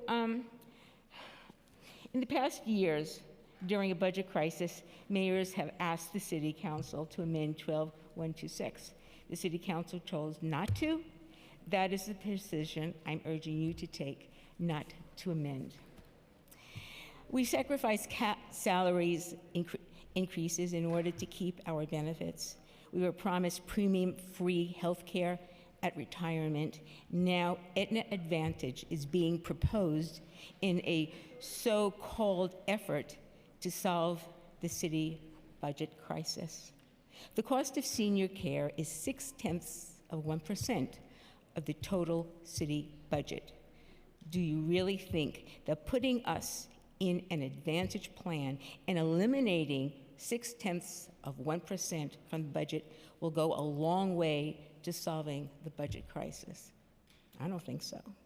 The only thing it will do is to have a negative effect on the health and financial well-being of retirees and contribute to Aetna's billion-dollar yearly profits.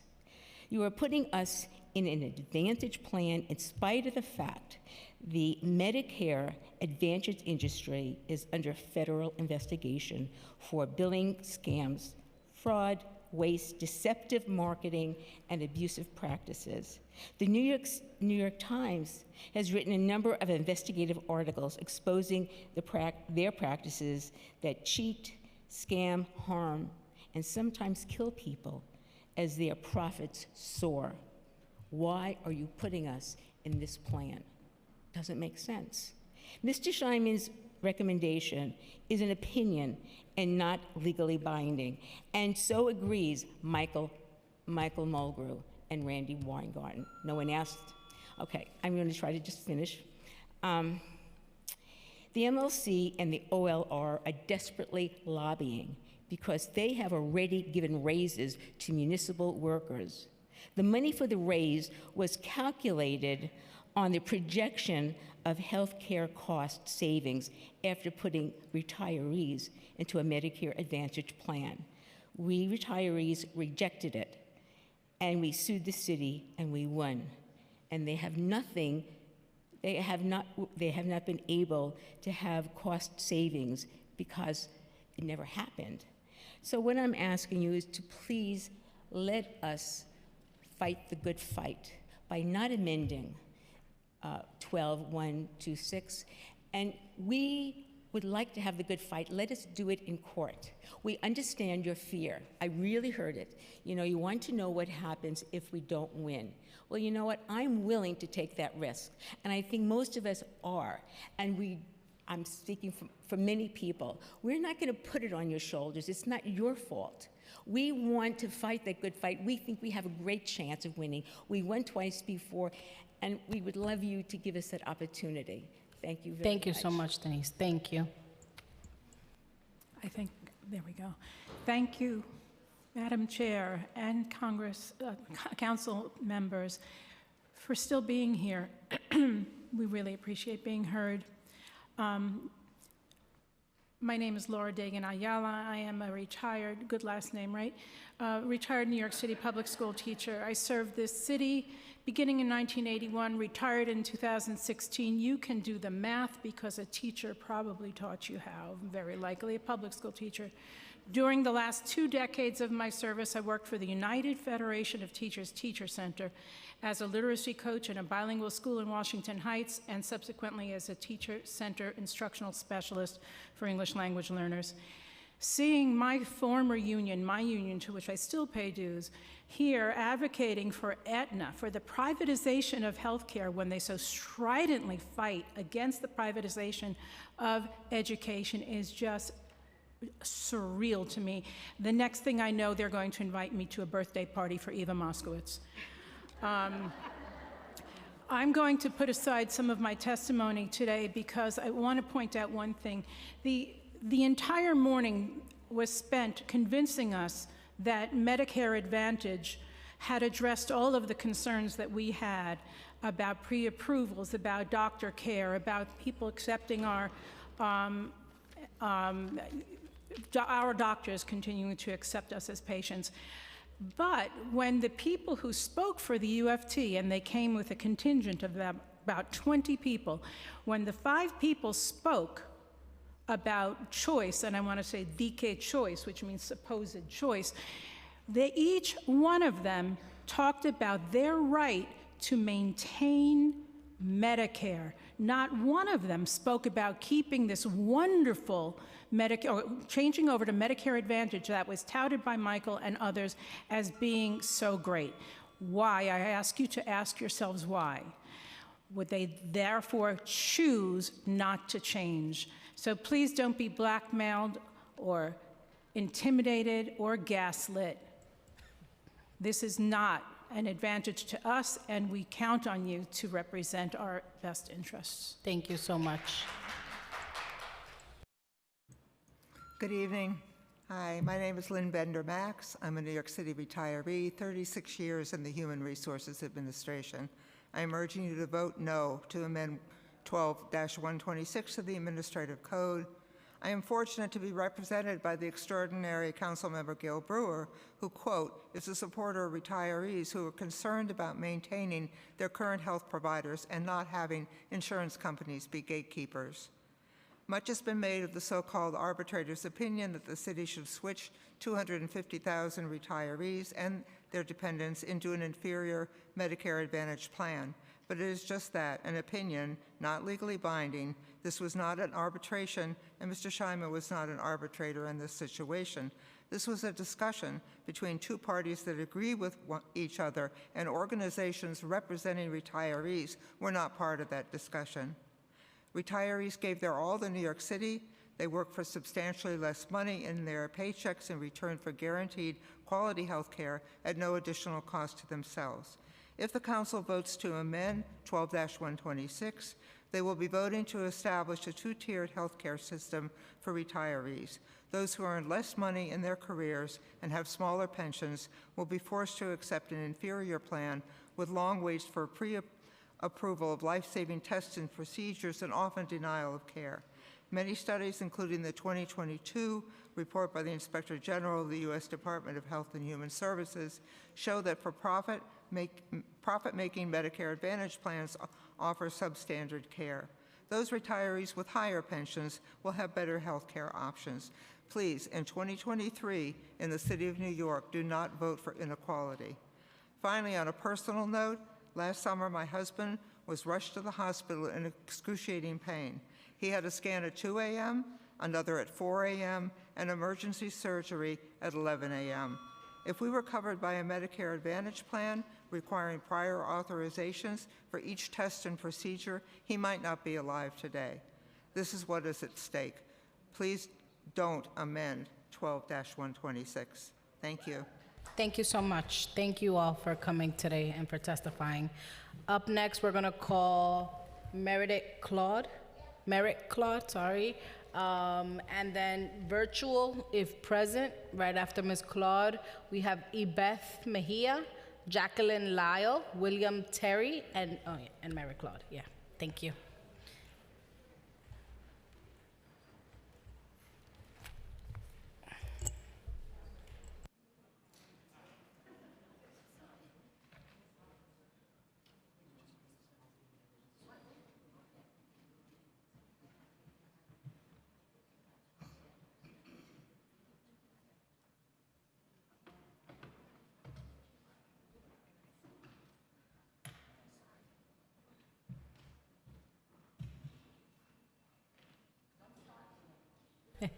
Take your time. And also put the microphone a little lower so we can hear you. And then when you're ready, just press the button and you can begin.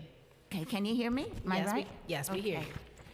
Okay, good evening. I am Merrick Gelfand Claude, member of DC 37 Retirees Association, a lifelong New Yorker, a graduate of Hunter College, and a constituent of Councilman Eric Dinowitz, 11th District.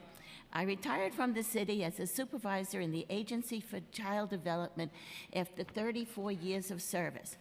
Please do not approve the 12-1-26 measure. Please allow us to keep our Medicare and GHI emblem. MAP, Medicare Advantage programs, notoriously intentionally limit, impede, bar, and deny our needed medical services that are legally and contractually free. As we age, we develop a variety of medical issues which can necessitate medical intervention. I have had serious cardiac surgery, brain tumor, breast cancer, and other things that require immediate and continual medical services for these critical issues. For over 20 years, I have chosen to utilize doctors, hospitals, and medical facilities within the city and on Long Island for various necessary ongoing diagnostic services, MRIs, CAT scans, further surgeries, biopsies, sonograms, etc., needed for my medical conditions. It is imperative that I continue to have the choice of my doctors. It is imperative that I be allowed to use these services without being subjected to prior approvals, denials, appeals, which can allow a cancer to spread. Life-threatening medical nightmares require appropriate measures that cannot wait for approvals or dealing with denials and appeals. I implore you to keep our GHI emblem choice plan, which allows us to choose our medical providers without the restrictive time delays of gaining authorizations from a MAP bureaucrat, our urgently needed life-saving tests and interventions. Thank you for your time and any efforts you may make in consideration of my situation and the similar situations of most of the retirees of the city services. And I have an addendum on here. Okay, Thank you so much, Ms. Clark. Thank you. Thank you for coming. We're going to turn to our virtual panels. I'm going to call the names. I'm going to call 3 names right now. If we could start with Ebeth Mejia, followed by Jacqueline Lyle, followed by William Terry. Ms. Mejia, when you're ready, you may begin.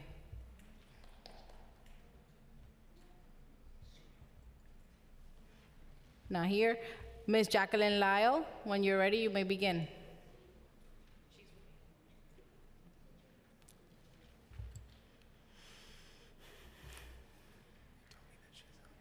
Okay. Ms. Lyle, are you on? I am on. All right. Thank you, Ms. Lau. You may begin when you're ready. Oh, there you go. Okay. You're unmuted. thank you. Yes, we can hear you. You can hear me? Okay, great. Good evening, and thank you for giving me the opportunity to speak with you today. My name is Jacqueline Lyle. I'm a retired New York City teacher. I worked many years in District 24. I received my health care coverage from New York City. I want to explain why that coverage, in its current form, has been valuable to me and to my family.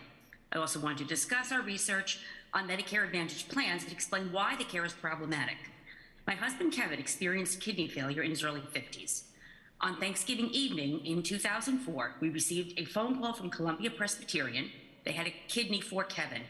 We needed to leave immediately. If we had had to get prior approval, I'm not sure Kevin would have received that kidney, as his operation took place over a holiday weekend on the eve of Thanksgiving when insurance offices are closed. He did receive that kidney, and his transplant was successful. The point I am making is that medical emergencies and opportunities can happen at any time without warning. Requesting approvals and using a prescribed network of doctors can jeopardize treatments that must be done quickly to get needed life-saving results. A Medicare Advantage plan would require those authorizations. In addition, there's a dark cloud over our relief because my research shows me that his transplant is considered a pre-existing condition.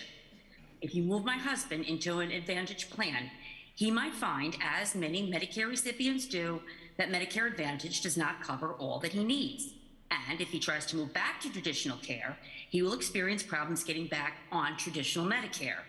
If that's not enough, his transplant status will be seen as a pre-existing condition, making a Medicare supplement unaffordable. Please do not change Code 12-126 and refrain from introducing Bill number 874. It is my belief that traditional Medicare will provide the best coverage for us. We have been retired for several years and we cannot afford to pay additional The time has premiums. expired.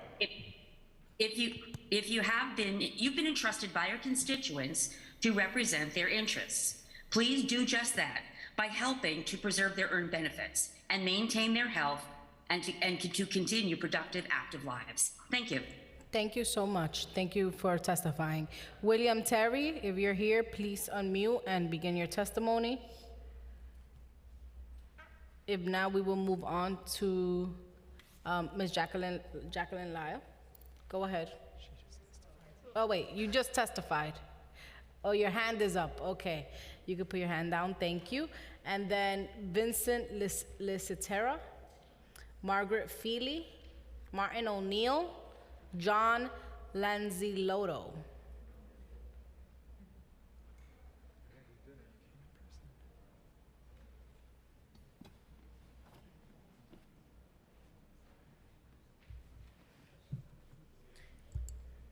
If you could identify yourself.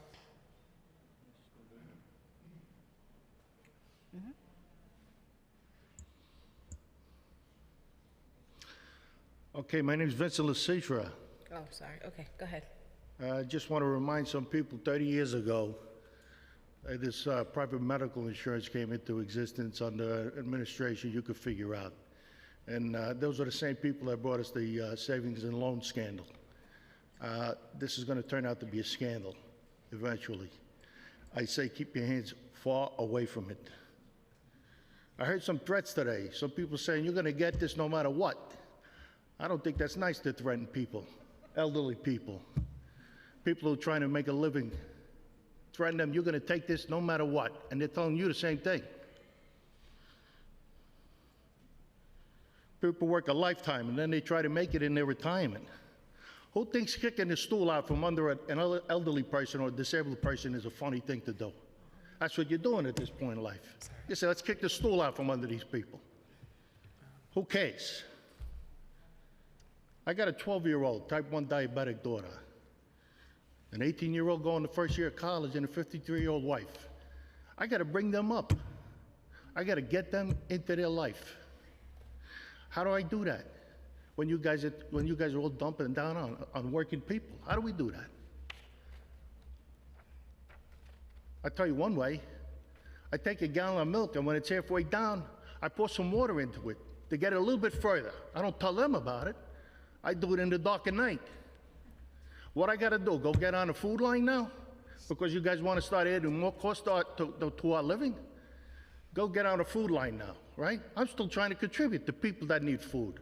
But now I got to think about maybe I got to go on that food line. I don't want to do that. We have over 200 names we have to call. It's a shame. You guys should know better. I think you're courageous enough to make the right decision here. I know my council person, Carr, he said, we don't want this. Already knows it. We don't want this. You guys should realize that too. We go to fight for our country. We go to work for our country. We work our whole life hard. And then we get to the end, and they say, who needs you? Who needs you? We'll take whatever we want from you. Go to hell, they say. Because that's what they're saying. Please, let's get serious. We're all grown up. Let's get serious here. It's very important. Thank you so much. Thank you so much. Margaret Feely, if you're here, Martin O'Neill, John Lansley Lodo. They're virtual. If you're virtual, Margaret, you can unmute yourself and go ahead. Martin O'Neill, John Lansley Lodo, Jack Hafiz, Richard Gannon. What the fuck? She said my name. I can't. Oh, hello? Could you hear me? We definitely heard you. Please do not use curse words. Thank you. Who are you? What's your name? No.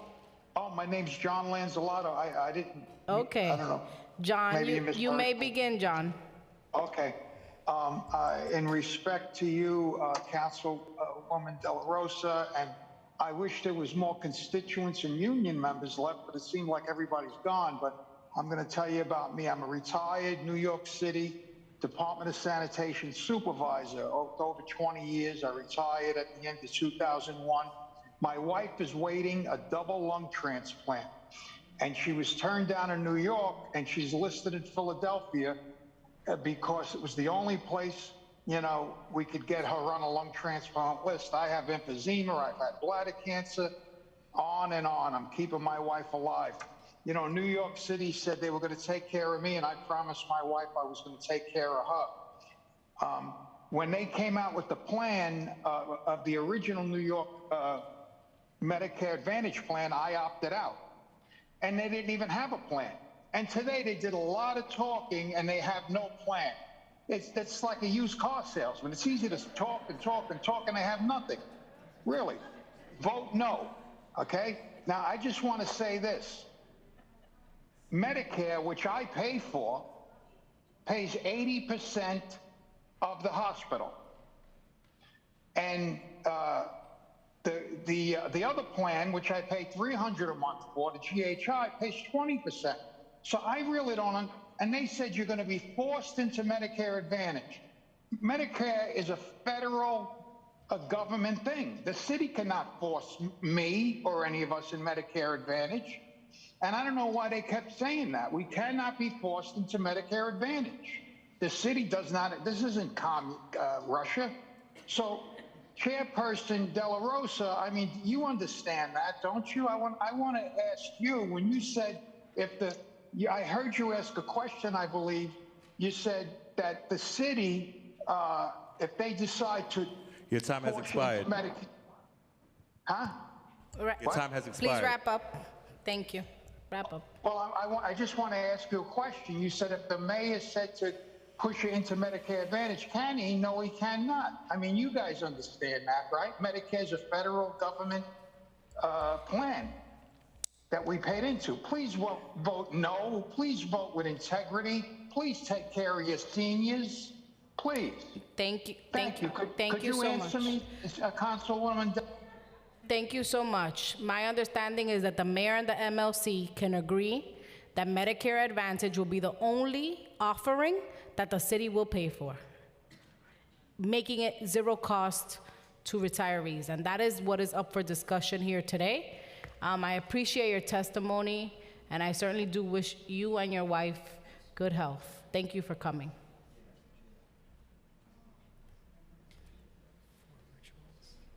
Jack Hafiz, Richard Gannon, Cedric Fergus, and Cindy Matthews.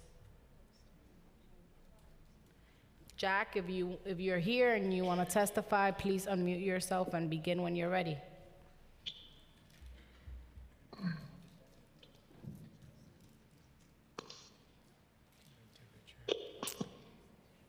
Richard Gannon, you can go ahead, please. We hear you. Yes, my name is Richard Gannon. I'm retired from 2009. I retired out of New York City Department of Correction. I started my employment with the City of New York with New York City Parks Department at 16 years old. I'm here representing myself and also additionally my father, which is also a city retiree who retired in 1999.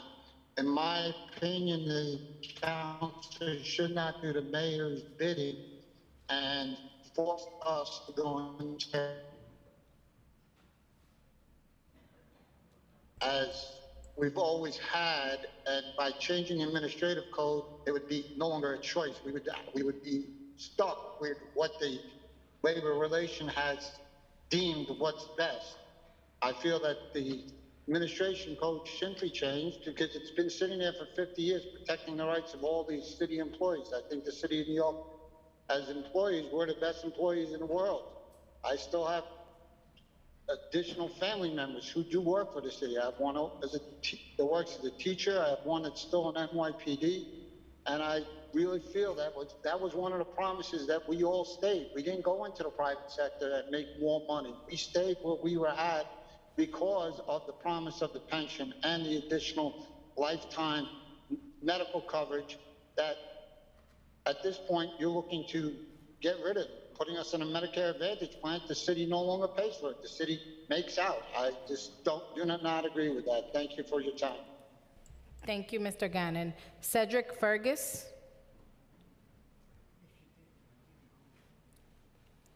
Cindy Matthews. Yes. You may begin.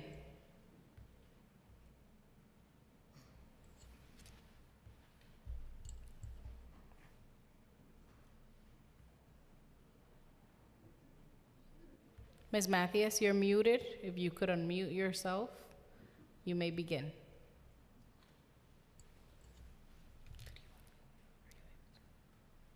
She's muted. What should happen is they have to accept the request to unmute. Okay. But Elizabeth's looking at me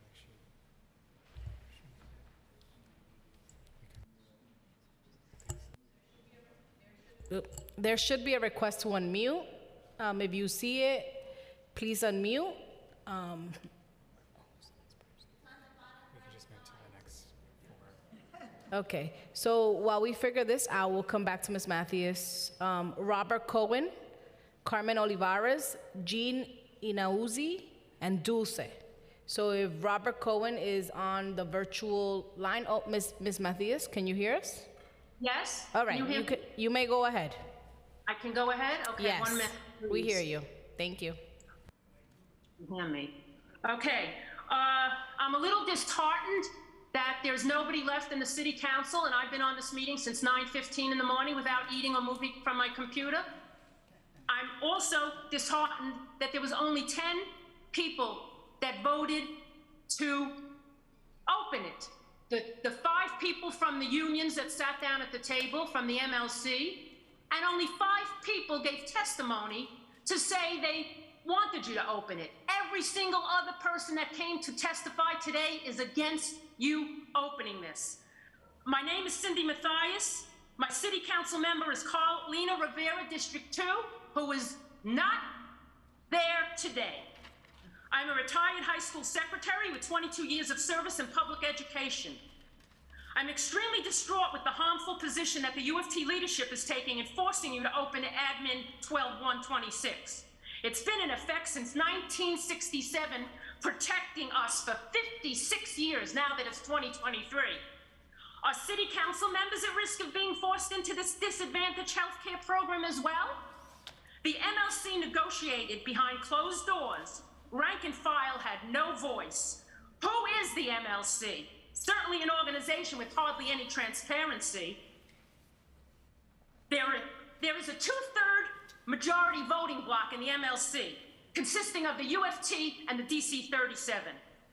That is not fair to all the other unions that are against this.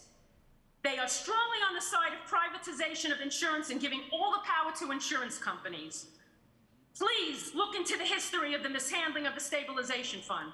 Because of the misuse, we stand here today. What is the point of making a promise and then changing the rules at the end game? This is what you are doing. Who will want to join a union or work for the city when you take away the very benefits you sold them to entice them into service and membership? There are many other ways for the city to save money. Your time has expired. No, it didn't. I timed myself. Reinstate the commuter tax. Opening 12-126 sets precedent to opening the administrative code in Albany for all of our pensions. Thank you, Ms. Mathias. Your time has elapsed. I want to make my final statement. Thank you. Don't want to be complicit. Thank you, Ms. Mathias. Your time has expired. Robert Cohen, Carmen Olivares, Jean Inauzi, and Dulce. If Mr. Cohen, Robert Cohen, is on, you could begin. Good evening. I am a retired professor from Queens College, CUNY, where I taught math for over 40 years. I urge you not to amend 12-126. Medicare Advantage plans put roadblocks in the way of their members as to which doctors they can see and what care is appropriate. I have had several bouts of melanoma, the deadliest form of skin cancer, and I am being carefully monitored for any recurrence. A few years ago, I was told it might have spread to my brain, a condition that is life-threatening. Fortunately, after several scans, it turned out to be a false alarm. Would I get the same level of care in a Medicare Advantage plan? I doubt it. And if it does later spread, could I then choose any doctors I want to treat me? No. I understand that the city needs to save money. However, there are other ways to save money, as outlined by my union, the PSC. There's a good op-ed in today's Daily News by Barbara Bowen and Barbara Caress. For example, the city, like many large corporations, could self-insure, hiring an outside company to administer their plan. Hospital and doctor charges need to be carefully monitored to make sure the city is not being overcharged, etc. As the PSC has proposed, these and other ways to save money should be carefully studied and would produce even more savings than adopting a Medicare Advantage plan run by a for-profit insurance company.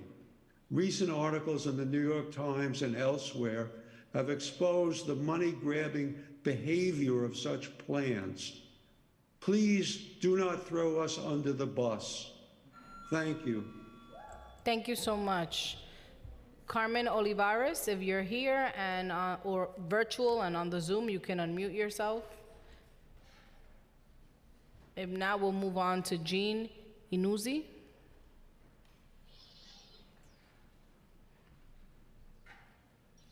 Can you hear me now? Hello? Yeah, yes. Hi. Thank you, Chairwoman De La Rosa, and thank you to the members of the council who have stuck it out as long as you have. My name is Jean Inauzi. I am a 71-year-old, recently retired registered nurse.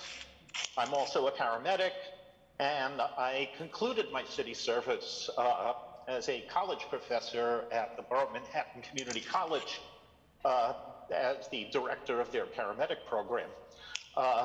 20 years of service in HHC and CUNY, and over 40 years in healthcare. Most of that was in emergency care. And because of all of that, I steadfastly opposed the proposed amendments to 12-126 and the coercive attempts to push retirees into Medicare Advantage plans. And I totally reject the testimony by the city administration this morning as absolute fiction and spin delivered by people who do not know the human costs of taking care of other people. On the other hand, since we really haven't heard from too many actual healthcare providers today, I note that the biggest proponents for privatizing retiree healthcare, with their army of lobbyists and blind followers, are a teacher, Michael Melgrew, a sanitation man, Harry Nespoli, and I'm not exactly sure what Henry Garrido does. Besides that, I doubt seriously if any of you would seek medical advice from a teacher, a sanitation man, or a bureaucrat, nor would you be comfortable with a doctor or nurse who never examined you, remotely reviewing, denying, or delaying care based on their employer's bottom line, as they absolutely would in Medicare Advantage Your time has and expired. all other private plans. These are the ones who are telling you that everything is okay. Thank you so much for your testimony today. Your time has elapsed. Thank you. We have someone who signed up by the name of Dulce, virtually. If you're on, you can unmute yourself. Apologize, we don't have a last name.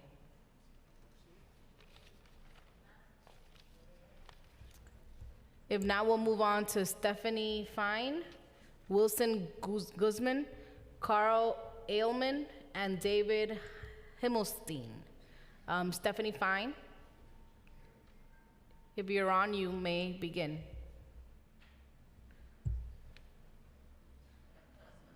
Wilson Guzman.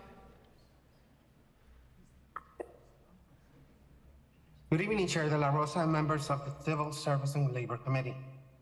My name is Wilson Guzman, and I am the Associate State Director for Community and Engagement at AARP New York.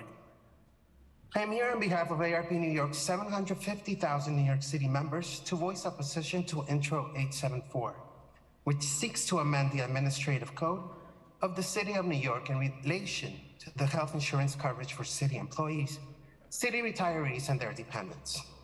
Retired city workers are the very people who built this city and made it great. They deserve what they were promised, and above all, they deserve the assurance of good health care in their later years. The city's Medicare Advantage scheme could instead saddle retirees with higher costs, smaller networks, and greater administrative obstacles to accessing health care and preferred doctors.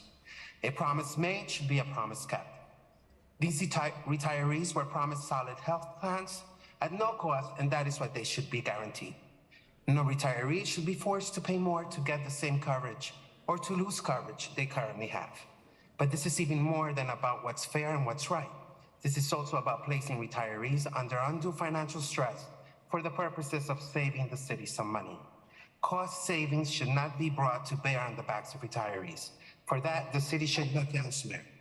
Last year, we released AARP New York's Blueprint for Action entitled What New Yorkers 50 Plus Deserve, which is filled with recommendations to help city officials address vital issues facing older New York City residents. This blueprint lays out the financial hardships faced by our older residents. These hardships already impact housing and hunger. Let's not add healthcare to the mix by making it more expensive for retirees to see their doctors. A promise made should be a promise kept. That's what older adults deserve. If there's any change to retirees' health insurance, and again, any alternative plan, must offer what retirees get now at the same no-cost basis.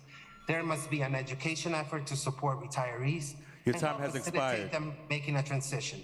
So many things today are confusing enough. Let's not add health insurance transition to the list for our former city workers.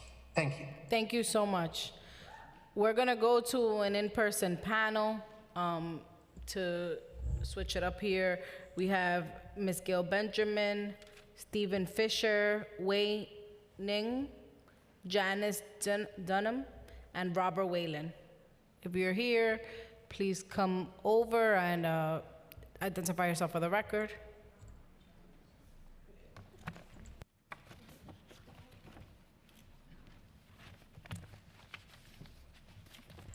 Since there's some room here, let's see, Teresa Roth, Deborah Royna, James Rossi, Zesley Blyden,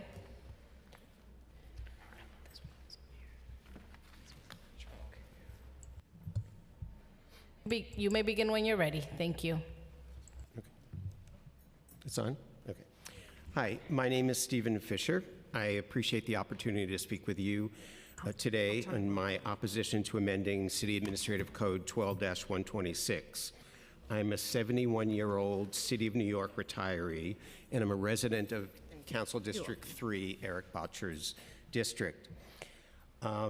My path to working in government started in 1972 when I was a college intern, and at that time I never thought that I would be sitting here 50 years later talking to you about preserving my health care. I retired in August of 2018 from the New York City Department of Social Services, the Human Resource Administration, as an Assistant Deputy Commissioner for the Office of Procedures. And in my first stint at HRA, I also was the Assistant Deputy Commissioner for the Division of AIDS Services, which you now know as HASA. So I've been around a long time. You have my written testimony. I'm not going to read from it. I just want to get some of the highlights. A lot of people today have given a lot of good information and food for thought. But what I want to leave you with is a couple of things. 2 courts and 6 justices have ruled that the city may not impose a premium to remain on GHI senior care and reject enrollment in the Advantage Plan. And let's be clear about this. This issue is before you because of the misuse of the Health Insurance Stabilization Fund by the Municipal Labor Committee that allowed the UFT to provide funds for raises for city teachers. This occurred, as has been discussed, because it was not monitored. One of the things that I would want to stress with you is to sit down with the New York City Organization of Public Service Retirees. They have outlined many cost savings that Marianne Pizzola mentioned that OMB was unaware of, and I think you need to look at that. Also, in listening to everyone today, one thing that struck me, a lot of these folks from the city and from the unions are not going to be around 5 or 10 years from now. So promises made today are not necessarily going to be promises tomorrow. Thank you so much, Mr. Fisher. You may begin. Okay, is it on? Hello? Yeah. Yes, on. Oh, okay. Madam Chair, I'm Della Rosa, and members of the City of the Civil Service and Labor Committee. My name is Zesley Blyden, and I live in Council District 35. I'm a New York City municipal retiree from the Brooklyn Public Library with 32 years of service. Thank you for the opportunity to speak. It was always said, working for the city, the pay might be low, but the benefits are good. We are here today because the Municipal Labor Committee in the city want the City Council to change Administrative Code 12-126 that has been in existence since 1967.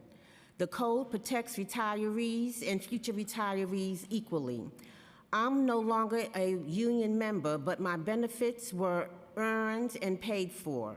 However, my former union, DC 37, seeks to take away my traditional Medicare care and have me pay for GHI senior care. This City Council and the Administrative Code is my only wall of protection as a retiree. The changes given for wanting these changes are, The reasons given for wanting these changes are, 1, amending the code will allow choice in the retirees' health plans, but we already have choices right now. The active employees have 11 choices, and the retirees has 14 health plans to choose from. Just stopping right there, just listening today to the MLC and the city this morning, and they kept on saying that they want to force us into Advantage Care to give us choice, but forcing us into Advantage Care is giving us no choice. 2, it would allow the MLC and the city the ability to offer pay-up options for retirees' senior care. When the Care Advantage plan was rolled out last year, I decided to opt out because MAP wasn't as good as traditional Medicare. Thank you. If you could wrap up. Oh, okay. Thank But you. to keep my medical plan, I would have to pay $191 monthly for GHI Senior Care. Paying $191 monthly would have been a financial burden with my modest pension, and GHI only accounts for 20% of my medical expenses. 3, I'm almost finished. By transferring retirees into a medical advantage plan, it would help stop the depletion of the stabilization fund. Medicare Advantage plan versus traditional care. Medicare. Medicare Advantage is managed care by a for-profit corporation. Thank you. We have your testimony and You we've have submitted it for the record. Oh, all right. If we could just keep going, because we still have hundreds of names on the list and we want to make sure we get to everyone tonight. Thank you so Okay, much. sure. Thank you. Ms. Benjamin. Hi, my name is Gail Benjamin, and I was an active city employee for over 37 years. I volunteered as the chair of the no, that's not right, of the Charter Revision Commission for over 2 years, and I now work with a city agency. I would like to talk briefly, I'm watching the clock, about the actual amendment that's before you, because it's not a specific amendment. What it basically does is gives the municipal labor, MLC, and the city the ability to decide for the class of people. They don't say what they can decide. It just cedes to them this ability to take any class of employees, which could be active employees, and to make a decision for them as long as the MLC and the administration agree. So my first request is that if you are going to consider this, that you not adopt that language, which is basically a promise to consider something tomorrow that you will then have no control over.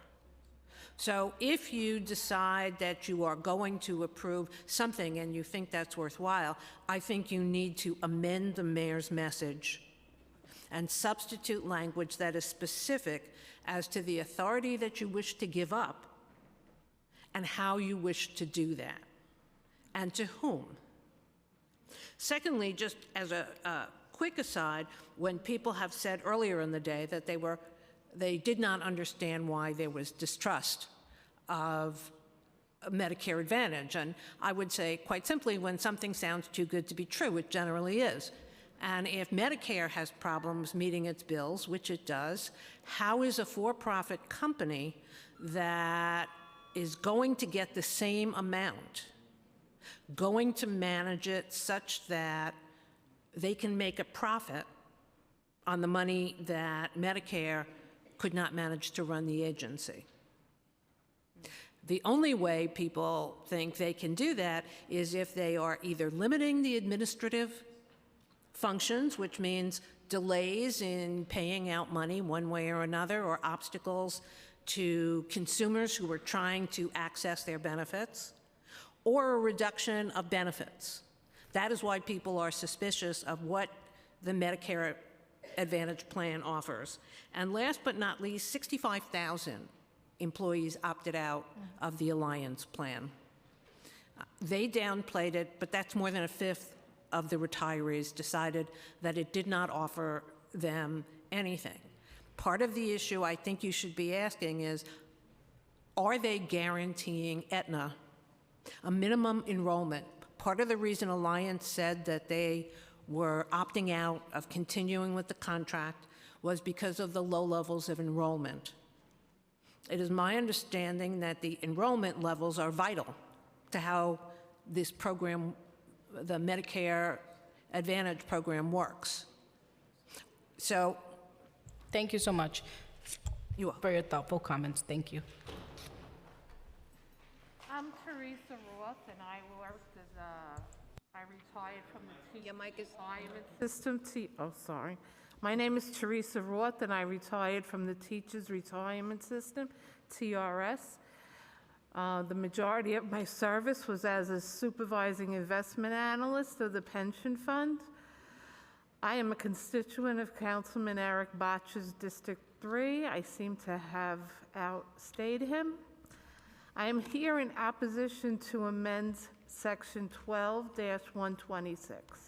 I joined the city 25 years ago specifically for the city's benefits and pension, instead of continuing my career with Wall Street firms at higher salaries. So strong was my belief in the civil service system that I served as a term as an executive board member for DC 37 Local 1407. Giuliani sent us back to work after 9/11 on the infamous Christy Todd Whitman Day to 220 Church Street with minimal electricity, no air conditioning, windows wide open, and I had a smoldering car under my window. I have thyroid cancer, which was removed, malignant, and now I have malignant neuroendocrine tumors. Switching to this plan, the plan will kill me sooner than I'm supposed to die. I urge the City Council not to amend this. Thank you. Thank you so much. Thank you all for your thoughtful comments. I just want to say quickly, I know a few people have mentioned it. Although you may not see many council members present, our deputy speakers here, we have Council Member Dinowitz here, and members are watching both virtually and live. And, there will be robust discussion. This is the first hearing, and, this is part of the process. Don't feel as though we're not listening. We're here, I am here, and our deputy speaker's here, Dinowitz is here, and all are watching and paying close attention. So I just want you to know that your comments are not going into the Ethernet. We're listening, okay?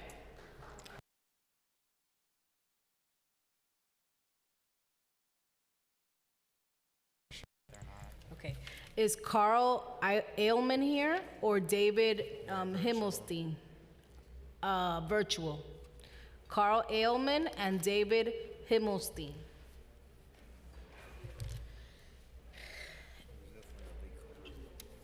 This is David Himmelstein. I'm here. Oh, thank you, Mr. Himmelstein. You may begin when you're ready. Thank you, Dr. Himmelstein. I'm a primary care physician, a distinguished professor of public health and health policy at Hunter College, and a lecturer in medicine at Harvard Medical School, where I spent more than 30 years on the faculty. I want to just comment on the rapacious and disgraceful conduct of the Medicare Advantage programs and the lies about it that have been put forward in this hearing by representatives of the city and of the unions advocating for it. The Medicare Advantage programs make enormous amounts of money at public expense by denying care. That's not just anecdotes, there's hard evidence of that. Aetna alone has paid $265 million to its CEOs over just the last decade. It takes 17% of every healthcare dollar it receives for its profits and overhead. And to put that into perspective, the average Medicare patient brings $2,200 in overhead and profit each year to its Medicare Advantage plans.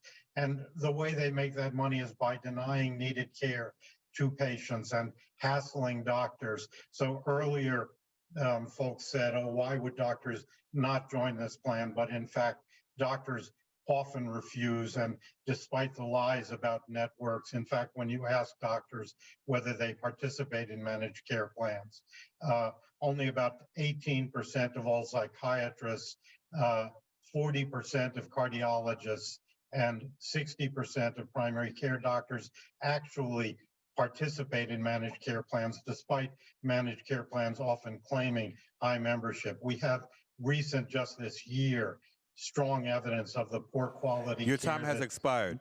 Medicare plans are delivering. Mortality rates for cancer patients, 90% higher in Medicare Advantage for pancreatic cancer. 40% higher for liver cancer, 40% higher for stomach cancer, and refusal of expensive diabetic Thank you. drugs Please wrap by up. Medicare Advantage plans. Thank you for your attention. Thank you so much. Thank you.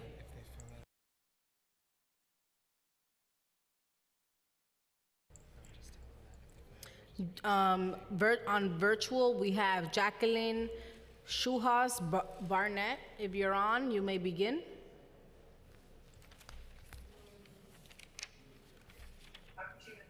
Hello, hi, can you hear me yet? We hear you. Hi, my name is Jacqueline Schoenhaus Barnett, and I'm a retired bilingual school psychologist for the New York City Department of Education. In July 2021, the MLC made an announcement that it will be switching all city retirees to a Medicare Advantage plan by January 2022. Unbeknownst to the majority of the 250,000 people who would be impacted by this decision.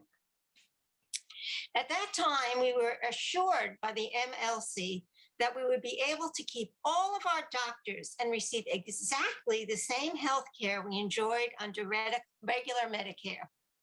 Bingo, everyone proceeded to call their doctors, and of course we were told they never heard of the Medicare Advantage plan.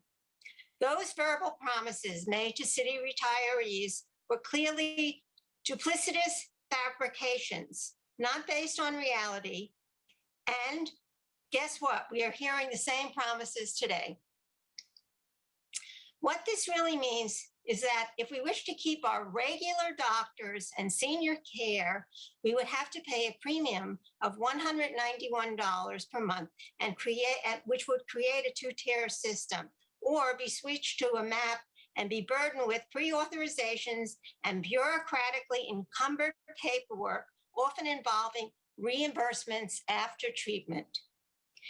At that time, no one really knew about the protections of the City Code 12-126 until the retirees won the court cases and learned about its provision that 100% of the full health care insurance costs are to be paid by the city. After the court cases and the disappearance of Alliance as a senior care provider, our UFT union leader declared that they would only sign on to a plan which was tailored exactly to the needs of his constituency.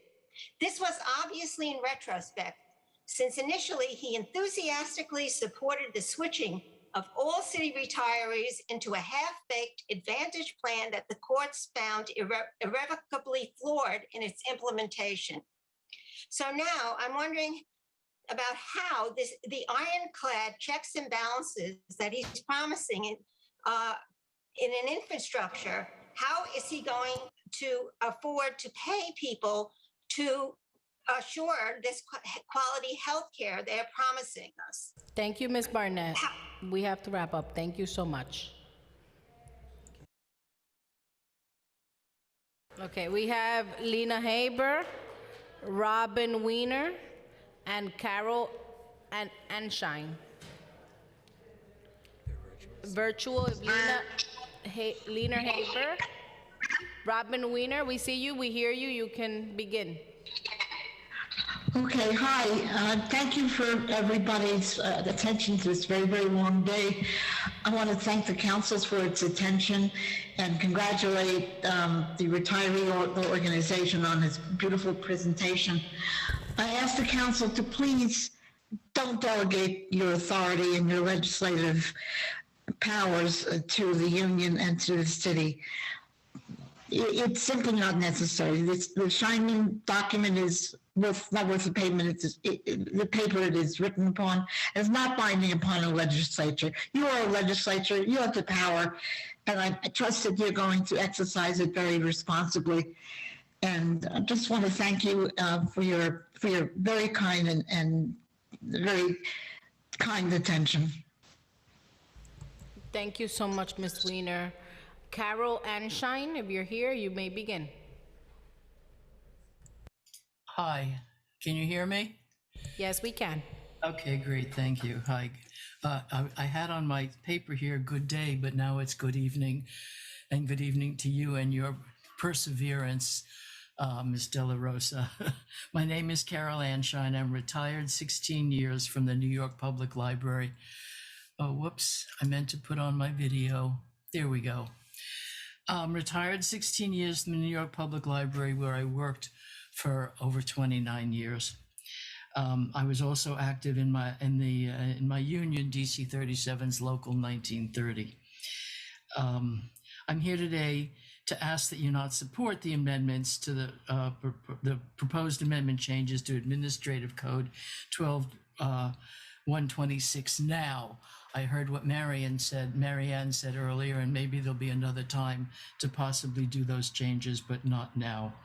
The cost would be very prohibitive to many retirees who are currently on low fixed incomes, and also take away the ability of retirees to litigate. I do not want to be in a Medicare Advantage plan, and didn't with the first effort to do this. I fear it will not cover all my healthcare needs, as others have said. I've been satisfied with the coverage provided by traditional Medicare and by Empire Blue Cross Supplemental, which I am one who pays for, and everyone keeps talking about senior care, but there are other plans, and I'm happy with that one. I do not have co-pays. I am worried not only that it might become unaffordable, but also scared that I will no longer have the plan of my choice. I am a multiple cancer survivor over 25 years and continue to receive excellent preventative treatment and care from Memorial Sloan Kettering.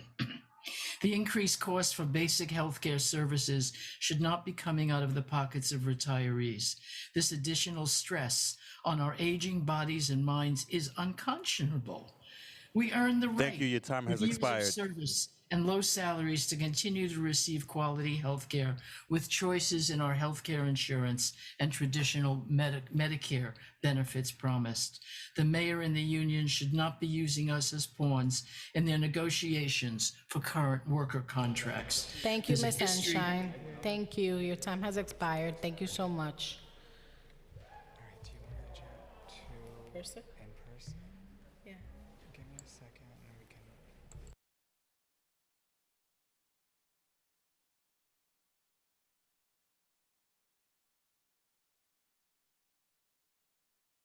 All right, we're gonna go back to in person for a little while. Bennett Fisher, if you're here. Antonia Manuela, if you're here. And Karen Anderson, you may step up to the dais. And then we have more in person here. Let me call Deborah Polshak, Deidre Burke, Trudy Silver, Evelyn David. Any of those folks in here? One more? Okay, one more. Let's see.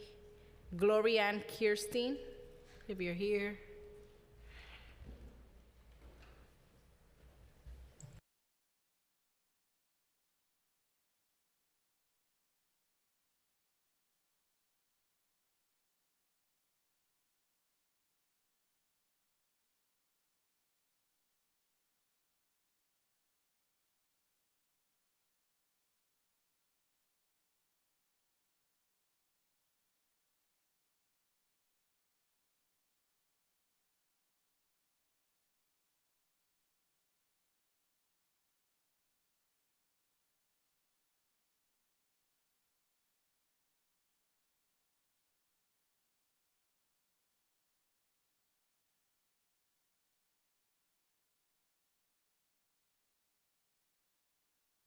Okay, you may begin. We can go down the line. Identify yourself so that we can track it here in the system. Thank you so much, and thank you for your patience. Okay. Good evening, Madam Chair Carmen de la Rosa and council members. I stayed to speak to the moral issue. Firstly, I wish you all a healthy new year, for health, as we all know, is everything. My name is Antonia Esperanza Manuela, and I am a proud member of DC 37 Retirees Association. I am a retired and former employee of the New York City Housing Authority.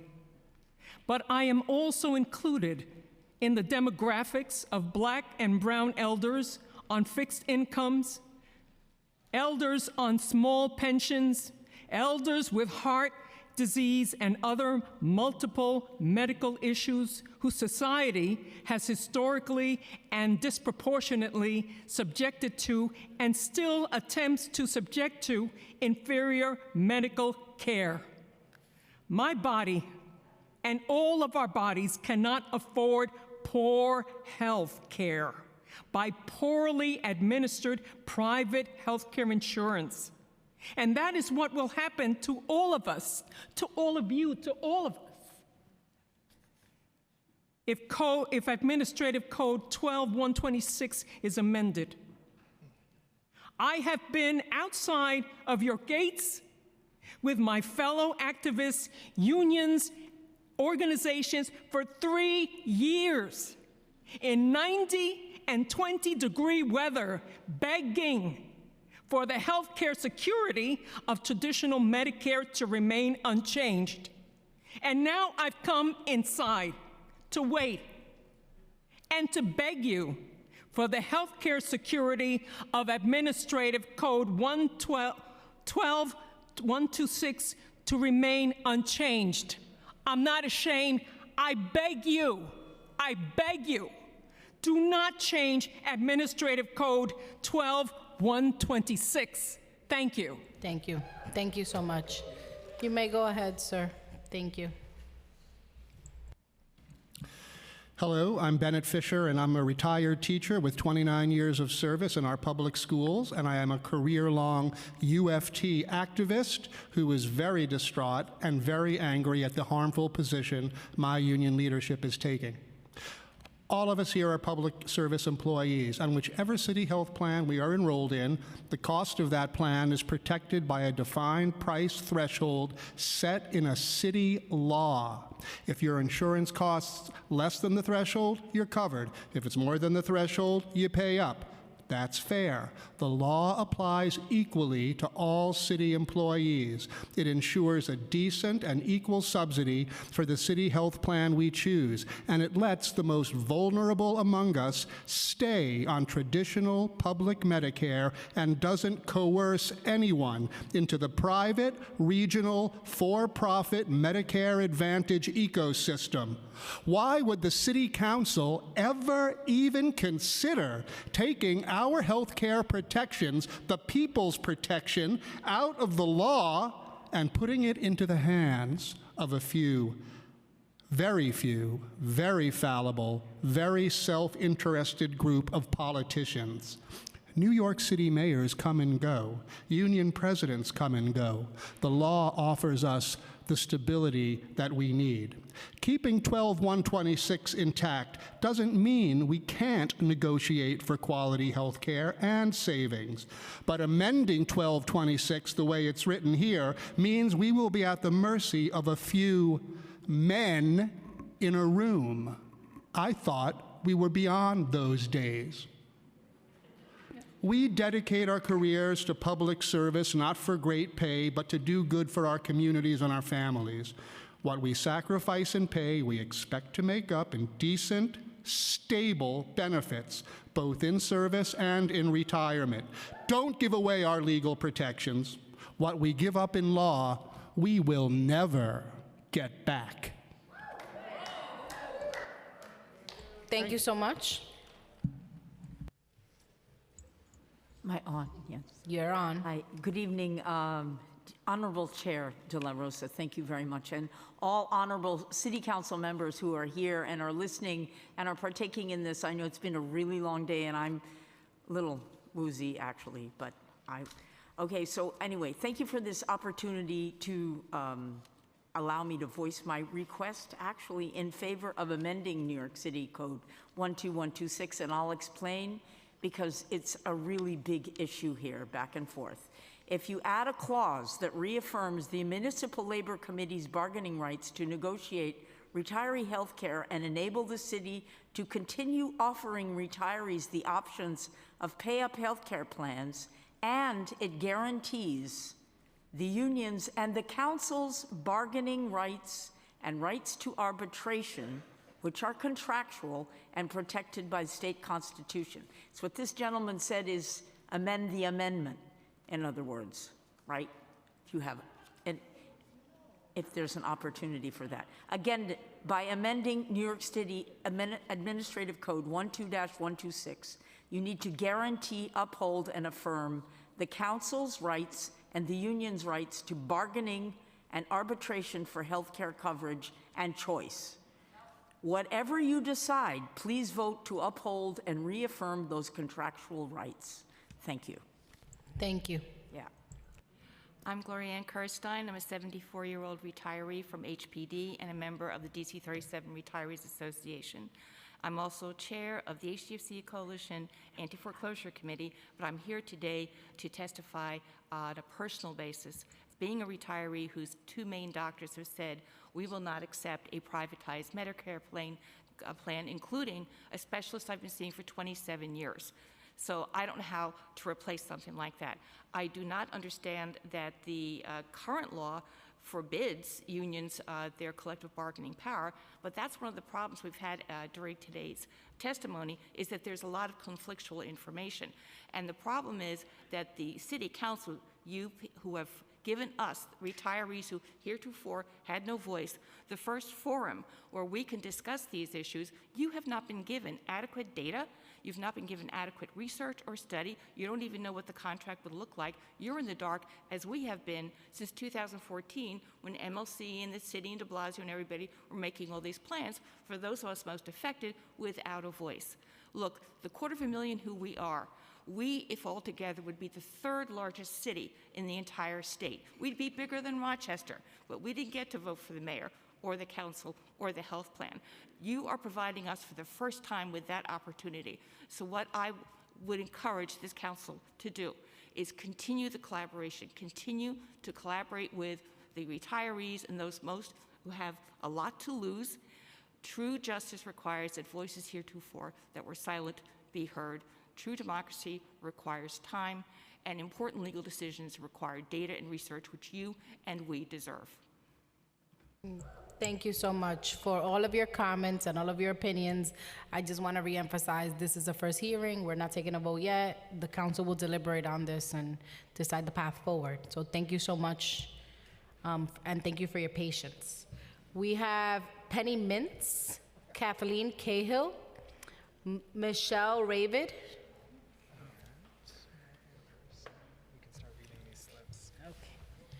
And Gerard Longarzo, if you're here, you may come up. How many are? Okay. Norman Scott, if you're here, come up. I'll call one more. Oh, this one already went. This is Tria Vincent. She did, okay, thanks. Yeah. There might be some difference.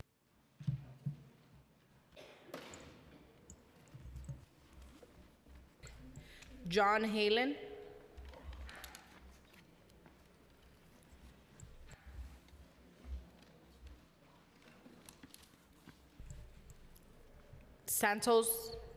Santos Crespo. Okay. And when you're ready, you may begin. Thank you for waiting. I can start. Good evening, and thank you for holding this hearing and allowing us to speak. My name is Michelle Ravid. I'm a retired educator and a member of the UFT. I'm here today to urge City Council to vote no to amending Administrative Code 12-126. This law has equally protected the health care of municipal workers since 1967. And it's the only health care protection that retirees have. If the city forces us into a Medicare Advantage plan, retirees will indeed have legal recourse to challenge this action in court. And they'll certainly win. But however, once this code is amended, legal action will be difficult. I personally worked for the City of New York for nearly 40 years with the understanding that I'd be entitled to traditional Medicare once I retired and turned 65, and that the city would bear the cost of my Medigap plan, less than 20% of my total health care costs. Now the city wants to renege on that promise. However, a promise is a promise. Why should more than 200,000 retirees like myself be coerced into abandoning our excellent health coverage for a substandard Medicare Advantage plan valued at about $7.50 a month because of a misused health insurance stabilization fund that was supposed to be there for medical and health needs, but was used for purposes other than the health care of its workers.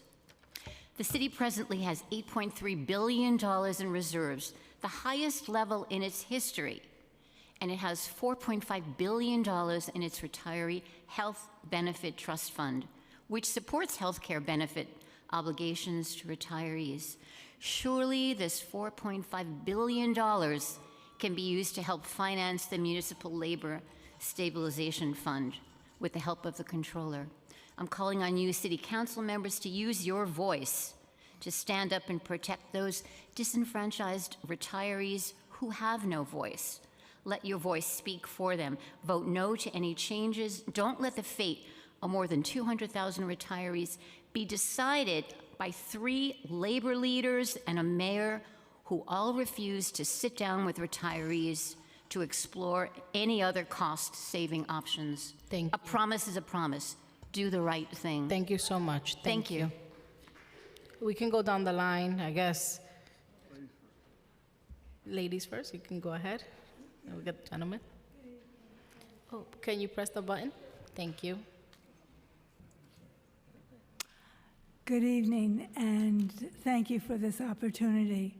My name is Kathleen Cahill, and I retired in 2004 after working at the New York City Office of the Corporation Counsel as an attorney, where I spent most of my career. I'm in my 80th year, and I am now in the winter of my life, facing the following fearful, stressful, anxiety-producing situation. Approximately 1 year ago, I was told that my osteoporosis has accelerated and my bones are rapidly disintegrating. I found a renowned endocrinologist at Columbia University. I applied to be one of his patients because he only accepts very challenging, serious cases. I was accepted by him as a patient, and I'm now getting 2 injections a year of medicine. When I was at my last appointment getting my second shot, the doctor's assistant told me that all of their Medicare Advantage patients have been denied the use of this medication. This is such a harrowing story because these patients are desperately in need of this medication. This is the same insurance plan that New York City wants its retirees to have: privatized, profit-seeking plans that can deny what doctors deem necessary for their patients. Please show your empathy, step into our shoes, and deny any alteration to Section 12-126. You know that Mr. Scheinman has no jurisdiction over city council nor the retirees. Please protect us who are so vulnerable in the winter of our lives from losing our health care and being in financial peril. Thank you so much. Thank you for your thoughtful comments. Thank you. Thank you. My name is Gerard A. Longarzo, Department of Education, 41 years service. Councilmember Dinowitz, Woodlawn says hello. Delay treatment, deny treatment. This is the way for-profit Medicare Advantage plans operate. It's the way they pump up their bottom line at the expense of the people they cover. It's not just me who's saying it. It's the investigators from the federal government. As per the New York Times, December 3rd, 2022, I quote, Medicare Advantage plans often deny needed care. A federal report finds insurers deny tens of thousands of authorization requests annually. The change in Administrative Code 12-126 is a giant step, but in the wrong direction, because it would be a giant step toward inflicting vastly inferior health care coverage upon retirees, individuals who dedicated decades of their lives in service to the city of New York. Shameful. Vergüenza. Why are we in this mess?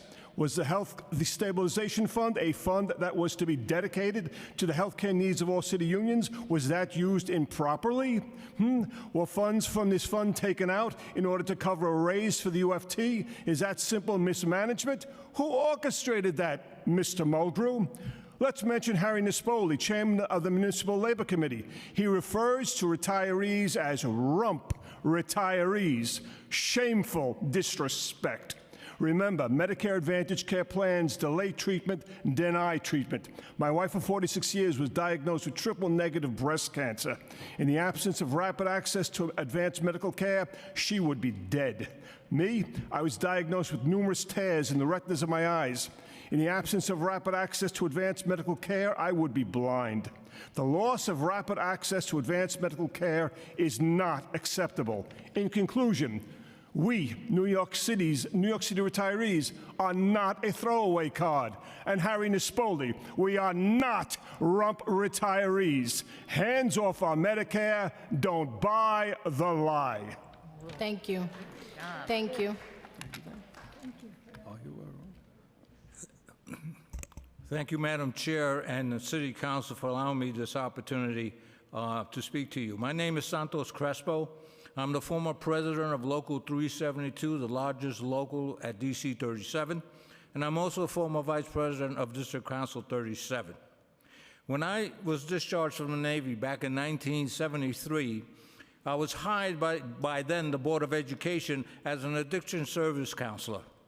We were not unionized at that time. And in 1975, when we finally decided to join DC 37, it was with that promise that at the end of our tenure, we would have not only a pension, but we would have a good health care benefit. What's happened? What, in fact, has happened? For some reason, the MOC wants to say that we are afraid of change. We're not afraid of change. We want to be part of the process. When we approached them to be part of that process, their response to us was, how dare you want to speak to us? You don't trust us? Well, the reality is no, we don't, because you have not been transparent. Now, I was born in East Harlem. I was raised in the Bronx, and for the last 20-plus years, I reside in East New York, Brooklyn. So when you want to talk about trust, those are my credentials. If you cannot answer my questions because you don't have the answers, don't tell me about trust. Thank you. Thank you so much. Thank you all for your testimony and your thoughts today. Up next, we have Mark Kagan, Dr. Mary Lutz. Kagan spoke? Okay. Anthony Amato. Naomi Harris, Joseph Ferramasker,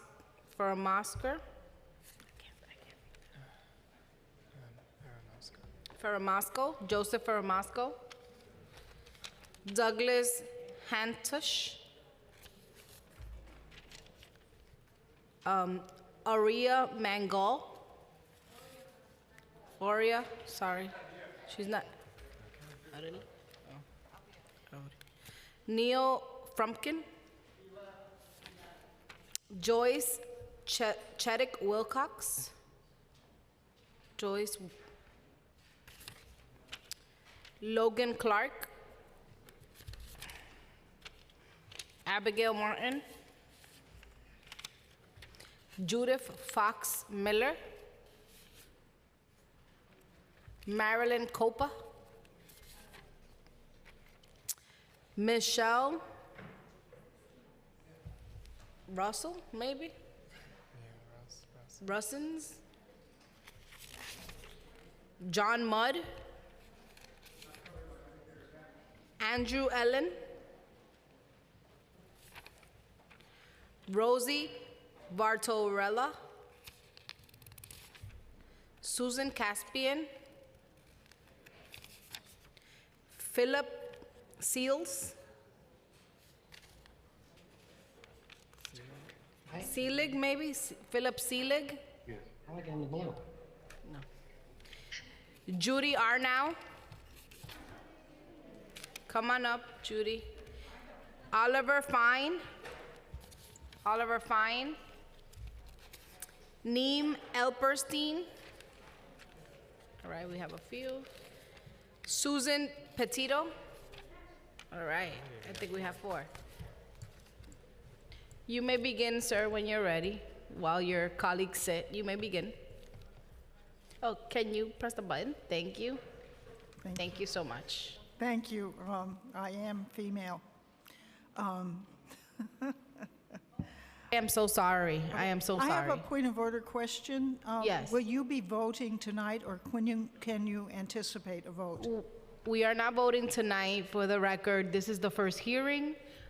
We have not scheduled a vote yet. So after this hearing, the city council will deliberate amongst ourselves what the next steps are. And I apologize for misgendering you. You may go forward. Thank you. And good evening to all of you who are here, both online and in person.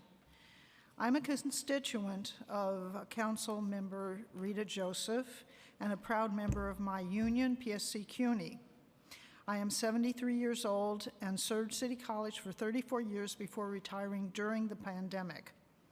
Throughout my service, both myself and my husband receive health insurance coverage through my union, the Professional Staff Congress, under its contract with New York City. Now we are both dependent upon and very satisfied with Medicare and our current retiree health benefits through the union.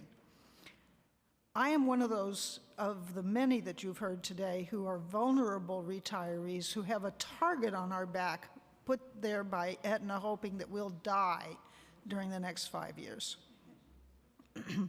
I have multiple pre-existing conditions, including cancer, diabetes, and asthma, for which I receive excellent treatments and prescriptions covered by these benefits. It has not been easy to enroll with multiple providers who accept my insurance. If you and your council colleagues disrupt the current arrangement previously negotiated and still under contract, you will undoubtedly shorten my life and the lives of other retirees. You are accountable to us and to our survivors.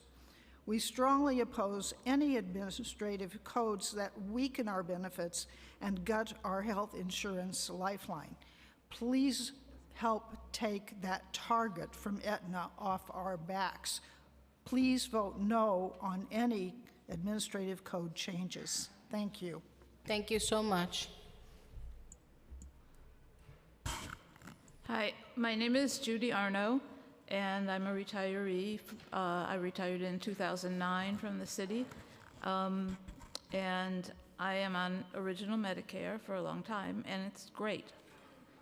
I'm going to tell you a brief story about why we need it and give you a window into why NYC retirees are up in arms about this threat to our original Medicare.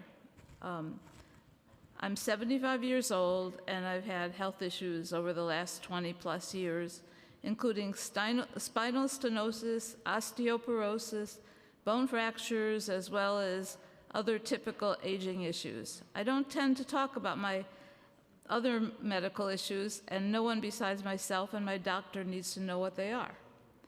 Because of modern medicine, I can continue to live a pretty active life, walking, exercising, climbing steps, hiking around town and in the country. My life is better than I would have expected at this age, and I'm optimistic for the future.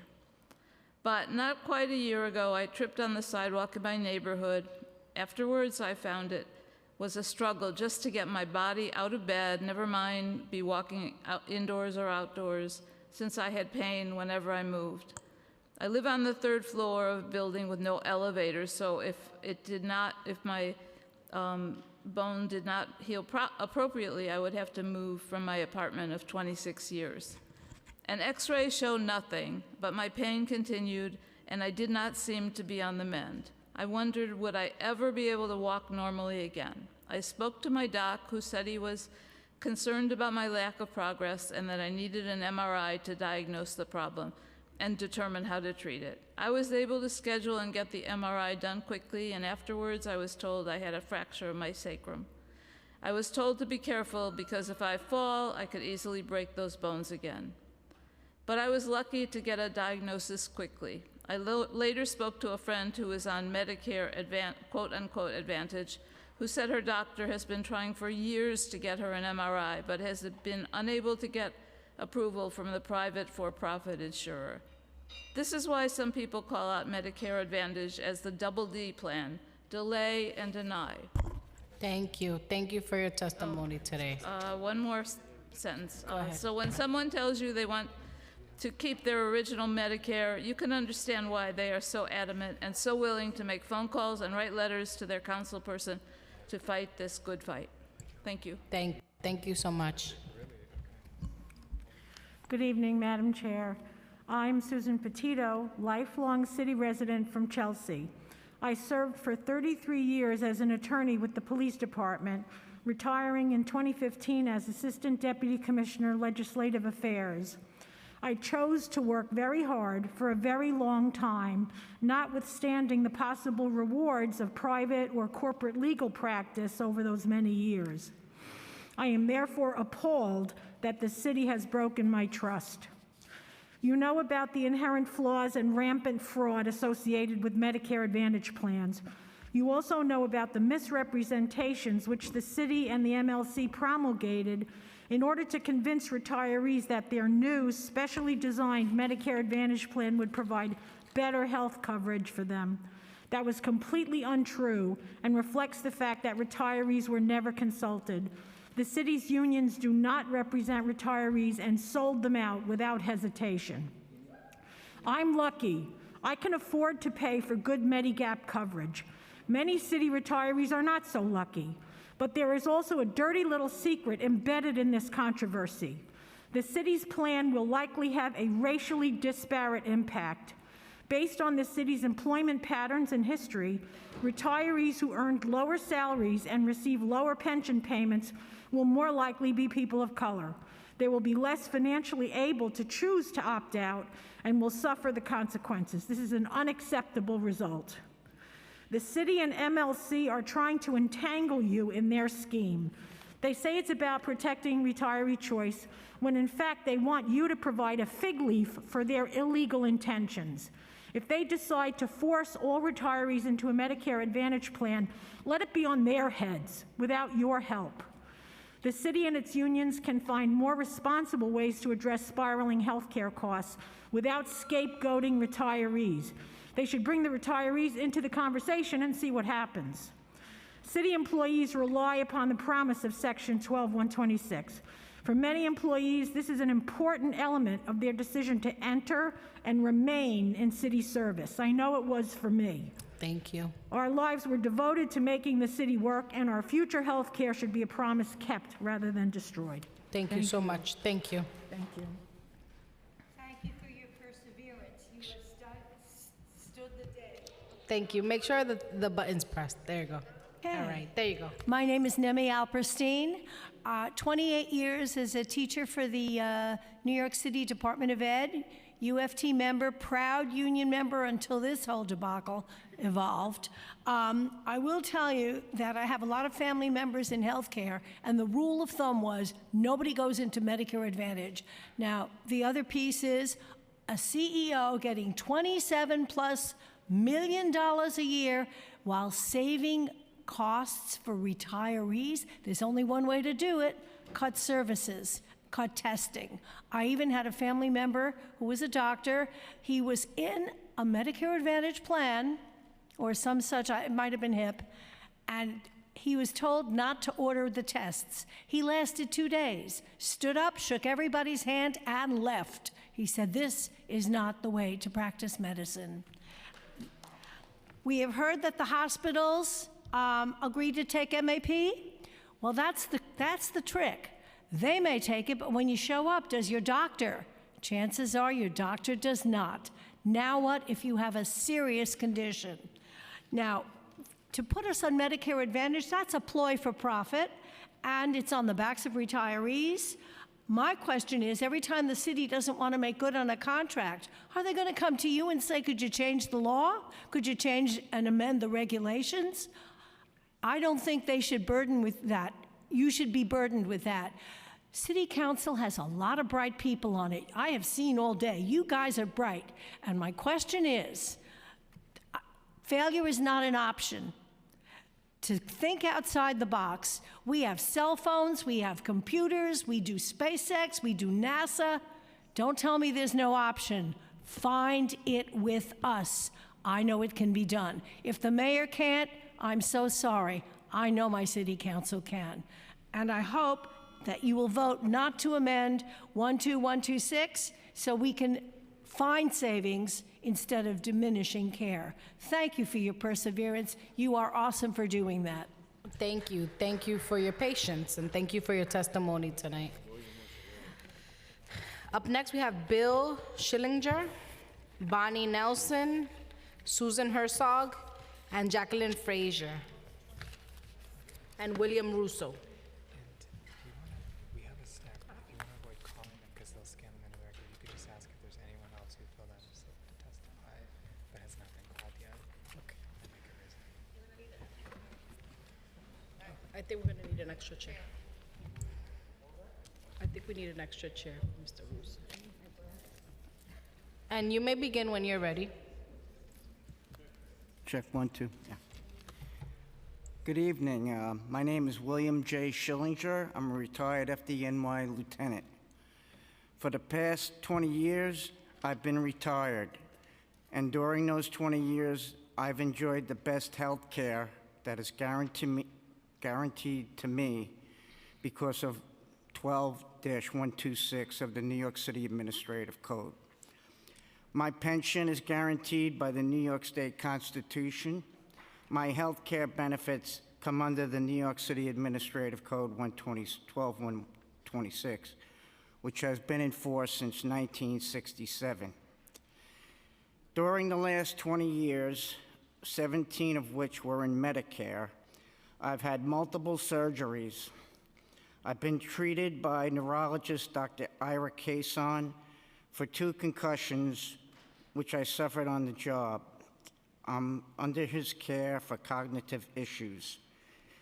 He's now the senior advisor for the NFL on concussion syndrome. I'm also under the care of Dr. Abrams at Columbia Presbyterian for precancerous lesions in my esophagus. He's the senior specialist at Columbia Presbyterian for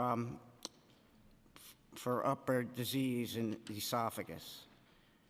During this time, I never had to worry about my health care, not have to worry about premiums, pre-certification, prior authorizations, or even denials of care. If you amend this law, 12-126, that may all change. There's nothing more retirees worry about than losing their health care benefits. By amending this law, this code, 12-126, which has been in force since 1967, would be a disaster. I'm sure there are people in this room who can come up with a plan to save the city money. Put your heads together. Have some cooperation with all the unions. Don't balance the budgets on the backs of the retirees. If this goes to a vote, please vote no. I hope it doesn't get that far. Thank you. Thank you so much. Hello, my name is Susan Herzog. I live in the West Village.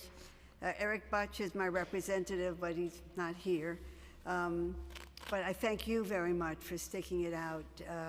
And I guess a shout out to Councilman Dinowitz, who came back and is still here. I'm a retired science teacher. I love teaching. I always supported the UFT, and I'm devastated that my union would sell away its members' hard-earned retirement benefits, and then resort to telling lies when the plan was judged illegal, like this lie that they keep repeating and repeating, that the judge ruled that there could only be one plan. I'm retired, I have enough time to read, and I've read that, his judgment, and he did not say that. When the city first attempted to force us into the plan, I discovered that some of my doctors, one of whom literally saved my life, would not participate in a Medicare Advantage plan, as you've heard many people say. Even though that company at that time claimed that he was in network, which is a lie. They lied to us, and I don't expect they would not continue to do so. I pay for Medicare monthly and for my drug insurance. The city only pays for a supplement policy that covers 20% of the cost that Medicare doesn't cover, and Medicare's rates are controlled, so they're not the ones who are raising the cost of Medicare, of medical care. Why, after more than 50 years, is this unbearable burden on the city? Why is this now an unbearable burden on the city? Apparently, because the MLC made a bad deal that now requires us retirees to pay for. Because the court said that the protections of 12-126 made the deal illegal, they need to amend it to create a class of municipal employees.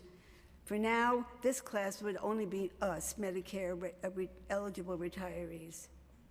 Do you really want to undermine the only legal protection all municipal employees have for their health care?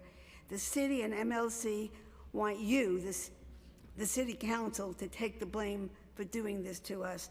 We have confidence that you won't do that, that you'll be our heroes and vote no. Thank you so much. Good evening, and thank you for giving me the opportunity to speak to you today. My name is Bonnie Nelson. I'm a retiree from John Jay College of the City University of New York, where I worked 37 years as a librarian.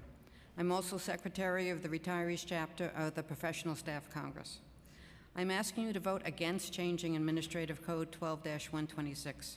Changing the code will allow the city to move 250,000 elderly city retirees into an inferior Medicare Advantage plan while allowing those retirees who can afford it to pay $2,400 a year to keep the Medicare supplemental plan we currently have. I'm asking that instead of changing the administrative code, you urge the city and the MLC to take another path, to buy time to find a better solution by adopting the plan the PSC has proposed, using money in the Retiree Benefits Trust Fund for a few years as a bridge while the Stakeholders Committee tries to come up with better long-term solutions.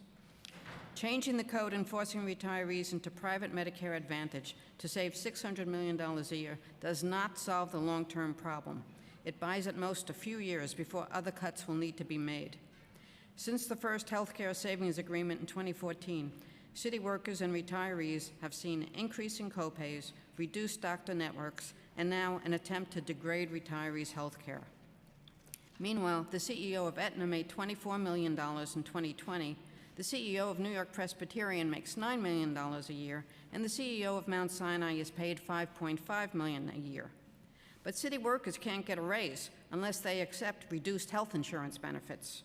There's something gravely broken here, and forcing elderly, infirm retirees into an inferior health plan is not going to fix it. Every single retiree who spoke today spoke in favor of keeping senior care, including those from the UFT who asked you to change 12-126. That's because traditional Medicare is better for everyone, not just those who can afford to pay $200 a month. Thank you so much. Can you press the button? Thank you. Good evening. My name is Jacqueline Frazier. I'm a retiree. I've been working for the city for 34 years. My concern, as of everyone else here at the retirees, is my health. A lot of people say, okay, so what about your health?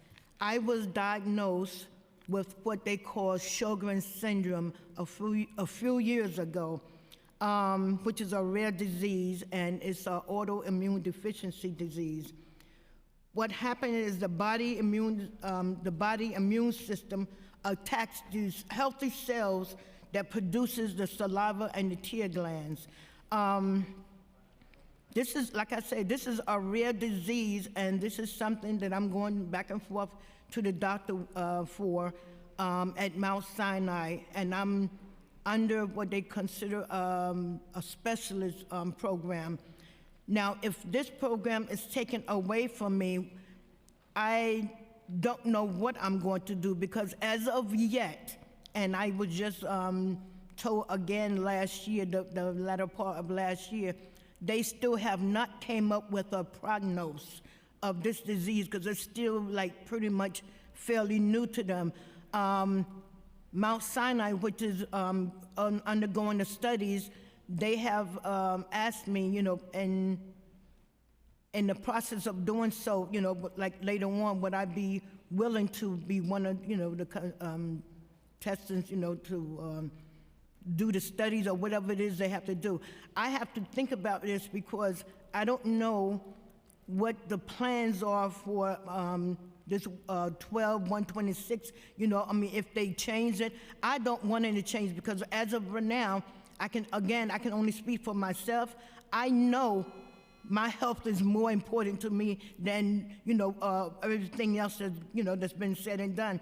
And also, I'm an asthmatic, and of those that know about asthmatic, you can catch an attack from different things such as dust, colognes, or anything of that sort. And if you don't have that medication to, you know, to stop it right then and there, you can go into cardiac arrest. And a lot of my family members and coworkers have died. Just recently, last year, I lost 4 relatives to asthma. So I'm not going to be a statistic in this matter. Thank you. Thank you so much. Thank you. And I just want to add one more thing. With this disease also, it has caused my teeth to deteriorate. So now I cannot smile, you know, and how to say, put on a pretty smile? No, because it deteriorated my teeth. It's like brittle. I look like a piranha, okay? You know, I mean, I'm making a joke of it, you know, because I have to keep my, you know, sense of sanity going. But thank you. You are very beautiful, and we all acknowledge that, okay? Thank you. Thank you. Thank you for coming, and thank you all for your testimony. Yeah, you can go ahead. And I have Marilyn Yogit Downey as well. If you are here present and your name has not been called, please see the Sergeant at Arms. Instead of reading through everybody, we're gonna just ask you if you're in the room to come forward. You may begin when you're ready.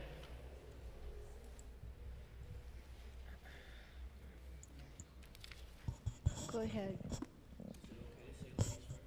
I'm not a lady. Folks, once again, everyone that's in the room has spoken, correct? That has signed up? Perfect. Okay, you may start when you're ready. I'm ready, but I just want to say that for these to be hearings, as a teacher for 26 years before I retired from high school at City Ave School, if somebody was having a hearing, if I didn't trust anybody was listening to me if I couldn't look them in the eye in the class. And for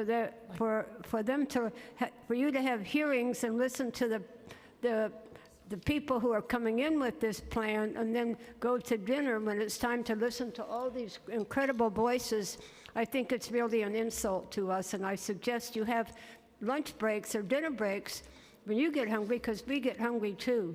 And that way there'd really be hearings, because this material that you've heard, have not heard today is invaluable. And I don't think they'll get it otherwise. Yes, I'm a retired teacher, and I wanted to say also about the presentations. I wouldn't have accepted the testimony of the people who came before you for the administration this morning. They had no data. They kept scrambling around trying to find the data in their books. Oh, we'll get this for you sometime. Oh, we don't have that. Oh, sorry, we don't know this. It was an embarrassment. I would have thought they'd say, sorry, maybe we better come back another day. But they just kept going. And in the end, they didn't have even the document that they're asking you to approve. It was a sham, and I'm surprised they went that far as to be so bad. And I hope you genuinely reject them. On why Aetna wants to do this, yeah, it's for the profits. And how do they do that? My doctor refuses to work for Aetna. And the reason he says is because one of the way they make profits is by making sure you don't spend very much time with each patient. And if you spend more than 15 to 20 minutes with a patient, you have to fill out lots of paperwork. And that means that doctors really don't have a chance to get to know you, and even if they know you, they don't have a chance to really check in with you because doctors need the time they think they need. And Aetna doesn't want you to do that. The other thing I want to say is accountability. They say, this morning the speaker said, oh yes, we'll go to the MLC. We'll always have account. The MLC, as other speakers have said, is not democratic. Not only is it the UFT and the DC 37 officials, the ones who control the vote, even though there are over 100 unions in the MLC, they have really no voice. And by the same token, teachers in the UFT don't have a voice either. Thank you. We didn't know about this except by it had been there for years until PSC told us about it. Thank you. I just have one last point to make, and that is the New York State Health Care Act was up at the legislature. UFT officials opposed that, claiming we had a better plan. While they were opposing that and going to impose this on us, so that we could tax the rich and have health care, Medicare for all. That's an answer they didn't even think of, bring up this morning. Thank you, thank you. I actually agree with your last point, but thank you. Go ahead. Does this work? Yes, and introduce yourself so we can track you here Yes, in the system. hello. My name is Suzanne Kanabi. I'm a retired New York City teacher and UFT member. At this time, my husband is very ill. My primary health insurance is Medicare A and B, and my secondary is GHI. I do not support amending Admin Code 12-126 for the following reasons. The code was enacted over 50 years ago to protect and guarantee city retirees and their families, as well as the long-term health insurance benefits of active New York City municipal workers. The city pays the entire cost of health insurance coverage for city employees and their dependents in commensurate to the HIP HMO rate. Admin Code 12-126 offers equality and choice in our health care for all municipal workers. We are offered a wide variety of plans: GHI, Cigna, Empire, HIP, Humana, Aetna, and Medicare. The code also pays for a welfare fund. Why did the city, OLR, and some unions propose to amend Admin Code 12-126? The money that was allocated in the stabilization fund for our health insurance was spent on teachers' salaries, etc. Now the city is hard-pressed and scrambling to save money on the backs of retired municipal workers. And eventually, this change will affect active workers. Our health insurance is non-negotiable and cannot be privatized.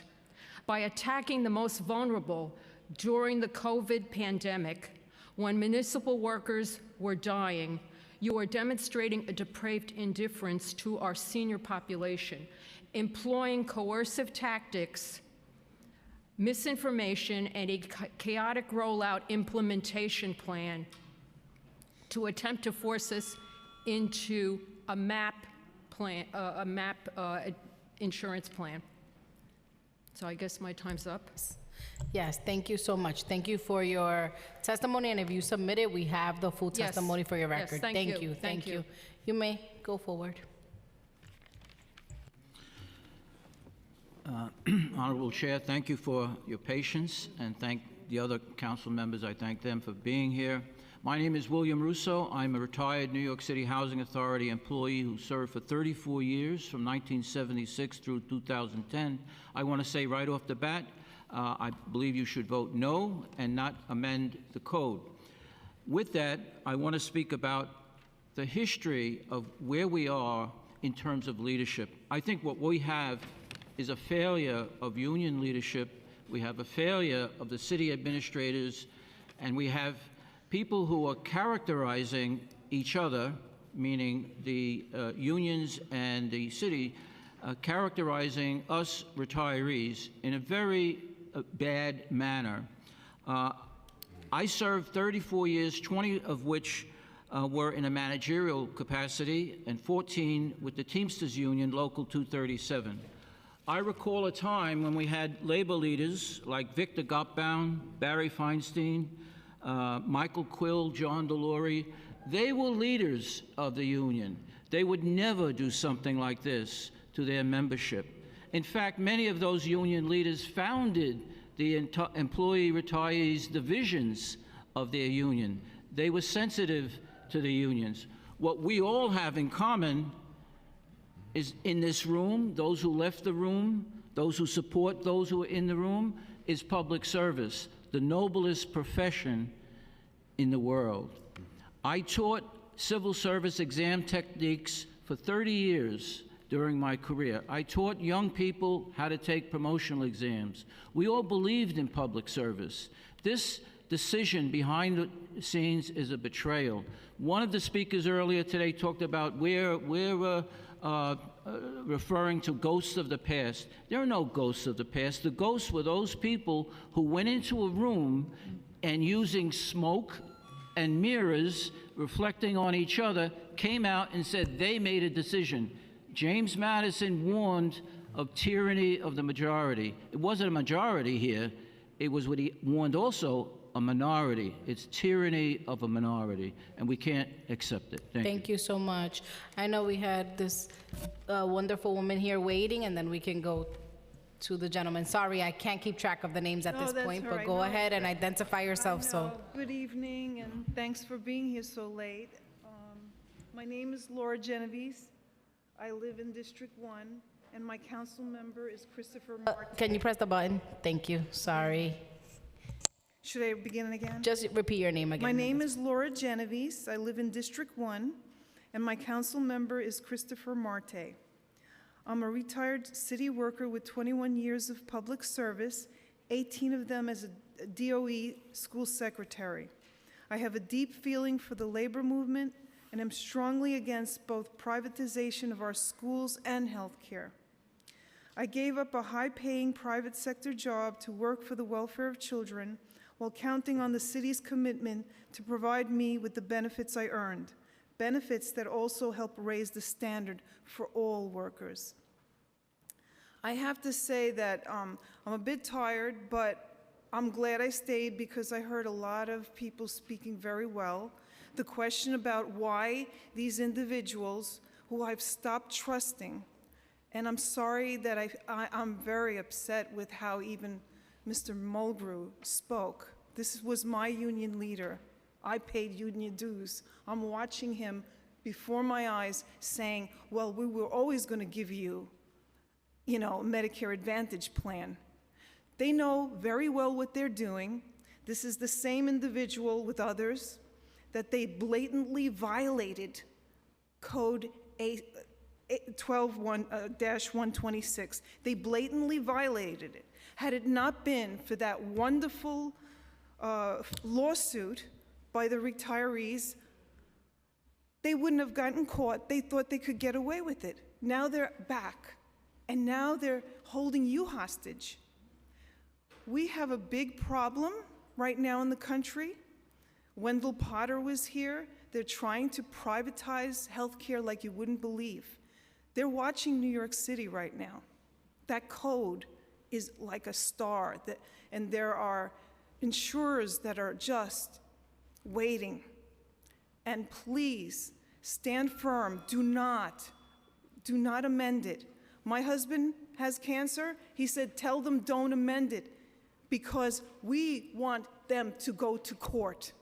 They cannot abuse us like this. Sorry. It's okay. Thank you for sharing your testimony. I really appreciate all of your thoughts and your sentiments. You may go ahead. Hi, I just came running back from a UFT executive board meeting because I heard my name was called. Okay. My name is Norman Scott. I worked at the DOE for 35 years, and I'm retired for 20 years as an elementary school teacher in Williamsburg. I am obviously here to support keeping the 12-126 intact. while we negotiate for quality health care and savings. I had a statement that I want to just address. Well, I heard my union people speak today from my union, all of whom in some way or other have been on the UFT payroll. You did not see scores of rank-and-file teachers or retirees coming here to tell you to change the code, and there's a reason for that. At no point did we have an open, did we have a way to vote or give out choice on whether this should happen, and the right way to have done it would have been to open this up to some debate before they threw this at us. My wife worked in the medical field for her entire career, and she has always been against Medicare Advantage because she has dealt with all these companies for years, and she always said the most qualified, efficient company was Medicare. They had professional people working there, people who were in a union. They were civil servants, whereas all these private companies just hire anyone. And she had the most difficulty with the people from the private companies. And she felt that, and also Medicare costs are so much less than Medicare Advantage in terms of administrative costs. So what I did want to do is answer the choice question, because that's been thrown around, and you guys asked some legitimate questions. Well, I want to give you choice. Well, they're not offering choice for everybody. The choice is for the people who can afford it. Luckily, my wife and I can't afford it to opt out. And originally, that seemed okay. Then I started to realize how inequitable the choice is. It's only for the people who have decent pensions and can opt out. The majority of people probably cannot opt out. So that's what we're putting. So it's a faux. Offering the word choice is a faux option. It's not for everybody. And they're using sophistry to try and say, oh, we want to give choice. Well, they don't really want to give choice. They only want to give choice to a relatively few people, and I think if you change this code, you will give me choice, but you will not give people who are making much less money than me a choice at all. They will be locked into an inferior Medicare Advantage program, and we'll be creating a two-class system. Some of us get to keep Medicare and senior care, and many people do not. And I think that's something that we have to address, very important. And also, go read all the articles that are out there about Medicare Advantage. Somehow, this city and the unions are coming up with a magic plan that exists nowhere else in this world. I'd like to see that in operation, because I don't believe it's happened. Just the New York Times alone has savaged Medicare Advantage plans time and again. That's pretty surprising. You would think the New York Times would not be the one you would be reading that in, but we have been. Thank you very much. Thank you all so much. You've been very thoughtful, insightful, and we appreciate your comments here tonight. Is Ibeth Mejia here? Yeah? Yes, it's okay. We called you earlier, but you can please come forward, and then we're gonna, if everybody else who's here in person has testified, we're gonna go back to virtual. If there's anyone who hasn't testified, please see the Sergeant at Arms who will take your card. You may begin when you're ready.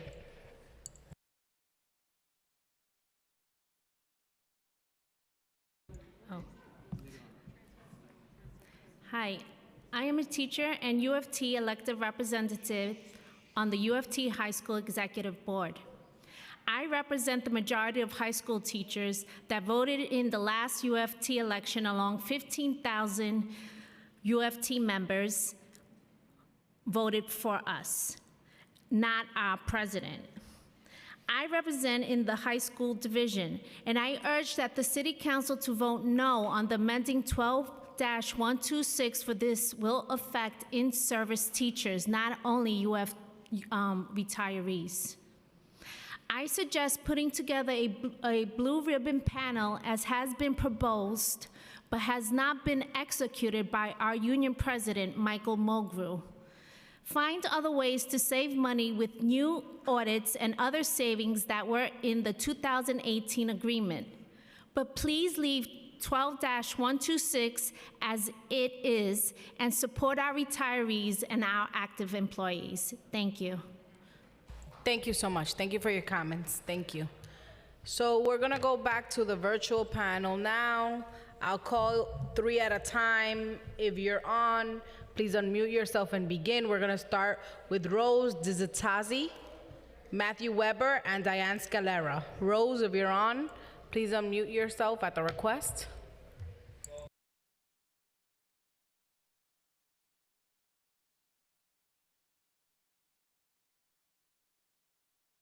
Rose is not here.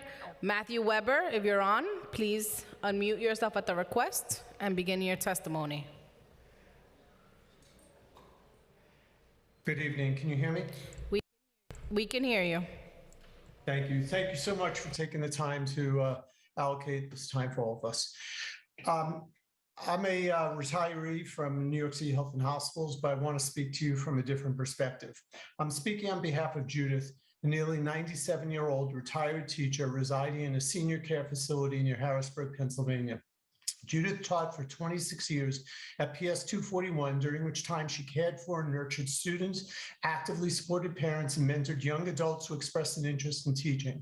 She dedicated a significant portion of her best years to helping others, purposefully choosing to work in an impoverished community to make a meaningful differences for many. When it came to her well-being, Judith trusted OLR and UFT representatives who assured her and subsequently reassured her that when her turn came to retire, she would enjoy premium-free traditional Medicare supplemental health insurance for life. These reassurances allowed Judith to remain laser-focused on fulfilling students, parents, and mentees' needs. As many New York City retirees, Judith's health has declined. Aging, coupled with illness and accidents, have left her frail. Not by choice, formerly vibrant, caring people like her are now at the mercy of this council. Judith needs and deserves continuity of health care with providers she's familiar with, clinicians knowledgeable about her history and needs, and close to her home. This backdrop is intended to ground council members' decision-making around the 250,000 Judiths who gave selflessly to make the Big Apple the biggest and the best city. Retirees earn their benefits, were promised these benefits by the same organizations that are now working to diminish benefits. Please, for all the Judiths, place a moratorium on making any changes to existing retiree healthcare benefits. Thoroughly examine why the MLC did not pursue combining the 100+ welfare funds to achieve monumental savings and enhanced benefits for all. Place Aetna's CMS overall star quality rating under a microscope. Thank you. Your time has expired. And OLR formally meet with Marianne Pizzatola. Thank you. I've submitted additional recommendations in writing. Thank you so much. Thank you. We have Diane Scalera. If you're on, please unmute yourself and begin your testimony. Can't unmute. You're unmuted. We hear you. Oh, you can? Okay, because it looks like it's not here. Yeah, we hear you. Hi, Diana Scalera. I worked for 26 years in the New York City DOE, 13 years as a teacher, and 13 years as an administrator. And so I want to talk about something that we haven't spoken about. A couple of people mentioned, some groups mentioned used up bodies. And first of all, I want to say to everyone, I have just loved being with my colleagues again. And to be with city workers, teachers, and to remember what it felt like and how passionate we are about what we do. So I thank you for being here. I thank you for sharing your thoughts with me. It's been really an amazing day. I never thought I'd stay on this meeting until now, and it's just wonderful to have met you. Thank you. So my special talent is to organize things and to think about how to put them together and what they look like. And we heard about used up bodies. We hear about a lot of stories about people in the middle of treatment who are really suffering emotionally because they're terrified that this treatment is going to be ruined or taken away from them and something like that. And that's a really powerful story. And it's really grand because it's affecting almost all of us. All of us have had, at this point of our lives, serious medical problems. So that's something that we can really take in. But there's another side to this. Picture the day that they decide that we're going to switch to Medicare Advantage. None of us know how it works. No, they don't know how it works. Everything is unknown.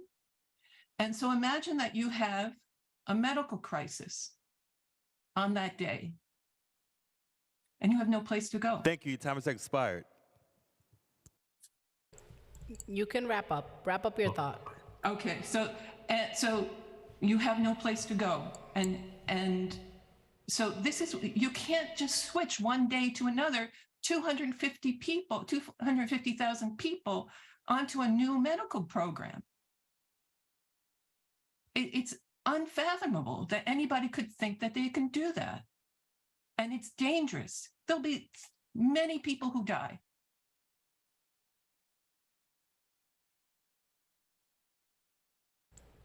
Thank you. We have Sheila Siegel. If you're here, please unmute yourself at the request, followed by Edward Farrell, William Laziza,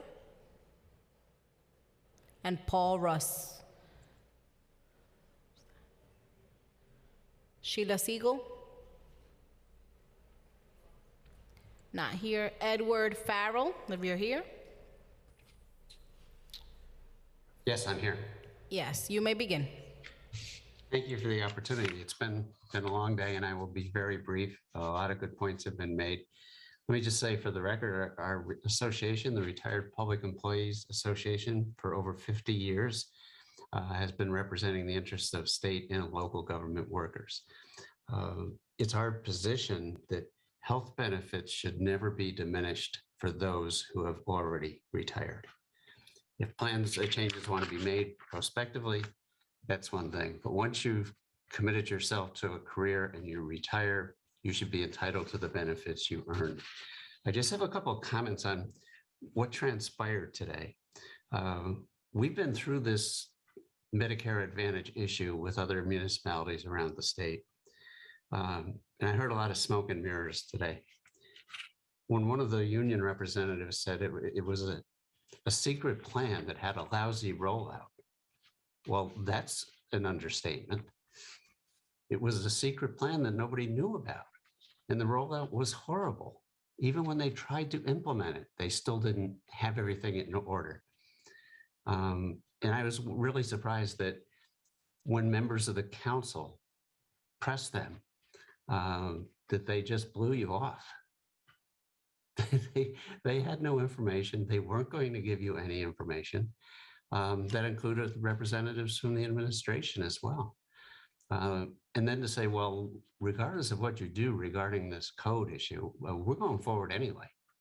I mean, that's the height of arrogance. So there's one other point I want to make, and then I'll wrap up.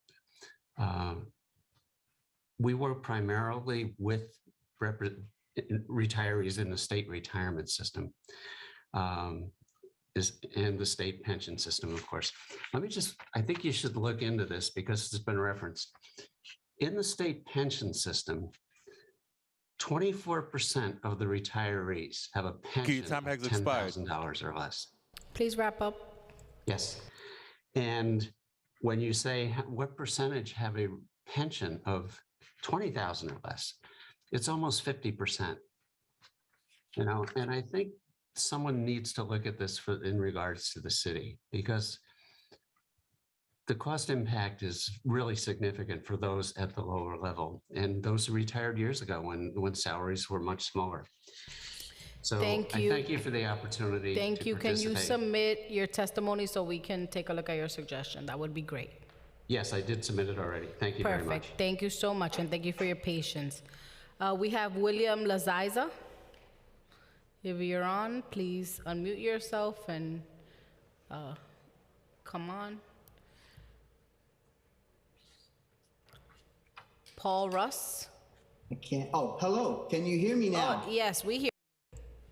Oh, hi. This is William Laziza. Greetings and salutations to the honorable members of the Service and Labor Committee of New York City. Thank you for allowing me to speak, and thank you for staying this late. I am a retired CUNY employee and a member of the PSC CUNY Retirees Group. I chose to work for lower wages at CUNY because of the retirement package offering a small pension and health care for life. During my tenure, I became disabled due to illness, partly brought on by stress from long hours and constant worry with keeping my assignments under control, on budget, fully functioning to serve CUNY, NYC, and its citizens day in and day out. My particular story is too long to detail here. Although the work was challenging and I had to put in more hours than I was being paid for, I was happy and I felt that my wife and I were protected in the long term by the benefits that I was earning through my years of service. Now that I have retired, the healthcare benefit has been a lifesaver for me. I have a limited income and need to maintain my health more than ever. Please reject the proposed changes to amend the City Administrative Code's Section 12-126. I urge you to vote no on the proposed change when it comes up for a vote. But then, what is to be done with the entire issue of retiree health care? Here's a suggestion. The PSC has put forward a proposal for an alternative to resolving increasing health insurance costs for city workers and retirees that takes a longer-term view while protecting vulnerable retirees from the many dangers of Medicare Advantage plans. Please take the time to give this plan a fair chance and your full consideration. This plan has been put together by experts who are familiar with issues confronting the city and today and how we got here. In not too many years, you too may face retirement and find yourself in the same situation that we retirees here face today. This is not the time to kick the can down the road with the decision to compromise one group or the other. This is the time to find a lasting solution that will serve all New York City employees and retirees in the best way possible.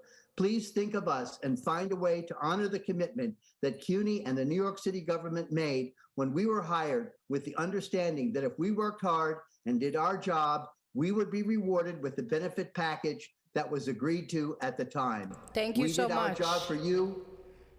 Thank you. Thank you for your comments. Thank you. Paul Russ, if you're on, please come on now.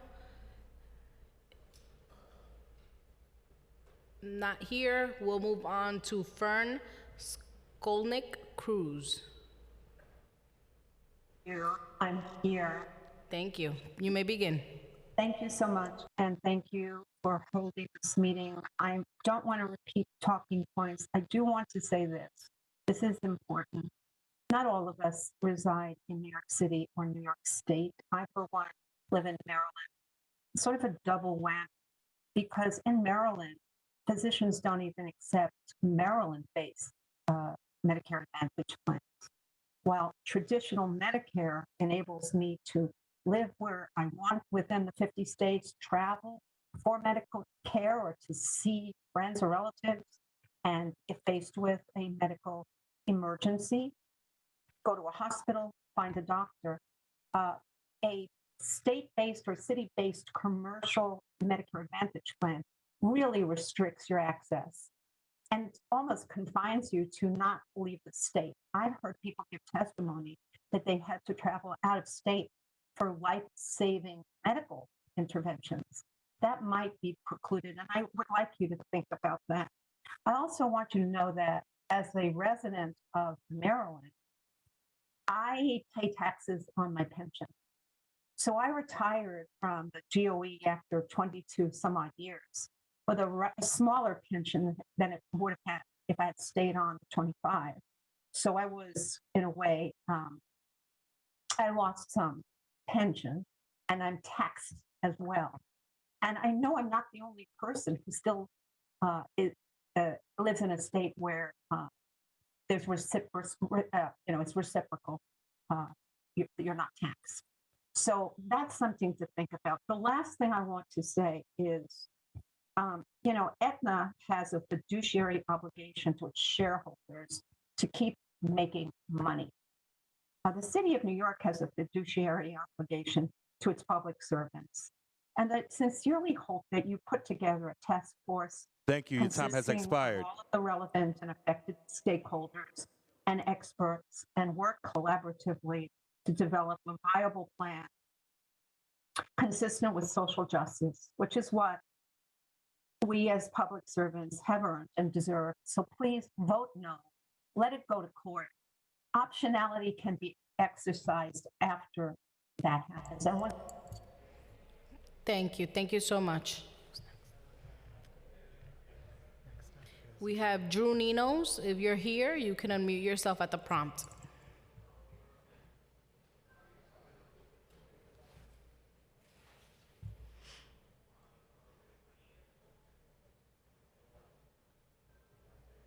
Drew Ninos, if you're on, please unmute yourself at the prompt.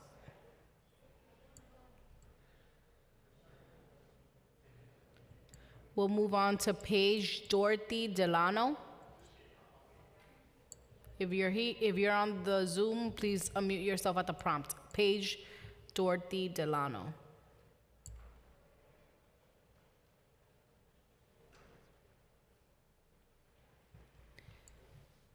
Not here. We'll move on to Rose Distasi. If you're on, please unmute Yes, yourself. I'm All on. right. Can you hear me? Yes, we can hear you. Please begin. Thank you. You're welcome. I'm sorry, I tried to unmute before, but it didn't happen. No worries. Go ahead. Okay. The city council is being threatened that they don't amend, that if you don't amend the statute to force retirees into the Medicare Advantage plan, the mayor will do so on his own. Amending the statute does the same thing. Why should the city council amend a law that the mayor will do anyway? Why do his dirty work? Let the mayor take care of the political hit for hurting retirees and removing city council members from the eye of retirees and constituents in their next election. If the mayor does this act, the retirees will be able to challenge and win this in court where we have been successful before. Please do not change the Administrative Code 126. Thank you so very much for your attention. Thank you so much. Deborah Bigelson, sorry. Bigelson. Deborah Bigelson, if you're on.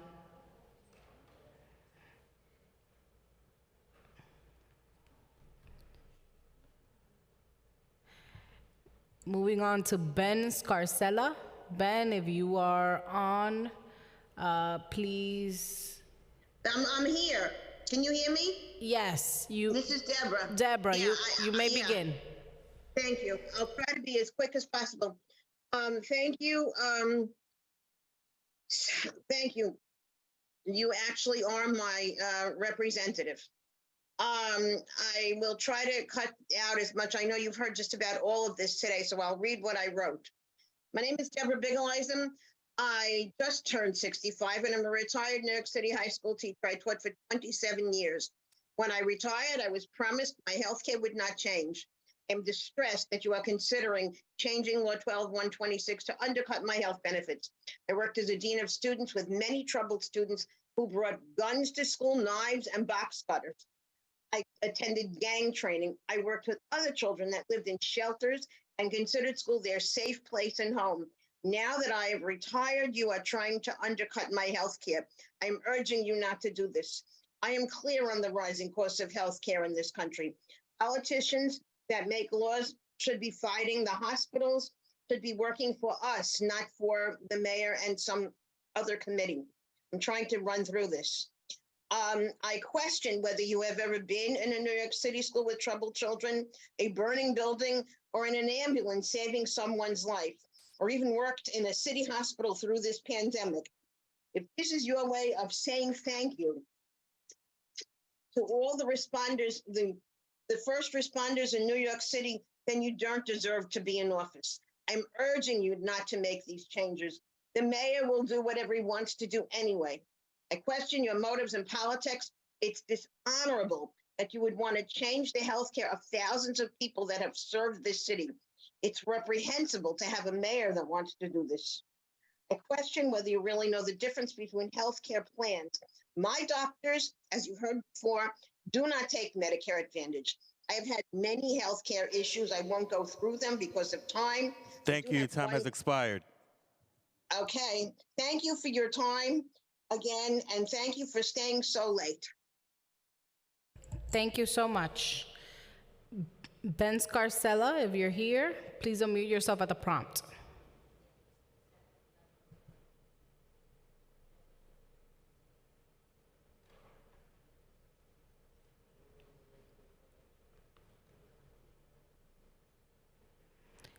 Moving on, Adrian Bele, if you're here, please unmute yourself at the prompt.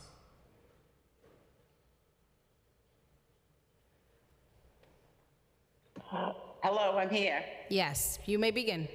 Okay, honorable council members, my name is Adrienne Belay. I was a police officer in the NYPD. I worked undercover and anti-crime in the 1980s. Unfortunately, I got hurt going after a murder suspect one evening. I was hospitalized for 10 days. And then afterwards, now the result is I'm in a wheelchair most of the time. I can't go anywhere without being in a wheelchair. My husband 3 years ago was diagnosed with bile duct cancer, liver cancer. If it wasn't for Sloan, he would be dead today. They rushed through the testing. They operated on him 3 times. And they took care of him with the chemo. He was hospitalized twice for chemo reactions. And as for me, last year I was diagnosed with colon cancer. So I've been under doctor's care. Now that we're on, but the best part is that we're on traditional Medicare. It's a blessing. And I don't want to have to wait to get any tests done. If we had to wait and get denied and have to appeal and to get our tests and not be able to get our tests, I know that we would not be here to see future grandchildren. I'm from Brooklyn. I have a master's from Brooklyn College. I became one of the finest because even though I could have gone into the private sector and made more money, I wanted to give to the city.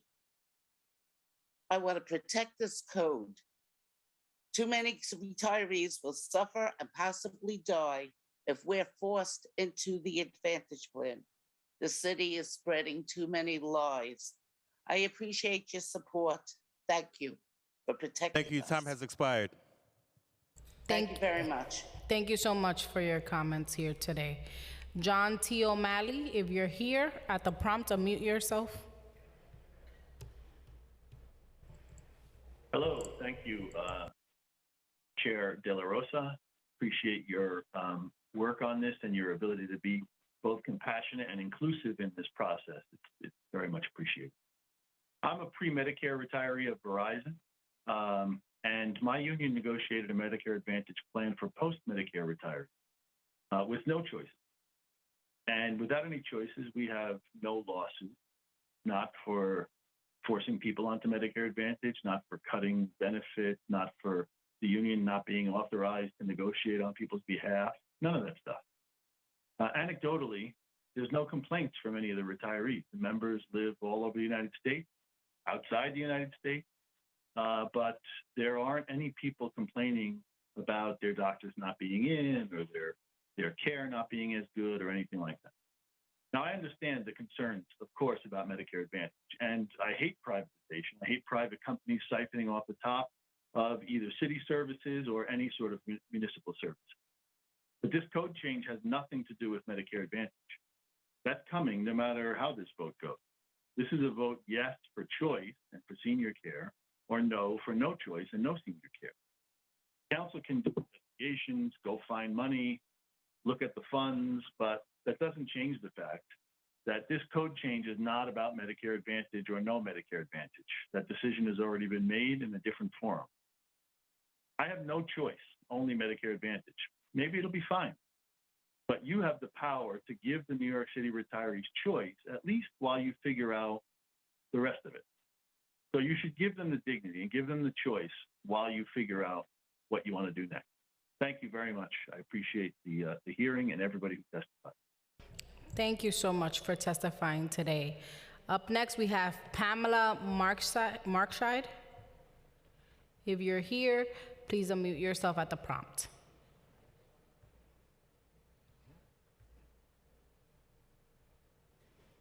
Pamela Markscheid.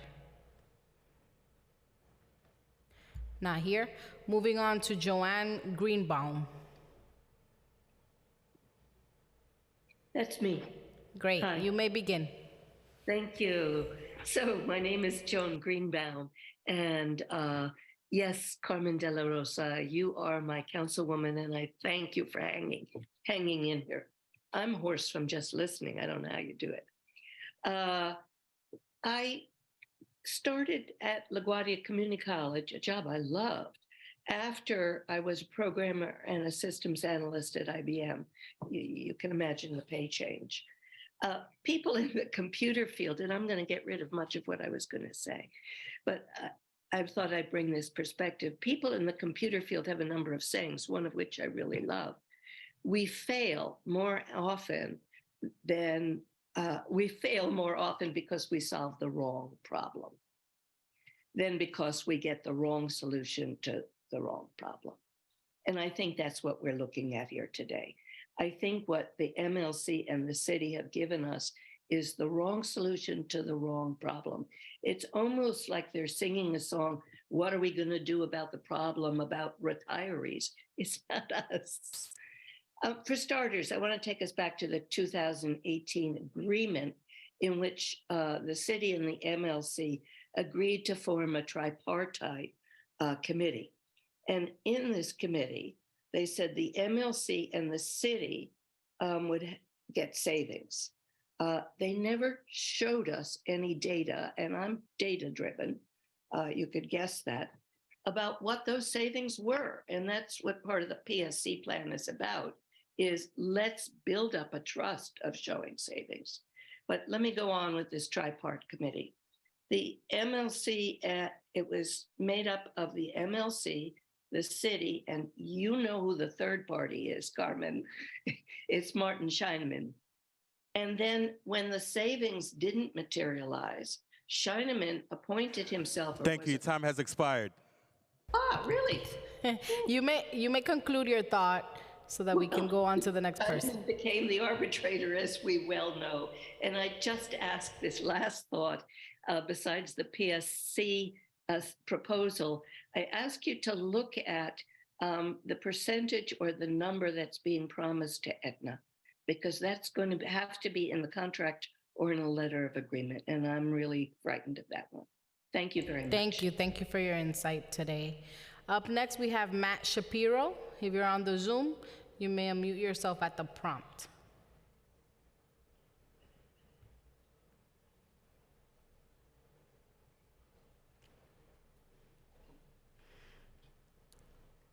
Not here. I'm here. Oh, you're here. Okay. You may begin. Can you hear me? Yes, Can we you hear you now. You may begin. Okay. I agree with most of the testimony against changing 12-126. That is, 12-126 guarantees cost-free healthcare up to a reasonable cap, and changing that cap so that the MLC and the city can do whatever they want doesn't make any sense if you care about the retirees. So please don't do that. I have 2 points that haven't been made. I chucked the rest of my testimony. One is that any Medicare Advantage plan cannot meet the terms of 12-126. They're not cost-free. They may be premium-free, but they're not cost-free. And the proof of that came out after the judicial decision, about a month after, when the Inspector General laid out in his report about all of the denials of care that go on in Medicare Advantage programs, where Medicare would have approved those procedures. Those denials of care have a cost. Take any procedure that's been denied, a $50,000 surgery, whatever you want to look at. Who's going to pay that cost if it's denied? Obviously, it's left up to the retiree to pay for it if the person wants to live. So the plan is not cost-free. It's very expensive. And if that point is made, if the plan is shoved down our throats, as the city intends to do because of the sham arbitrator, then it's going to be knocked out of court. It can't withstand that challenge. That's one thing. And the other thing I wanted to say. Thank you. Your time has expired. Oh, one more point, please. Just if you could conclude, that would be great. And please do submit your full testimony. But quickly, you can resolve this problem if you want to by passing a law or expanding 12126 to require a supplementary program, a supplement to Medicare be offered free of premiums, free of copays, free of deductibles. Require it in the law. You can legislate it. We don't need judicial decisions anymore if the council wants to act. The council can solve this problem. You're in charge. Thank you. We appreciate your comments tonight and your patience as well. Barbara Baker, if you're here, please unmute yourself at the prompt.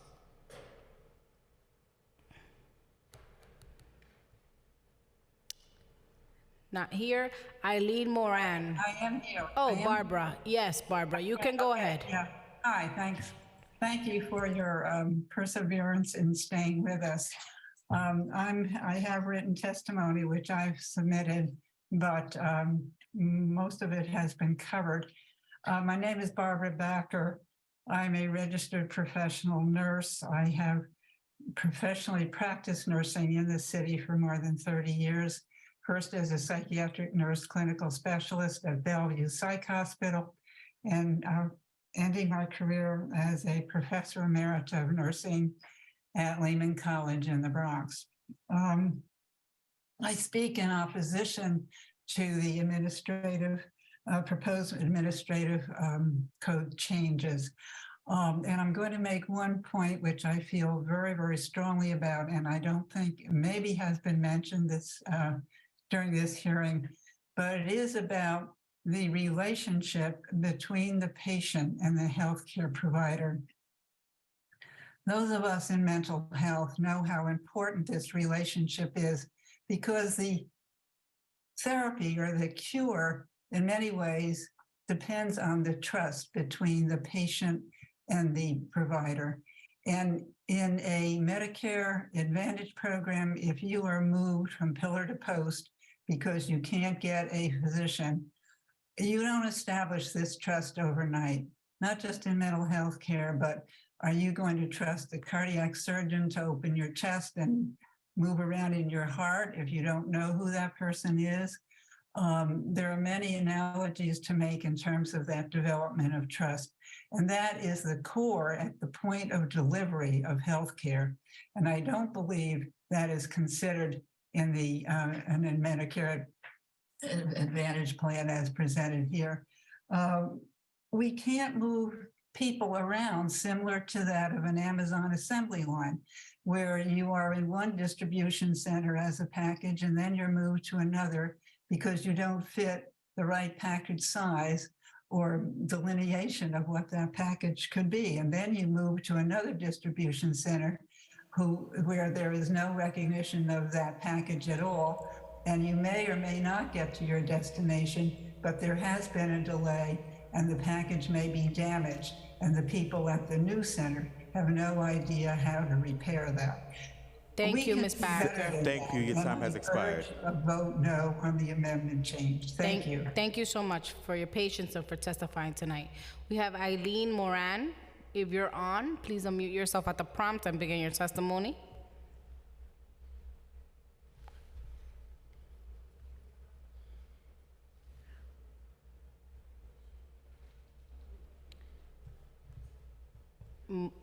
Not here.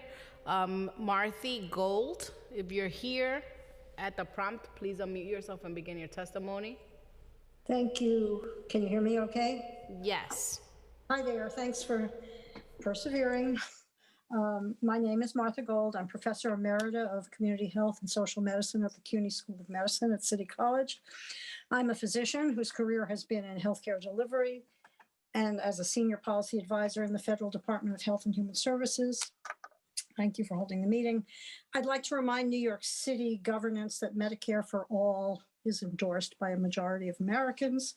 A recent survey found that fully 80% of Democrats support a public insurance option. Medicare Advantage is all about privatizing medical care, for the city of New York to place its municipal workers in a private for-profit plan is completely out of sync with the desires of the vast majority of the constituency. People will not forget. Relevant to the city's presentation that the federal government will pick up much of the missing $600 million tab, a December 7th Congressional Budget Office study reported that the federal government pays Medicare Advantage plans an average of 4% more than it would cost the Medicare fee-for-service program to cover a similar beneficiary. The CBO recommends that benchmark payments to U.S. plans be reduced by 10% in 2025. You have to wonder how Aetna will manage that little program and satisfy its shareholders. Enrolling us in Medicare Advantage is a Band-Aid solution to restraining long-run cost growth. PSC CUNY's proposals are far more likely to accomplish the ends the city seeks in cost control while keeping its promise to us. Thank you for not succumbing to the pressures of the union leadership. Thank you. I see, but here I am. Thank you. Thank you. Michael Antwerp, if you could unmute yourself at the prompt, that would be great. And you can start your testimony.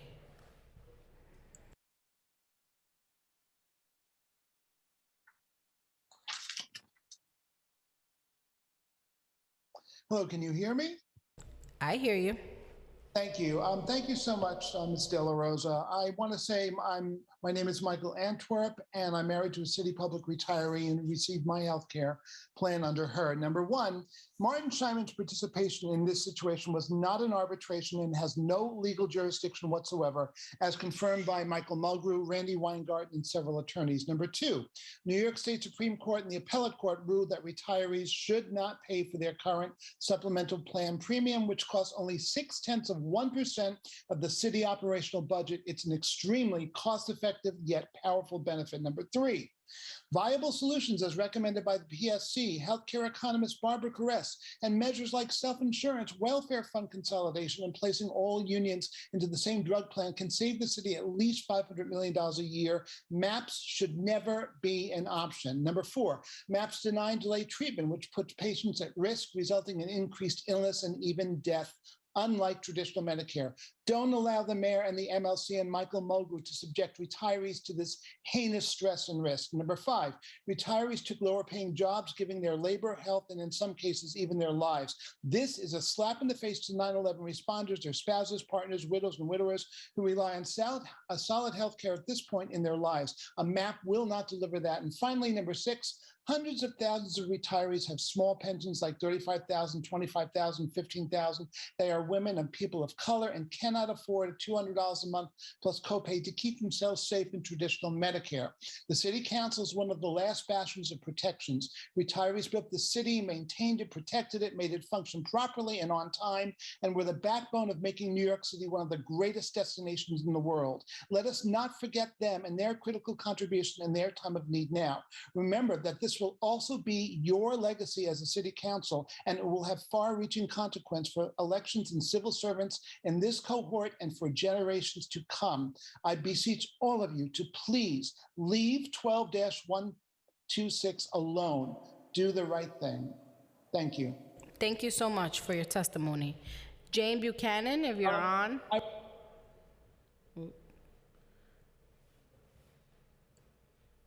Go ahead. Okay, by Michelle Otis. Okay. Do you, Mr. Antwerp, do you think that it would be appropriate to submit the testimony instead of reading it out loud? We're on hour 11. I did. They were submitted, but I was asked by the two people who could not attend to have it read for them. Okay, I'm asking you to consider just submitting because we're on hour 11 and we still have a few more folks signed up. Is that okay, or do you want to proceed? Well, I would like to proceed, and I have to say their testimonies are very short. Okay, go ahead. From Jerry Maestriano, I know the mayor is pressuring the city council to amend code 12126. This would allow the city to provide a cheaper and grossly inferior Medicare Advantage healthcare plan to retirees and pave the way to eventually force inferior plans on the in-service workers. As a retiree myself, I selected an Emblem HIP Medicare Advantage plan for my first year of Medicare coverage, and it nearly killed me with the insurance companies denying and delaying of my diagnostics. The insurance company even attempted to delay my urgent heart surgery. I thought I'd have to choose between being on the hook for $500,000 for the procedure that wasn't covered or else die waiting for the insurance company to decide to pre-authorize it. In my desperation, I was actually considering going to the ER, hoping they would perform the surgery as an ER procedure, which would then have to be covered by the Medicare Advantage plan. All this aggravation did my heart condition no good. I'm lucky I survived Medicare Advantage. The costly bad decisions of the NYC Central Labor Council should not be paid for by vulnerable New York City retirees. Please vote no to any administrative code amendments that would breach the hard-fought-for collective bargaining agreements that protect city workers' health care and for in-service city worker and for New York City retirees. Thank you. Signed, Jerry Maestriano. The next one, the last one, is from Tracy Avon Ford, who could not be here tonight, and she writes, I have been a school social worker with the New York City DOE for 24 years, and I'm at work right now. I was working at PS 142 in Lower Manhattan in September 11, 2001. In the months after, as part of my job, I walked to daycare centers just blocks from Ground Zero. I passed the smoldering remains of the World Trade Center. The smell of death lingered for months in PS 142. I continued to work at 142 in the years following 9/11, and I was diagnosed with upper respiratory disease and chronic rhinosinusitis. My conditions are chronic, and I will need the same specialized Medicare treatment I receive now when I retire in 5 years. Any Medicare Advantage plan will deny the treatments that I need. I receive all treatment from NYU Langone, which does not accept Medicare Advantage plans. The respiratory disease and chronic rhinosinusitis is a direct Thank you. Your result time has expired. Thank you. Thank you so much. Jane Buchanan, if you're on at the prompt, please unmute yourself.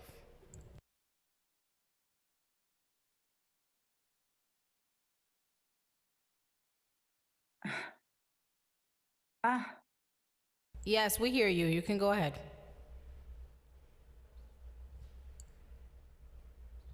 In City Council District 3, Eric Botcher is my city council member. I am not a New York City employee or retiree, but I have many friends and neighbors who are. I am here to support them in their efforts to protect the senior care health insurance plan. Senior care, full senior care, including Medigap coverage payment, was guaranteed, and that guarantee, that promise must be honored. Please put your efforts into working together to come up with alternate ways to solve the problem of rising healthcare costs. Though I'm not a city employee, I am a proud union member in another sector of the economy. I am very concerned to see union leaders promoting advantage plans to their members instead of valuing Medicare, original traditional Medicare. It's my understanding that a number of city council members have come out to oppose this amendment to the administrative code. I urge council members to join together in opposition. I urge you to vote down this amendment. Thank you for your attention. Good night.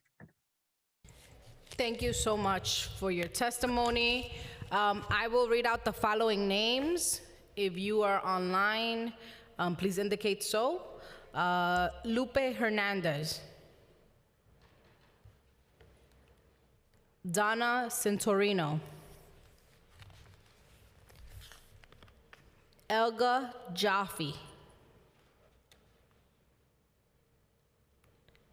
Robert Rosenbaum.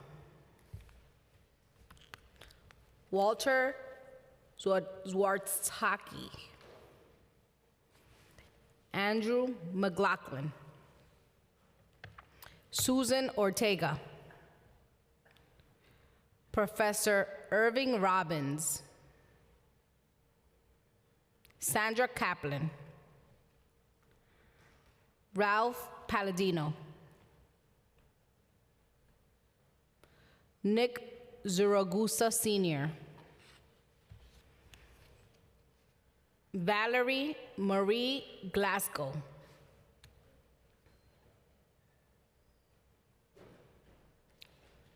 Pulikizu Thomas. James Eterno.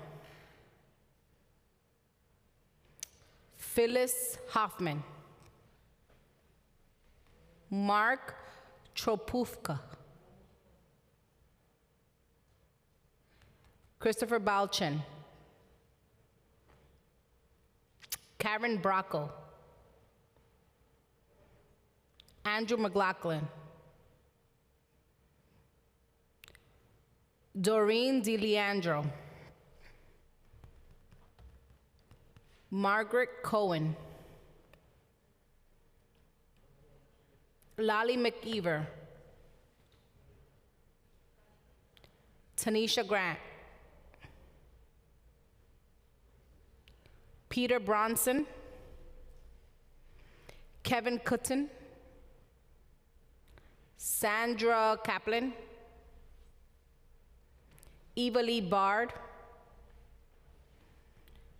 Jules Hirsch. Peter Allen Lamprey. Leonardo D. Paletta, Stephen Klein. Aline Bistreacer. Gary Barnett. Patricia Luce. Marianne Stewart Titus. James Bonanno. Annie Friedman. Alex Stein. Thomas Scotto. Genesis Cordero. Cecilia Braxton. Marsha Neufeld. Bobby Zimmerman. Eva Lee Bard. Harold Delancey. Shari Lopez. Jerry Mastronani. Tracy Vaughn Ford. And Margaret Feely. Okay, there's two other folks here. Leslie Williams, if you're on, please unmute yourself. You may begin your testimony. Hi, good evening. Thank you for hanging in there, Ms. De La Rosa. Thank you so much. I'm a CUNY retiree. I retired in 2016. And when I joined CUNY with the understanding that I would be getting a lower salary, but also great benefits when I retired. If I went to the private sector, I could have made a lot of money. But I decided to stay with CUNY, and I lasted through 17 or 18 years when I retired. People who retire should be continued with their benefits that they signed up for, that they were eligible for, that they put in their time for. And there are many people who have lower salaries, lower pensions, who really are being discriminated against by not being continued in this plan. And also long-term, new employees who come into CUNY or to the city should be mindful that they may not have a pension or health benefits when they retire. And I fully endorse PSC CUNY's plan. Thank you. Thank you, Mr. Williams, for your insights. Gary Barnett, if you're on at the prompt, you can unmute yourself and begin your testimony.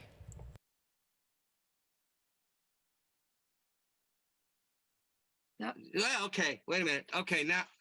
We hear you. You can start. We hear you. Okay. My name is Gary Barnett, and I am a retired spouse of a retired Department of Education employee.